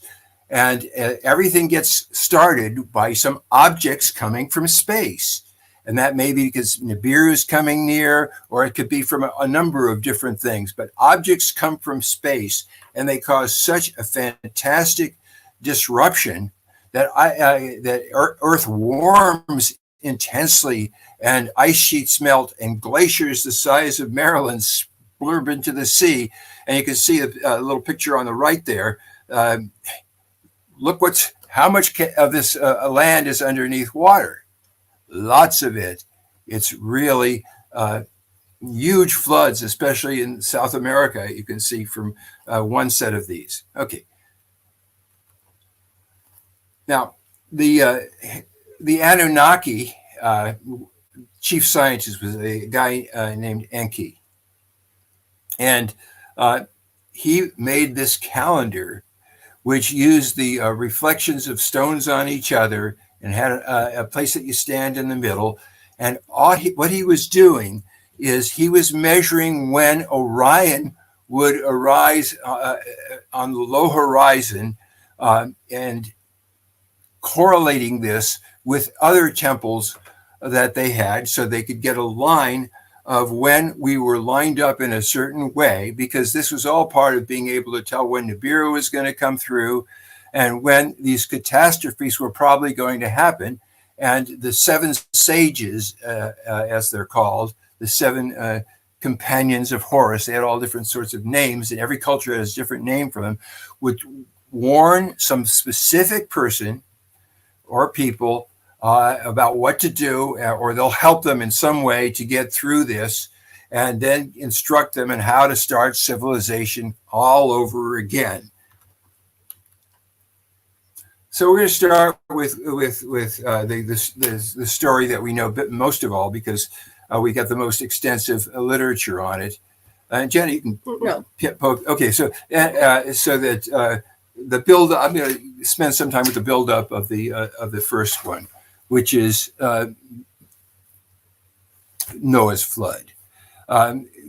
Just before the Great Flood, everything was messed up in the climate, and there was less and less food. And the Enki is also known as Lucifer, incidentally, but his foreman, who oversaw everything, was ordered, hey, you've got to get more food. And meanwhile, Yahweh, the boss of the whole operation, was saying, nah, just have them work harder. And underlying all of this in the Sumerian story is Enki wanted to have an affair with his overseer's wife. Her name was Batanash. And so he sent the overseer off to his sister's place, and he made it so that he could see and make love with Batanash. And when she was questioned about the baby that was born, people said, hey, have you been sleeping with one of the astronauts? That's what they call these guys, the Ijiji. No, I didn't sleep with any astronaut. It's just, this is your child. That's one version of the story. There's lots of versions of it. Okay. So when Noah grew up, that's this little child that is really the son of their chief scientist, the humanity's greatest friend. When he grows up, Noah is being made the king of Sharupek. That's where the medical center was, and it's a thriving town, thriving civilization. And about 10 about 13,000 years ago, we start getting the effect of Nibiru coming into its crossing through our interplanetary system, as it does in those days every 3,600 years. And it's going to cause great havoc on Earth, because now Earth is going to be on the same side as the crossing. And they expect there's moons and comets and all kinds of stuff associated with Nibiru. It's not the only thing that could be causing this to happen. There's other things too, because the Nibiru is passing through the Kuiper belt and the asteroid belt and tends to drag all kinds of stuff with it. And the Anunnaki had a weather station in Point Arguelles in South Africa, and they absolutely knew in advance what was going to happen, and they knew the recurrent cycles of what happens on Earth. And as the climate deteriorated, Yahweh said, "Good. I hope all the Earthlings that the chief scientist Enki made with his genetic hybridization die off. They're illegal species. I didn't want them in the first place, and they may even be a danger to me and my lineage, especially since Prince Marduk has been allying with them. So let them all die. And I don't want anyone to help them get out. And I'll have my sons bomb anyone that tries to get out by boat. And don't you dare tell them about fishing." Well, Enki Hey, Doctor, that, of course. I hate to interrupt. Yes. Doctor, can you click the notes button at the bottom so the pictures can come up for everybody to see bigger, or do you need those to read from? No, I don't need them to read from.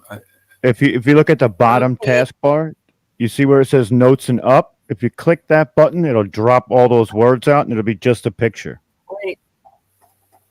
Oh my gosh. Okay, so where do I click? You look at the bottom where you see where like you can look at the magnifying. There we go. Yes, Okay. there you go. Perfect. Okay, Thank you. I apologize. Go ahead. that's fine. Did I go past? Anyway, you were at this one? That's okay. Yeah. So anyway, this is what they knew was going to happen, and which has happened recurrently, not just from Nibiru, but from all kinds of. There's been like 50 huge global-wide catastrophes that have been documented pretty well.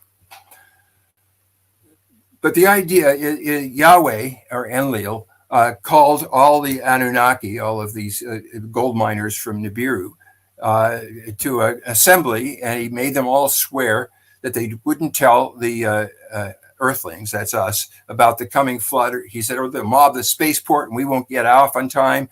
And besides that, I want them all dead. And I want you all to pledge to do, remember, I'm the boss, and I will personally kill anybody who disobeys me. And of course, Enki hears this, and Lilith hears this, and they certainly don't want the Earthlings to die.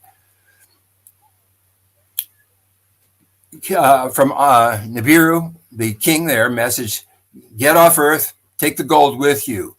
And on one of the rocket ships that the king sent to gather the gold that the Anunnaki had taken from Earth. That's why they came there, in order to get gold to powder into their atmosphere and plug the hole in their ionosphere. A gentleman drove on one of those ships coming to get the gold, and he said, "I come to speak for Anu. I'm his spokesperson. Check my credentials." And you're not to leave Earth. If you guys leave, if you Anunnaki leave, you'll die, because you've been on Earth too long already. You just have to stay here, go into orbit, go to the moon, go to Mars, but you can't go all the way back to Nibiru. That's what he said. But this is an old representation of him. He's saying he speaks for the king, and he's saying, "See, look, Nimai, who was a beautiful, beautiful woman, you look really aged." That's a representation of her looking really aged. And so they believe him. And he says it's because of the gravity and how long they've been there. So what Galzu did is he had Enki give Noah's computer the plans for a submersible. And it's Galzu's the guy in the middle. We already saw him. And there's a computer program. Enki is depicted with his snake because Enlil, Yahweh thinks of him as a cunning guy. And Galzu is telling Enki to take that computer disk and put it in Noah's wall computer so that Enki can say, I didn't disobey the boss. I didn't tell anything to Noah. I just was talking to the wall. And I told the wall to look at the computer program and my son will help guide the thing. So Noah and his guys, and he asked other people to come and help him, made this great big boat. Now, I always wondered about that, but we'll see. And when Yahweh Enlil saw this, what was getting built in Sharupek, he said, "Hey, what are you building this big boat for?" Well, we're going to go down to Enki's place in Zimbabwe, and Enlil says, "Good, let him go. He'll just die down there with everybody else."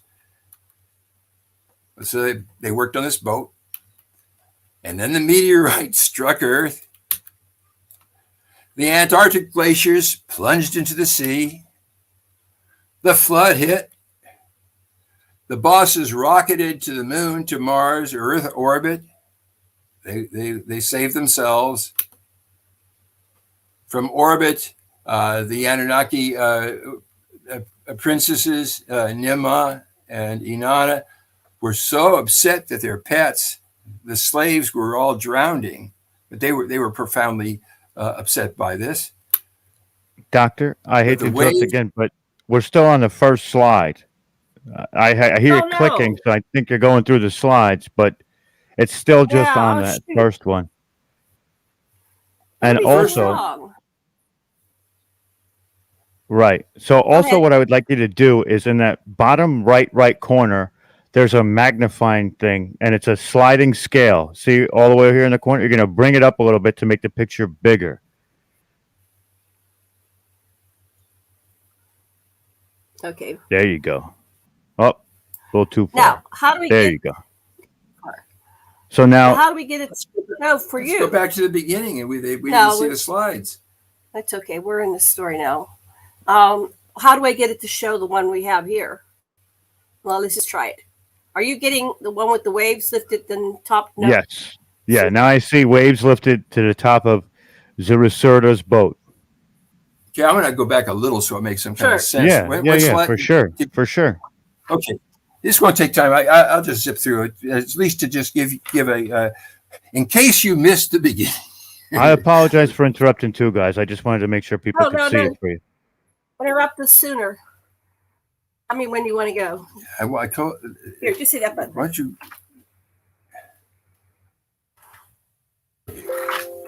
I'm going to run through all the things I just rapped about. We only have an hour, so.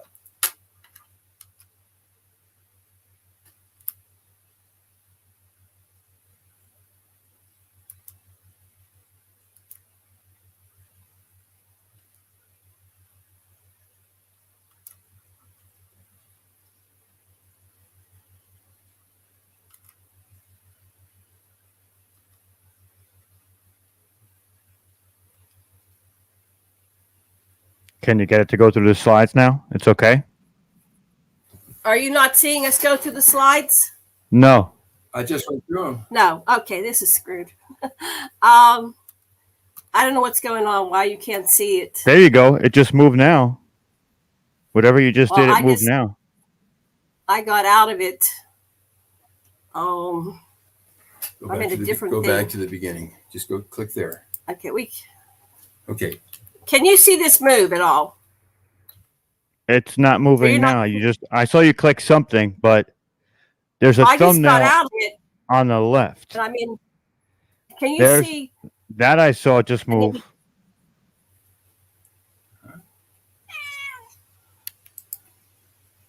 Can you see anything moving now? No. No. Okay, so we have to try something else. Okay, so Um, Let's see here. If we go to view, you can do reading view, and reading view you can use. You hit like up at the top, and you go to reading view. You'll be able to use yeah. the left and the right to go through it. Okay. Can you see it change now? Perfect. Hit left and right. Watch. Let's watch it go through. There you go. Yeah. Perfect. Okay. Here you go. Just hit left and right, honey. Other way. Imagine that everything that you've seen so far is just there in terms of the content. And as these pictures flash by, let that come back to you.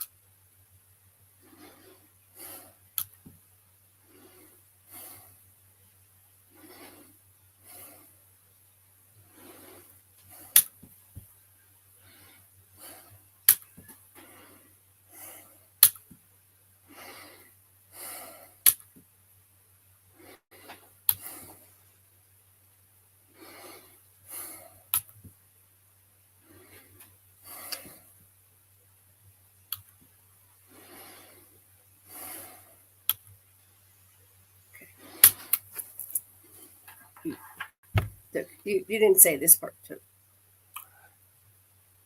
The Anunnaki not only saw people dying and really upset about that, but they saw all their facilities, everything they'd worked all these years, washed away, everything except for the emergency base that Yahweh Enlil had built at Tiwanaku was submerged under mud.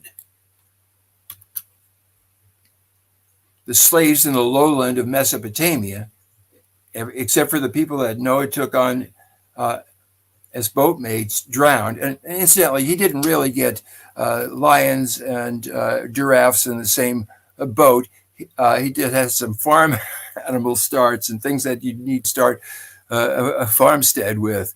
But they had genetic starts on board, and they had buried genetic starts in on Earth and everything. But we'll come to that in a little bit. But anyway, when Enlil, who was orbiting, saw that Noah was there with his sons and Enki's son, who had steered the submersible, and they were feasting. He came down. He was enraged because he swore he would kill anyone that told the Earthlings. And here was Enki's pet Earthling.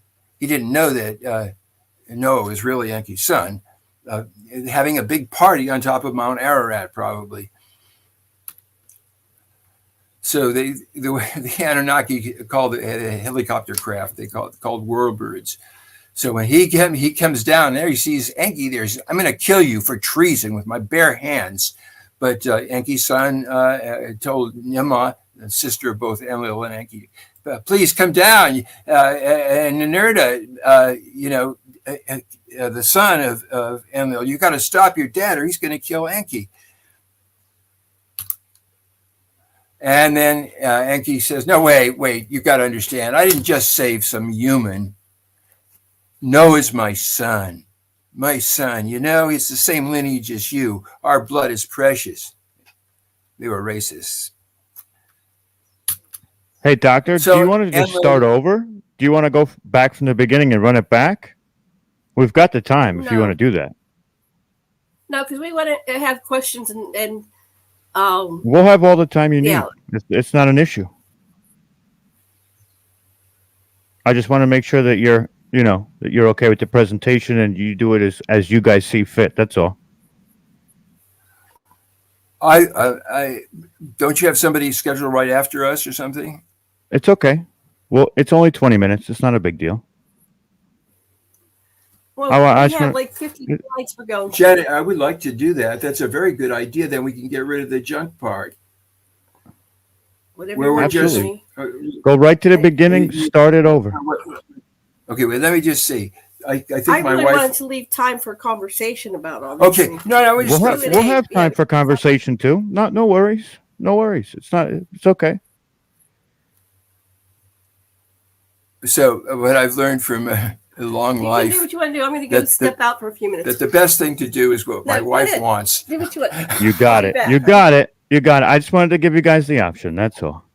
Thank you. No, You're I've welcome. got to go on. I don't want to displease You her. can just do that, honey. I'll be right back. Oh boy. Oh man. I'm gonna mute myself. You guys do what you got to do. Okay, wait. I'm You know sorry. what? I'd like to. If we could start over and just erase all this junk part, that would be very cool. I would be happy about that. Can we do that? We'll erase all the junk part. It's not going to be erased, but it'll be start over. I mean, when we go back and edit it, it will be erased. I can erase it either That's way what I mean. once it's Yeah, edited. that's what But I mean. now it's a live Oh, stream. hell. It's up to you. I would like to start over again. Now, Janet is. I know. I felt that, and I wanted to make sure that you Oh. guys are happy with it too. Oh, you know thank what I mean? Thank No you. worries. Let's So just. So if you can convince what do we- her, what- then we'll be good. But I'm not going to she's get out of the room. involved. Let's You do got it it. now. Let's just do it. Oh, now, what's the first thing I do to start over? Now that she's not in the room, I should go to escape. You so got that it. it's- So that it's You not- got to go not back. You feeling got to like- go back. Keep filing back to the beginning. Go all the way back to the Okay. first slide. There you go. Done. Wait, go back. Now go to view. Right? You're going to go Oh, to wait the a up minute. top. It's going to say view. Okay, what do I do in view? You're going to drag the thing down and it's going to say reading view. You see it up top where all the other options are? It's the last one in the first box all the way on the left. So it's like the fifth one out from the left-hand side. View, reading view. You're gonna click it. Okay. I did. And now you're in the beginning. So go ahead and all you got to do is hit the arrows and go with it. Okay. Great. Perfect. Wonderful. Aloha. I'm Sasha Lesson, and I'd like to tell you a little bit about climate catastrophe that comes again and again, kills off humans, high civilization, and some people are saved by this fraternity of Anunnaki, and they are given instruction on how to rebuild and how to meditate and how to make it work again until the next catastrophe wipes them out, and they do it again. And the same story keeps repeating itself. And there have been many, many catastrophes. Let's take a look. There's they seem to really have something to do with whenever the ice age ends. When that happens, there's a period of global warming. Objects from space hit the globe. Ice sheets melt, glaciers slide into the sea, and Earth is flooded. This happens again and again. Of course, the one we know most is a great big one, Noah's flood. But there's been at least 50 documented wipeouts on this planet when high civilizations have been wiped out.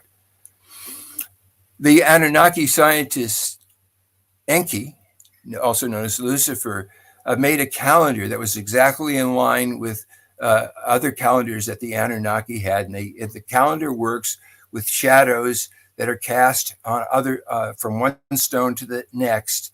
and they indicate by the way they're placed, and he's looking for when the constellation of Orion arises on its side.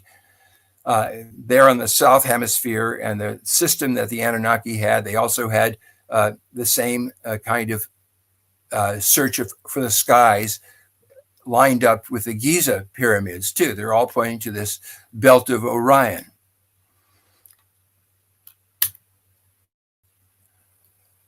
Well, as the Ice Age is failing and times are getting rough and the food isn't growing, parts of the place, everything seemed to be disrupted. The caretaker of the village of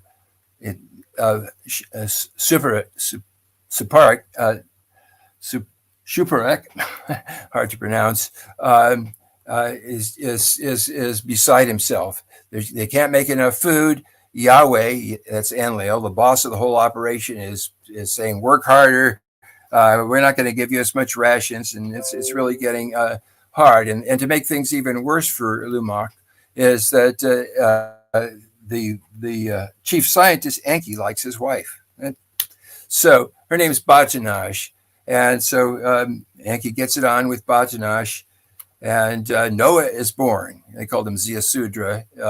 And Dad, of course, says, "Hey, this kid, I don't know, his eyes, they're like the eyes of the Anunnaki astronauts. Have you been to bed with an astronaut?" And she's, "Oh, no." So when Noah grows up, Enki makes him king of Shrapik, this nice little, that's where the med center was. And then they knew, because it's happened again and again, there's several things that cause problems, but one of them is Nibiru comes through it's the inner solar system between Mars and Jupiter at a time that Earth is on the same side of Solaris, and that causes stuff, or some of the moons of Nibiru, or some of the debris it picks up as it goes to the Kuiper the close asteroid belts. And there's lots of other debris and stuff that comes through. And the Anunnaki were able to plot these things as they came in, and in plenty of time. And they knew when something really bad was going to happen.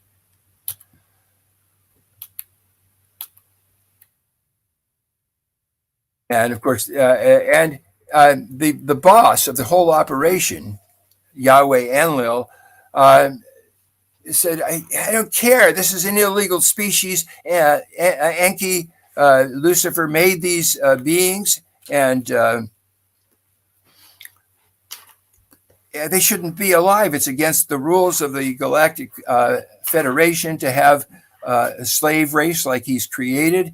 And besides that, he could raise this slave race in a way that they could invade Nibiru and overthrew you, Dad, he says to his father. So I've got to let him go. And so Yahweh has his sons bomb anybody that tries to leave the confines of their of Iraq where they're living. And he forbids Enki and Nimma from giving them medicines for their diseases. They have a plague at that time, or even though those things are well known to the Anunnaki, Yahweh wants us all dead. He calls an assembly and says, look, Nibiru is nearing, is going to loose Antarctic glaciers. They're going to fall into the sea. And you've got to keep it secret from the hybrids. That's the Earthlings, us, because they'll mob the spaceports if you don't. And we'll all be, we won't be able to get off safely ourselves, for one thing. And for another thing, I want them all dead. And I'm telling you, everybody, all you Anunnaki, I will personally kill with my own hands any of you that tip the Earthlings off. I forbid it. Got it? You got to all swear to it. He even made Enki swear to it. Well, the Nibiruan king, King Anu, messaged to Earth, to the Anunnaki, that's the people who came from the sky, the Nibiruans that are on Earth. Get off Earth. Bring all the gold that you've been mining to save Nibiru. they had a hole in their ionosphere and were using monoatomic gold, which they floated up to plug it. Now bring all the gold and evacuate. Everybody come back. And he sent some rocket ships to pick up the heavy gold.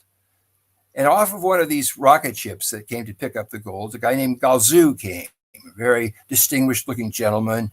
And he tells the leaders, you got to stay near Earth during the flood. You can't go back to Nibiru. You'll die if you go back to Nibiru. You'll die because you've aged. I'm speaking for Anu, and he shows them their documents. You are ordered to just stay in Earth orbit, stay close. And look, you have aged. You can see Nimma is looking really old. And so you're just going to die if you leave. So you got to stay. And when the flood is over, there's going to be a flood that engulfs the Earth. You got to return to Earth. Well, Galzu has, the chief scientist, has Enki give Noah's computer plans for a submersible. So Enki doesn't have to tell the Earthling. And so in the picture here, you see Galzu is in the middle. He's conveying from Enki a computer disk or whatever device it's called, but their way of making computer work. Enki is shown with his snake tail because Yahweh thinks he's like a snake, Lucifer, Enki. And so Galzu is conveying that disk to Noah's wall computer, and it's got plans for the submersible. And Enki says, "Wall, I'm talking to you, and I want you to know that when the boat's built, and if Enlil says something about it, just say you're going to be taking the boat down to my place in Zimbabwe, and I'll send my son Ninagal to navigate the boat for you when the time is. I'll tell you when to do it." And so they Noah and the men in his village, plus other artisans he asked to come help me build this submersible. And sure enough, when Enlil says, "What are you doing with this boat?" "We're going to take it down to Enki's place in Zimbabwe. He's really the person we like to hang with." So Yahweh says, "Cool, let him die from the flood down there." They're building this boat. Well, the meteorites start striking the Earth. The Antarctic glaciers plunge into the sea. Then the flood hits, the big one.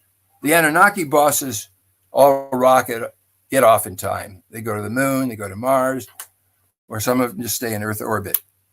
But they look down and they can see their hybrids that they'd grown fond of were just all drowning.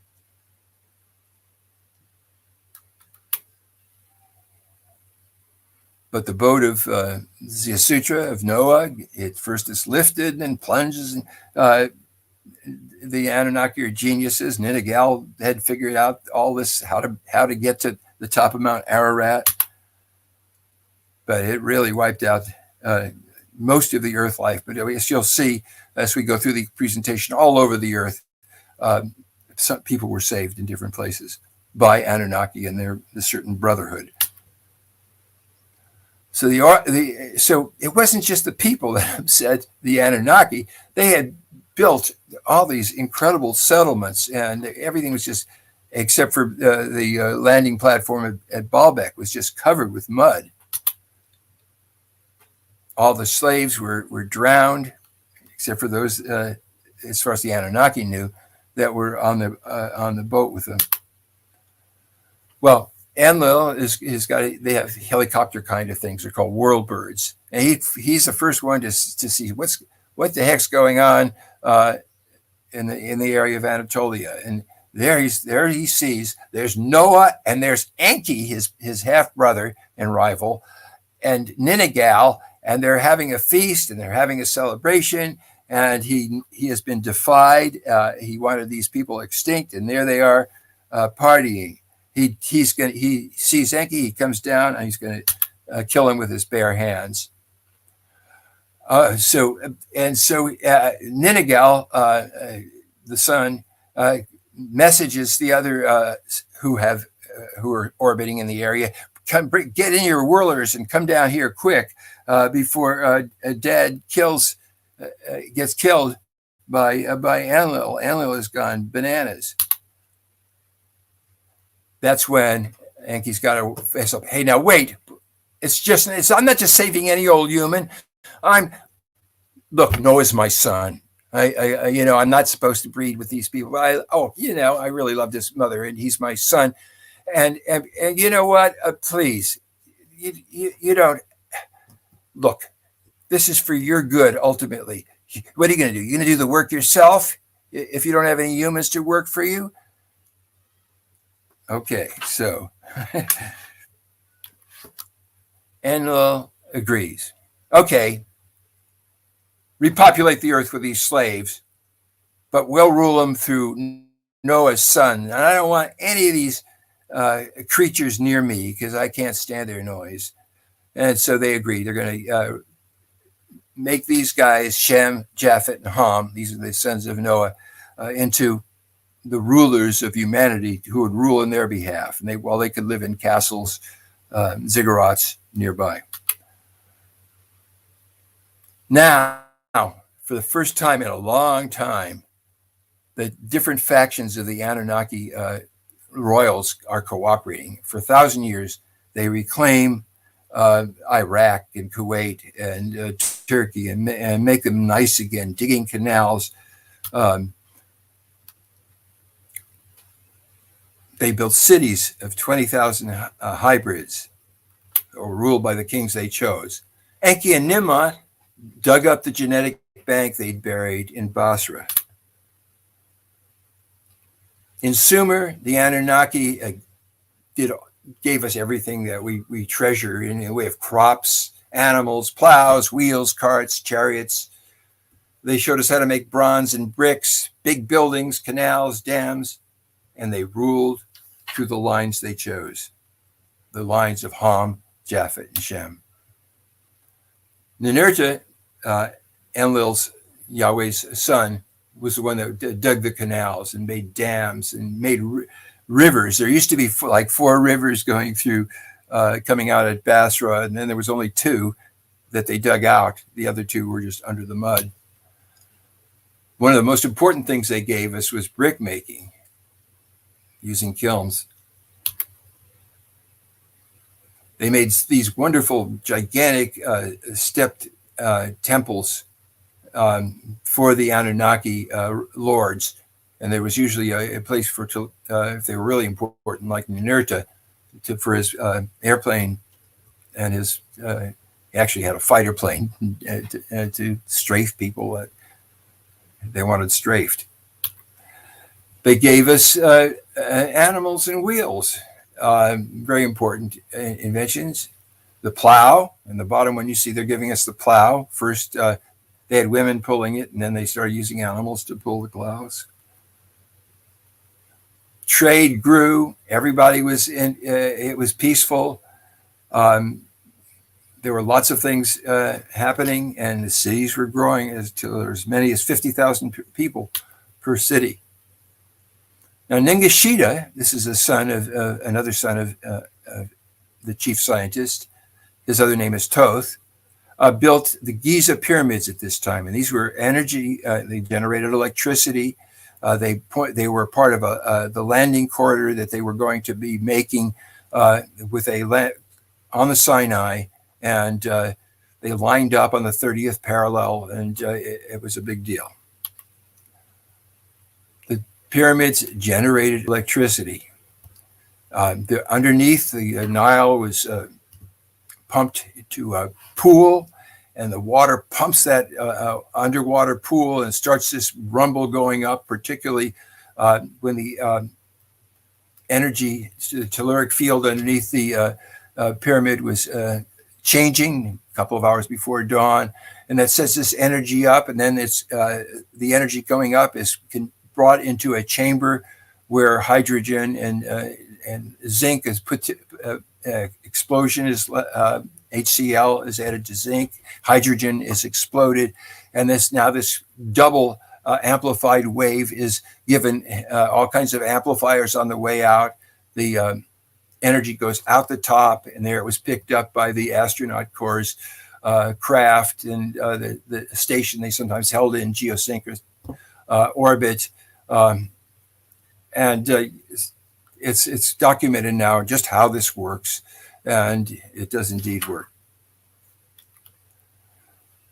And Nagashita also built the Sinai spaceport. And for this, of course, he was rewarded by having his face chiseled on the Sphinx, the stone lion. And this spaceport was deliberately made as a sight line. So when you see Mount Ararat, which is a high coming in from Nibiru, you see Mount Ararat, and then you can look at toward the Great Pyramids and see this thing reflecting all over the place. And it's all part of their route maps of how to get here. Everywhere on Earth now, it was like that. I just described what happened with the Anunnaki of Iraq, but all over the world, in every civilization, the group of 7, there was a leader, he had his sister wife, and they said, here's where you can shelter this out, or better build a boat, or I'll bring a boat for you. They would rescue some of the survivors, and they'd say, let's go to the place where the temples survived, because there was civilization before you got wiped out a long time ago. And if there isn't a temple nearby, we know the spots where they're most likely to be good, where there's a portal of where telluric energy it changes in this dramatic way, crossing waters. And we will help you build temples using our sonar. And so here's a picture of India's 7 sages. And they're being, there's Manu, the guy that's the leader. His wife is in the back row, if you look at her. Later, people drew the wife out because they wanted it to be all men when Hinduism became more patriarchal. But in any case, there she is. And so Vishnu is the one that tells him, hey, Vishnu comes out. He appears as a fish, and I'll get you out of here. And he supplies the boat and gets them started. And after the flood, Baalbek is the only place that survived. At least the Anunnaki could land their craft there while they got things started. But what we have at Baalbek, and lots of the other sites, if you see that picture right in the middle of a quarry, where there's a quarry's open, but something interrupted this, whatever they were doing right in the middle. These are the quarry stones that were on the bottom of what they were building at Baalbek. And the same thing happens in near Göbekli Tepe and other places that were in civilization, had it together, were in the middle of doing something, and something huge happened. And there's these abandoned things that something interrupted them. At Göbekli Tepe, again, we see this. We see a library the Anunnaki sages have here, and they directed people to make a library. What the library shows in the very stones itself and what's represented on the stones, where they came from. And this is a place in Turkey that's they had to keep adjusting this, as the thing that they were trying to see was when will Orion's belt come sideways, and which that was at the solstices and the equinoxes. If you put both the South African stuff and what was going on at Göbekli Tepe together, and that's one of the lines that the Anunnaki sages, who kept recurringly coming, sending people from their order to rescue us, were concerned with. Tiwanaku had a landing platform way before the Great Flood, because Enlil, Yahweh, realized that Marduk was probably going to take Sinai, which he eventually did, of course, and we got to be able to get out of here if we need to. So they had already imported Cain's. Cain is the son of Enki too. Cain's descendants, they're the so-called South American Indians. They weren't Indians. They were the daughter. They were the sons of man. They were marked genetically, but they came way before the Native American people that came down from the north got there. And so they already had a landing platform there at Pumapuca, and so they made a whole underwater and a above the water settlement at Tiwanaku atop the Andes in Peru. Malta is another interesting place. They tell the same. Malta used to be part of Sicily and Italy, and Malta were all connected, and waves washed them out more than once. And there's evidence of lots of people with elongated heads. There was also some grays whose skeletons were found. There was huge gathering places underneath. At Stonehenge, they started making the same kind of things. They're all obsessed with these calendars that will tell them all about what's happening in the skies, so that certain things that could be predicted, like the closeness, the perigee of Nibiru, can be accommodated for without such a huge loss of life. An important place like this is where a lot's been preserved is Tara in Ireland. And here's a place that Enki deliberately went to and brought all kinds of technological devices there. And it's a place, again, where when a rescue is made, the Anunnaki sages, the Society of Horus, it's sometimes called. And it's interesting because Horus is a great grandson of Enki's. Okay, so this is Tara in Ireland. It's another one of these sites that was there and designed to preserve deep information, both within each of us and by the way it aligns with the equinoxes and the solstices and the like. Angkor Wat is another one of these places. Again, the leader of Angkor Wat, Preb, was another son of Enki, and he had this incredible place built. But one of the most interesting things about one of the things the Anunnaki sages kept saying is, in this temple itself, you will find wisdom. And what they find in Angkor Wat is mile-long, continuous, chemically bonded cement, not aggregate cement, but chemically bonded, and it lasts forever, and you can just pour it. That's how they made these incredible things. So there's lots of how the things were made, the chemistry that it took to make them, the geometry that's inherent in these, and the spiritual practices that went along with a lot of these were all parts, including remembering who your ancestors were in the stars. And that's all part of this system that they keep trying to remind us of. Easter Island is another one of these cases. As in the old part of the Anunnaki days, they had stuff all over. Then after the flood and before the flood, they kept adding stuff. So there's these statues on Easter Island, Rapa Nui, and they're really started digging them out, and they saw they were of different. They happened at different times. Some of them were done by the extraterrestrials with elongated heads that left statues of themselves, which are just like the ones you find at the top of the Andes.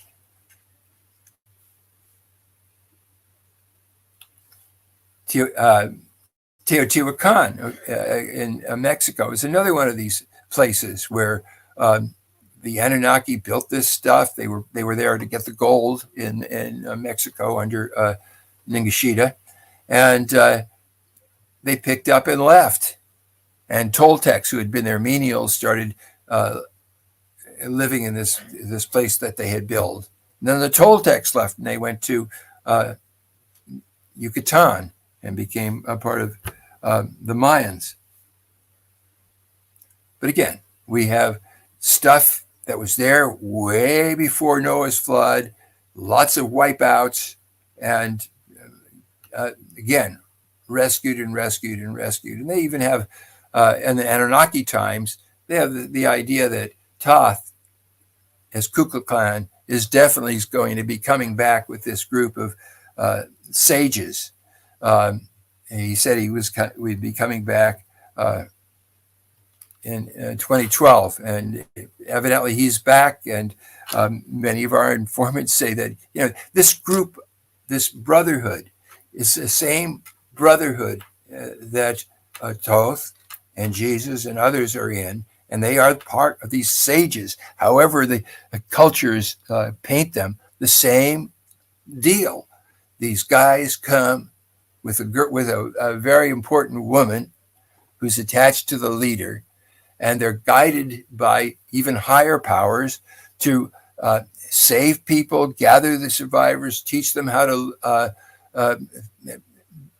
be spiritual and feel each other, and to curb their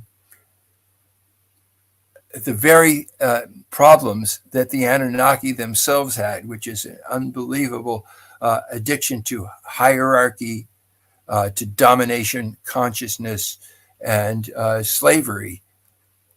And basically, the idea of the sages are, come on, make a civilization and see if you can get past all this childish stuff, because you're way bigger than that.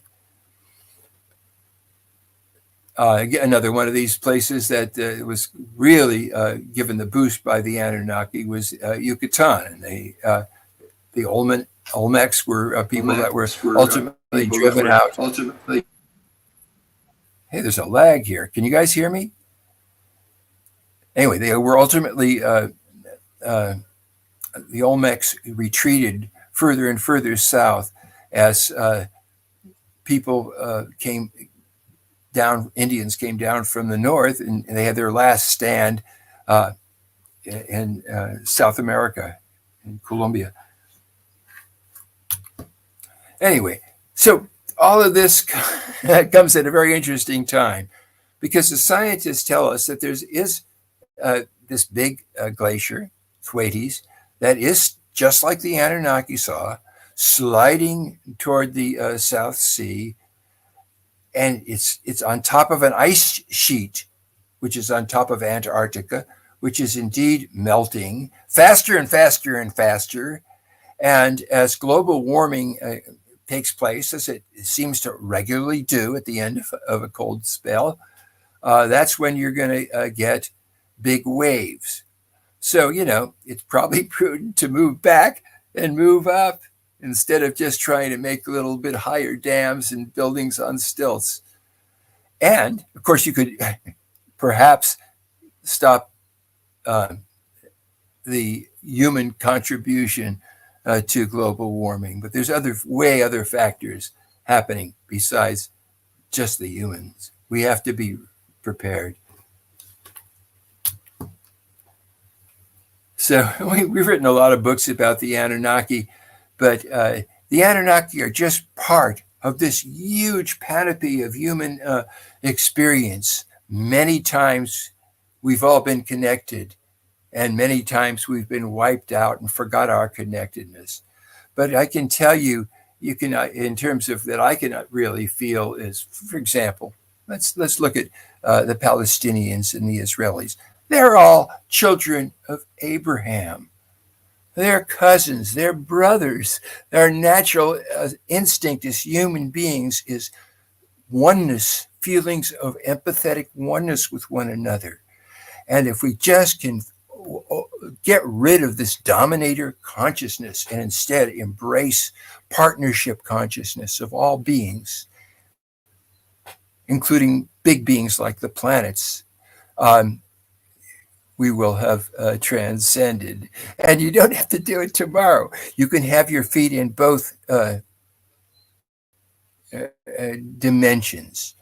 You can, one of my meditations is, I am every and I am all. I'm each and I am all. In other words, you can be great spirit, part of everything in the universe, and you can also be particular, the individual that you are. It's not either or, it's both and. Anyway, let's see if I can get my wife back in here and have some discussion. Hi, can you hear me? Yeah, Janet. Yes, I think you just gotta we lower can your hear you. speakers a little Yes, bit. we can hear you. Speakers a little bit. We're getting feedback. Okay, hold on. All right, any questions? Hey, the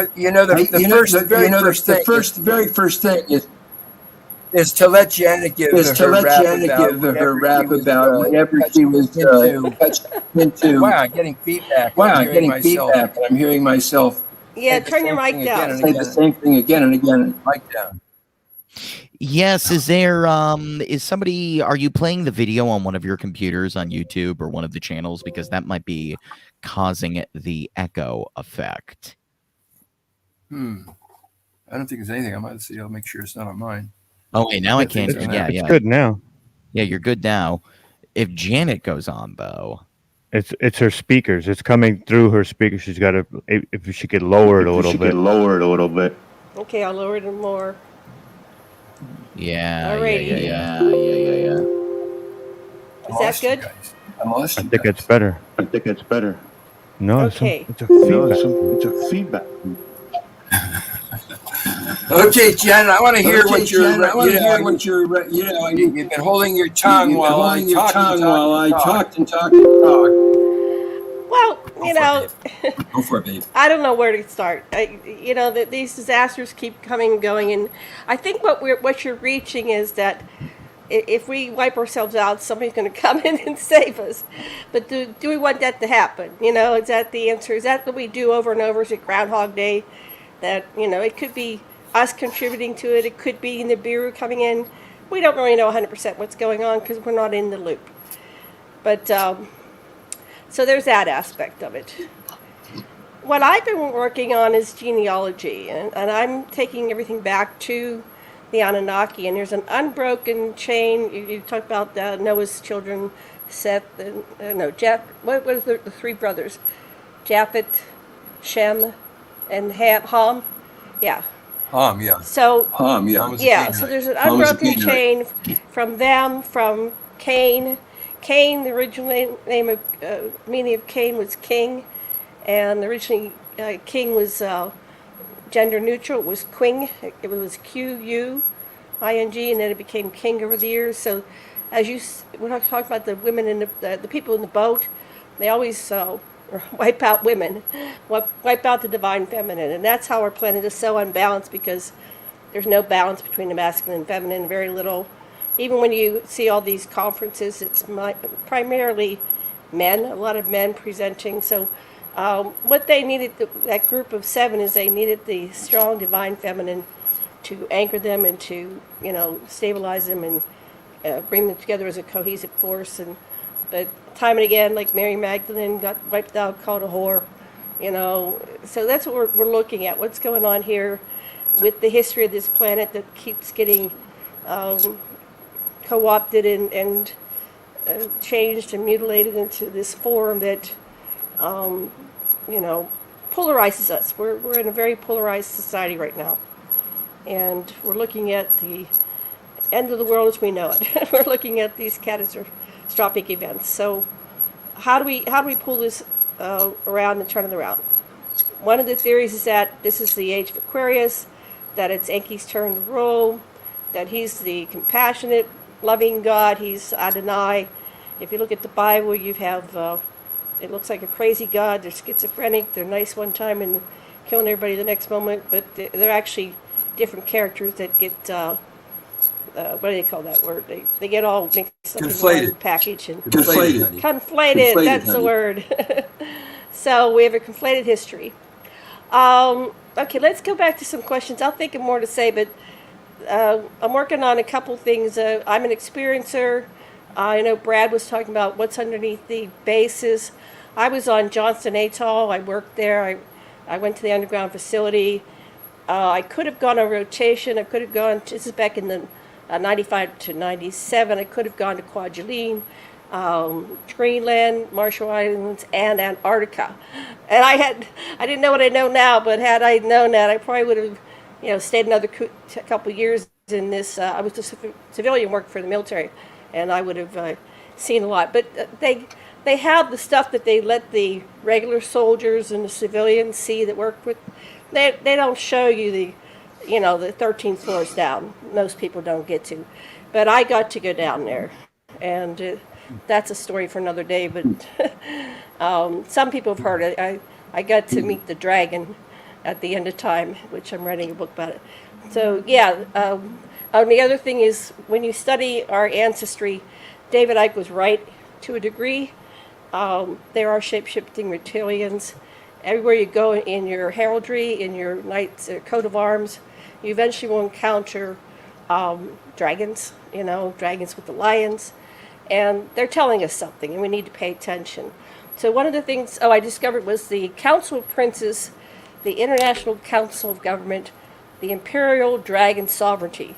So these are the secret societies of the royals, and they're saying that they are a different species, that they walk among us. They can mate with us.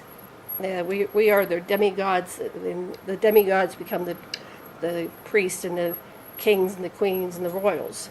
And if you do your genealogy, when you get back around 1500, and I predict this is for everybody, I challenge all of you, do your genealogy. If you're not afraid to give them your DNA, you're going to find out some amazing things. What you'll find out ultimately is that we're all one giant human family. We have everything in us, so to be prejudiced against any other race is to be prejudiced against yourself. I thought I'm lily white, right? So I go back and I've got all these Native Americans, and I've got black, and I've got Indian and Peruvian, and it's just amazing what's in our DNA. And so anyway, I'm going to let that go for now. There's a lot of, I'm just beginning it. I am but an egg. But if we could unify as a team and everybody taking part of this, we could piece this puzzle together and actually figure it out. But one of the things I've learned is that if it isn't kind and loving, if it's not about bringing us together rather than separating us and putting us, all the pitting us one against the other, that's fake news. If it ends up with us being polarized, we need to look at it again. Stop going in that direction. Love your brothers, sisters, neighbors. Love everybody. And figure out how we can unify and move into higher level of consciousness. Not woke. Woke ain't conscious. We need to be conscious. And that means feeling each other, loving each other, talking to your neighbors, talking to people, helping them out. And we're not doing it. We're so isolated. We're down on our phones. And this is the most connection most of us get. These shows, and I really appreciate that. Back to you, somebody. Oh, questions are on the board. Janet, I'd like to add a little bit about what you were saying. Where our genealogies, according to the Anunnaki sources, the first boy, which was a hybrid with Homo erectus, Bigfoot's ancestor, and the Anunnaki, in a fertilized zygote that was in a test tube, that was put into Nimma, and the first boy was, they described him as red-brown, like the clay of Africa. And he had the clay of Africa in him because they deliberately used, that means they used minerals in the mixture that they made. And he had the mitochondrial DNA of Nimma, who is one princess. So that's the first boy. He was brown. The first girl was given to a different mother who had different mitochondrial DNA, which means that there's pieces of her body that get genetically transmitted for at least 15 generations of successive women. That's called mitochondrial DNA. So the first girl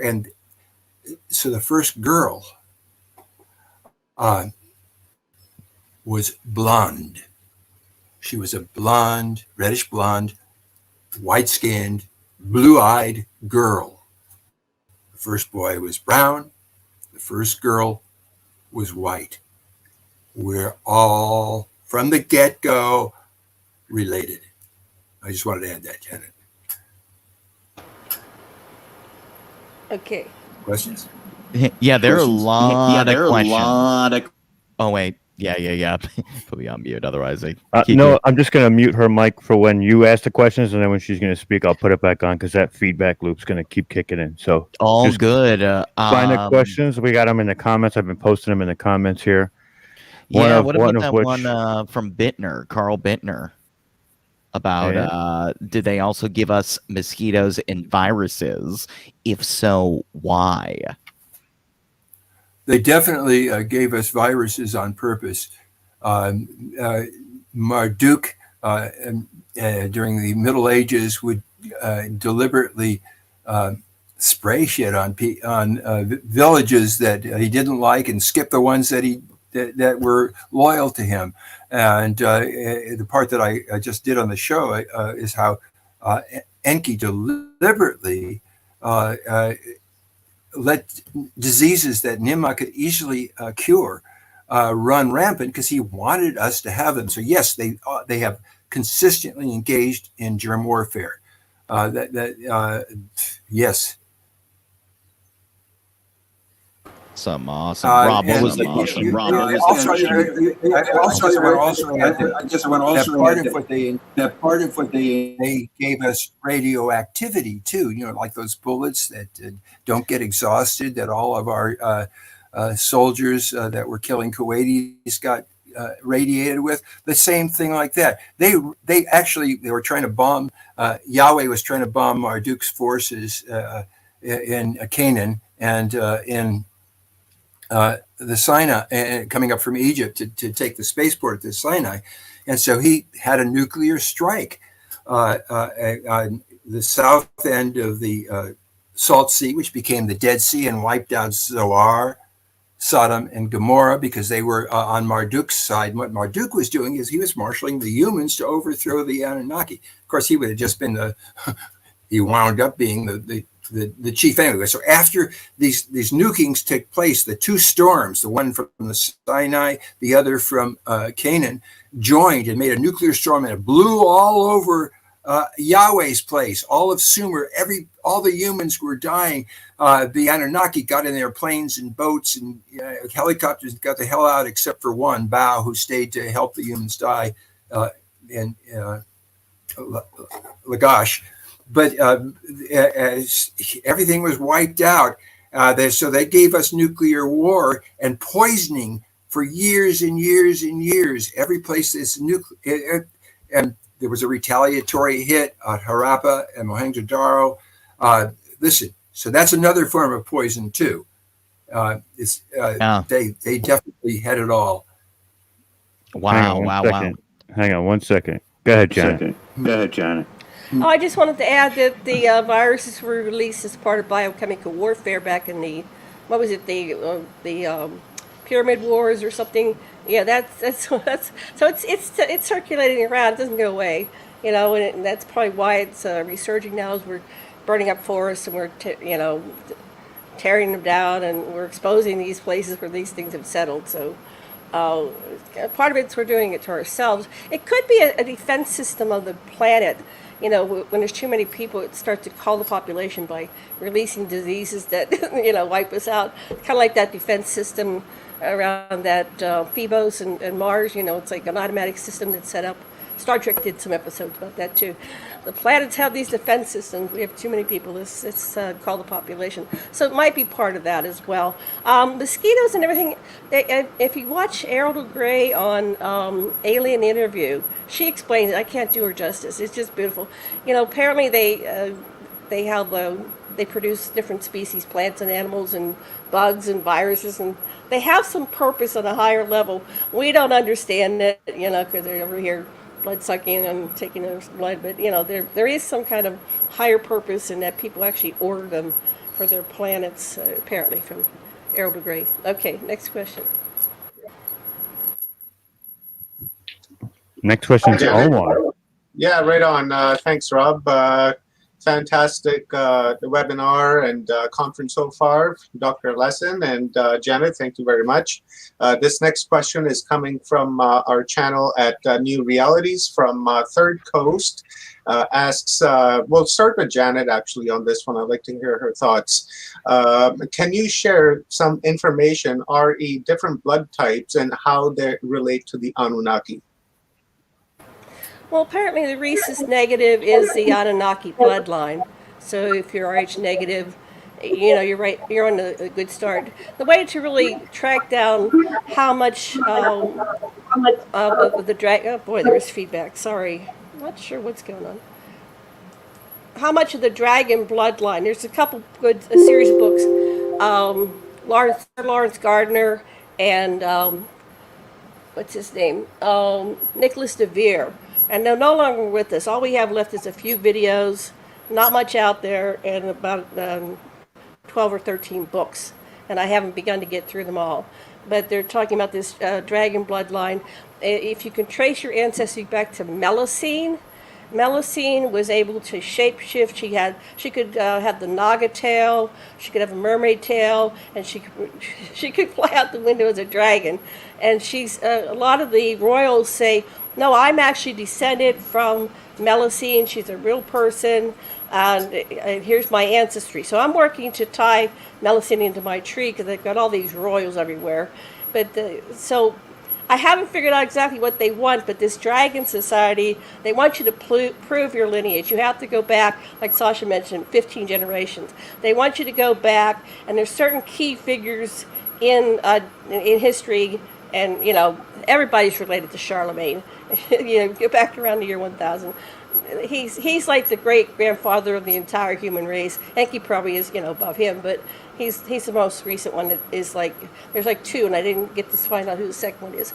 But if you can track yourself back to like the Sinclairs and the Stuarts, that's the Magdalene bloodline, the Merovingian, and then you can figure out what's going on with yourself genetically. But that doesn't mean that you have the ability to shapeshift. But apparently, when they inbreed with each other, they really can do have those things in Balmoral, and they can shapeshift and they come in from the interdimensional portals and manifest.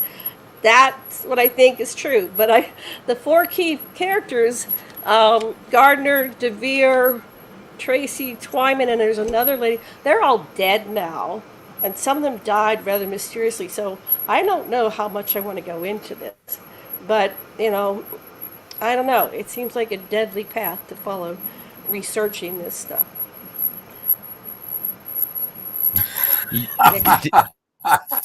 Yeah, Dr. Sasha, what are your thoughts? You want to add on to that?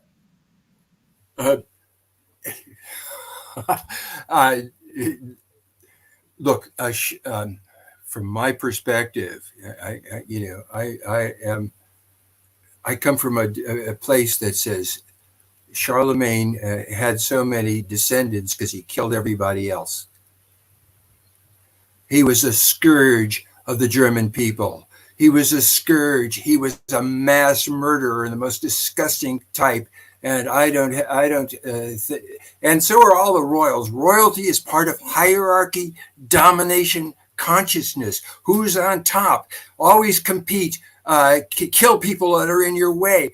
Get the people that follow you to kill other people. That's dominator consciousness. There's another whole trend that goes through humanity, and it was personified by Nimrod and the great goddess, which is partnership, which is women and men are equal in society. There isn't any slaves.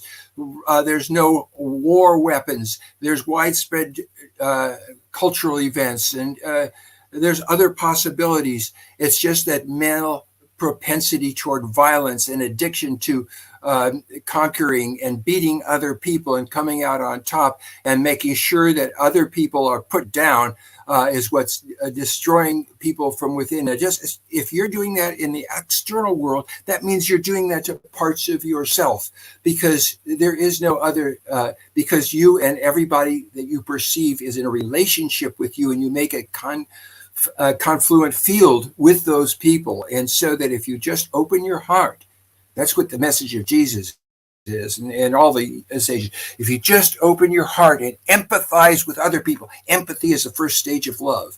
Recognize there's another being there. All the things that you judge are done by people just like you, except you, if you center yourself, can embrace the opposites within you, the part that and come out with a centered solution to things that balances all your parts in a way that's in harmony with your ecology, with other people and the environment. And the more you do it, the more, just by your presence and your ability to bring other people into the presence by real existential contact in the here and now, you don't have to worry about the future.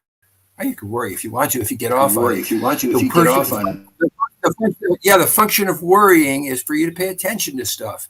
The function of fear is for you to pay attention and to be aware. They're not bad. They're just, don't be driven by any part of you. If you're in a voice, if you only have one compulsion, that means you're ignoring the other part. You love and you hate your wife. Of course you do. But those are just extreme expressions of you need each other, and sometimes you bug each other. So what?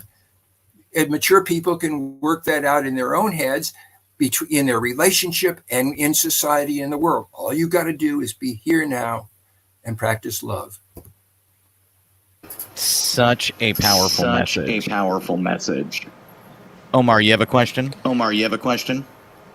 Well, hang on. Janet wanted to say something. Go ahead, Janet. Yeah. You know, the original intention of the kingship and the priesthood was, creating some kind of system so that the Anunnaki could transition from being in the leadership roles. They wanted to go behind the scenes. The humans had discovered how to kill them, and they could regenerate and revive themselves, but the whole killing process wasn't that nice. So they wanted to stop getting killed. So they had their children, and part of the reason why, before they could become king, they had to do, it seems like they were doing like some kind of entheogen, like LSD, something on that line, and that's what they get anointed with, the crocodile oil, and that they have to be enlightened before they are granted the kingship. So that's what's behind that. Once you have a king or queen that is anointed, it's not so easy to remove them. Although the kings and queens, they have to follow guidelines. They have their council, and there are many of them that have lost their heads because they got too full of themselves and they weren't, looking out for the humans. Of course, a lot of stuff happens. It degraded to, they forgot what they were about, just like everything else. Religions get hijacked. The whole purpose of the kingships, and they got hijacked. And they ended up dueling and fighting and killing. And that's not the way it originally was. There was a council that decided who was going to be king or queen. And most of the times it was a dual rulers. King and queen rolled together equally. And so you have some examples of them getting anointed and crowned at the same time. So, but they're just as much as a slave to the system as anybody else. Because if they don't behave themselves, they lose their heads. So what was the... There's a lot of questions. Go ahead. Somebody ask us some of the questions. There's a ton of them in here, I see. Omar, did you want to go? Great. Oh, where's Omar right now? Oh, he's controlling the echo effect. Okay, so I just wanted to say, thank you very much to Dr. Lesson and Janet Lesson. We have our next guests in the room, and they've been waiting for a few minutes now, and I'd like to bring them on. So, thank you, Dr. Lesson, and thank you, Janet, for your participation in this total disclosure for the people and by the people, and really appreciate your knowledge and your insight into our ancient history and helping us understand, really where we're coming from and who and what we really are in order for us to pave the road to the future so that we don't make the mistakes that we've made in the past. So thank you very much. I really appreciate it. And I will be in contact with you guys at the conclusion of this conference. So with that being said, I will bring Alan Steinfeld on and Doctors JJ and Desiree Hertog, and I will remove myself off the screen, and here come our next guests. I was just going to say hello to Sasha and Janet. Anyway, yes, I'm happy to be here. Thank you, Omar. Hey, Sasha, good to see you. I hope Hawaii is treating you well. And check out my book. Anyway, we'll get into that. I'm happy to be joined by Doctors JJ and Desiree Hertog. You have my book there, Desiree? Did you have a copy? Oh, thanks. But this show is about you, and it's about your expertise in many, many fields, including the field of ufology, and they are also linguistics. They're also very important archaeologists, acoustic archaeologists. So they've studied the whole field, and I think they have a really good sense of the trajectory of this civilization and what we need to do to be starfaring people. We are of the stars, we are of the cosmos, and the work of the Hertogs is to bring this vital teaching to people. So thank you, JJ and Desiree, for being here. Unmute. Desiree. All right. Alan. So thank you, Alan. Good to see you again. Yes. So yes, we wrote chapter 3 in Alan Steinfeld's latest book, which is available everywhere. We'll say, especially Amazon. But what was so important about that chapter? Tell people, because it was a real pivotal point. Well, the title is Extraterrestrials and Multidimensional Non-Local Reality. But really, I think the point that we're going to be talking about is the fact of the consciousness connection that everyone has when they've seen a UFO, even just seen one, let alone a close encounter of the third kind or fourth kind or whatever other kind. Really, there's this really deep connection so that what you're thinking aligns or is connected always with that other reality. And that's part of quantum physics. Right. And what we're seeing now through consciousness, awareness, and expansion as a new scientific adventure is that there's a democratic side to life that's being advanced. And your book speaks well of this, giving well over 10 different viewpoints from microbiology to cosmic awareness.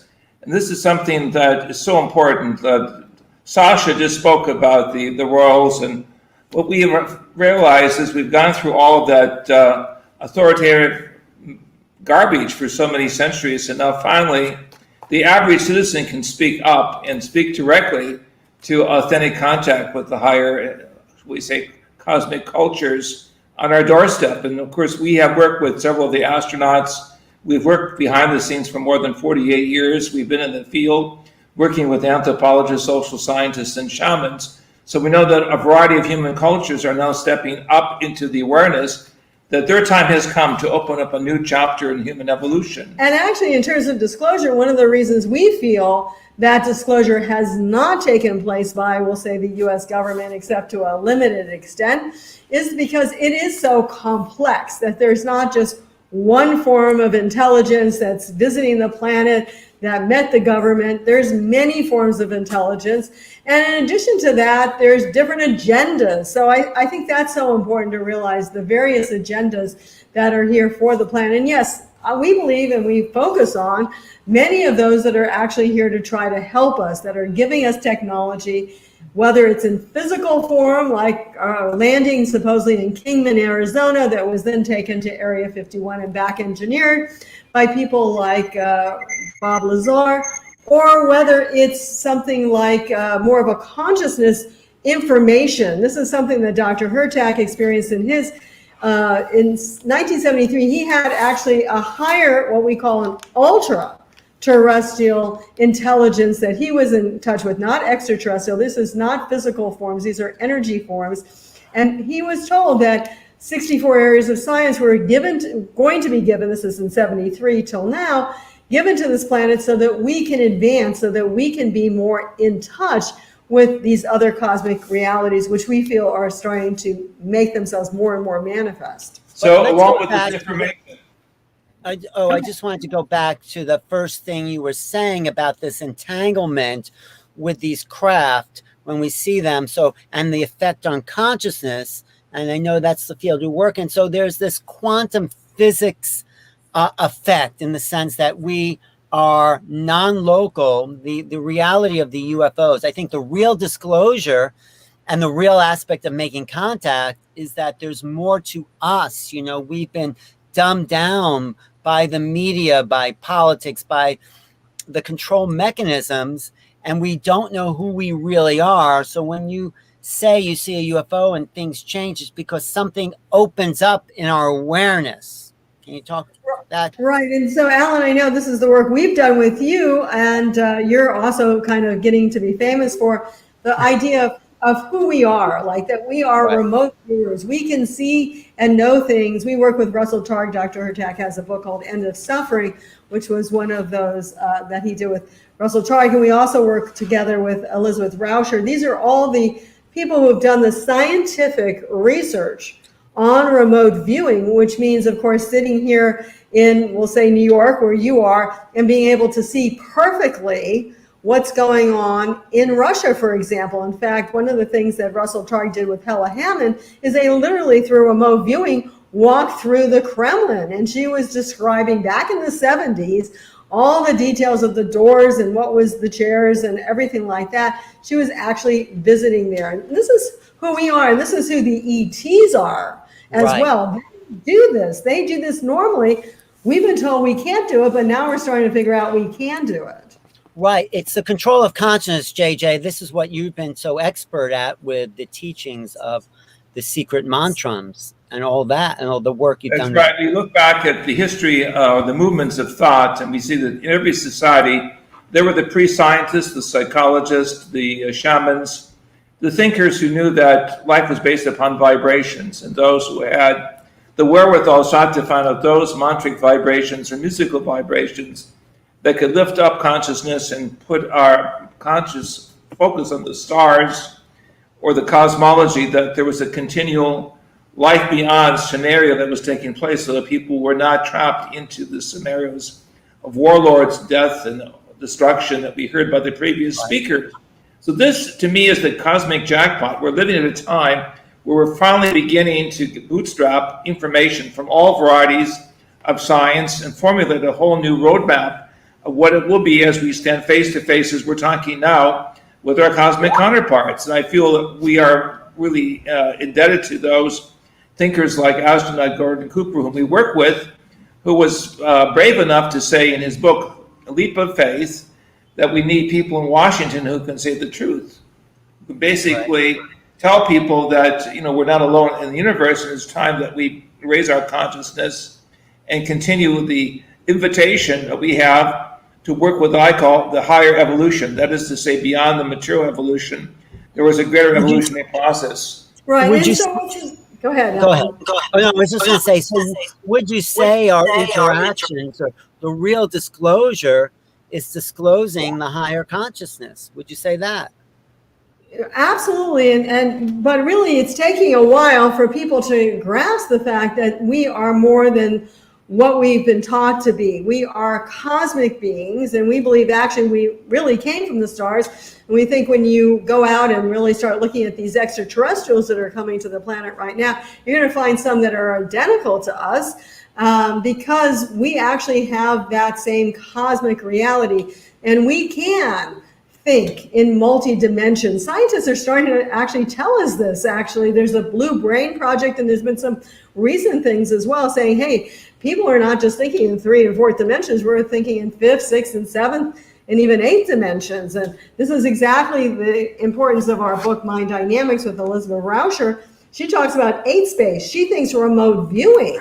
So this was the best scientists in the world who came together at Stanford Research Institute in the 1970s to see what the power of consciousness is all about. But her and Russell came to the conclusion this is not happening in a 3/4 dimensional space. It's happening in an 8th space. And they've Describe actually, what that means, 8th space dimensions. Can you, because I well, never basically understood it's that. the 4 dimensions, which is 3, length, width, and height plus time, augmented once again. Now the idea is 8th space, there is no linear time like we know it. You have past, present, and future that all can come together. And that's why also Russell Targ's work with precognition was so important as well. And also seeing into the past. So remote viewers, and this is everybody, I want to emphasize this. One of the things that Russell Targ concluded after doing some of the top research at Stanford Research Institute is that everybody can do it. He was pulling people out of the hallways, and they were fabulous remote viewers once he trained them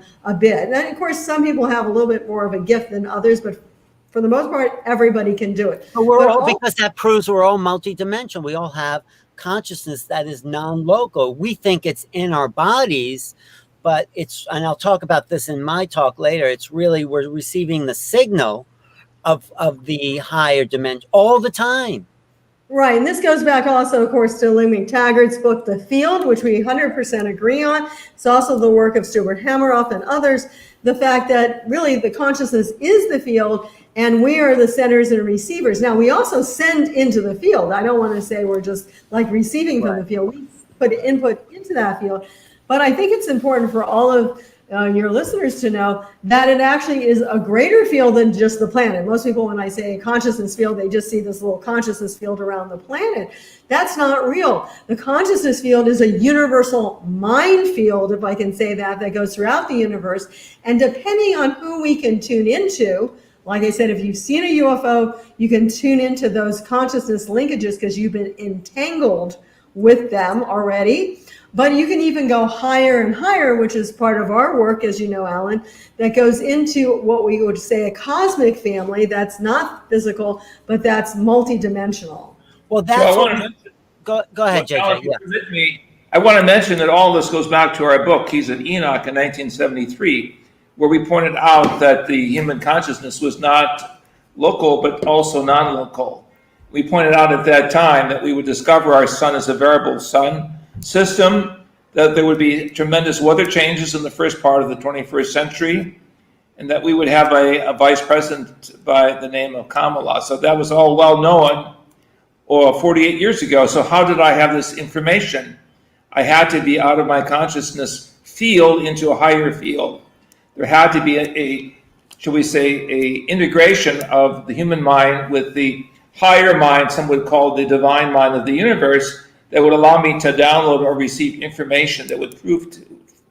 Exactly as the U.S. Pentagon has said 2004, which is mentioned also in the Keys of Enoch, where all scientists would shift now to the other side of the equation, saying you government have to disprove yourself, saying that there's nothing to this reality of cosmic visitation. And if I can say one other thing that I know, Alan, you really like a lot, we were all together at the citizens' hearing in Washington, D.C., and we were listening to Linda Moulton Howe, who's also in your book, Making Contact, as another chapter in there.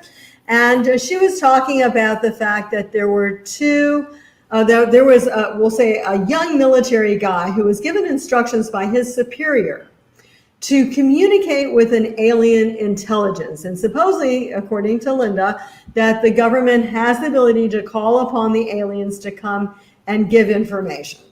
So this alien being came, and they said to the young man, look, it's going to be very, very powerful. And here's this, strong military guy, in his late 20s, nothing's going to knock me over. That's who I am. And they asked the alien to stand on the floor because usually they like to float. This is one thing she mentioned. And the information that came in from the alien to the young man was 7 images of literally like running movies. This is how they can think and project. I think it's important for people to realize this. Simultaneously with everything, with like smell, sense, taste, everything was coming into his head. And on top of that was like a special code letter. And it's very interesting because I think people want to know, how do you communicate? Well, there are aliens that look like us, can walk on the streets, can communicate like we do. And there's many other types, but it's very interesting to see how powerful some of them are and how multidimensional in a certain Well, sense they are as well. multidimensional awareness as well. It's not just, I'm hearing an echo. Why is that?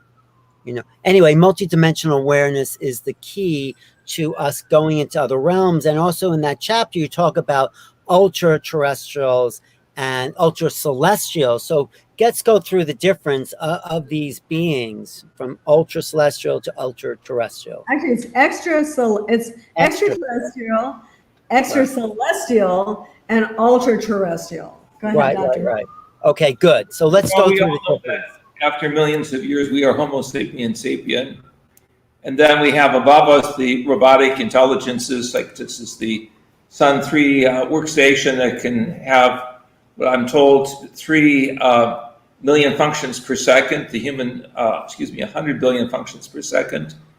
The human brain has 100 trillion functions per second. And so we realize that robotics will catch up with us in the sixth generation, sometime in the late 2020s. But beyond that, there's a range of what we call the extraterrestrials. Those are civilizations that are slightly more advanced than we are scientifically, that have a genetic endowment, very much like the human body. Some are a little bit different. Some are purely android or humanoid, that is to say. They have facial features, but they're basically thinking machines. And these include, of course, the greys, the reptilians, the insectoid, the praying mantis type. So there's many, many types, as well as who we call ourselves, which is the Adamic species. And then beyond this, we have what is called the extracelestials. Those are beings that do not need physical form. They come in an energy form. People will see this to be maybe the eyes, side of their eyes as energy faces or energy geometries, or even upwards, or orbs that suddenly change and morph into human form or human physiology. They represent civilizations that really are beyond us by millions and millions of years. Let's talk about the evolution. Let's talk about how we go from where we are now, very limited in a sense, 3D, to start making. What's the path of our evolution? Well, it is all about consciousness. I think that's extremely important to understand. And one of the things I think we're going through right now as a species is the fact that how do you connect? Well, one of the ways to connect is not only to see an extraterrestrial, but also to understand they exist. So if we continue to deny that, it's like denying that there's an afterlife. You actually don't evolve sufficiently if you limit your consciousness, because everything, as we said, is part of this consciousness field. And if you keep limiting your consciousness to saying it's only me, it's only now, then you're actually going to be stuck with that reality until you shift to a greater consciousness awareness. And the extracelestials, now I think it's very important that people shift the tree of life upside down.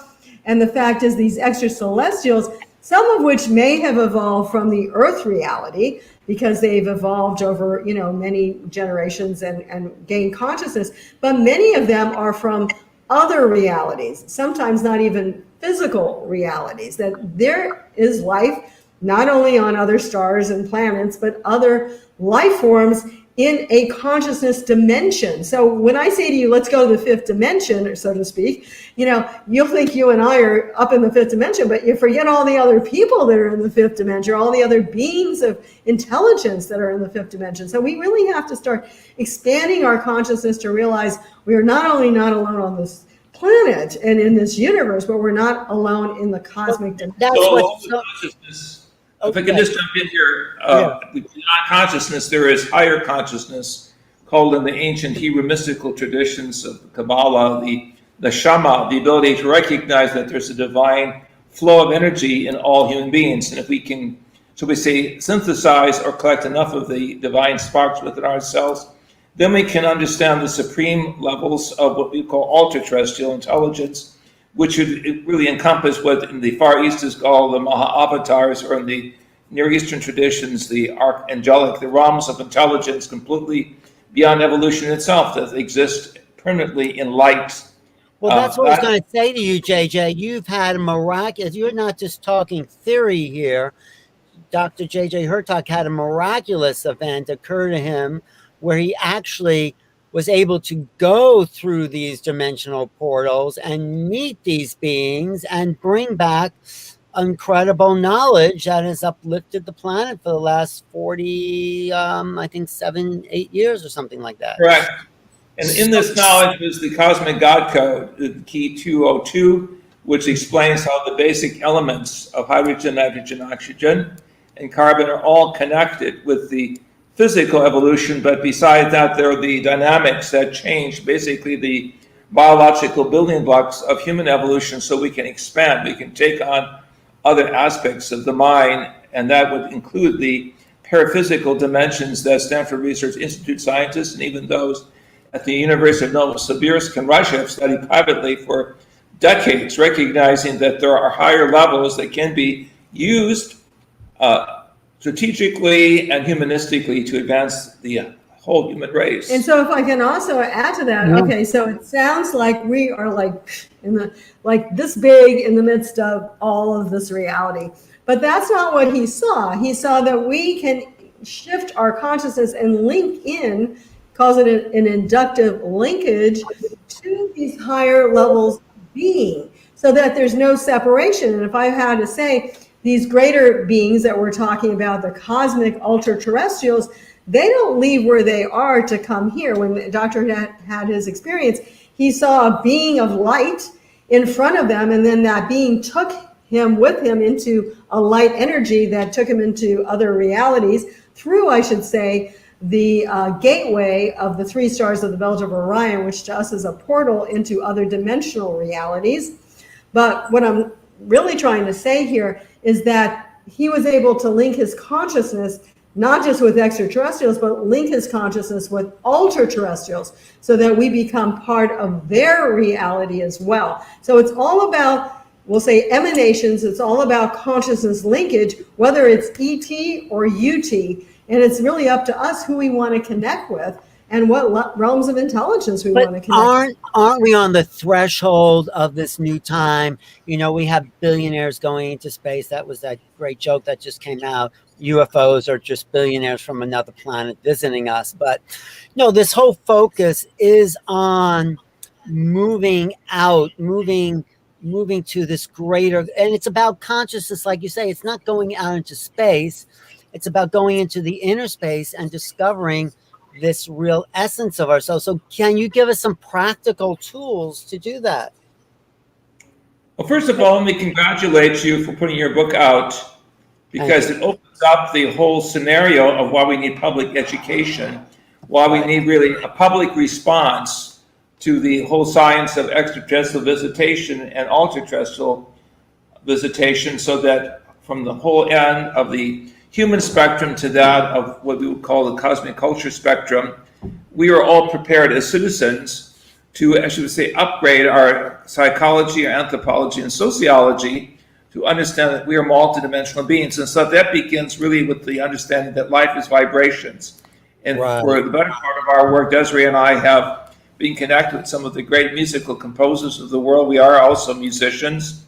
And we realize that the ancient societies sustained themselves by the use of mantric or musical features of daily refreshment, and regenesis, if you will, and biocoupling between the different chakra or human levels of consciousness experience. With that being said, when we realize that our body is a vibratory experience, then we can reach out and bring in the study of sacred geometry, the study of color codes or color connections, and open the consciousness of the mind to see in greater depth and reality than just the black and white reality. So we actually have a book called Over Self-Awakening, but your book also says some similar things in the sense that how do you make contact? And that contact is, I believe it can be exterior and it's also interior, because even if you do the exterior, ultimately the real consciousness linkage to even an extraterrestrial spacecraft is an interior and inner consciousness link. You have to have that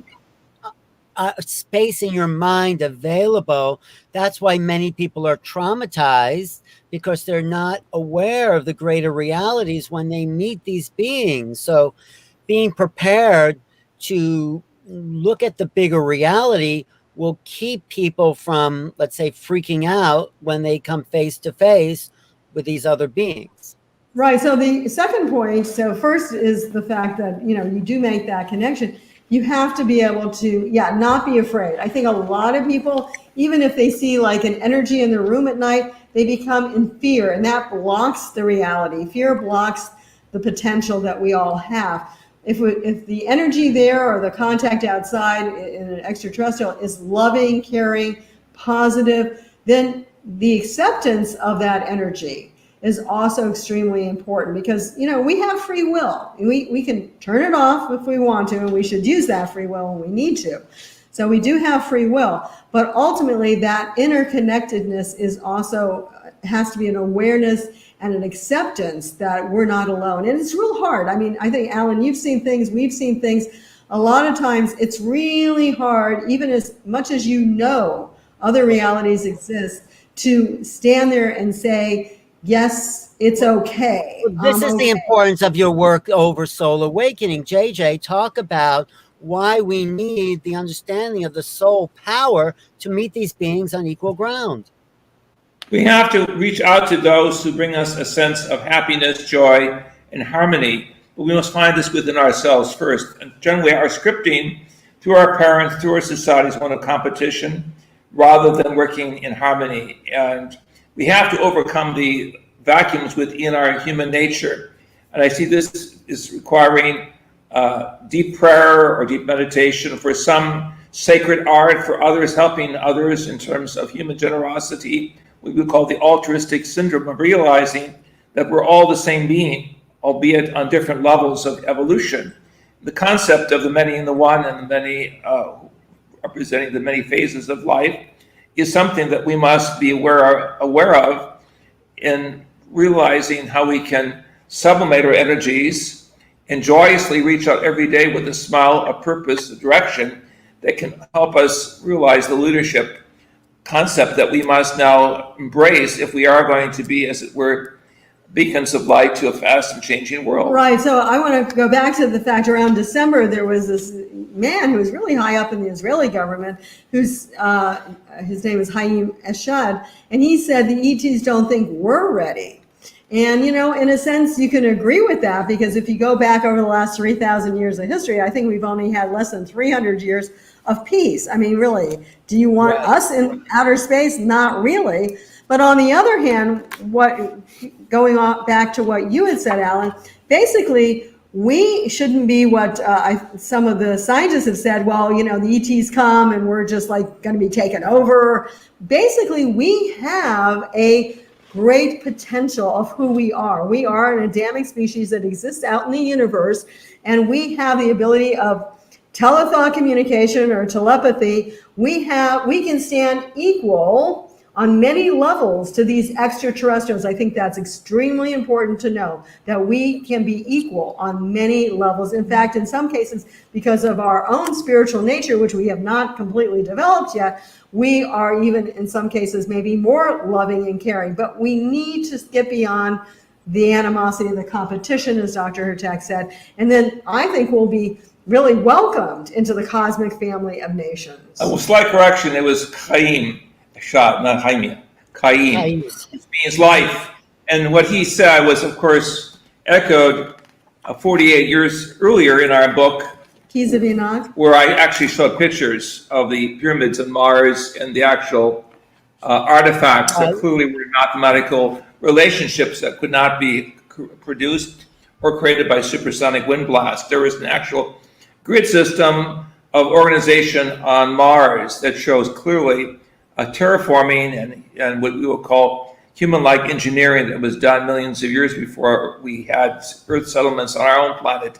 So the culture shock, the cosmic awareness, the deeper insights into ancient theology, cosmology are absolutely important for us to bring humans together and form a sociology that goes with inner awareness and self-realization. Unless we can translate this into social action and into a humanistic embrace where we see ourselves as all sons and daughters of the Most High, we're wasting our time because we fall back into competitive science of the technological elites, and then the game starts over again. The royals, in this case, being the super scientist who look down upon their brothers and sisters in lesser evolutionary states. But I also don't want you to think that we only got as far as Mars. When I say the Adamic species, what the Keys of Enoch talk about is we're connected with other star systems as well, like Arcturus, like Sirius, like Orion, as I mentioned earlier, and also like the Pleiades. And it's interesting that even the Lakota people, they have this animal called Teyani,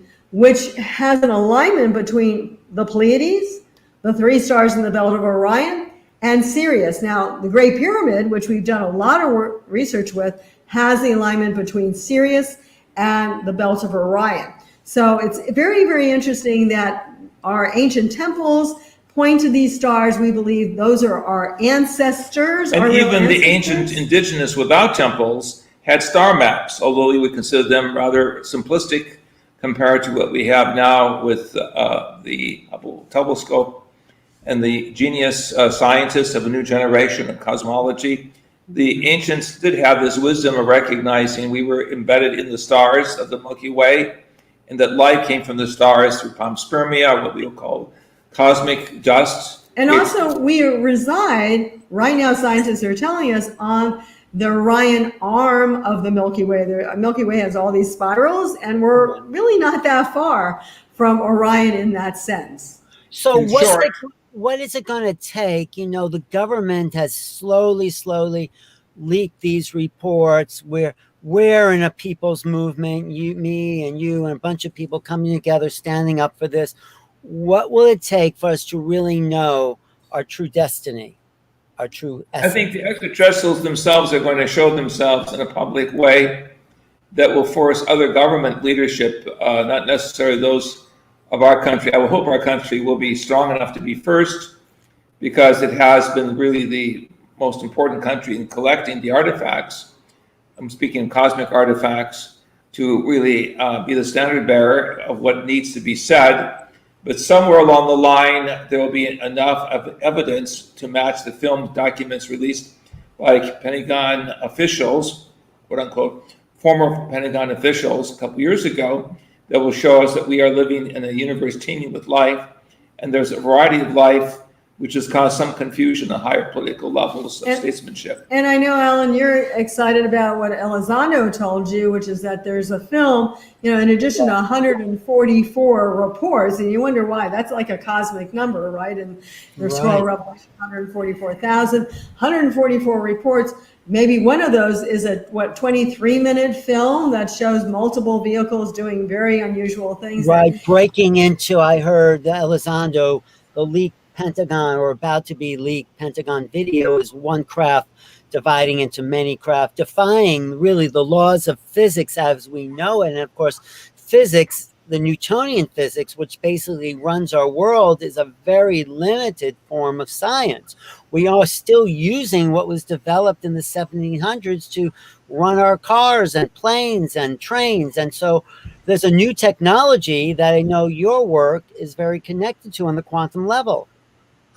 Thank you, Alan. Well, I know you have another hour's program by yourself. Let's answer a few questions here, and then we'll be back tomorrow. Let me say this. Your book is important. Thank you.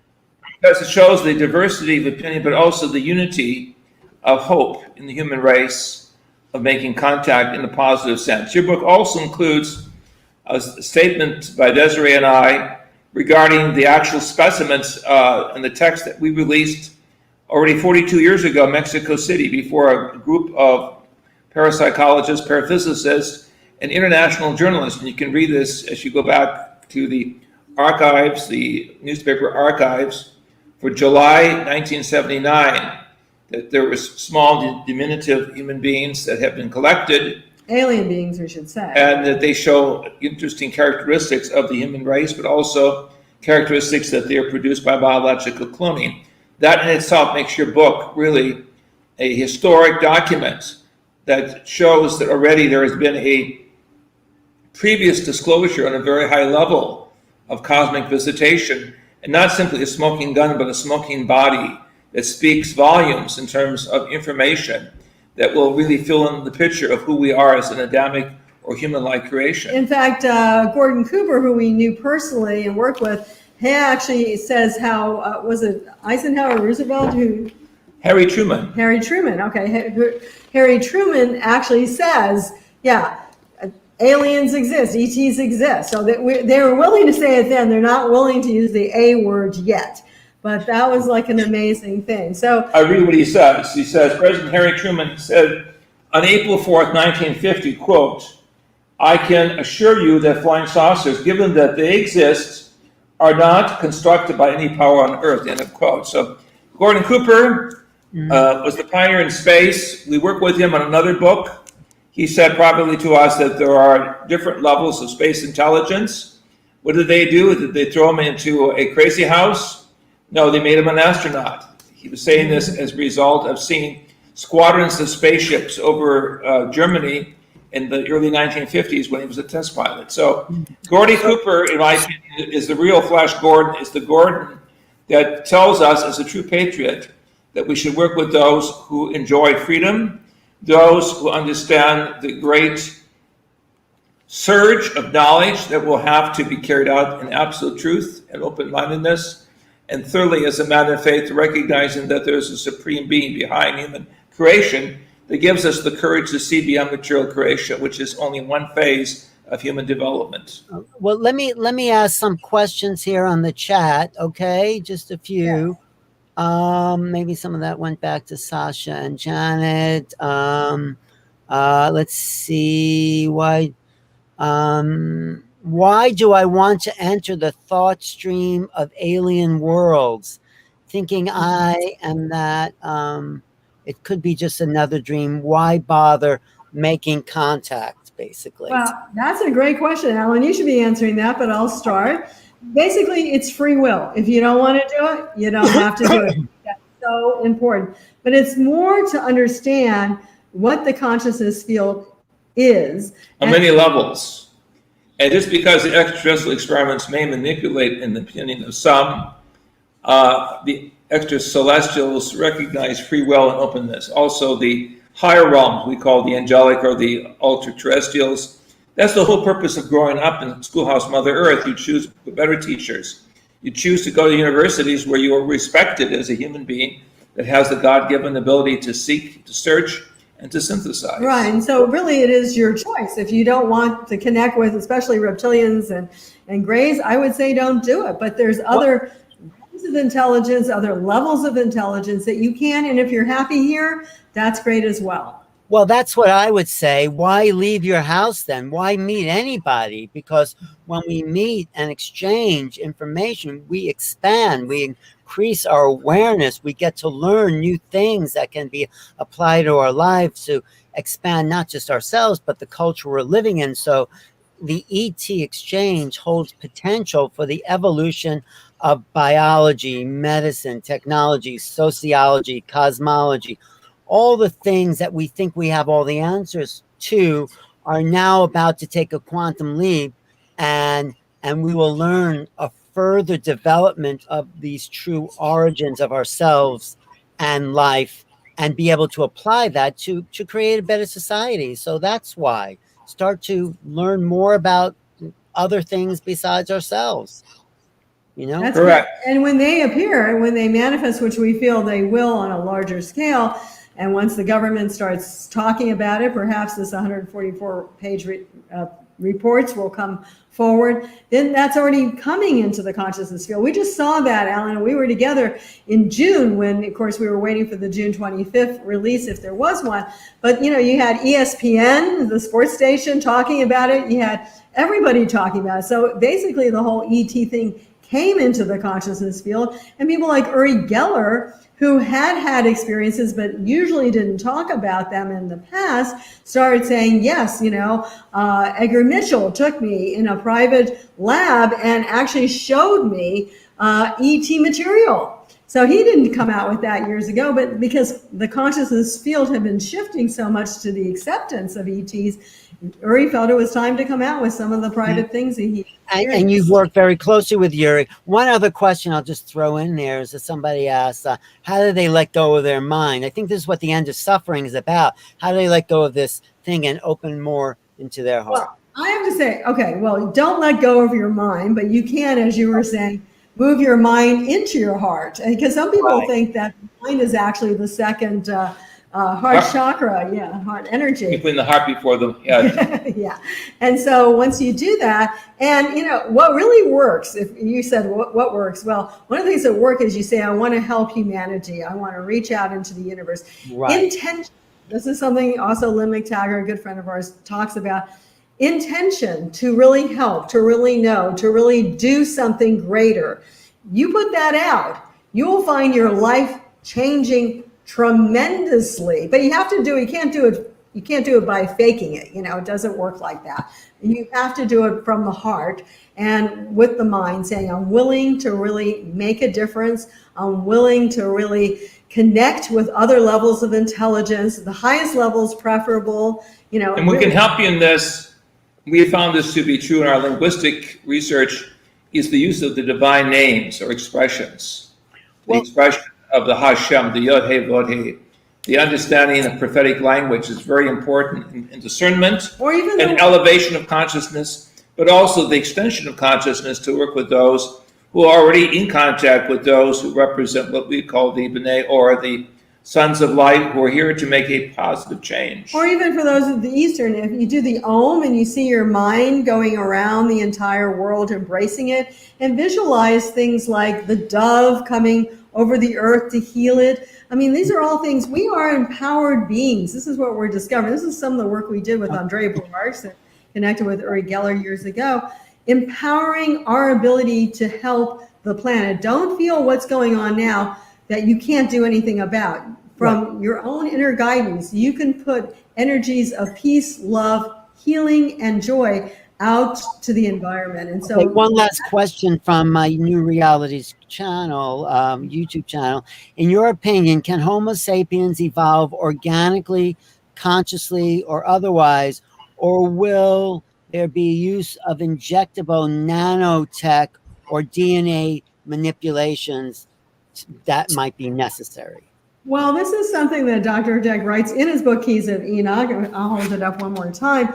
And that is the fact that we believe, an Adamic DNA, and that DNA is sufficient for all that we need to do. If anything, what will happen, and this Whitley Strieber in his most recent book also agrees with this, you can go from physical reality into light energy by the transposition of every cell of your body, most of which has DNA in it, to the light energy. And you probably, this is just theoretical, go through the ultraviolet end of the spectrum into a light garment. This is something that Whitley, after communion, his most recent we book, have the actual evidence, the DNA and Key 202. It gives us really the God code of what is necessary in this upraising of consciousness. So we don't need artificial injections or biochips put into our body. The body is well equipped, as would be believed poetically, the temple of the spirit, to have its own vibratory levels. But this requires a greater amount of focus, a time, and celebration of loving your body that's necessary to go out into a world of service. and we know, like Elon Musk is looking for the fact of putting certain chips in so we can be equal to the AI intelligence. But ultimately, that's what remote viewing is telling us. We have that ability to even go beyond AI. AI can only do the internet. I agree. We don't even know the potential, right? Exactly. Thank you so much, Alan. Thank you. Is there any final words you want to leave us with? Because Yes, those of interest should go to our website, keysofenoch.org or futurescience.org. We have a plethora of documents, music that's very important that we've done with Stephen Halpern, with Jocelyn Smith from Berlin, even the late Alice Coltrane. Get into the musical vibrations and inner meditation. This is so important. Have a smile on your face and see really the divine chapter coming ahead for the human race, in spite of the tragedies of things that we've had on our doorstep in the 20th century. The door is opening to the future, and we must be wise enough to understand that our great mystics, our great poets, our great philosophers and prophets saw that ultimately the human race would be aligned with what is called the house of many mansions, or the heavenly realms in a constructive and practical way. And that's where we're at right now. So we have a great future ahead of us. Don't be We depressed. do. Don't be in fear. Ad Astra to the stars, to all of you who are watching us around the world. And thank you, Alan, for your great work and your leadership. In your book, everyone should understand, is a must for a new science of public awareness and consciousness. And we'll see you tomorrow at the panel. Yes, we'll see you. The Hertogs will be on the panel tomorrow. Thank you. I've been talking to Doctors JJ and Desiree Hertog. They are the founders of the Academy for Future Science. I recommend their work. The Keys of Enoch is a prophetic, multidimensional, not just a book, but manual for conscious evolution. So, Omar, are you there for a second? Can you come on? Yeah, with me? Alan, I'm here. I'm here. Oh. That was just fantastic. I was just sitting here at points. It was just like above my head, and other times I was trying to understand it. I was like, wow, this is some high level information. That was wonderful. You did a great job, brother. Thank you very much. Really appreciate it. Well, thank you for inviting them. And yeah, sometimes you need to hear something that's beyond what we can understand to start to plant seeds of possibilities. So I'm up next, right? And yeah, Alan, you're up right now, and we're like pretty much on time. We're 10 minutes over, so if you want to go 10 minutes over, that's fine. If not, that's cool as well. No. How do I share my screen now? You come down here to the bottom where it says share. Right. Right click that and then go to share screen. Share screen now. Sharing monitors. Okay. And then you'll get the option of entire screen, window, and Chrome tab. Your presentation is on your computer, so it'll be under window. Under window. Okay, I'm looking for my window. It has to be open as well. Got to make sure the presentation is already open, otherwise it won't recognize it. Okay, that's a good point. Thank you. All right, let me see if I can open this. Alan, this is Rob Yachts, the co-creator. Hey, Rob. Yeah, we've met. Yeah. What do you think about? I didn't hear some of your presentation, but what did you think about this whole day so far, Rob, and everything we've been talking about here? I think that the day has been incredible. What you guys just talked about, I think, is our next step, which is what everybody needed to hear at this point. Where do we go from basically examining our consciousness? And it's great to do that in all the vibes and the frequencies. But once we've achieved that next sort of, not next level, but once we've ascended to a point where we understand it, this is where we take it and we put it to use in the sense of trying to figure out where we go. If that makes sense. Where we got, well, I'm going to do a little overview of the disclosure movement with some of my favorite people who've contributed to this book that I wrote. I should have a copy here, but the Making Contact book. And this is from a presentation I did at my book opening that kind of pulls, I feel, the field together, because one thing about this field is that no one has the answers. There's not one answer to this problem or this situation. It is so complex and so multifaceted that I wanted to write this book. Thank you, Omar. This book, which you can get on Amazon, I wanted to write it from many perspectives. So I asked 11 of the best. Wait, could you keep it up for a second there?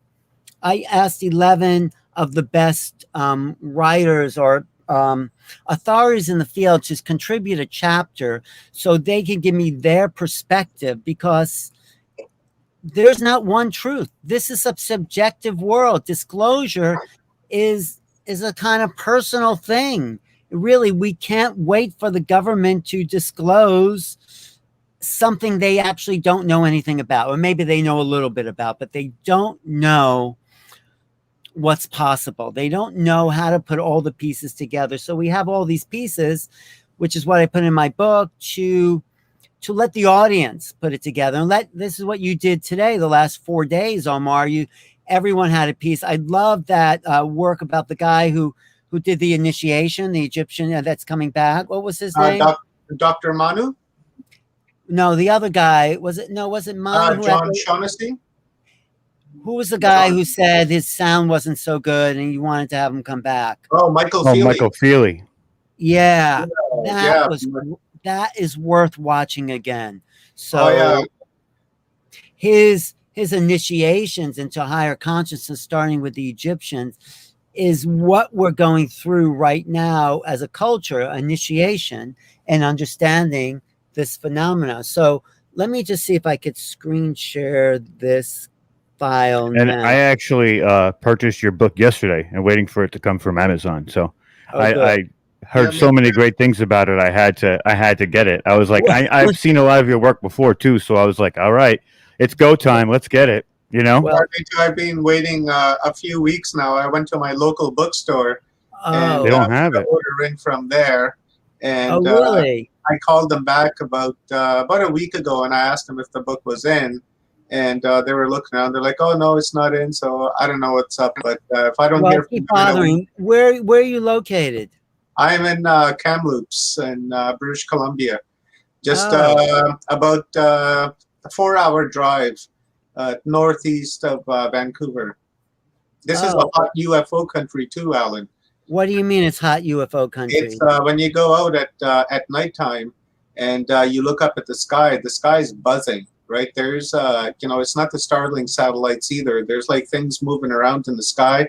It's pretty trippy at nighttime. I wish I could take videos of it, but these things are like so high up in the sky that it's almost impossible. 1 minute they're there, and the second they're gone. Rob had similar. That's what I saw 2 weeks ago, right above my house. I'm in upstate New York, about an hour and 40 minutes, about an hour and 20 minutes from the city. And me and my fiance were outside, and she's not into any of this. No. And we watched something go, but it was as high as the stars. It was a straight light, and then it just disappeared. And then she even said, "I have no idea what that was." Crazy thing is that there's a pyramid just not too far from me. I think that's what I was going to say. Is the indigenous people have a connection? That's why you're in such a hot spot. Yeah, Clearwater. It's about 25-minute drive from me, and there's a massive pyramid there in some farmer's field, and then no one wants to acknowledge it. And I was hoping to go there this summer, but because of these fires, we're locked down. I want to fly my drone over it and take video footage of it and send it to Dr. Sam, and have him take a look at it and see what he thinks, and ask the farmer if I can actually go up there and dig on that hill. Oh, really? What do you expect to find there? I am expecting to find megalithic blocks. I believe that the Aboriginals and that inhabited this land thousands of years ago were extremely advanced, just as the Central American civilization. And when you drive from here to Vancouver, you see mountains that look like they've been shaped into pyramids all the way. And then this Clearwater. There's another one not too far from me in the Kootenays. It looks like just a massive pyramid with concrete on it, but same type of concrete that is on the that's found at the Bosnian pyramids. Right, it's almost the same. It's incredible. So you think there are these pyramid structures around the world? Oh yeah. It says video use a unique codex that your browser doesn't support. Which browser are you using? What browser? I'm using Chrome, I guess. Yeah, you should be good. Let me Does see. it give you any options to? The video use a unique codex. Maybe just stop X out of there and then just go back to share. I've never seen that before. That's first for me. Yeah. Go back to share. I think it's an MOV file. Well, I have it up on my screen. Maybe I should export this. Or can I go into YouTube and share? We can share from YouTube. Yeah. Yeah. All right. Let me see if do I go to screen share or do I go to video file? Go to a screen share. Okay. Or you want to go? Yes. Video file is uploading video. So yeah, go to screen share. Go to screen share. And then over to Chrome tabs. Oh, Chrome tabs. Okay. Chrome tabs. Okay, now I see Chrome. Oh, it's just letting me share from Chrome. This is going into the YouTube then, right? Yeah, the YouTube video, if it's playing if it's open in the background, it'll pick it up. But if I want to Actually, share, it should show you in a new tab. if Hang I on. want, Where are you playing it from? Is it on your hard drive? well, I did want to play from my hard drive, but Okay. So then go to Windows. If it's open already, go to the Windows tab. okay. Sorry for people watching. It's the center one. Like there's the Chrome tab, and next to it is the Windows tab up top on the Okay, top let of me that go box. to All good, Alan. You're a legend. Windows. It says QuickTime Player, share QuickTime Player. Make sure there's the audio in the corner, the bottom left corner of that box. It says click to share audio. Make sure that Let me that's clicked. see. Share screen. The bottom. Okay, let me try that again. The box that you're in, that you're seeing the QuickTime video in the bottom little corner. It's small. It's the left hand corner. You'll see it's a little square. You got to check to make sure the audio goes through. Share audio as well. It says. Okay. Options. It says options there. No. Anyway, maybe I'll just try to go from YouTube. Let me. If I pull it up on YouTube, then Yes. If you could find it on the YouTube and you pull it up and keep it open in the same context, like in the same like Chrome, pull it up through Chrome through YouTube, then you just go to share screen and then you click on the YouTube one. And okay. you'll Sorry, right I up. should have had this lined up and checked it No out. worries. Chrome tab. Okay, I'm getting my Chrome tab, but let me pull it up on Chrome first. I think that's the best way, right? Get it on Chrome, and then. So why don't we just talk about a little wrap up of the day while because who's on after me? Is there someone on after me? We got Valerie Burrows coming on after you, Alan. That is going to be interviewed by Stephen and Evan Strong. Do you know Stephen and Evan Strong? No, I actually never heard of them before. Oh my God, they are fantastic duo. They're father and son, archaeologists, anthropologists, teachers, UFO researchers, alien researchers based out of Australia. And their website's called ForgottenOrigins.com. And they're actually one of the sponsors of this event, and they have come up with the theory of the out of Australia theory, where they theorized that human were seeded in Australia, and then from there they spread to the rest of the world, and the megalithic knowledge that came later on with the megalithic cultures around the world was actually founded by the Aborigines of Australia. And then they're the ones that shared it with the world, and then they've gone along to build these megalithic, sites that we see around the world. Incredible people. Yeah, for sure.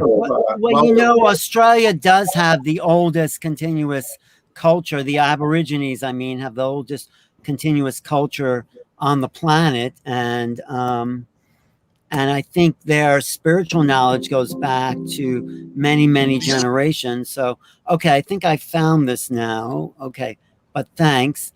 And then who else did we have on today? We had Dr. Sam. Oh my God, Dr. Sam. Yeah, the Bosnian pyramids. Yeah, Dr. Sam is just amazing. He talked about the healing powers of the pyramids around the world, and in particular the Bosnian pyramid. And then, we talked about people that have gone down underneath into the tunnels of the pyramids and have had medical issues. And from there, they've come out and they're either have been healed or they're well on their way to healing.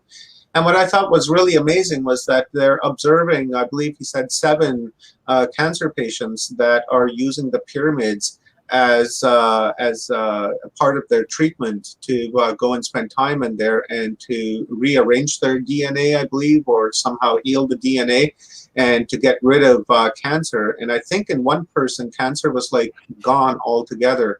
And there's some pretty serious cancers he was talking about, like lung cancer and such, prostate cancers, things that like really kill, right? Breast cancer. So that was pretty amazing to find out that that's actually happening. So in the chat, people were talking about, and you probably know some a little bit about this, people making pyramids just a skeletal base of pyramids and hanging it up on their ceilings, or putting it on their head and using that energy, that vortex energy, to heal themselves. You're doing an incredible job, Omar. I mean, this is an education. This is like beyond college education. This is the true history of civilization, and this needs to go out into bigger forms to more people, because we want people to know what the true history of the world and what's possible, and how could we get this information out there to more people. Yeah, maybe a couple of thousand people have seen this, but everyone should see this, Yeah, I feel that we're at this pivotal point in our on our course as a civilization, and I feel that I think people have made their choices, and some people have waken up and others haven't. And the ones that haven't, I suppose, are going to continue on with their own reality, because we observe our reality into place. So, I think cards have already been laid, and this is a last-ditch effort really by us from our end to try to get this message and this information out to like as many people as we possibly can. Yeah. Right. And hopefully they can reciprocate. But if not, then then I think we're just going to continue to move on. No, I think we're making a difference. I really absolutely. Think we are. We're waking more people up on a daily basis than there was say like a few years ago. Yeah. More and more people are waking up. But my point is that there are some that are waking up and some aren't. And for us, this is our really our last chance to get all of this information out to that crowd that's in that perceptual reality, right? To snap them out of that false reality that they're in. Well, that's why I wrote this book. I think I'm ready to share the screen. Let me see. Do you see that now on your screen? Yeah, I see it. Okay, this is there it is. This is from a presentation that I did about this book, and it's not just about making this book popular, but it's about the history that has gone into this disclosure movement. This is really what I wanted to show about this book. So this is from a presentation I did at the book opening, and also my comments by it. Let me see if you hear this. A tribute to Contact in the Desert, which I all right. I first did this at Contact in the Desert, and seen all the incredible speakers come through here. And actually, as part of that involvement, it's part of like what I witnessed there. I actually compiled this book, Making Contact, which is a collection of essays, mostly by people who are at this conference who have done what I feel the best research in the field. And so I'm going to be talking about all the people in this book and giving a little glimpse of why I feel they are so important. In the second part of this little talk, I am going to give an overview of what I think is really happening with the phenomena.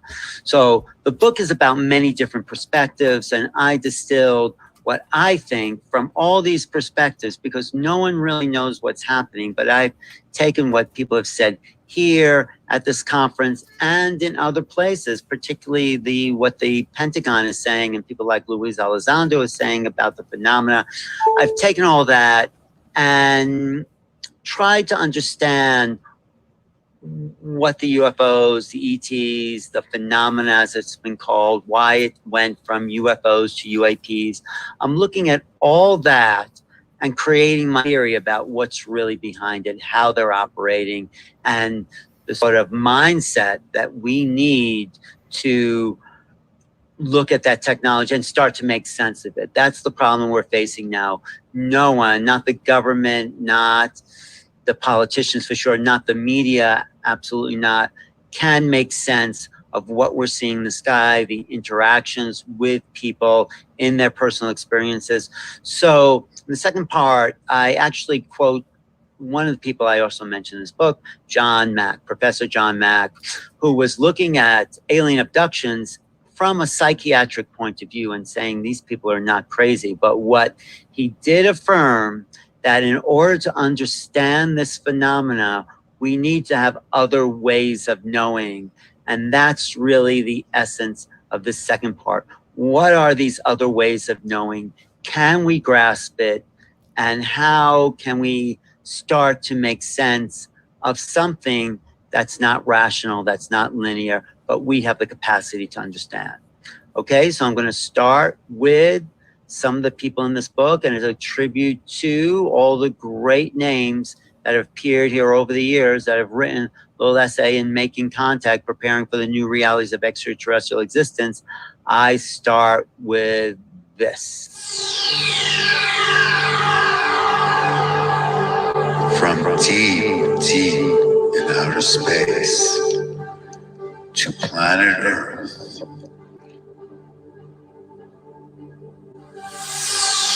the red rocks of Sydney, comes a time, an event, a place, a message of making contact.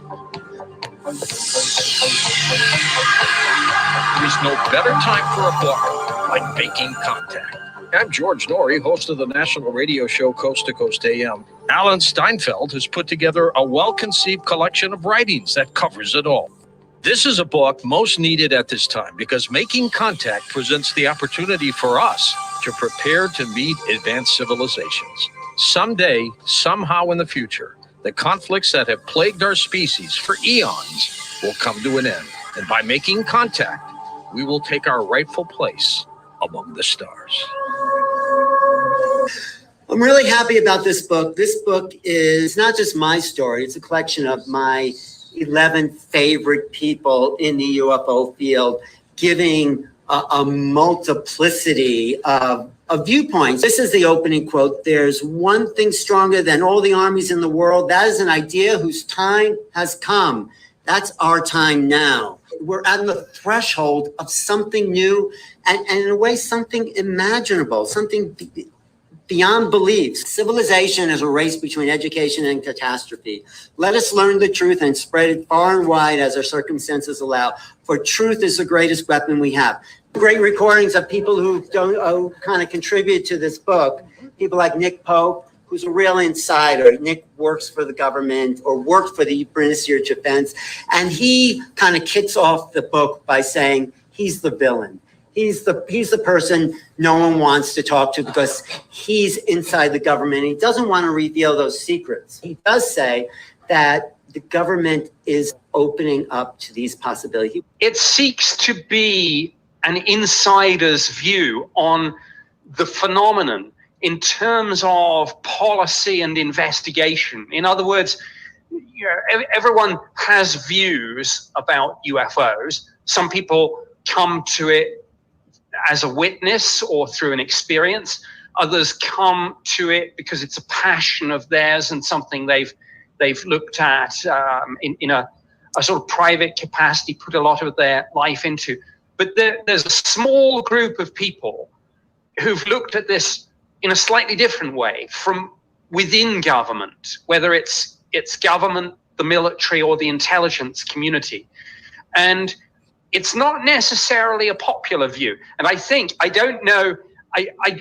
we joked about this, and I started off my chapter. I don't know if this line survived the edit, but I said something like, every story needs a villain. And I might be it. It did survive because I thought that was a great way to start a narrative with the villains talking, but you're not really the villain in that sense. Well, thank you. And in any case, in many, many movies, the villains are the far more interesting characters anyway. So slightly different view than I. And I knew that your sort of, big enough personality to take a little bit of dissent and variation. So I give it to you and to readers really in a different way through the lens of government, telling people how those of us on the inside view this. And it's not necessarily going to endear me to people, particularly in the New Age and spiritual community. But as I said somewhere, it is what it is. Right. No, I think actually your dissent or your perspective is very important because this is what we're dealing with in disclosure, sort of that government point of view. But also, I wanted everyone to have their own opinion because no one really knows what this phenomena is about. And I thought if we got enough varied opinions, the reader could put together their own sense of it. Does that make sense to you? You know? Yes, it does. None of us own this subject. Mm-hmm. None of us sits as final arbiter on this. Certainly not government. I'm not one of these people, far from it. And I think I get into this in the chapter somewhere where I say, ironically, those of us in government are sometimes far less certain about this, less equivocal in our views than many people in the UFO community. Many, many times I sat down with colleagues and said, look, we simply don't know, our honest opinions. So that's right. None of us is judge, jury, and certainly not executioner on this. And everybody's view is as valid as everybody else's. And that's what I think is so great about your book, that you've got these diverse voices with different backgrounds, different experiences, different areas of specialism, and different opinions. Nick writes the first chapter about government insiders, and then Grant Cameron says, you see a UFO, you were meant to see it. You're part of it. You're part of the whole ball game, and there are no innocent bystanders. I call it the theory of wow because the more I look at the phenomena, the more it looks like whatever we're dealing with just wants you to go, wow. It's all about messaging. You start to wonder what's really going on, except that they are putting out messages. The second night I had a UFO sighting in 1975, I remember watching the thing fly away, and I said to myself, so what's it doing? It wasn't doing anything. So now when I ask people about UFO sightings, the first question I ask them is they say, so what was it doing? And they usually say the same thing. It wasn't doing anything. It was just there. And this is the whole idea. Why do UFOs have lights on them? Why do they take the blood out of the cow? Why do they leave crop circles? Why do they drop ports? Why do they drop pieces of metal that make us go like, what is going on here with weird isotopes? It's the question is, are they actually coming across the universe to mutilate cows, to mess around with, have little pieces fall off the flying saucer, to put lights on crafts? Or is this all to wake us up, to get us to realize something is going on? It's not quite the world you really think it is. Wow. And so the more I look at it, the more it sort of appears to me like it's not what I thought it was in 1975. Grant says, this is the biggest story of all times, humanity meeting the other beings. That is going to change the world. And a lot of us have already met these beings. So I say making contact is really an inside job. We can't wait for the government to tell us it's a reality. We have to go out. I mean, the veil between the dimensions are thinning, and we are about to meet these other beings on their terms, on how they think. And it's much more abstract and symbolic. We have to rise to the occasion and let go of the definitive ideas of how things are. I start with the investigators, Nick Pope, Grant Cameron, and then I have JJ and Desiree Hertog. They fill in after that. They talk about the ultra-celestials, the ultra-terrestrial. In a new book by Alan Steinfeld called Making Contact, and Dr. Jack and I are one of the authors. And we talk about the fact that, well, okay, you can make contact with extraterrestrial vehicles physically that fly around like we see many times, and many people have seen over the years. But in actuality, there's also the idea of teleportation or quantum field teleportation, where you can be here and then you can be somewhere else. We know the universe is entangled. We know consciousness is a key. So all of this is really starting to expand our consciousness to even go beyond the physical flotsam and jetsam. And the idea that even now that's very prevalent, that extraterrestrial craft are not limited to the third/fourth dimensional reality, fourth dimension being time, but that they can work in fifth dimensional reality. So this is what we say in chapter 3 of our contribution, that all of these discontinuities can be resolved by a higher consciousness physics. It allows us to see we're not dealing with one extraterrestrial society, but several. And even beyond that, extracelestial and ultra-terrestrial that are in the consciousness or the pure form of evolution that do not need nuts and bolts. And so this is the big picture, as it were, the blueprint to the stars, the passport to the cosmos that we need as we wake up and smell the coffee, a higher consciousness that is more generous, and recognizing all members of the human society have had great traditions. There are beings right here. That's why we're because are just vibrating at a faster rate. And some people can see them. Some people are awakened to that fact that they're here. We are part of the cosmos. I mean, I know we all think that, but they welcome people who open their hearts and can drop the idea of that ego sense of self. This is really the level that we are all being called to. This is the work of the Hurtats. They are teaching an expanded reality because they know people are open to this now. So as we detach from the old identity, we start to embrace the more cosmic awareness and being that we really are. And then the fourth chapter is Linda Moulton Howe, who really is one of the experts in the field. She is one of the major, I would say she is the top researcher.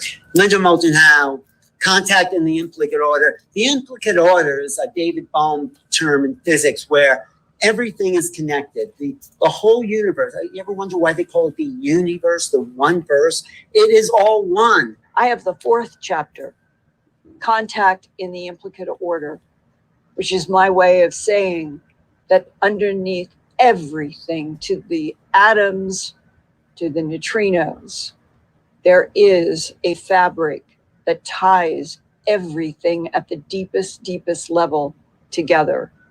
And this is the very first time in my life that I ever talked about something that happened to me when I was in grade school and was playing in the backyard, going onto a handstand with my legs over a limb. And having done that, coming up from having been upside down for quite a while and looking at a full moon. And as I stared at that full moon, I was there. I was in it. And I knew the moon was hollow. I'm Richard Branson, and I have a once-in-a-lifetime invitation for you. Would you like to travel to... And she gave me a big push. Wait, I'm just heading forward to... Years with an ETs had this relationship. 10 out of 11 essays in the book talk about telepathy.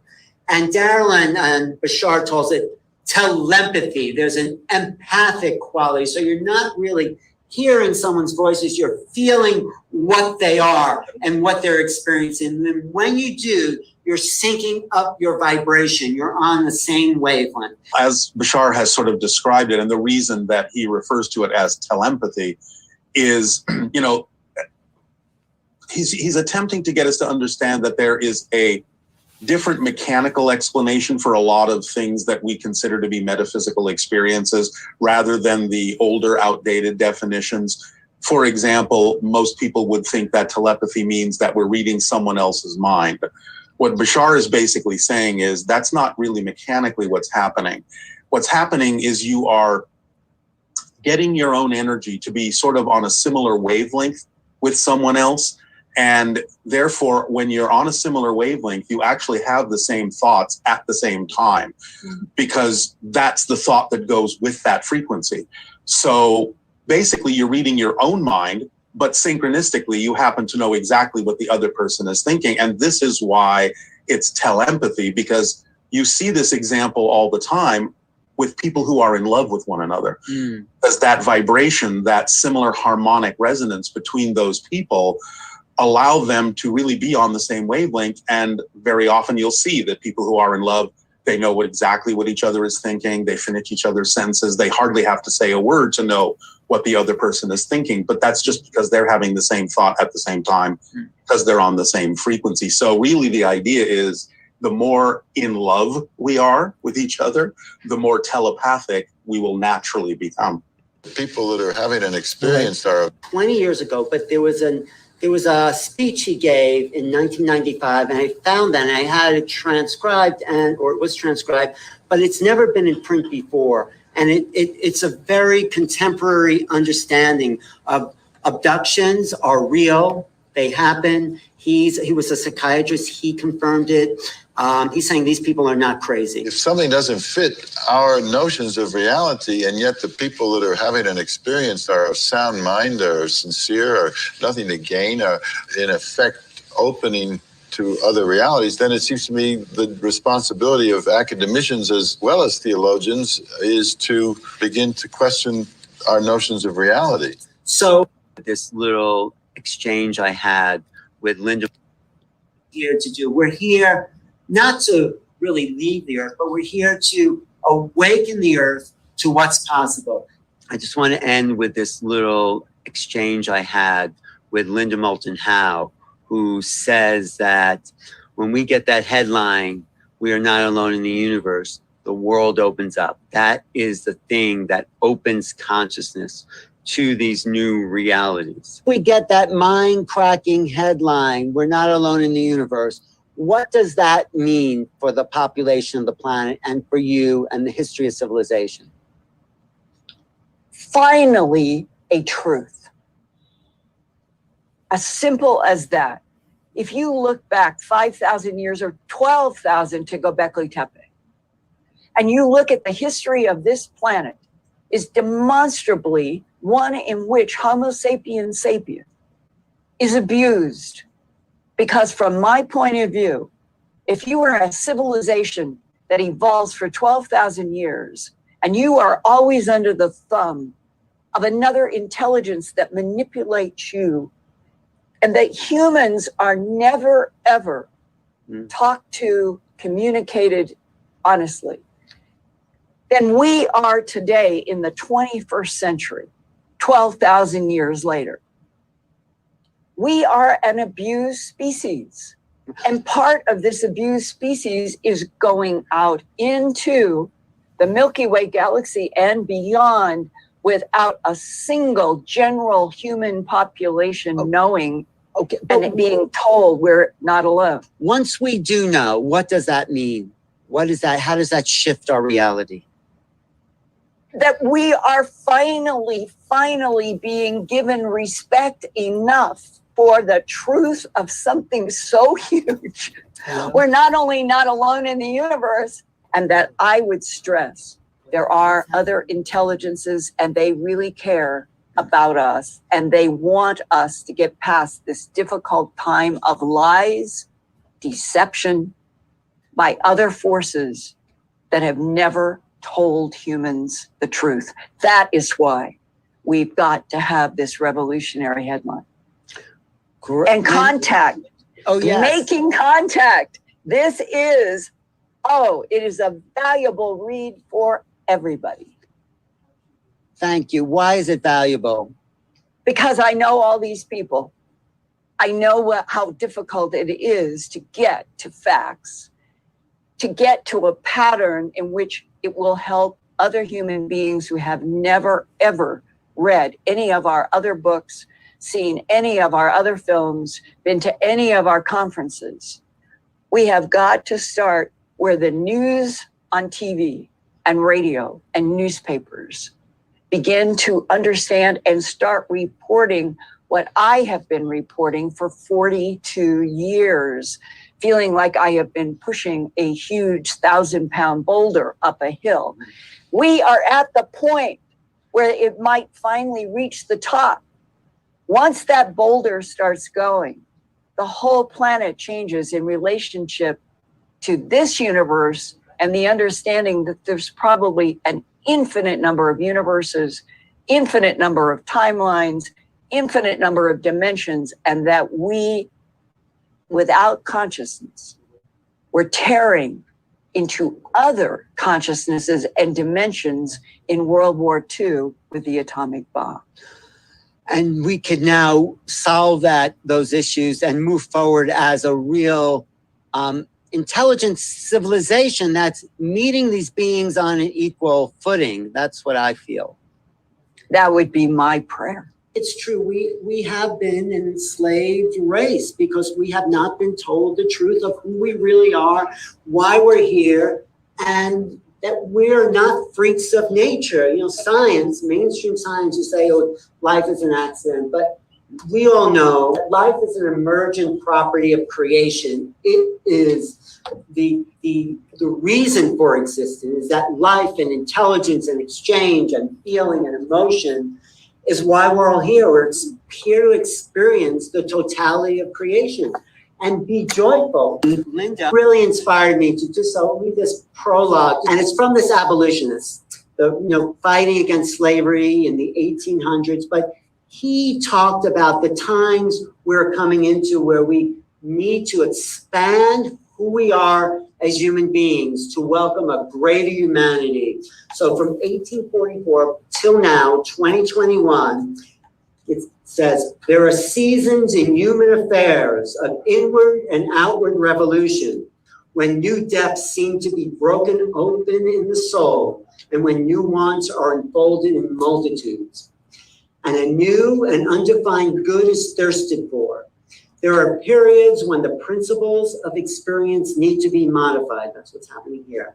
And when hope and trust and instinct claim a greater share in the guidance of human affairs. When in truth, to dare is the highest wisdom. So that's our mission.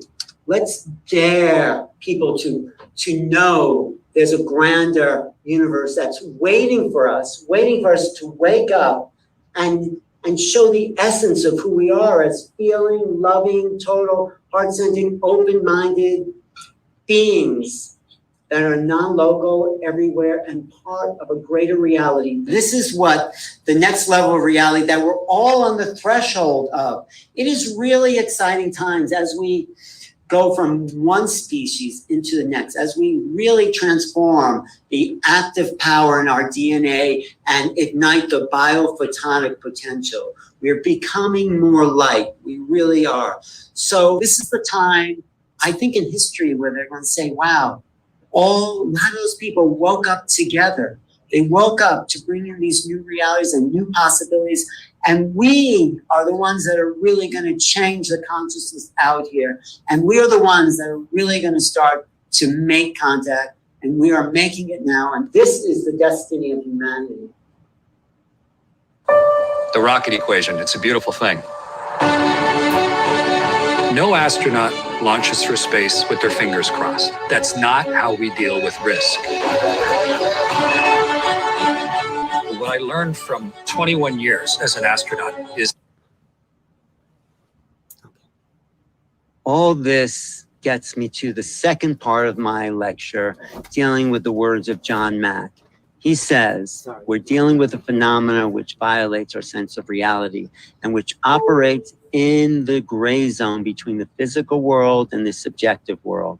We're being asked to prove this by methods of physical science alone. And this is the clincher. But those methods, in my opinion, that's John's opinion, will not yield its secrets until we discover other ways of knowing. Now, what are those other ways of knowing? That's the key that we're looking to discover here. The other ways of knowing is that we have to start to think with a different set of beliefs, a different orientation to the world. So in this slide, you see what we're on the right side. This is the great imagination we're born with. And this is what we're taught by the time we're 5 and 6 years old. ABC, 1, 2, 3. And that's the problem with this. We have to expand our possibilities. We have to go and access our right brain instead of our left brain. Understanding with our right brain is the key to what John Mack said, other ways of knowing. And we're getting hints about this from the actual government releases. So a couple of years ago, they went from UFOs to UAPs. And there's a new name. It's unexplained aerial phenomenon. Unexplained aerial phenomena, Yep, really? Yep, UAP. That's the latest nomenclature. I like the old one. I like UFO. I don't know why. Well, I think we can use them interchangeably. Unfortunately, Hillary, they are not the same thing. This is not just a rebranding technique to get people away from the kind of weird connotations UFOs have.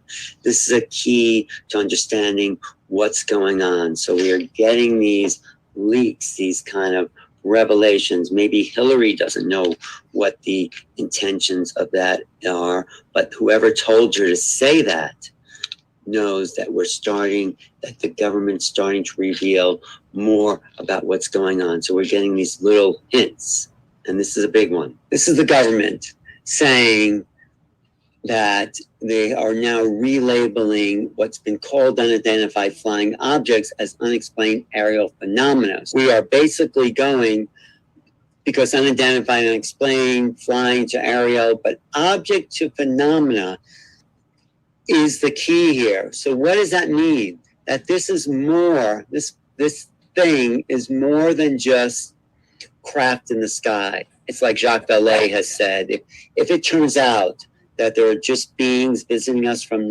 another planet, I'll be very disappointed. There's so much more to the situation than just craft in the sky. There's a whole paranormal element. There's a telepathic element. There are things that affect our consciousness. And this also seems to be coming out in the government documents. So ATIP, the Advanced Threat Identification Program, which really got the ball of disclosure started, has documents that were leaked that talk about cognitive human interface when you come into the environment of these other things. So another thing that comes out in the ATIP document are the interface and human effects, how the phenomena actually affects our thought, the spatial temporal translations or the time anomalies.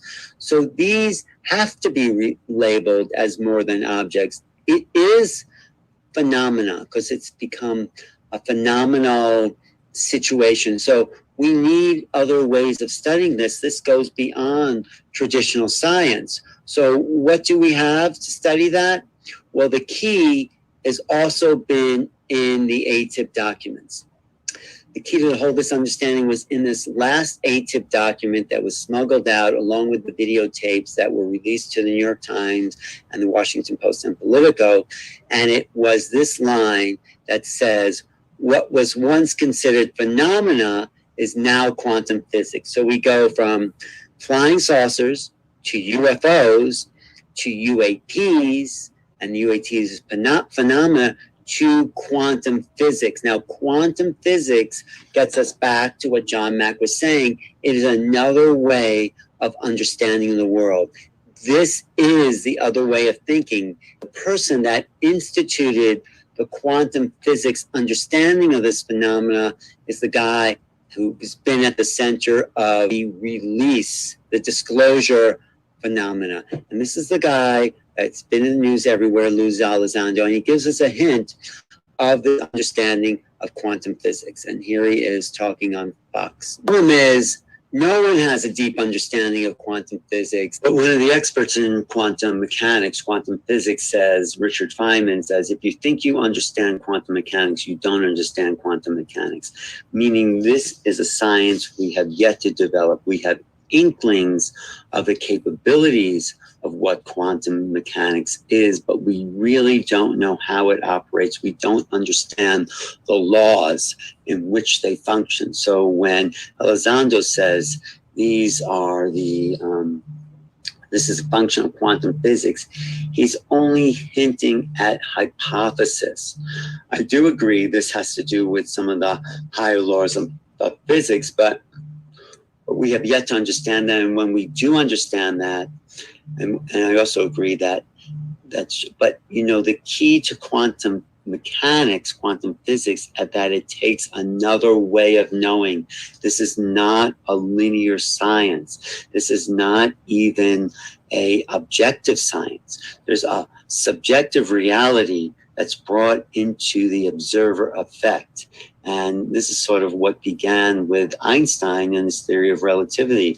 Light travels depending on the relative position of the observer. I mean, light is constant, but how it's perceived depends on who is looking at it. So we're in a new ball game for as far as the physics of the universe. And this is what I think the ETs have going on for themselves. They understand this, they understand how to operate the power of their mind, because the mind is a subjective purveyor of reality. And this is what we need to learn as keys to this new way of knowing, this new way of working, this new way of being. So the qualities of quantum physics or quantum mechanics are entanglement connects all things. That means everything in time space is connected, but the more you associate together certain objects or things, the more entangled they are. This is what Einstein called spooky action at a distance. So he couldn't explain it in terms of the physics he had, but quantum physics came along, created an explanation. It's only an explanation. It's not a real science. They're only observing things. They don't really understand how it works, but this is what we have to work with so far. It appears that UFOs are able to bend time-space, maybe not with a hardware technology, but with possibly a technology of consciousness. That's my theory. All possibilities exist in superposition before the results are calculated. That means when you're throwing a set of dice, before the dice land, all possibilities are up for grabs there. And this is what quantum physics looks like, the realm of possibilities, not the results. This is why we also say in quantum physics terms, possibilities only exist when they're measured. Otherwise, all things are in motion. The universe is in motion. It's only when we take a small observation of certain things that the details, the specifics, does the world come into a kind of collapsing of the wave function. That's so, in other words, the observer affects reality, meaning that when we see the results of an action, let's say the dice land, they no longer exist in superposition. We have collapsed the wave function into a result. But if we don't collapse the wave function, if we consider the superposition of all things in motion, we are getting closer, I feel, to the truth of how these UFOs, ETs, operate in this other realm where quantum physics is an application of a practical science to move through time and space. Quantum physics comes down to the observer effect. What we think affects reality. And these beings, whoever they are maneuvering their craft in this quantum physics way to appear, disappear, move from place to place, move beyond time, but somehow they're able to use their mind to project a reality that they want. We have to get out of linear thinking. We have to think more abstractly, because when we're thinking linearly, you collapse the wave function, you say, this is it. If you're thinking abstractly, many possibilities exist at once. And when we learn the power of consciousness to manipulate those other realities, we will use the full capacity of our brain to move from here to there without shifts. We have this divine capacity as non-local beings to, I teach remote viewing, and everybody in the room can get the target just by extending the power of their brain to a non-local location. So we are much more vast and incredible and powerful than our education, our politics, our media, our religion has told us. And that is really what I think the whole UFO phenomenon is about. So I've made this association between three distinct elements. So if the observer affects reality, or what we see of reality, then we have the power of mind or consciousness to manipulate time, space as we know it. So there's the element of consciousness or the observer. There's the element of quantum physics, and both of them are connected, it seems, to how the UFOs, ETs operate in this reality. So created a triangulation of these three elements because both the UFO phenomena and quantum physics have as a connecting point consciousness. And what does that mean, consciousness? This is what we're going to look at now. One thing that we might take into account is that consciousness, this idea of consciousness, is not localized in the brain. Just like the music from a radio is not actually being generated by the radio, it's only being received by the radio. Consciousness, if we really knew how to manipulate it and control it, we would see could control aspects outside the body. That is really key. John Keel, one of the old-time UFO researchers, said the real validation must be made of the phenomena in the consciousness of the people. This can only be something that can become real in the reality of the planet is through the experience of consciousness. The other thing I want to compare that to is what the physicist John Wheeler said in his book, The Participatory Universe. We're not simply, this is based on his understanding of quantum physics, because when you see something, what you see affects you, and what sees you affects them. So as you see these UFOs, we become entangled in that awareness. And this is part of the cognitive effects that seem to be happening when people have this UFO contact. So this is not talking about UFOs. He's talking about straight physics. We're not simply bystanders on the cosmic stage. We're shapers and creators of a living participatory universe. Everything is moving. Everything we think affects other things. And I take this statement to kind of explain what Grant Cameron says. There are no innocent bystanders in the UFO movement. Everybody is a participant. And now, if we can start to evolve our consciousness, I love this quote by Noam Chomsky, new levels of human cognition can only emerge at new levels of awareness. So as we expand our capacity for being more aware, we start to pick up on other levels that may be in our field that we didn't perceive before. And also Whitley Strieber's comment, the pressure of the close encounter experiences is what the force of evolution looks like when it's applied to the conscious mind.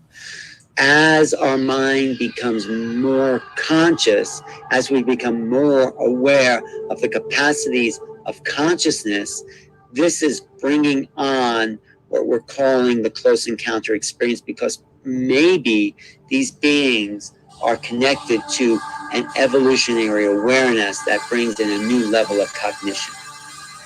The experience of contact with non-intelligence is the key that will open the door to understanding consciousness. So this is why there's this threefold aspect to this question. There's quantum physics, there's consciousness, and there are UFOs. And I think they're all related on some level. So one thing the visitors do by accessing quantum physics is not collapsing the wave function. So they don't create a definitive place in time and space, but live in a multiplicity of superpositions. When you're accessing these other positions, you're in hyperdimensionality. So we need to think that way. And our thinking has become concretized in comprehension. We need to think in a higher level. We need to think abstractly. Quantum physics lead to this new understanding, this new level of meaning means we need to think in the abstract. This apprehension versus comprehension. These are what I feel the levels of quantum physics lead to. This new understanding, this new level of meaning means we need to think in the abstract. Because the energy is all around us, you can... Abstract thinking means letting go of concrete ways. The ability to be abstract. It was the key to our survival. No other animal has the ability to think about objects and situations which are not tangibly physical. Quantum superposition of apprehension allows us to be more than just our five senses. It frees the mind to look at more creative solutions to satisfy the basic needs of eating, sleeping, and reproducing. The key is to see the difference, I feel, between signs and symbols.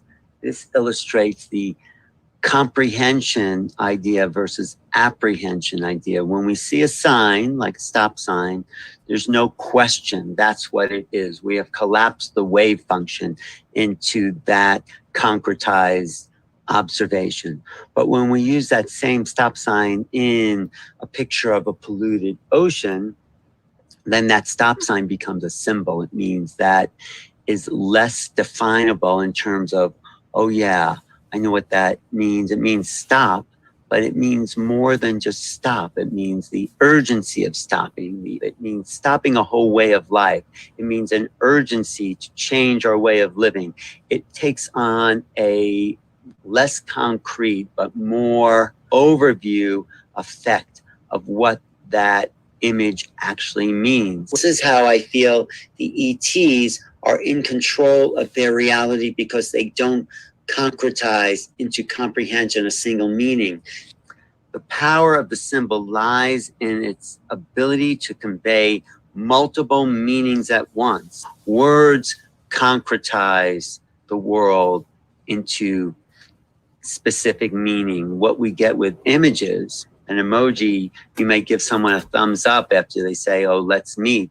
But it doesn't just say, yes, let's meet. It says right on. It means thank you. It means a multiplicity of meanings.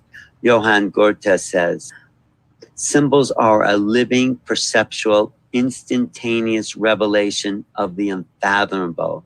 In terms of the symbols, I love showing the drawings of Kamara Jones. You could look at her on Instagram, ArtSoldier77, and I think she goes into some of the most phenomenal portrayals of ET realities that are communicating in many, many levels at once. This is why I put this key aspect right in the title of my book. The use of the asterisk bestows a variety of associations, such as a distant star, the possible origins of an extraterrestrial existence, or it could mean a new star is rising over the ill-fated stars of the past. On another level, that asterisk placed between making and contact is like the center point of a compass, representing the way consciousness reaches out in all directions. Whatever your association to the asterisk is, it is the initiation into a new way of knowing. That symbol has a nonverbal communication from mind to mind. It is the point of contact.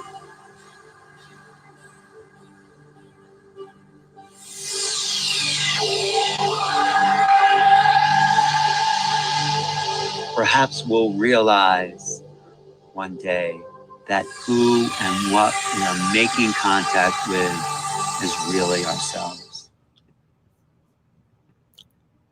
Okay. Okay, Omar, are you there? Yeah, I was just wondering how Rob made it onto your video. Oh, now, come on. That was really cool, though, with the picture there. It was really cool. Let me Yeah, see. that was super cool. Let's see if I can get back to that screen. I need to wait. Okay, which video? Which picture you mean? That one. The one at the end with the big eyes. That was you with the big eyes. That was me with. That was me with the big eye. Yeah, someone made me. Oh, did he just lose himself out? Did we just lose Alan? It looks like he'll be back. He'll be right back. Don't worry. And then we'll bring Valerie on. That was really cool. A really great information in there, and especially when he talked about the radio being the receiver instead of the radio creating the music, and that is just a receiver. And I've got a similar idea on that as well, where I've said that our avatar is just a great big antenna. And if we look at the television, I use the television as an example, of the internet, that on the TV, when we're flipping through channels, it's not the TV in itself that is creating the show. It's just transmitting the information that it's decoding. And same thing with the human body avatar. It in our mind and our consciousness, it decodes information. We can go back to the saying, if a tree falls in the forest, do you hear it? Yes or no. But we can go on the same thing, and it's the same thing in consciousness. I think it's like the internet, right? Where if you try to tell someone about the internet that's never seen or experienced the internet, they're never going to understand what the internet is, right? And to use the internet, you need a device, you need hardware like a telephone or a computer or something, right? So the same thing I think is with consciousness. By using this avatar as a device, kind of like a telephone or a radio, or like the it's a conduit. That's right. We are not creating thoughts. We are receiving these thoughts from another realm. So we're not our thoughts. We are the observer of our realities, and we could send and receive these messages. And that's sort of what I think we need to be aware of to communicate with the extraterrestrials. It's this understanding that puts us on an even playing field with these other beings. And this is our evolution.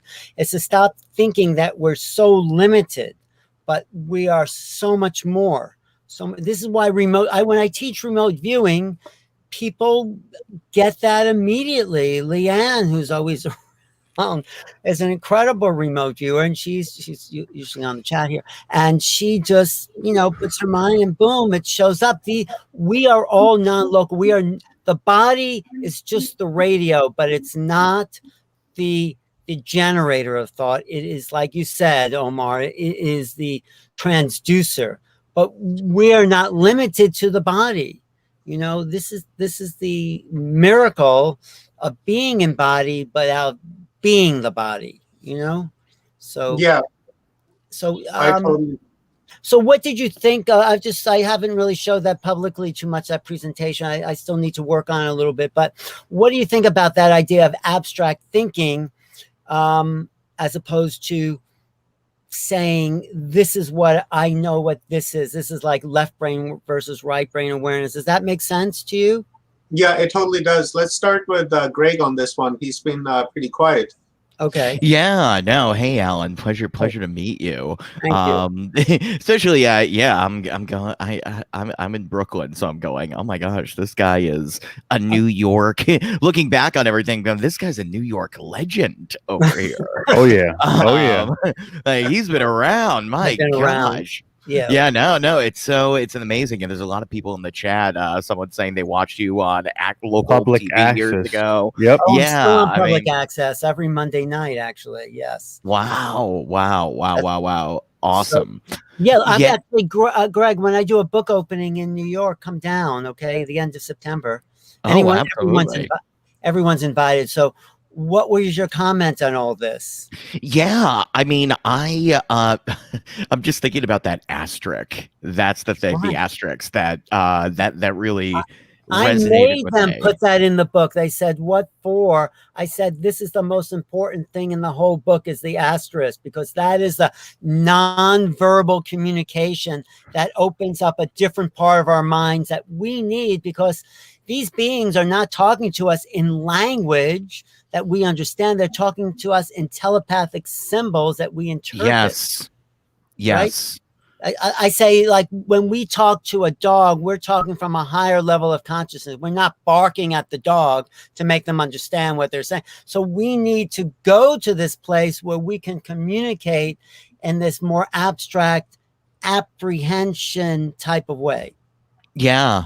No, I'm so with you. I think that has been part of at least my journey as a coming from a hypnotherapy background. I've been struggling because I love working with people, and I think helping people with hypnosis as a modality for healing in general is great, but also there's another part of altering consciousness, which is consciousness expansion. and using, hypnotists always talk about you're using the I mean, and people argue it can be metaphorical what percentage of the brain you're not using. We'll just say for the sake of this, it's the 90% of the untapped resources. To me, I'm going, yeah, it's really great to help people with self-confidence. And also, if you bring people in this profound altered state, why can't you leverage the tools so that you might actually be able to have contact with an extraterrestrial? Well, we can. If our minds are non-local, they are right here. But we're so conditioned to not use this infinite part of awareness. That's the problem. Right. I that's what they, and I really took that away. I think this idea of in these movies, it's sort of what you were saying before, right? Like Omar, Rob, we've managed to have this event going, in many events where we're getting different history and alternative views, and I think what's going to be key to add on to just receiving the information is engaging in your brain with the information in a new way. That to me strikes me as that's what I'm resonating with. That's making contact. That's really what I'm saying. Okay, I don't mean I would let me just chime in here for a minute. I was actually talking about something like this yesterday, where I'll actually expand on that. When we're born and we're squeezed through the educational system, they get us to use and train us to use only our left brain. What I've come to discover is that I'm going to be a granddad here in a few months, and I've been doing a lot of research and listening and watching. And the thing that I've learned is that when babies are born, they're thinking and they're using their right brain to think. So I thought, so when my grandbaby is born, what I'm going to do is I'm going to meditate, and I'm going to try and make that right brain connection with her or him to see if I can get that telepathic communication with this brand new person. And if I'm able to do that, then I'm able to do that with anything out there. Right. So I think what we need to do is we need to train our right brain in order for us to get out of this staticness that we're in. And then once we get accustomed to that, then we'll look back and say, oh, wow, we were such dinosaurs using our left brain when we had this technology available to us at all times. What do you think, Rob? My thoughts are, and I think that once we expose people to what this actually is, they're going to get this yearning to do it, because it's going to bring them to this place of not so much of a euphoric thing, but, just like when somebody said you're carrying a telephone in your pocket, and we're using the telephone metaphor again, everybody was like, that's crazy. Why would I want to do that? But now everybody has it. So once we get to this point, we're not going to need a lot of these modern technologies that are hindering this frequency that we're trying to raise as well right now. Sitting in front of this computer, this microphone, this box right here, it's all bringing you down. It's all negative energies coming into your body. Therefore, go ahead. No, I just want to know what Clarence has to say, because he had raised his hand a few times. But Clarence? Well, I just wanted your opinion on something. I mean, and I love your work, and I followed you for a long time. But what do you say to people that had contact that didn't make the first move? That they came to that person. Well, on some level, they were ready. On some level, for me, I wasn't ready. I was traumatized. I had this experience, and it's like, it's been a journey for me to make sense of something my mind couldn't comprehend. But it was also an incredible leap of evolution. It also became an obsession. I could say sort of a life obsession. And in a way, it was either that or be an accountant. No, I'm kidding. But it's like, this was a lot more interesting than, other paths. I mean, probably the most interesting thing I think we can do, and the most important, is to change the minds of humanity to welcome something bigger. So I can't think of anything more exciting. So it was a little strange in the beginning, but what else we here to do, right? Anyway. Yeah, Yes. see, I've That's been dealing with what's, this my whole life, so yeah, I'm right with you 100%. Thank you. Great. Let's Great. hear from Bruce on that. Welcome, Valerie. I thought I would bring you into our mini panel here, since this was an interesting conversation, and especially the question that Alan asked. I thought we might hear some thoughts from you. Yeah, what do you think, Alan? You want to repeat that question again, so Valerie's on board with Which us? question? There's so many questions I have, but which one was that? The one that we were just talking about, the right brain and. Oh yeah. Well, yeah. I mean, how else are we going to communicate with these beings unless we get out of this conditioned, cultural, limited way of thinking? This, I call it half-witted. We need to be full-witted. What do you think, Valerie? Well, to start with, I've been on a journey also, Alan, and I can relate to what you're saying. The thing is, what I have come to understand and know is that everybody has come from somewhere else. We're not all humans all the time, far from it. And we are actually all star people. Yes. So we have a history, and there's sort of talk about multi personalities or party lives or party influences, all those type of things. And we are limited to some degree, otherwise our brain would explode. It is a recorder. Our brain is a recorder. It reminds us and remembers things for us that's important in our everyday life. As far as connecting to who we really are, which is from the source of all creation, so we're all God beings. I know God is a word that people sort of cringe at times, so we could call it a creator, if you like. So we have a beginning, everyone does. And it's from that source that we have all the answers as well. Does that make some sense? Yeah, of course. But how do we tell the rest of the world who are asleep about that? Yes, that's exactly right. Well, we do have in us, we have intuition.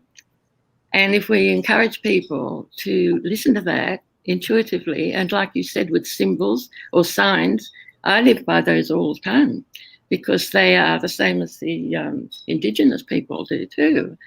They draw things on a rock, and it's not just a drawing, it has a real meaning. Right. And this is the same the symbols cannot necessarily mean the same to each person either. So if you start analyzing human beings and everyone on this earth, nobody is the same, which is why making it difficult to heal people sometimes. Some react to something that others heal from. Do you think the ETs are here specifically for that reason, to wake us up to who we really are? That's my feeling. Can I go back to where the dots have all started to come together? Yes, yes. Because I'm 88 years now, and they've been unfolding information along the way, I suppose, so that I could write books, write stories, write experiences, those kind of things. And now they've come to give us the understanding this planet, Earth, was created by the hierarchy that exists in Andromeda or Andromeda. Now, whether you accept that or not, this is how we've been given, and it's been over 40-odd years, 42 years, I think. I've been working constantly with them, and if you say encounters, yes, I've had all those. I've been through the trauma that Witness Driver talked about. I could relate to everything that he experienced, and his book awakened me to not to be afraid. And then I realized when I was in a hypnotherapist couch that at another layer of consciousness, I had agreed to it. And most people have. It's just that they, with their, can I say, the separation of understanding who they really are in a personality, and then who they really are as a creator or a God being. Beautiful. Right? Yeah. That's the difference. And it's really not, it's not a case of, it's the separation that we've created, really. But when we understand that, we can bring it together. And there's all sorts of ways to do that. I would love to interview you. Where are you located? Where am I what? Where are you living? Where are you calling us from? I'm in what they call the Southern Highlands, which is south of Sydney.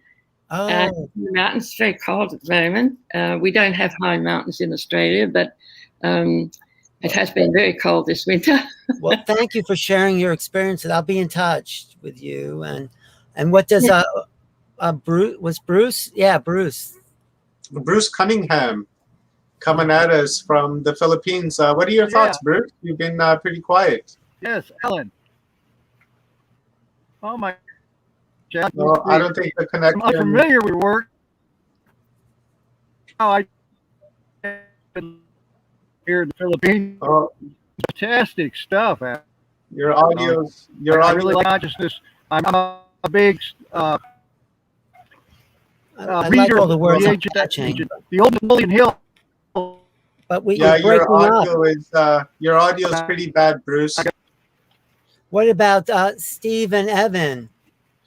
Yeah, I want to introduce you guys. That's why I tossed it. Look, you gotta there you go. You have to unmute it. Bruce, we can't hear you. That's the problem. You're breaking up. So, guys, I want to introduce you. Alan, this is Stephen and Evan Strong. Stephen is on the right and Evan's on the left. And Stephen and Evan, this is that's what Alan. I hear. Like I said, my time. Nice to meet you. Nice to meet you, mate. Are you Australian too? Yeah, definitely. Oh, great. We live in the same state as Valerie, but on Yes, I know them. a little bit apart. About 900k apart. Yep. Yeah. Yeah, these are. I'm a channeler, and Steve wasn't all that open to it, but he, bless him, has actually admitted that there's something to it. Yes, Stephen and Evan, they're brilliant researchers, Alan. They're just around the curve and head of the curve. Just brilliant guys. I've been working with them for about 5 years, going on to 6 years now, maybe even longer actually. About 7 years we've been working together. What's their research in? What aspect? Go ahead, Stephen. It's basically everything in Australia, which includes alien skulls, which we have a hold of, 4 of them. It involves metals that can't be identified on the periodic table, rocks, rings. We've got 3 rings from Atlantis and about 5 from Lemuria. It's sort of a coverage of everything that's been found in Australia over a long period of time. So it's been quite a long, and all backed up by the best science. We've got laboratories and machinery in Australia that proves all the metal artifacts we've got. We've got at least 4 that have a major component that is not on the periodic table. So there's a lot of different stuff. But for Don't today, forget to tell them, Stephen, about you and deciphering the wall. Let him know about that, because that was your doing. carry-on walls, the carry-on walls, Egyptian hieroglyphs in Australia that Graham Hancock had visited. He was touring around with Stephen and Evan. Yeah, sorry, Stephen, go ahead. My apologies. You're right. No. So basically, it's a bit of everything. Who's actually doing a video on the carry-on glyphs? Who is it? The guy from Gaia. Oh, Billy Carson. Billy Carson's is about to put out a 1-hour special on the carry-on glyphs, and you'll get a better look at them because we took him to the glyphs, and he's absolutely convinced not only are they Egyptian, but they're from an earlier language which relates to the Star People again, and that's on the other 2 glyphs. So it's got a combination of both ancient Egyptian and first language. So yeah, a lot of different stuff. But with Valerie, you're right, Valerie. My introduction was going to be about the fact until I met you, I didn't believe in channelers. All right, wonderful. Thank you very much, Alan. Really appreciate your time. You're welcome to stick around in the studio and check this out.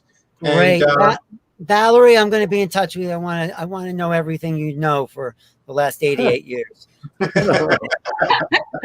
Yeah. Fine, that'd be lovely, Alan. I'd be okay. Great. And where are you, Clarence? Where are you located? Are you speaking to me? Sorry. No, Clarence up there. I live in Minnesota.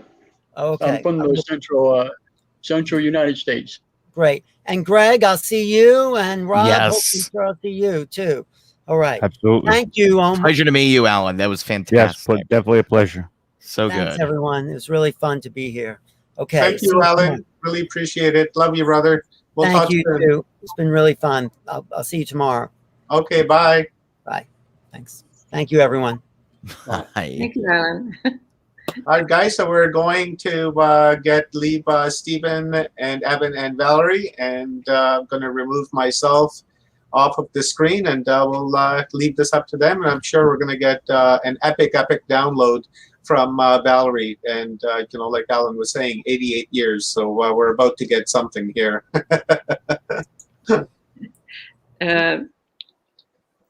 Okay, so we'll do the introduction Yep. now. All right, now.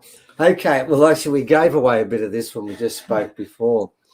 We've got to be honest, we've been doing this now for probably 15 years, and we use the best science and the best machinery, the best archaeology we can use. We rely on that first and foremost, but I've got to make the point, when we go on the country, we normally take a psychic with us. We're open to both sides of the equation, and we've made that clear. And when we do our reports, we separate the two so people don't get confused. If they don't want to walk down that side, that's fine. We give them a choice. Now, having said that, I remember listening to the last gentleman talk about remote viewing, and then I thought of Valerie with her channeling.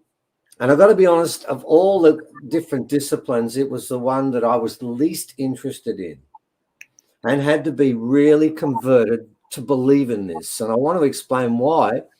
Valerie left me open to Leah, who's turned up later. I know that she's just as legitimate as Valerie is, and others. And the reason is this. I met Valerie quite a few times, and I knew she was channeling an original spirit called Alkaringa, and I thought, well, yeah, fine, that's okay. You can believe that. That's all right. But I learned one thing with Valerie. I've met her on a personal level, which a lot of people haven't. And the idea that she'd be lying about something that's so integral to the whole of her life, it's not true. It can't be. Because there's an honesty, integrity in this lady that is not manufactured. It's just there. That's part of her being, which led me down the path of one of two things. She's telling the truth. I know this sounds bizarre, and I've only two people I'm going to say this about, and I said this about Leah, but Leah only gets there through Valerie. That's fine to say that she's telling the truth, but then you can come back to me and say, as a scientist would, it's delusional. That's the other one. You can believe in a delusion. So there is that possibility. But ladies and gentlemen, if you think that way, what I would suggest is, I remember when I read a book by Valerie called Alkaringa, and I read the channeling that came from this being.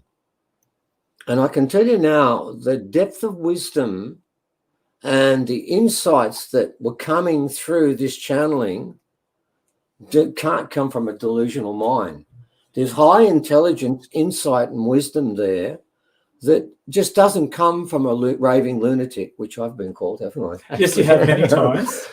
But in this case, it doesn't fit. So therefore, what I'm left with is the only possible option is that Valerie was delusional, but it can't be that, because I've read what's written by this delusional character, and that's not there. You only have to read the wisdom in that book. You'll realize then, no, this is actually a proper path. So what Valerie's going to talk about, for the rational part of our mind, that overabundant left hemisphere, it's challenging.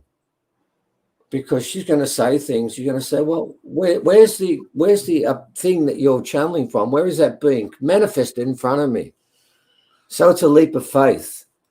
But ladies and gentlemen, we made that leap of faith because we knew her personally. Then we actually listened to what she said, and then read what this being that she's in contact with spoke about and revealed to her. And right now is the right time to listen to this wisdom, because it's needed, because in the future, this will be the dominant wisdom in this planet. And if you can't get used to it now, you probably never will. So here's a good chance to prepare yourself for the sorts of thinking and the sorts of action and the philosophy that comes past the change that began at Uluru. So I'll hand over to our Valerie now and let her share the wisdom of what she's learned and what she's learned through Al Karinga and Original Spirit. And when we come back, there is one question I'm going to open with when we come back and you finish about Al Karinga and your relationship. But I won't tell you what that is until they're finished. I don't want to give that away. Over to you, Valerie, and I'm looking forward to what you've got to tell us today and also what you're going to channel, because I know it's true. So, are you asking me to channel? Is that what you think? No, just your stories of doing it. That's an essence of who you are. I believe in that, and that's what I'm passing on to others. No, Okay. you do today. It's a long story, and I have actually been prompted to write. I was actually called. I was never looking for any of this. I was called and awakened one night, and a voice, very dignified voice, was asking me to stand up. And it's a bit of a long story, and I don't know how much time I've got, Stephen. So can I just I've been asked to put it all in this book now, this latest one. And in part 2, it's got where I was holding the sacred Al Karinga stone, that belonged to the Indigenous people of Australia. And that seems to be a big part of my mission into helping people to understand how the clever ones actually are able to hold and know knowledge even before humans were said to exist on the planet. They know about the creation of the planet, that type of stories, and they call it dreaming. Now, I've come to understand also that the dreaming, of course, is in science where we talk about the, what do you call it? There's a name for it. Can't think of it now. It's an aspect of sleeping, and it's just the one before deep sleep. And it's part of the dreaming so that it's not linked to the brain. It still has images and it can communicate. And your higher self, your God self, actually can send messages through to you. And this is what I understand is happening to the Indigenous people, the clever ones that have been chosen, and they know it's their work when they're first born. The whole tribe know that. And they actually then just tune, be quiet, they train. There's a lot of initiation. Sometimes they have a near-death experience and come back again, which has happened to me also. And when you channel, your brain's asleep, but you've got this talk and this conversation coming through. It's actually borrowed your voice box to come through and speak. I have no idea what's going to come. And this is what it is with channelers. There's many of them on the earth. I understand there's something like 144,000 that have committed to come to earth at this time, because we are gradually, with the new energy coming onto this earth all the time, it's raising consciousness. So there's layers of consciousness changing all the time, where you can look back and think, well, you couldn't talk about UFOs, say, in the 50s, people would laugh. But now there's more people opening up to it. It's a big story. This is a thing. And I think the real answer is for people to experience it themselves. And they can do that. Everybody is a star person. There's no doubt about that. And they've come from the stars, and they're influenced by the stars all the time without really realizing it. And they have thoughts and think, or a dream and think, where did that come from? But it was meaningful to them, and it helped them make a decision about their life. Everybody has that in them, and we call it intuition, which means inside teaching. So we haven't been sort of just dropped here into an earth body without this consciousness coming with us, which we all refer to as the soul. And the soul consciousness is the secret. That's when you meditate and you can actually still the brain and actually connect to the soul consciousness, which can relate to your oversoul and then to your God self, if you like. Like I said, a little bit wary about the use of God, because there's been things done in the name of God which got nothing to do with God at all. And so people need to use discernment always. And that is linked to our feeling. We are all sentient beings, and so we feel. Something feels right, or it feels familiar, or it doesn't feel quite right. So we just leave that or let it go for a while. And we're training, and it's self-training, and it's discipline. And there are people that will help you to gain or tap into that actual world, that dimension, that consciousness, which is everything. And consciousness exists in everything. It just doesn't always have a language, and it's not just humans. It is in everything. And the Indigenous people in Australia understood that and know it. And so they're losing it a little now because of the white man's ways and them trying to adjust. And it's just so different. It's very hard for them to find a medium way to all interact. However, if we listen to them and quite a lot of the information that they have, we can learn a lot. And they certainly can help with understanding the environment and listening to the way the planet has been created and the necessity for it to be protected, and to, can I say, not have disagreements about whether we have climate change or not, but rather listen to the scientists that say that the world, the earth, is very badly polluted. And that is no denial. We need to deal with that. And once we deal with that, the climate will change. It'll look after itself. We have been invited by our contacts from Andromeda, who actually say they have created our planet in the first place. If I can go back further than that, there have been Star Wars. It's not fiction, it's real.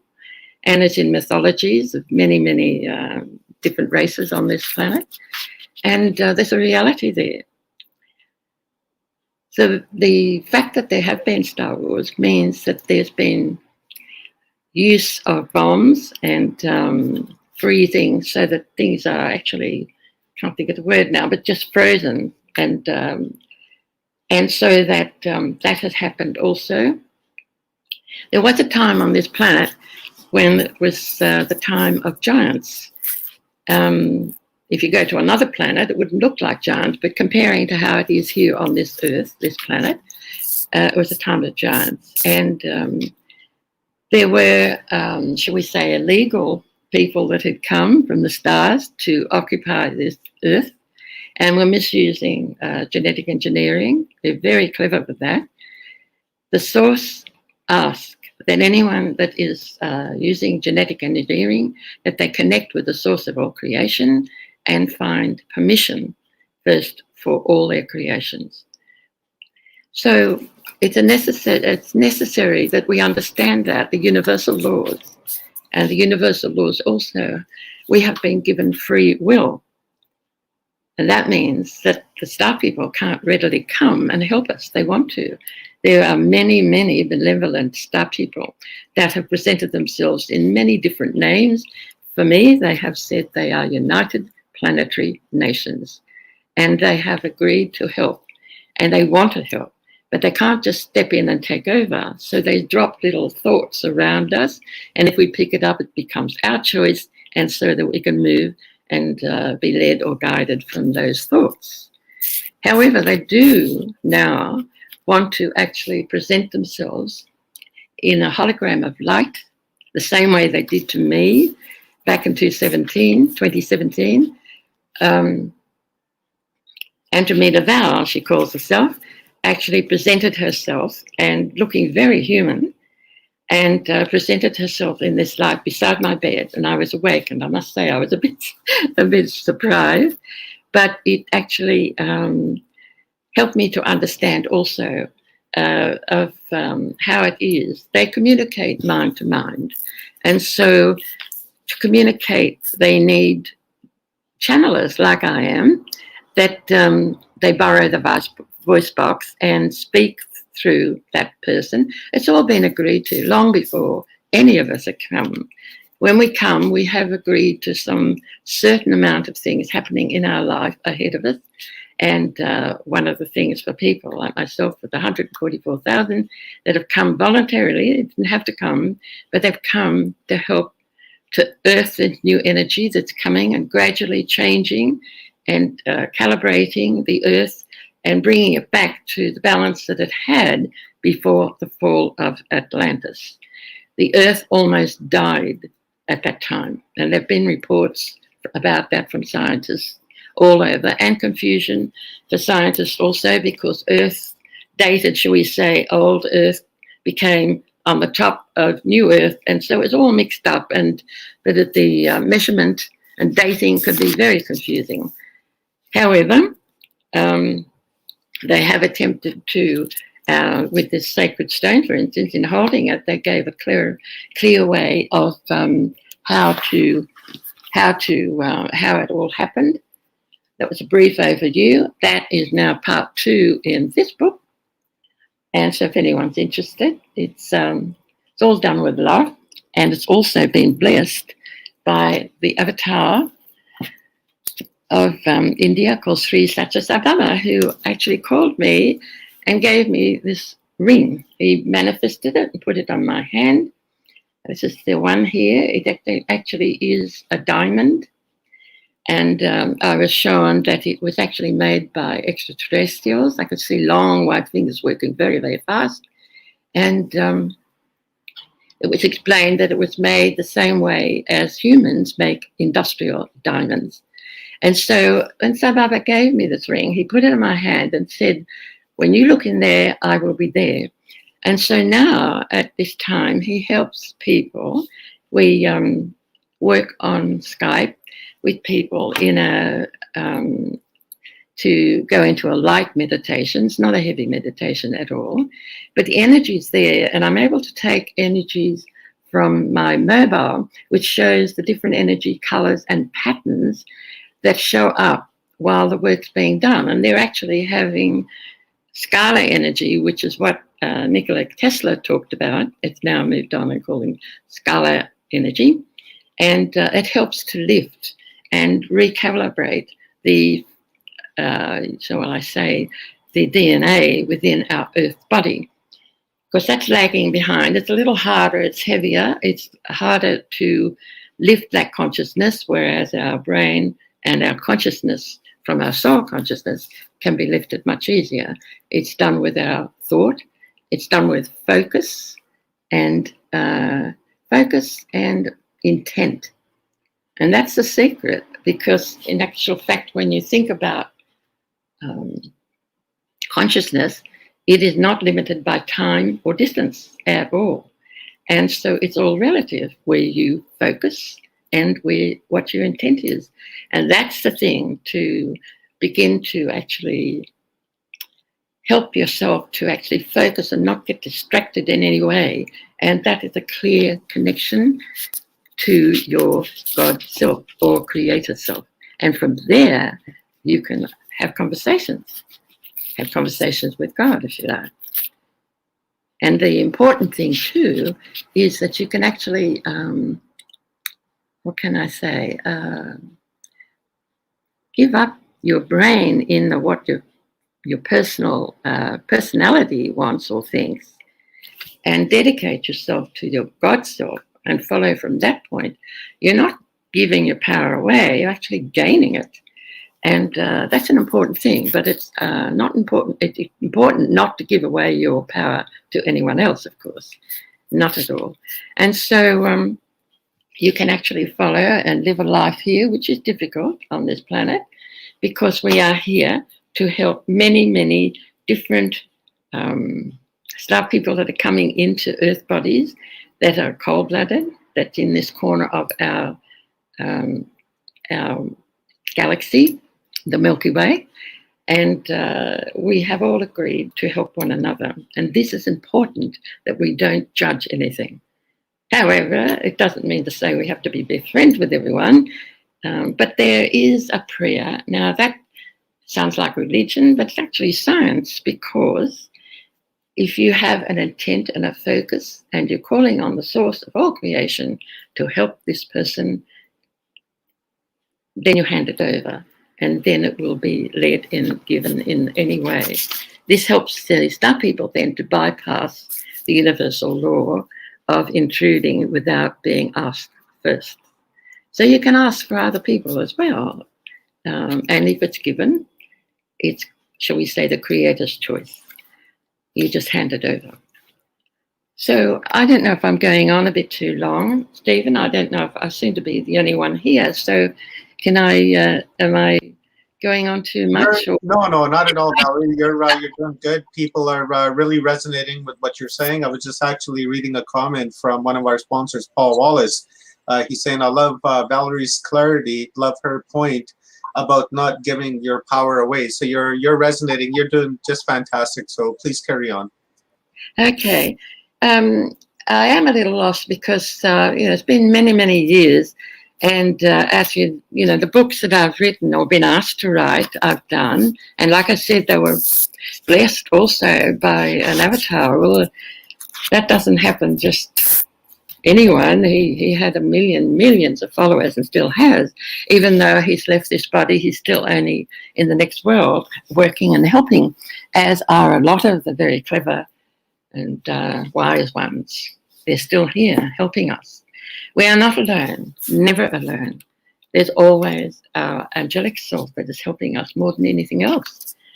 An angelic self might seem like a religious way of looking at something, and that's true, but that's how we recognize it. But it could be another form, we could call it a God being, and it is a form that is our raised connection to the source of all creation. This is where we're heading back. We are, I believe, heading back to an alignment, which we were out of after Atlantis fell. That was a big, big mess then. But getting back to Atlantis when it fell, it dropped in consciousness, and then it's been gradually trying to climb back up. It's only something like 12,000 years. It was started long before that, as far as Atlantis goes, but 12,000 years ago when it crashed and everything was all in a mess, absolutely being blown up, and all because scientists did do something without permission from the source. They were warned by other scientists and they didn't take any notice. And so there was a huge, huge second moon that was being created, and it went into the sea in the Caribbean near the can think of the name, Chicha Club. I can't pronounce it, and yet I can see the image. That's an interesting thing. I think sometimes when we can't think of things clearly, we can always see the image, which I think it must help in some way with dementia, with communicating with people. Sorry? Chitziclib or Chitziclub, something like that. I can't pronounce it either. Yeah, Chitziclub, something like that. Yeah. Or you could say the plateau of no, I've lost it myself too. I'm sorry. I'm actually pretty good at remembering things. I think I'm a little flustered. There's all these clever people writing and talking, and I'm coming from. I think they've purposely got me to be very simple and easy for people to relate to, which I find is lovely. And I don't push anything. I start talking, people might ask me, what on earth, what do I do? And most women my age may do something in charity or whatever, in social lives. And I just bite the bullet and say, well, I'm a medium, and wait for the reaction. Sometimes I get glass come over their eyes, so I just leave it. But otherwise, they start confiding in me with a whole lot of experiences that they've had. They've never been game to talk about it. So this is a secret, I think, about getting out more of this knowledge, more of this information and different experiences, not sort of taking on board what feels right for you personally, but not necessarily wiping it off altogether, because it might be that you just haven't got to that layer of consciousness that it does make sense. And that's what's been happening. We've been climbing like a ladder, climbing step by step on this level, which is getting to what they call a level playing field. And if you measure it, it's the same as frequency and vibration of crystal. It's no coincidence that crystal was used in first radios and also the first discoveries, or rather attempts to explore our outer space, that type of thing. So that crystal is very important. And more and more of the teachings and words that Nikola Tesla had, he said, if you want to know about the universe, think of energy, frequency, and vibration. That sounds very simple, And of course, if you start analyzing, it really gets very complicated, and it's numbers too. However, that's another thing too. Jesus talked about every hair on your head is numbered. And as a child, I thought that was quite fascinating. I didn't think, how in the hell, when your hair drops out, you're losing a number. But I do understand it is a way of measurement. And measurement does take place with the star people, but consciousness is the thing. And so when consciousness, that means everything is happening at once. In other words, the past, the present, and the future is all together. It is where you focus and intend to focus. And drawing upon your God self, or an angelic being, if you like, or whoever you trust from other worlds, accept that they do exist and that we do not die. We leave our physical earth body, yes, that goes back, and the brain goes back to earth as dust, yes. But science will say that you cannot destroy energy, and that's true. It changes form, and that's what happens.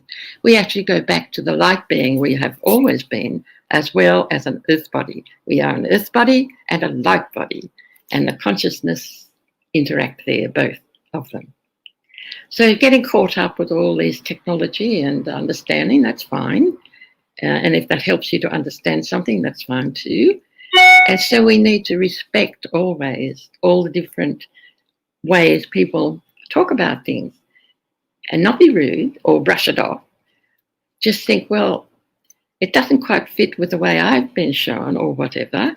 Honor each person and respect each person. And that goes in all the different customs and cultures and the peoples that are on, the races that are on this planet Earth.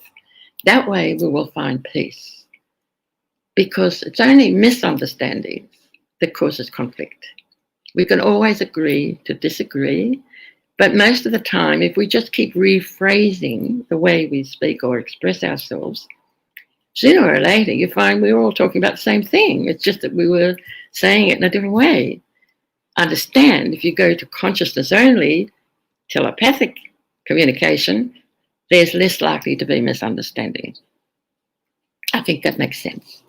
So, I don't know, I could go on. I think I would like to say that this taught me a lot. It really opened up what my mission was about. I had been contacted before this.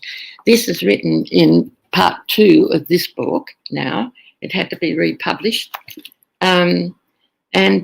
This actually is blessed.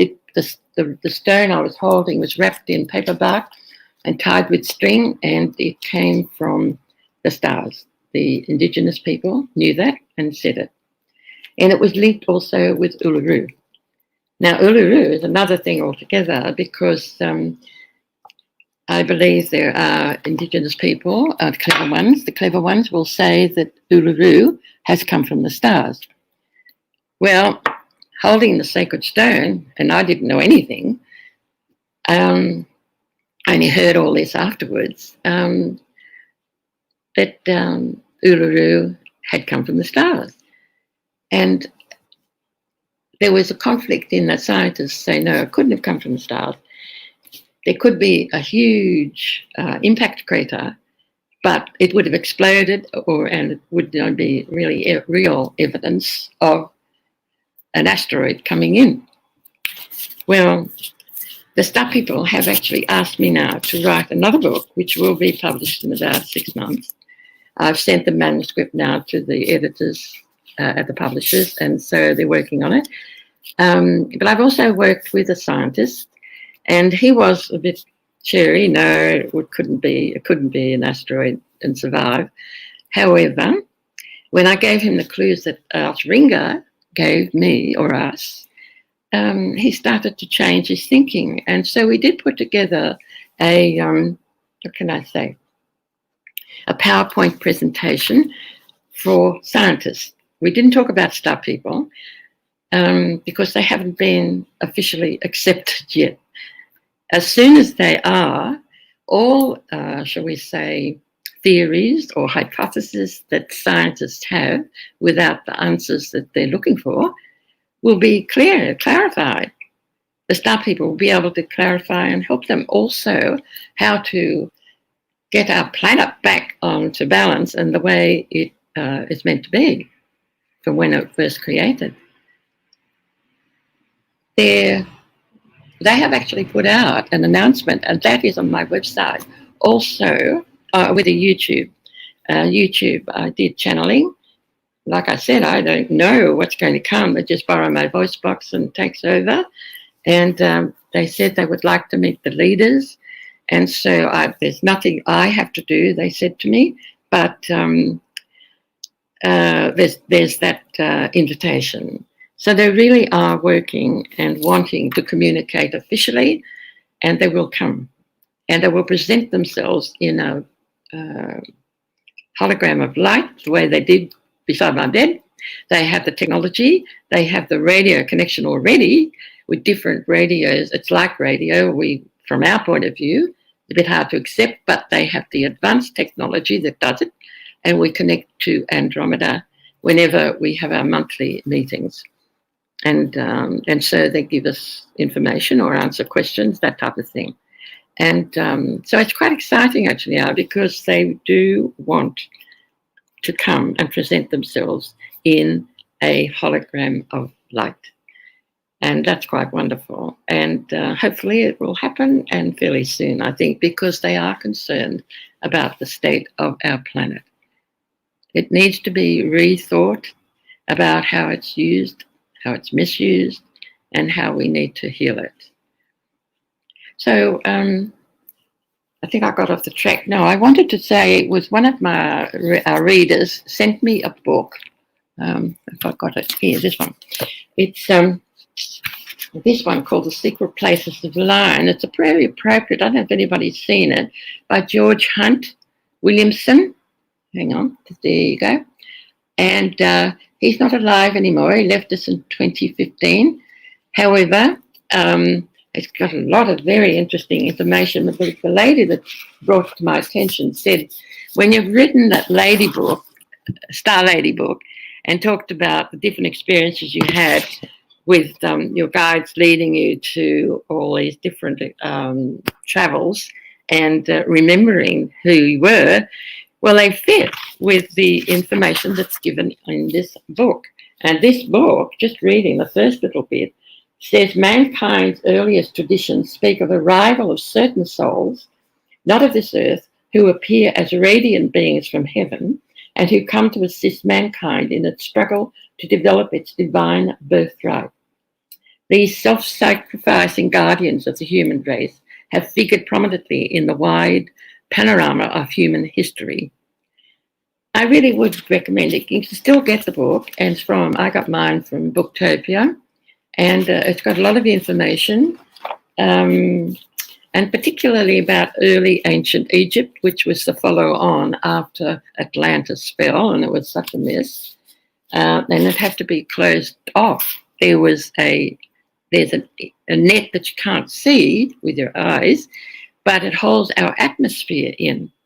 And because of the craziness that was going on when that second moon broke and went into the sea in Caribbean, it created such a disaster that it was sending out energies that were interfering with our solar system and elsewhere. And so the hierarchy had to immediately contain it. And so that energy that was unseen there had to be tightened. So it was tightened so that the energy was contained. And it was said that what man had created upon the planet, man had to undo. And so now a lot of the star people have been coming onto this planet on and off for millions of years. And sometimes, particularly around Atlantean times, they tell us that the star people existed in civilizations. They weren't actually the same as humans. They didn't have the DNA that humans had, because we've inherited, shall we say, animal DNA. And we've evolved over the years and millions of years, and it goes back quite a long way. And at the time, and still is, we gradually, what can I say, evolving and raising in consciousness and changing. There have been interaction with different star people, with our human body also, and that was written. And that's been reported also, which is, I think, a very interesting one in this story. This is actually when, can I say, we after I had held that sacred alchemy stone, a year later, I had published this diary, which, as I said, has already been reproduced now. But it was a diary virtually, and it attracted a very lovely, clever Indigenous healer. He came and introduced himself. He was quite stern, actually. He was wanting to know what, as a woman, what I was doing with this sacred stone. And I always knew that it was men's business and that I shouldn't open it, and I never did. However, it still gave me all this information. And that is by just, well, I didn't know I could do it, actually, but I just held it and it just started flowing through me. I was filled with this bright blue-white light and these questions and answers, and I was still conscious. I could still see myself in the room, but and so I was assisted as well. So you can always get assistance with anything that you reach out and you really want to do if you are sincere. Well, at another layer at that time, I obviously had agreed to do all this, and there was something about that I knew, although consciously I didn't at that time. However, it's unfolded, and there was talk then about these Egyptian glyphs that were at Carillon that Stephen and Evan talk about, and that's where I met them actually. They're coming from a scientific point.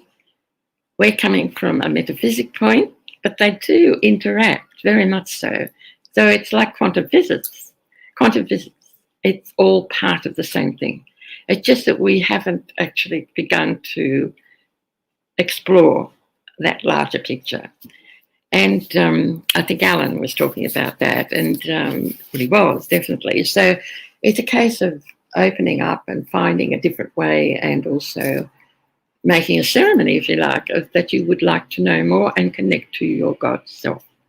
Once you start doing that, things will happen. Be aware of signs and symbols.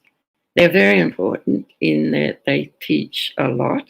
There's an understanding. As I said, there's not the same understanding for each person. However, you can buy books. I've got this book, Symbols of Understanding by Betty, gosh, I can't think of the name. Anyway, I've got a website, just valeriebarrow.com.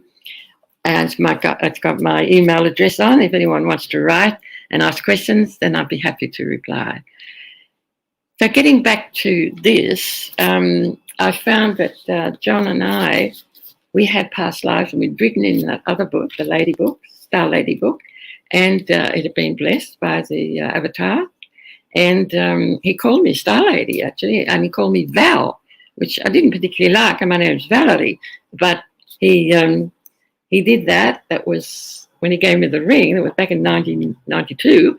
It was a long while now, but he knew at the time. So the reality of this 144,000 is explained in this book. So I recommend anyone thinking about just exploring more. That book's worthwhile reading. And it talks about the places of the lion, and the places of the lion, the first Lion's Gate was Uluru, because the Leonine race from our, Milky Way have actually, from Sirius, they actually came, they were part of the requirement by the hierarchy to help change the what was happening upon this earth. It was getting so that it was out of control. The huge dinosaurs had eaten all the foliage. They were dying back. Their bodies weren't going back quickly enough into the earth. The whole environment, the atmosphere was changing, and it was wrecking what the environment, what the hierarchy had actually created in the first place. And so it had to be stopped. They didn't like doing it, but what they did do is actually use these. My husband actually, John, remembered the life of a lion and the lion people and how they were like the cosmic cops. And so they sort of acted a kind of peacemakers. However, bombing Earth to recreate and let go all that existed at that time, which was something like 60 million years ago, they actually... I think I've lost a little bit on here. I'm sorry about the. It's a big thing about this lions because it keeps coming up. Just the 8th of the 8th was the other day. Again, that's another reminder of the cosmic consciousness of the Leonine.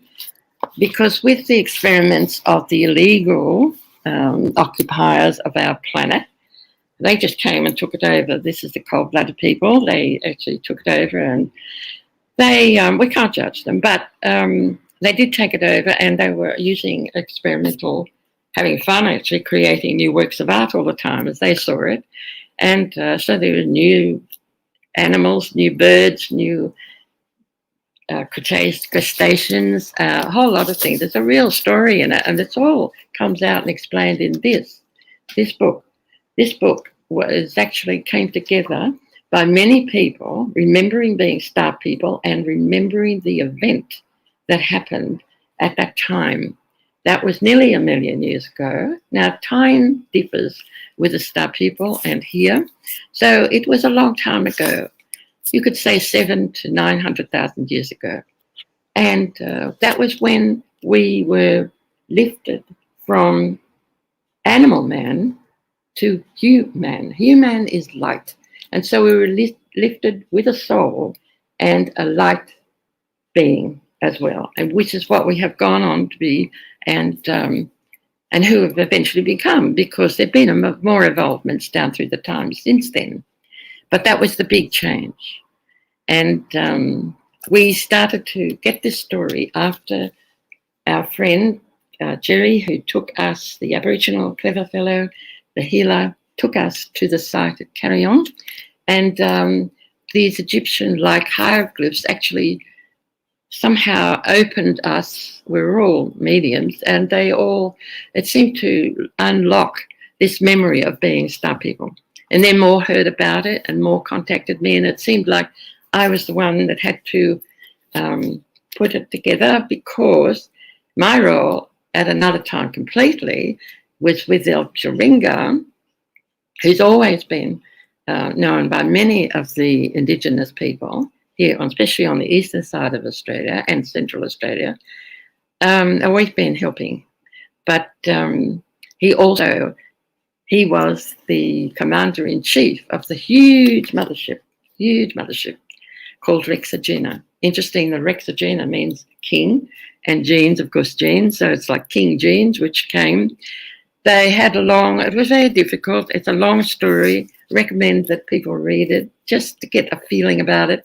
And once they understand and know, so many have since contacted, and I'm sure it's been passed on so that thousands know and remember of that particular event. Upstairs told me at the time that it was being written that all the people in the whole of the galaxy knew about the event and they were very upset about it. However, so it is part of our evolution as a human race. And I think it's very important that we understand that, so that we understand also, you can get it, by the way, in as an ebook too, not very much at all. You know, so I'm not trying to make money or anything. I'm just trying to share the work that we all had and what we did. And it also ties in with, they said upstairs, meaning Al Chiringa and the hierarchy, say that all the people that were on that ship, 50,000 people on that ship at that time, it was destroyed, it was blown up, only 90 survived, 90 people survived. However, all the rest, they've all come back now to remember the story and to remember the event. That's a big thing. So it's worthwhile thinking about anyway. I don't know if I've got a little bit lost again. It's such Valerie, I was going to ask, when you were talking about the lion people, were you referencing to the Lyrans? to what was that? To the Lyrans? I believe it's spelled Lyria. Yes, yes. No, I have purposely always, since I've been doing my work, I've always actually not actually read or watched any Star Wars stuff or any channeling or any other work, because I didn't want to influence my ability to just be a clear channel.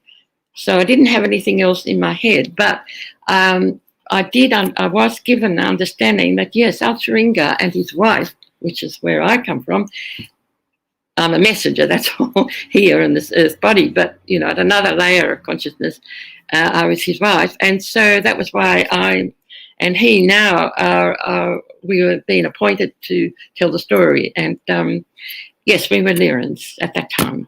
And I don't know anything about Lyrans, actually. I haven't looked it up. I only do what I'm asked to do.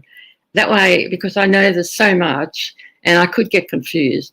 So I try to keep myself very clear all the time. Doesn't mean to say I'm an angel or I'm perfect, far from it. But it's fun and it's easier this way. Because if I'm asked to write, then I'm not confused. I just write what I was given, and that was it. But what they have said is that they couldn't give all the information to everyone, and that they would give it to different people, other people around the earth, and that sooner or later, which seems to be now, it would all come together and it would weave truth of exactly how it is and how it was. And if there's any differences, that's why they've asked me to just keep as I have been shown. So that doesn't mean to say that everything I'm doing is right, or that it's definitely, it's got a part of that. And it can be misunderstood. So when we talk about it and share it and explain, sooner or later we find it all interweaves and it's the same truth. It's quite wonderful, actually, the way they've put it all together and the theory behind it all.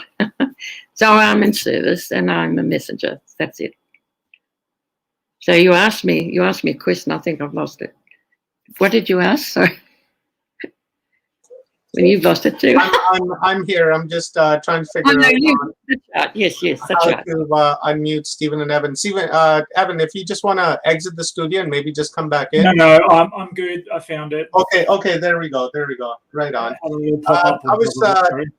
Yeah, my question was when you were talking about the Lion Man, if you were referring to the Lyrans, and you answered that question. So thank you very much, Valerie. I appreciate that. Okay, that's good.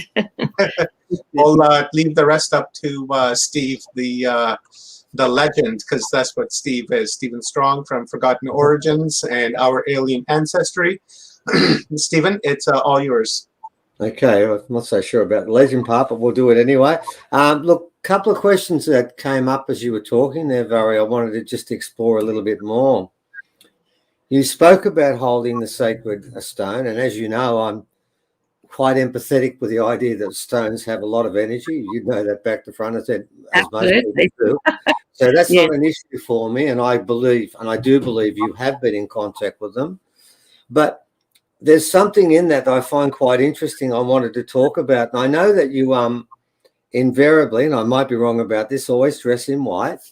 And I remember once you remarked or confided with me that when you do conferences in Uluru, and you've done a few there, that some of the original women just cannot gel with you because of the fact they seem to have an issue with the idea that a white fella, a white soul, can't liaise with an original soul. Have you got would you like to talk about that a bit more, the sort of responses you've got and how you feel that's wrong? Yes. That's really why I started, I was prompted to write from the star people's point of view. So I'm actually not claiming to write from a human point of view in any way. I'm writing from the star people's point of view. Well, it's not quite accepted by scientists yet, but it will, and it's getting very close. despite all the doubts and all that, I know that they've been wanting to contact here for a long time now. And it was interesting, Steve, that the bill that was put to the Senate in the United States about releasing as much information as I knew about the UFOs was on the 21st of December, 2020, which was the very time we were experiencing all this wonderful, wonderful experience at Uluru. And also, I'm going to ask you next. That's what I was going to talk to you about. And I'm glad you brought that up. Yeah, right. I wanted to go next with that. You were at Uluru at the time because obviously a lot of people have heard about it. Yeah. But there weren't that many people actually there at the time. So, yeah, would you like to continue and talk about your experience on that day, on the 21st of December? And you're right. I think within about 12 hours of this happening is when they made the announcement and started the whole thing. So, yeah, tell us about Uluru from your point of view. Yes, it was a bit overwhelming, and I found myself sort of, I couldn't think clearly at all.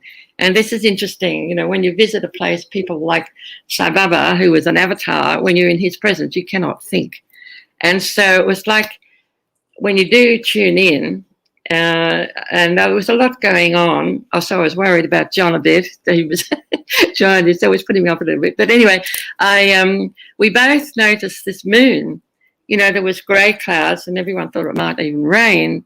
And it was the solstice, if you remember. Yeah. And they made very strong energies around. And I can remember 2 cockatoos flying across together. I don't know if you remember this, just as everybody was sort of waiting and expecting. These 2 colourful things went, and they were shifting across. And I thought, oh, that's like an announcement, like something's going to happen now. And sure enough, suddenly all the clouds started changing from grey to these beautiful colours. And they were just going from light to lighter again, and all different colours. We were almost on a different planet. We were probably Andromeda. It was a big difference. And at the same time, John and I were aware about the quarter moon. It was shining through to us a little bit. I don't know how many people noticed it. But anyway, and I closed my eyes, and it was a bit full moon. And then I opened it again, and it was a quarter moon. There was something going on within me. And I thought, what's going on? This is why I was a bit confused about things. And it was only later, as after all that wonderful experience we had, which I have actually written at the end of the Uluru book, which I've just starting to write, right? The Uluru and the Star People. And I have written about that. And there was another lady with me, and she was taking, and there was a big ring around the moon. After all the colour had gone, the sun had set and it was dark, and we were all heading towards the buses to get back on, right? And then there was a huge circle around the moon, and I thought, oh, we've got to take a photo of this. So we took it, and again, it wasn't a quarter moon, it was a full moon. It was ridiculous. How can it keep changing? It wasn't right. And so when I put the photo on my computer, the other ladies just was plain, but it was full, but plain. But with mine, it was spinning. It was really spinning, and it started to move. And I couldn't capture it enough. And I thought, oh, why didn't I? It was almost like somebody's hands had taken over my mobile and was fiddling with it, which is not the first time it's happened to me, by the way. And anyway, that to me was showing me that it must have been in front of the moon to actually be showing as a full size. So they did show, and because there was also that prediction when I was holding the sacred stone way back in 1992, they said that there was going to be a great showing en masse of Star People at Uluru, and all the world will hear about it. Now, it didn't happen. First year, second year, third year, didn't happen. Fourth year, because they never gave me dates, which they never do. no date. However, it did happen, except when I tuned into them and asked, well, what happened? Why, well, they said, we could see you, but you couldn't see us. So they're operating at a different layer of consciousness, right? All the time. And they're everywhere all the time. And Valerie, you're right in one respect, because there were 15 to 20 million other people actually meditating at the time. So in one respect, the whole world was involved in it, weren't they? Yeah. Yeah, but it was streamlined too. Don't you remember? It was streamlined, the whole thing. Yeah. Well, I do remember, we were there too. Yeah, definitely. Yeah. And they said, Altering actually apologized on the plane going home. He was talking to me, and he said that they apologized that they didn't show themselves en masse because of COVID-19. That everyone there was around the world, it was so much sickness, so much confusion about the future, and people were unhappy and worried, all that. They said that if they'd shown themselves en masse with all the fiction of movies they make about being attacked, etc., that they thought they'd have a nervous breakdown. So they didn't do it. I think it's a valid call too. I do think that's correct. And actually, I remember quite a few people were telling us there'd be a mass showing at the time. And as it turned out, as you know, we got a film they left behind of one craft that sort of goes across a couple of times, then disappears. Yes. I suppose it was their way of leaving a calling card, yes, not the main event, because it was filmed by a gentleman who was actually legally blind, isn't he, Evan? Yep. Yeah, and we've so got. He was just filming the sunset. Yeah, like we were all looking at the sunset. He didn't realise there was a line of sunset, and we've got a film. So they did leave evidence, which we've got up, as you know, Valerie, on our presentation. Yes, absolutely. So but one last question while we got the chance, Valerie, if we can go to another part of what you spoke about. And I know that you're very taken by a gentleman by the name of Tesla. And in particular, it reminds me, there's a question I want to refer to that comes out of an article that went up in Nexus about 2 years ago. And it was an interview with an alien with the US intelligence, and somehow it got out. And it was fascinating when they spoke about Tesla. And I wanted to ask you about what is inferred in this. At one stage, they said, well, why did you come? And they said, well, we mainly come to answer Tesla's call. He contacted us to come, so we came. And he said, when we got here, we were absolutely stunned that this gentleman was alive in the times, whether they're now or before. He was so far ahead, and we made contact. Now, I'm wondering, do you think that maybe some of the amazing inventions he made that we still can't copy, do you think they were partially his and partially guidance from above? I absolutely have no doubt the stuff people exist. Yeah. And I haven't actually made a point of saying that the people that I contact now, at the moment, the last meeting we had, which was just in August, and it's on YouTube, it's not on my website even yet because we do a transcript. Hang on, I've got lost a bit there. Hang on, wait a minute. What am I trying to say? They actually, yes, that's right. They're in our future. They tell us they're 6,000 years in our future. So they come back. So they're like, I'm here and they're there, but they're communicating. They're back from the future. It's weird at 6,000 years. And you think, you can't get your head around that.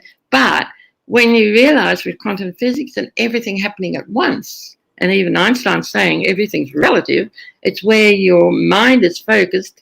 And like I have said, the past, present, and future are all happening at once. Yeah. They are. But when you start, so say, analyzing and, you come into and you're focusing, then you use measurements and that type of stuff in this reality, in this particular world that we live in here. Like with our eyes, we can only see so far into outer space, but we've got all these explorers that are sending back all these wonderful images. We wouldn't see that unless we had something assisting us to bring back.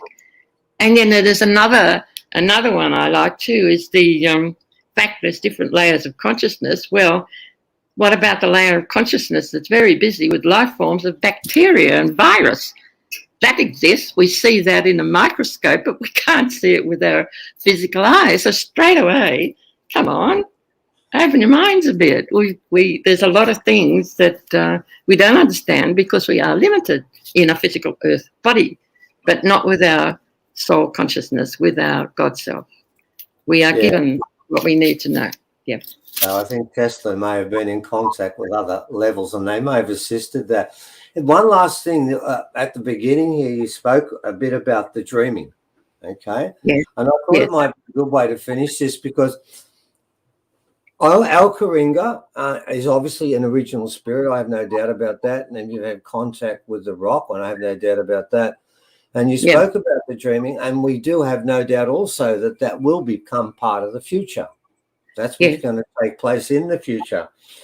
What do you think his and your vision of the dreaming of the future will be? What do you think the end result of this? Because all that's taking place now is a cleansing and a separation into the Mayan two roads where people have to make a decision. Now, I understood that was going to happen. That was part of the prophecy. Yeah. But in the future, for those who do stay on the correct road, what do you think the dreaming philosophy of that will be? Well, I've just remembered the name that scientists give the dreaming, and it's called theta layer of consciousness, right? And that's the one that you are in before you go into deep sleep. Okay. Right? So, and they found it when they awakened people that were in a deep sleep because their eyes started to flutter. Yeah. And when they awake, they said, yes, I was dreaming. And that's how they come to understand it. So as part of what's happening in the future, it's like almost, from my understanding, and I don't ask these questions, I just accept what they give me or what they ask me to do. And with the future, what I feel is it's like we need to trust, because I think the future can take many different tracks, right? You could sort of start walking this path, then suddenly you veer off and you're on another one. That's your future too. That future for that person is different from that future there for that person, that type of stuff, right? So it can be very confusing. And it's the same for the big picture, like the universe. And when I talk about universes, to me, there's no outside of, I try to think or explain what a universe is. And I heard Professor Michio Kaku, have you heard? I like listening to him. He explains, he talks about bubbles. And in some ways, a bubble can sort of come together and become one bubble, or it can disappear altogether. Somehow or other, all that is what... That's all. It has a choice, doesn't it? Yeah. Yes. Yeah, that's right. So I think we can create, and we have a choice too. And I think that's actually what's happening now. Yeah. They have explained, they've talked about how there's a separation that's been on the books prophesied for a long time, even in the Bible, the wheat from the chaff stuff. It's not because a man with a long white beard is saying, you're good, you're not, you're good, you're not. It's nothing like that. It's to do with what our body, if you like, in this layer of consciousness, can handle, the strength of the energy and the frequency. And that is everything. And that's light. And when you think about it, it's connected to the sun. And if we talk about the sun can be so hot, it can destroy. But it also can nurture and help things to grow. So, we're caught with this energy. It seems to fit where it's almost like there is an intelligence there that we don't understand totally in our physical brain at all. No, we don't. You said something before, Valerie, too, about how it is difficult to understand intelligence. You've got to remember, when you look at bees and ants, how do you define their intelligence? Do you say that thing in the middle has all of it? Because they make amazing, resonant, conscious, and very logical decision that reacts to the environment. But how does that decision get made? Yes, I mean, that's right. It really is. We don't understand it all. But I think the one thing you said in the start about the future is trust. That's the one thing that actually is central to a group of beings of any type living together in harmony. If they don't trust each other, everything else falls apart, doesn't it? Yes, so, that's actually and probably a good way to finish this, because that's really what the future is about, creating trust. And at the moment, the world is full of mistrust and misinformation. I love the word we hear now. I thought that was in the Nazis and the communists only use that word. Now we've got people in authority using the same word. But anyway, it's about trust. I've got one. You can be Yeah. serious about the mystery, the mysterious, right? Yeah. Serious Yeah. about mysterious. Yeah. Okay. And that's exactly what's Also- happening. The world was Yes. being And run also, by that. here's another one for you. Mm. Astra Alien. It's Australian. I love it. Oh yeah, that's not bad. Hey, let's finish for that. I like that. Okay, Valerie, look, fantastic job. I've seen you talk before, and it's always enjoyable. And it was again. Thank you for that. And Dave, yeah, thank you. thank you for being there on the 21st of December and being part of that, because you're obviously meant to be there at that time for that. And Yes. dream Well, on the that's future. that's another thing. People, if they trust and they're following their feelings and their intuition, which is inside teaching, if they're following that, they'll be at the right place for whatever's meant for them, even though they might not consciously be aware of it. That's to do with trust as well.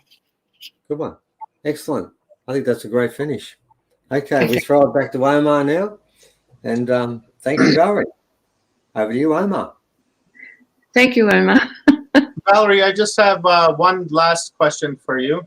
Yep. It's from our good friend and the sponsor of our event here, one of them, Paul Wallace. Yes, sure. Get this question in for sure.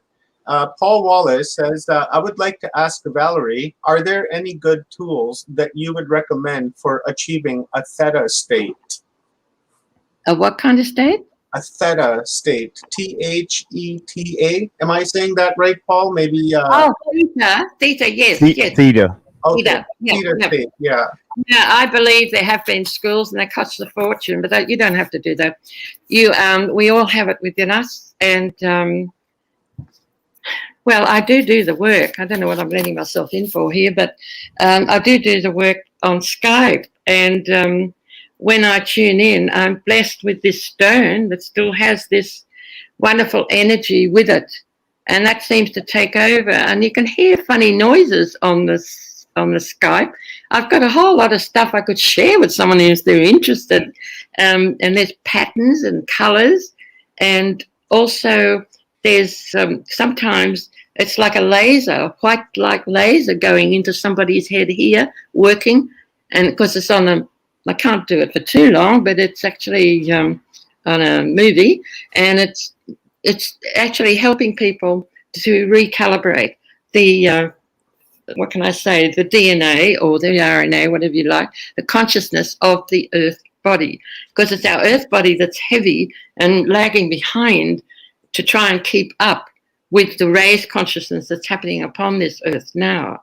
So that is actually, and the theta layer of consciousness is what will help us to actually work with our brain and the rest of the work that happens in our consciousness of our Earth body to actually raise also. It's a matter of surrendering, actually, surrendering our Earth body, our personality to our God self, our creator self. And we can't have the creator self here onto this Earth because it'd be too bright, too strong, it'd explode. Our brain would explode. It's just too much. So we've got to, it's not like we're being what can I say? We're not being punished in any way. It's just that it's not practical. It's not science. Does that make sense? We are on a limited conscious layer of consciousness here on this planet. That's why it's so difficult. We go to other planets with a raised consciousness, and it's very easy to live, and it's lovely. And that's where we go. Quite often, a lot of us go there when we leave our Earth body. So there's nothing to be afraid of when we move on. We don't die. We just leave our Earth body and move on to another life or back to our God self. That is a total epic answer. And I really like that, what you said about the layers of consciousness, because in my mind, what I'm beginning to think is that when we incarnate onto this density, we've chosen the level of consciousness to experience while we are here. And Yeah. because we're infinite consciousness to begin with, we downgrade ourselves by coming here to experience just this level of consciousness, and in an attempt to raise that awareness to reach that that upper consciousness, right? That higher consciousness. So I really resonate with that answer that you just gave. Thank you. And that is quite correct, actually. And it's the same with the planet. Everything has consciousness. It's not just humans. I mean, trees have consciousness. I mean, how does a seed that falls onto the ground, how does it know that it's got to come grow up to be another tree like it just fell from? That is intelligence in it. It's like opening your mind a bit, not just seeing it as the way we understand it, but the big picture. And that's the intelligence, of course, from the source of all creation. I don't know if I've said that right. Anyway. Just a comment from Paul Wallace. He said, superb. Then I'll give you a call, Valerie, and with a big smile from ear to ear. Oh, that's lovely. I really wanted to share our story from our Taringa when the first ancestors were created, because it's like, you know, how the scholars have had disagreements about whether we have evolved from animal or whether we have been created by God. And they're both right. They're both right. There's no disagreement. It's both. This is in the story, right? That's what it's all about. Okay? Incredible. It's quite a challenge. Yes, it is. And it's done, and like I said, it's a book. It's available as an ebook. I think it's $1 or something. I don't know. It's not very much. And so it's quite easy to read or share. It's something that's come from upstairs. I won't say. All I've done, all I am, is a messenger. So I've just put pen to paper, and we've worked together. I did get help with writing this because there were so many people coming with different stories, but all from the same event. That was the secret. It was quite something else. And in some ways, too, the story that's there in Egyptian hieroglyphs, they also mention about other hieroglyphs that would be probably from Star People, which is right. But the others from Egypt, that was people coming here. Well, I had 5 people in a row, again, set up, that remembered a time when they were on these boats that came from Egypt with King Tut and came here. Now that was because he wanted to get the body that was in the tomb that exists there at Gosford, and they're saying it's all nonsense and it's not real, but it is.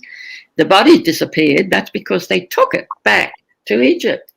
And now we believe it's in a secret part of King Tut's tomb, which they say is actually an existing of a room there, and they don't know what's in it. They don't want to destroy anything to have a look, but we are hoping that it is the missing body from the tomb that was taken from Carry-On back to Egypt at the time.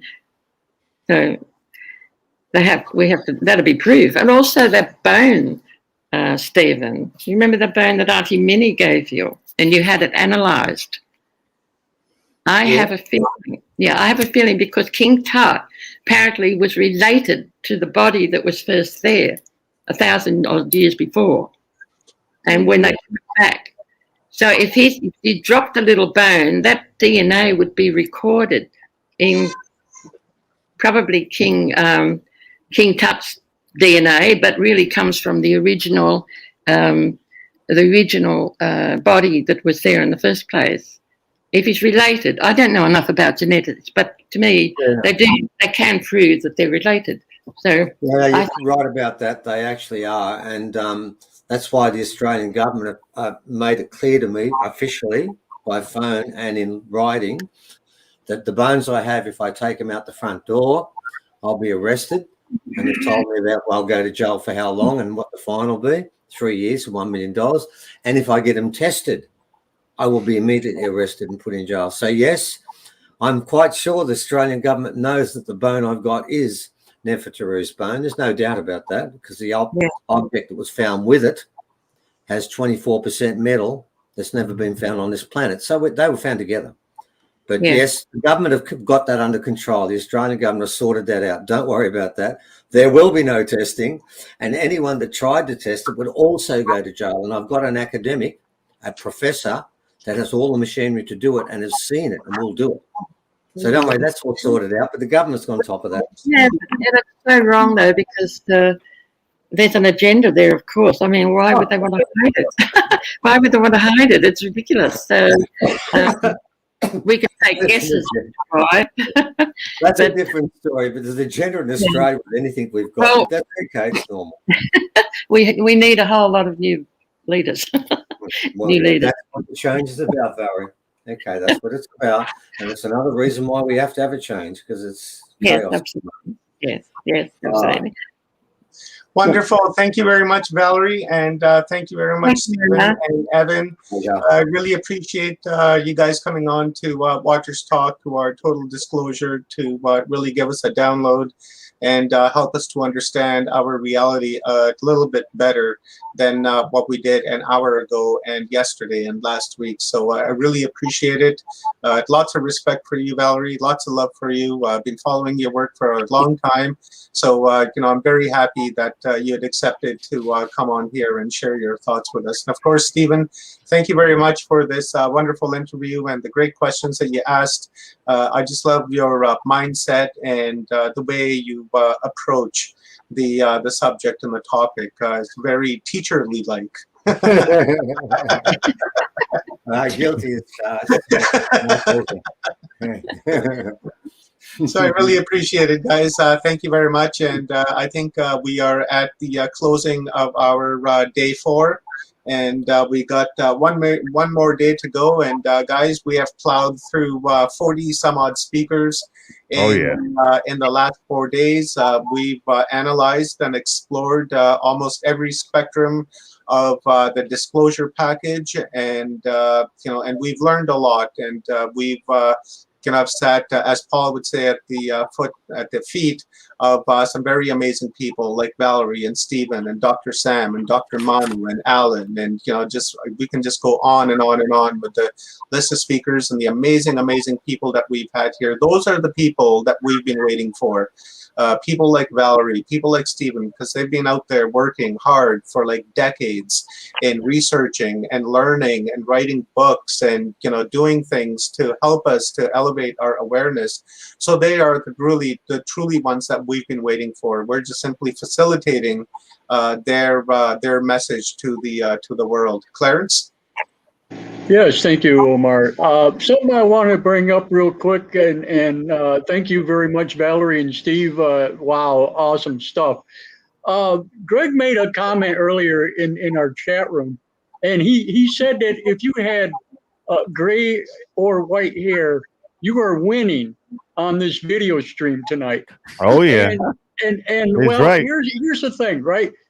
I want the younger generation to understand, the people that are watching our program for this week. No, seriously, here's the thing, right? You have to stop and look at all of the guests that we've had on this show already, and more to come tomorrow, right? Look at the variety of age that comes with this. It's not just a young person's game. This is something that goes on for centuries. When we talk about elders, now we consider ourselves elders. I'm pushing 60 years old myself, and we've all had our experiences. So I just want people to kind of get that in perspective and see just how the age goes, with this. It's eclectic. It is eclectic, absolutely. Yes. And just to let Greg know, me and Omar both have gray hair as well. So it's not, that's 40 years old hits really hard, but that's just the way it is. You see that, Greg Bornstein? I had to take it off. It's right here. Look, That's why I keep you the hat both on. also have great hair too. It's fine. That's why I keep my hair tied back too, so you can't see really. That's right. how white and gray it's gone underneath. We hide it well. Yeah, very, very well. Spray can every morning. No, not that. You'll have none left by the time it's over if you keep doing that. Well, I didn't mean to bring that up to mock you, Greg. Anyway, I meant what I meant was is that the experiences that people have isn't just for the young. You know what I'm saying? I mean, Absolutely. my experience happened in the 70s. I'm sure Valerie probably goes back into the 60s and 50s. You know what I mean? Same thing with Stephen and you know, a lot of them. You know, we talk about people like Betty and Barney Hill, you know, back in the 50s and 60s and stuff. So this isn't just a young person thing anymore. You know, this isn't just about, you know, this has been something that's been going on for centuries, and we are just a part of it. And that's really something to think about. Yeah, Absolutely. very well said. Yeah, very well said. Yes. Absolutely, Clarence. And you know, what else it shows, like you're saying, is that it's consistent. Like that's exactly what you're trying to say, is it's consistent throughout history. So whether it's the 60s, 50s, 60s, 70s, 80s, there are people from each of those decades that comes out with similar stories that can corroborate the next decade's stories. So the message keeps going, and this is what's going to happen.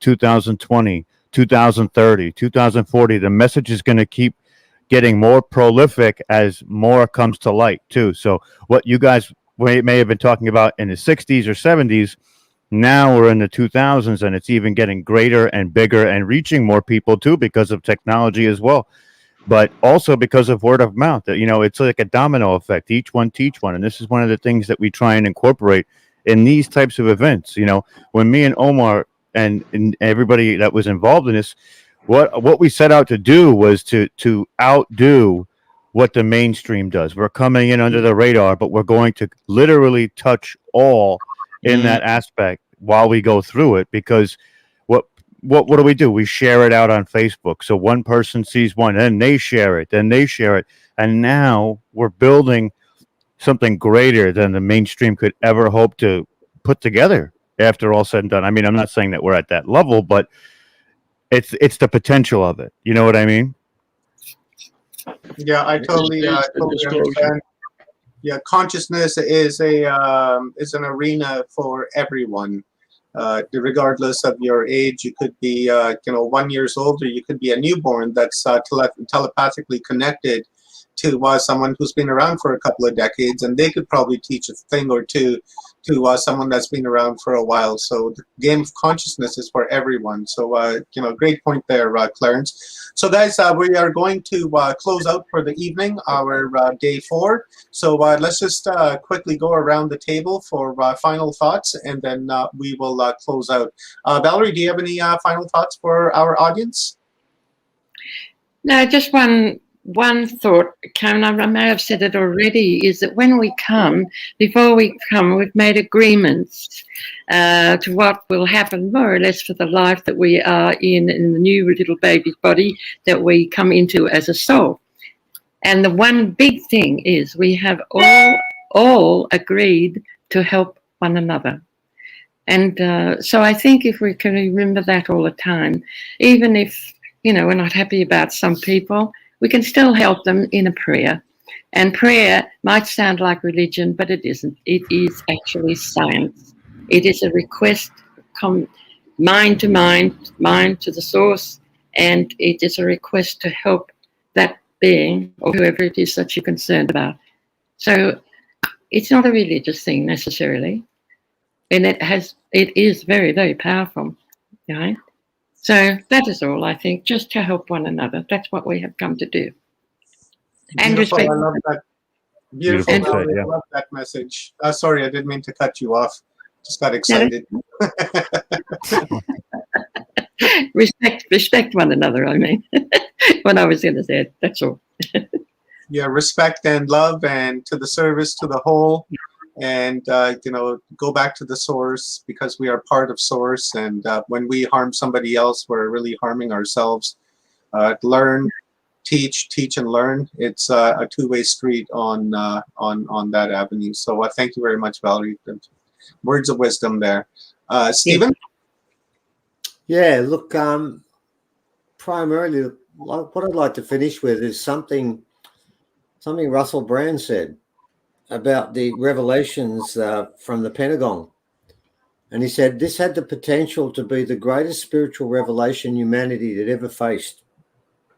And I'd like people to think about why he said that, because if it turns out that aliens do exist and have been involved in the past and are involved in an event and integrally involved in what happens in the next couple of years, then this is the most important spiritual event that has ever taken place on this planet.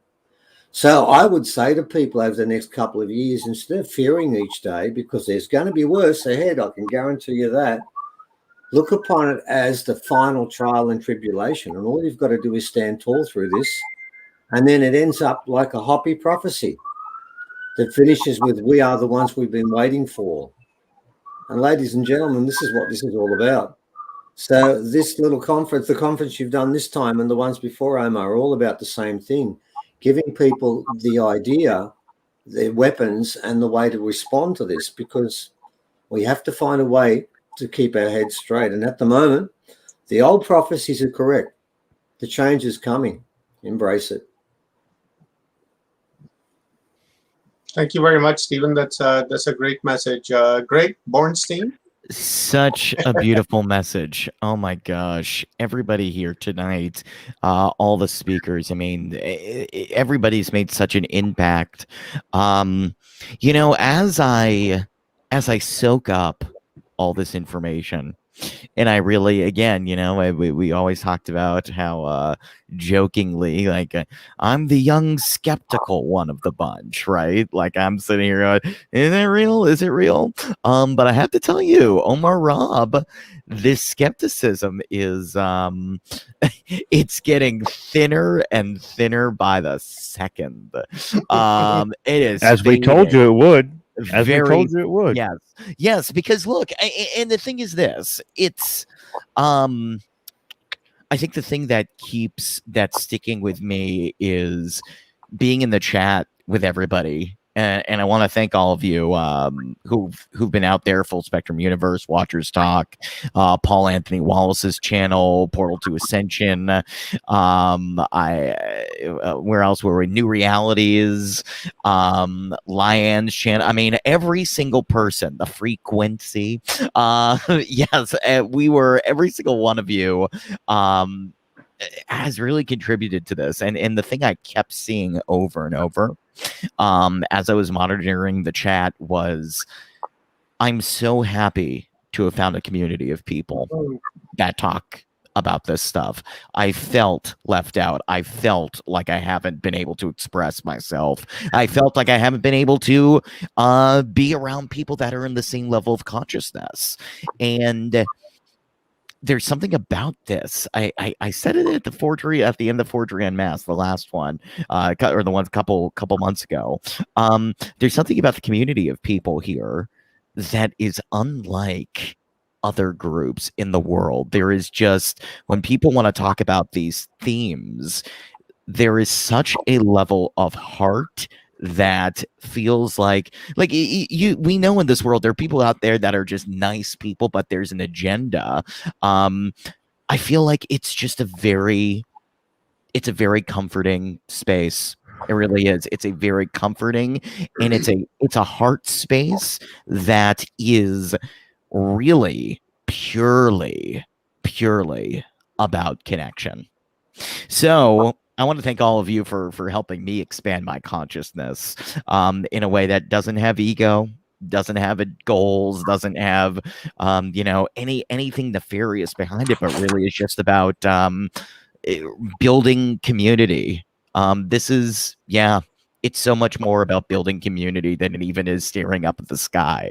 And I feel that from every single one of you. So I thank you all for holding the space. Very profound. Yeah, thank you. Those are wonderful words. Clarence? I can't really top what he just said, I'll be honest with you. It's just, I just want to thank everybody for being here. And it makes my life and the work I've done, into this that much more meaningful. It just proves to me that everything I've done has not been in vain. And that's basically what I want to say. And thank you all for that. Right on. Least but not last, Rob Yox. All right. Well, it's been an incredible 4 days. And while we were putting this together, I expected as such, but this has totally exceeded all expectations up to this point. And every time we do one of these events, when me and Omar put this together, the energy gets better, bigger, and I feel like there's so many takeaways that it's hard to not sit here for 2 months and try and research every single aspect of what I've heard. And I say it all the time. I'm the forever student. I am always learning, and to know where we've come from is to know where we're going. And what I see right now is absolutely incredible. And people like Clarence, who gave me the bug to do this, when you say that your work it has not gone unnoticed, there are many here that benefit from it, and maybe wouldn't be here if not for what you've done in paving some of the way, especially Stephen and Evan Strong, Paul Wallace, everybody. So look to those people for help when you need it, and just try and focus on you for a little while, raise your vibration, and we'll be here to help out along the way as much as we can. And I appreciate and I have such gratitude for all of you. Thank you very much, Rob. I couldn't really say that any better. I just say what he said and what he said and what he said and what she said, and that's can't say no more than that. We've been at it for 11 hours, and I think we just kind of run out of words by the time we hit this time of the evening. But many thanks to every single person and that was on here today, and we'll run through the list tomorrow to thank all of our speakers and all of the wanderers came here and gave us the download. Tomorrow morning, we're going to be starting at 8 o'clock with Stephen Cummins. And then at 9 o'clock, it will be myself doing a presentation on constitutional law that will really highlight the Commonwealth and the justice system and the law system that is working against the people and designating people with just designations that shouldn't really be designated. So we'll get into that tomorrow. But anyways, tomorrow's going to be a fantastic day. We have double panels. We have one panel coming from Australia and another panel in the afternoon. The North American panel is going to be wonderful. We'll do the details tomorrow. I believe it's going to be Dr. J.J. Hertogs, Dr. Desiree Hertogs, Dr. Joan, Dr. Osmanovic. Who else is there? There's a couple of people. There's lots going through my head right now. But anyways, it's going to be wonderful. And then, of course, in the evening, we will have our Australian disclosure panel, and we'll talk about some interesting stuff there. Valerie, you're more than welcome to join us tomorrow at the Australia panel. If you like, the invitation's open to you. And with that being said, thank you very much, everyone, for joining us here today and for the past 4 days. And tomorrow is our final day, day 5 of 5. And my name is Omar with Watchers Talk, with my co-host Rob Yox, co-creator from Full Spectrum Universe, Clarence Mitchell of Closer Encounters, Greg Bornstein of Open Loops, and of course Stephen and Evan Strong from Forgotten Origin. Let's pay a bill real fast, and then we will get out of here. This program and this disclosure was brought to you by Paul Anthony Wallace, The Scars of Eden, and Escaping from Eden, and of course our alienancestry.net. Check that out. It's a wonderful spot to share and learn. I believe chapter 13 is coming up on August the 28th. These guys are talking about some incredible things in there, and we got a little bit of a taste yesterday when Stephen was talking about the Atlantean rings. And of course, Forgotten Origin, this another sponsor, ForgottenOrigin.com, the Out of Australia Theory, and least but not last, my brother from another mother, Neil Gore from Portal to Ascension. Thank you very much for giving giving us the opportunity and a chance to stream to such an epic channel. And of course, big thanks to Alan Steinfeld from New Realities for letting us stream to his channel. And of course, Paul Anthony Wallace's channel. Thank you very much, guys, for hosting all of these streams for the last bunch of days. And we will see you tomorrow. Much love to you all. Keep your vibrations high. And if you're out and about tomorrow and we go to a coffee shop to buy a coffee, maybe just buy someone behind you a coffee and tell the teller to pass it forward. And just helps raise a little bit of frequency and vibration within your own community. Maybe you'll make somebody's day. And if they're happy, then you're happy as well. That being said, my name is Omar, coming at you guys from British Columbia, Canada. With total disclosure, we will see you tomorrow morning at 8 o'clock, right here, same place, same spot. Be safe for the night. Much love. Much love, everybody.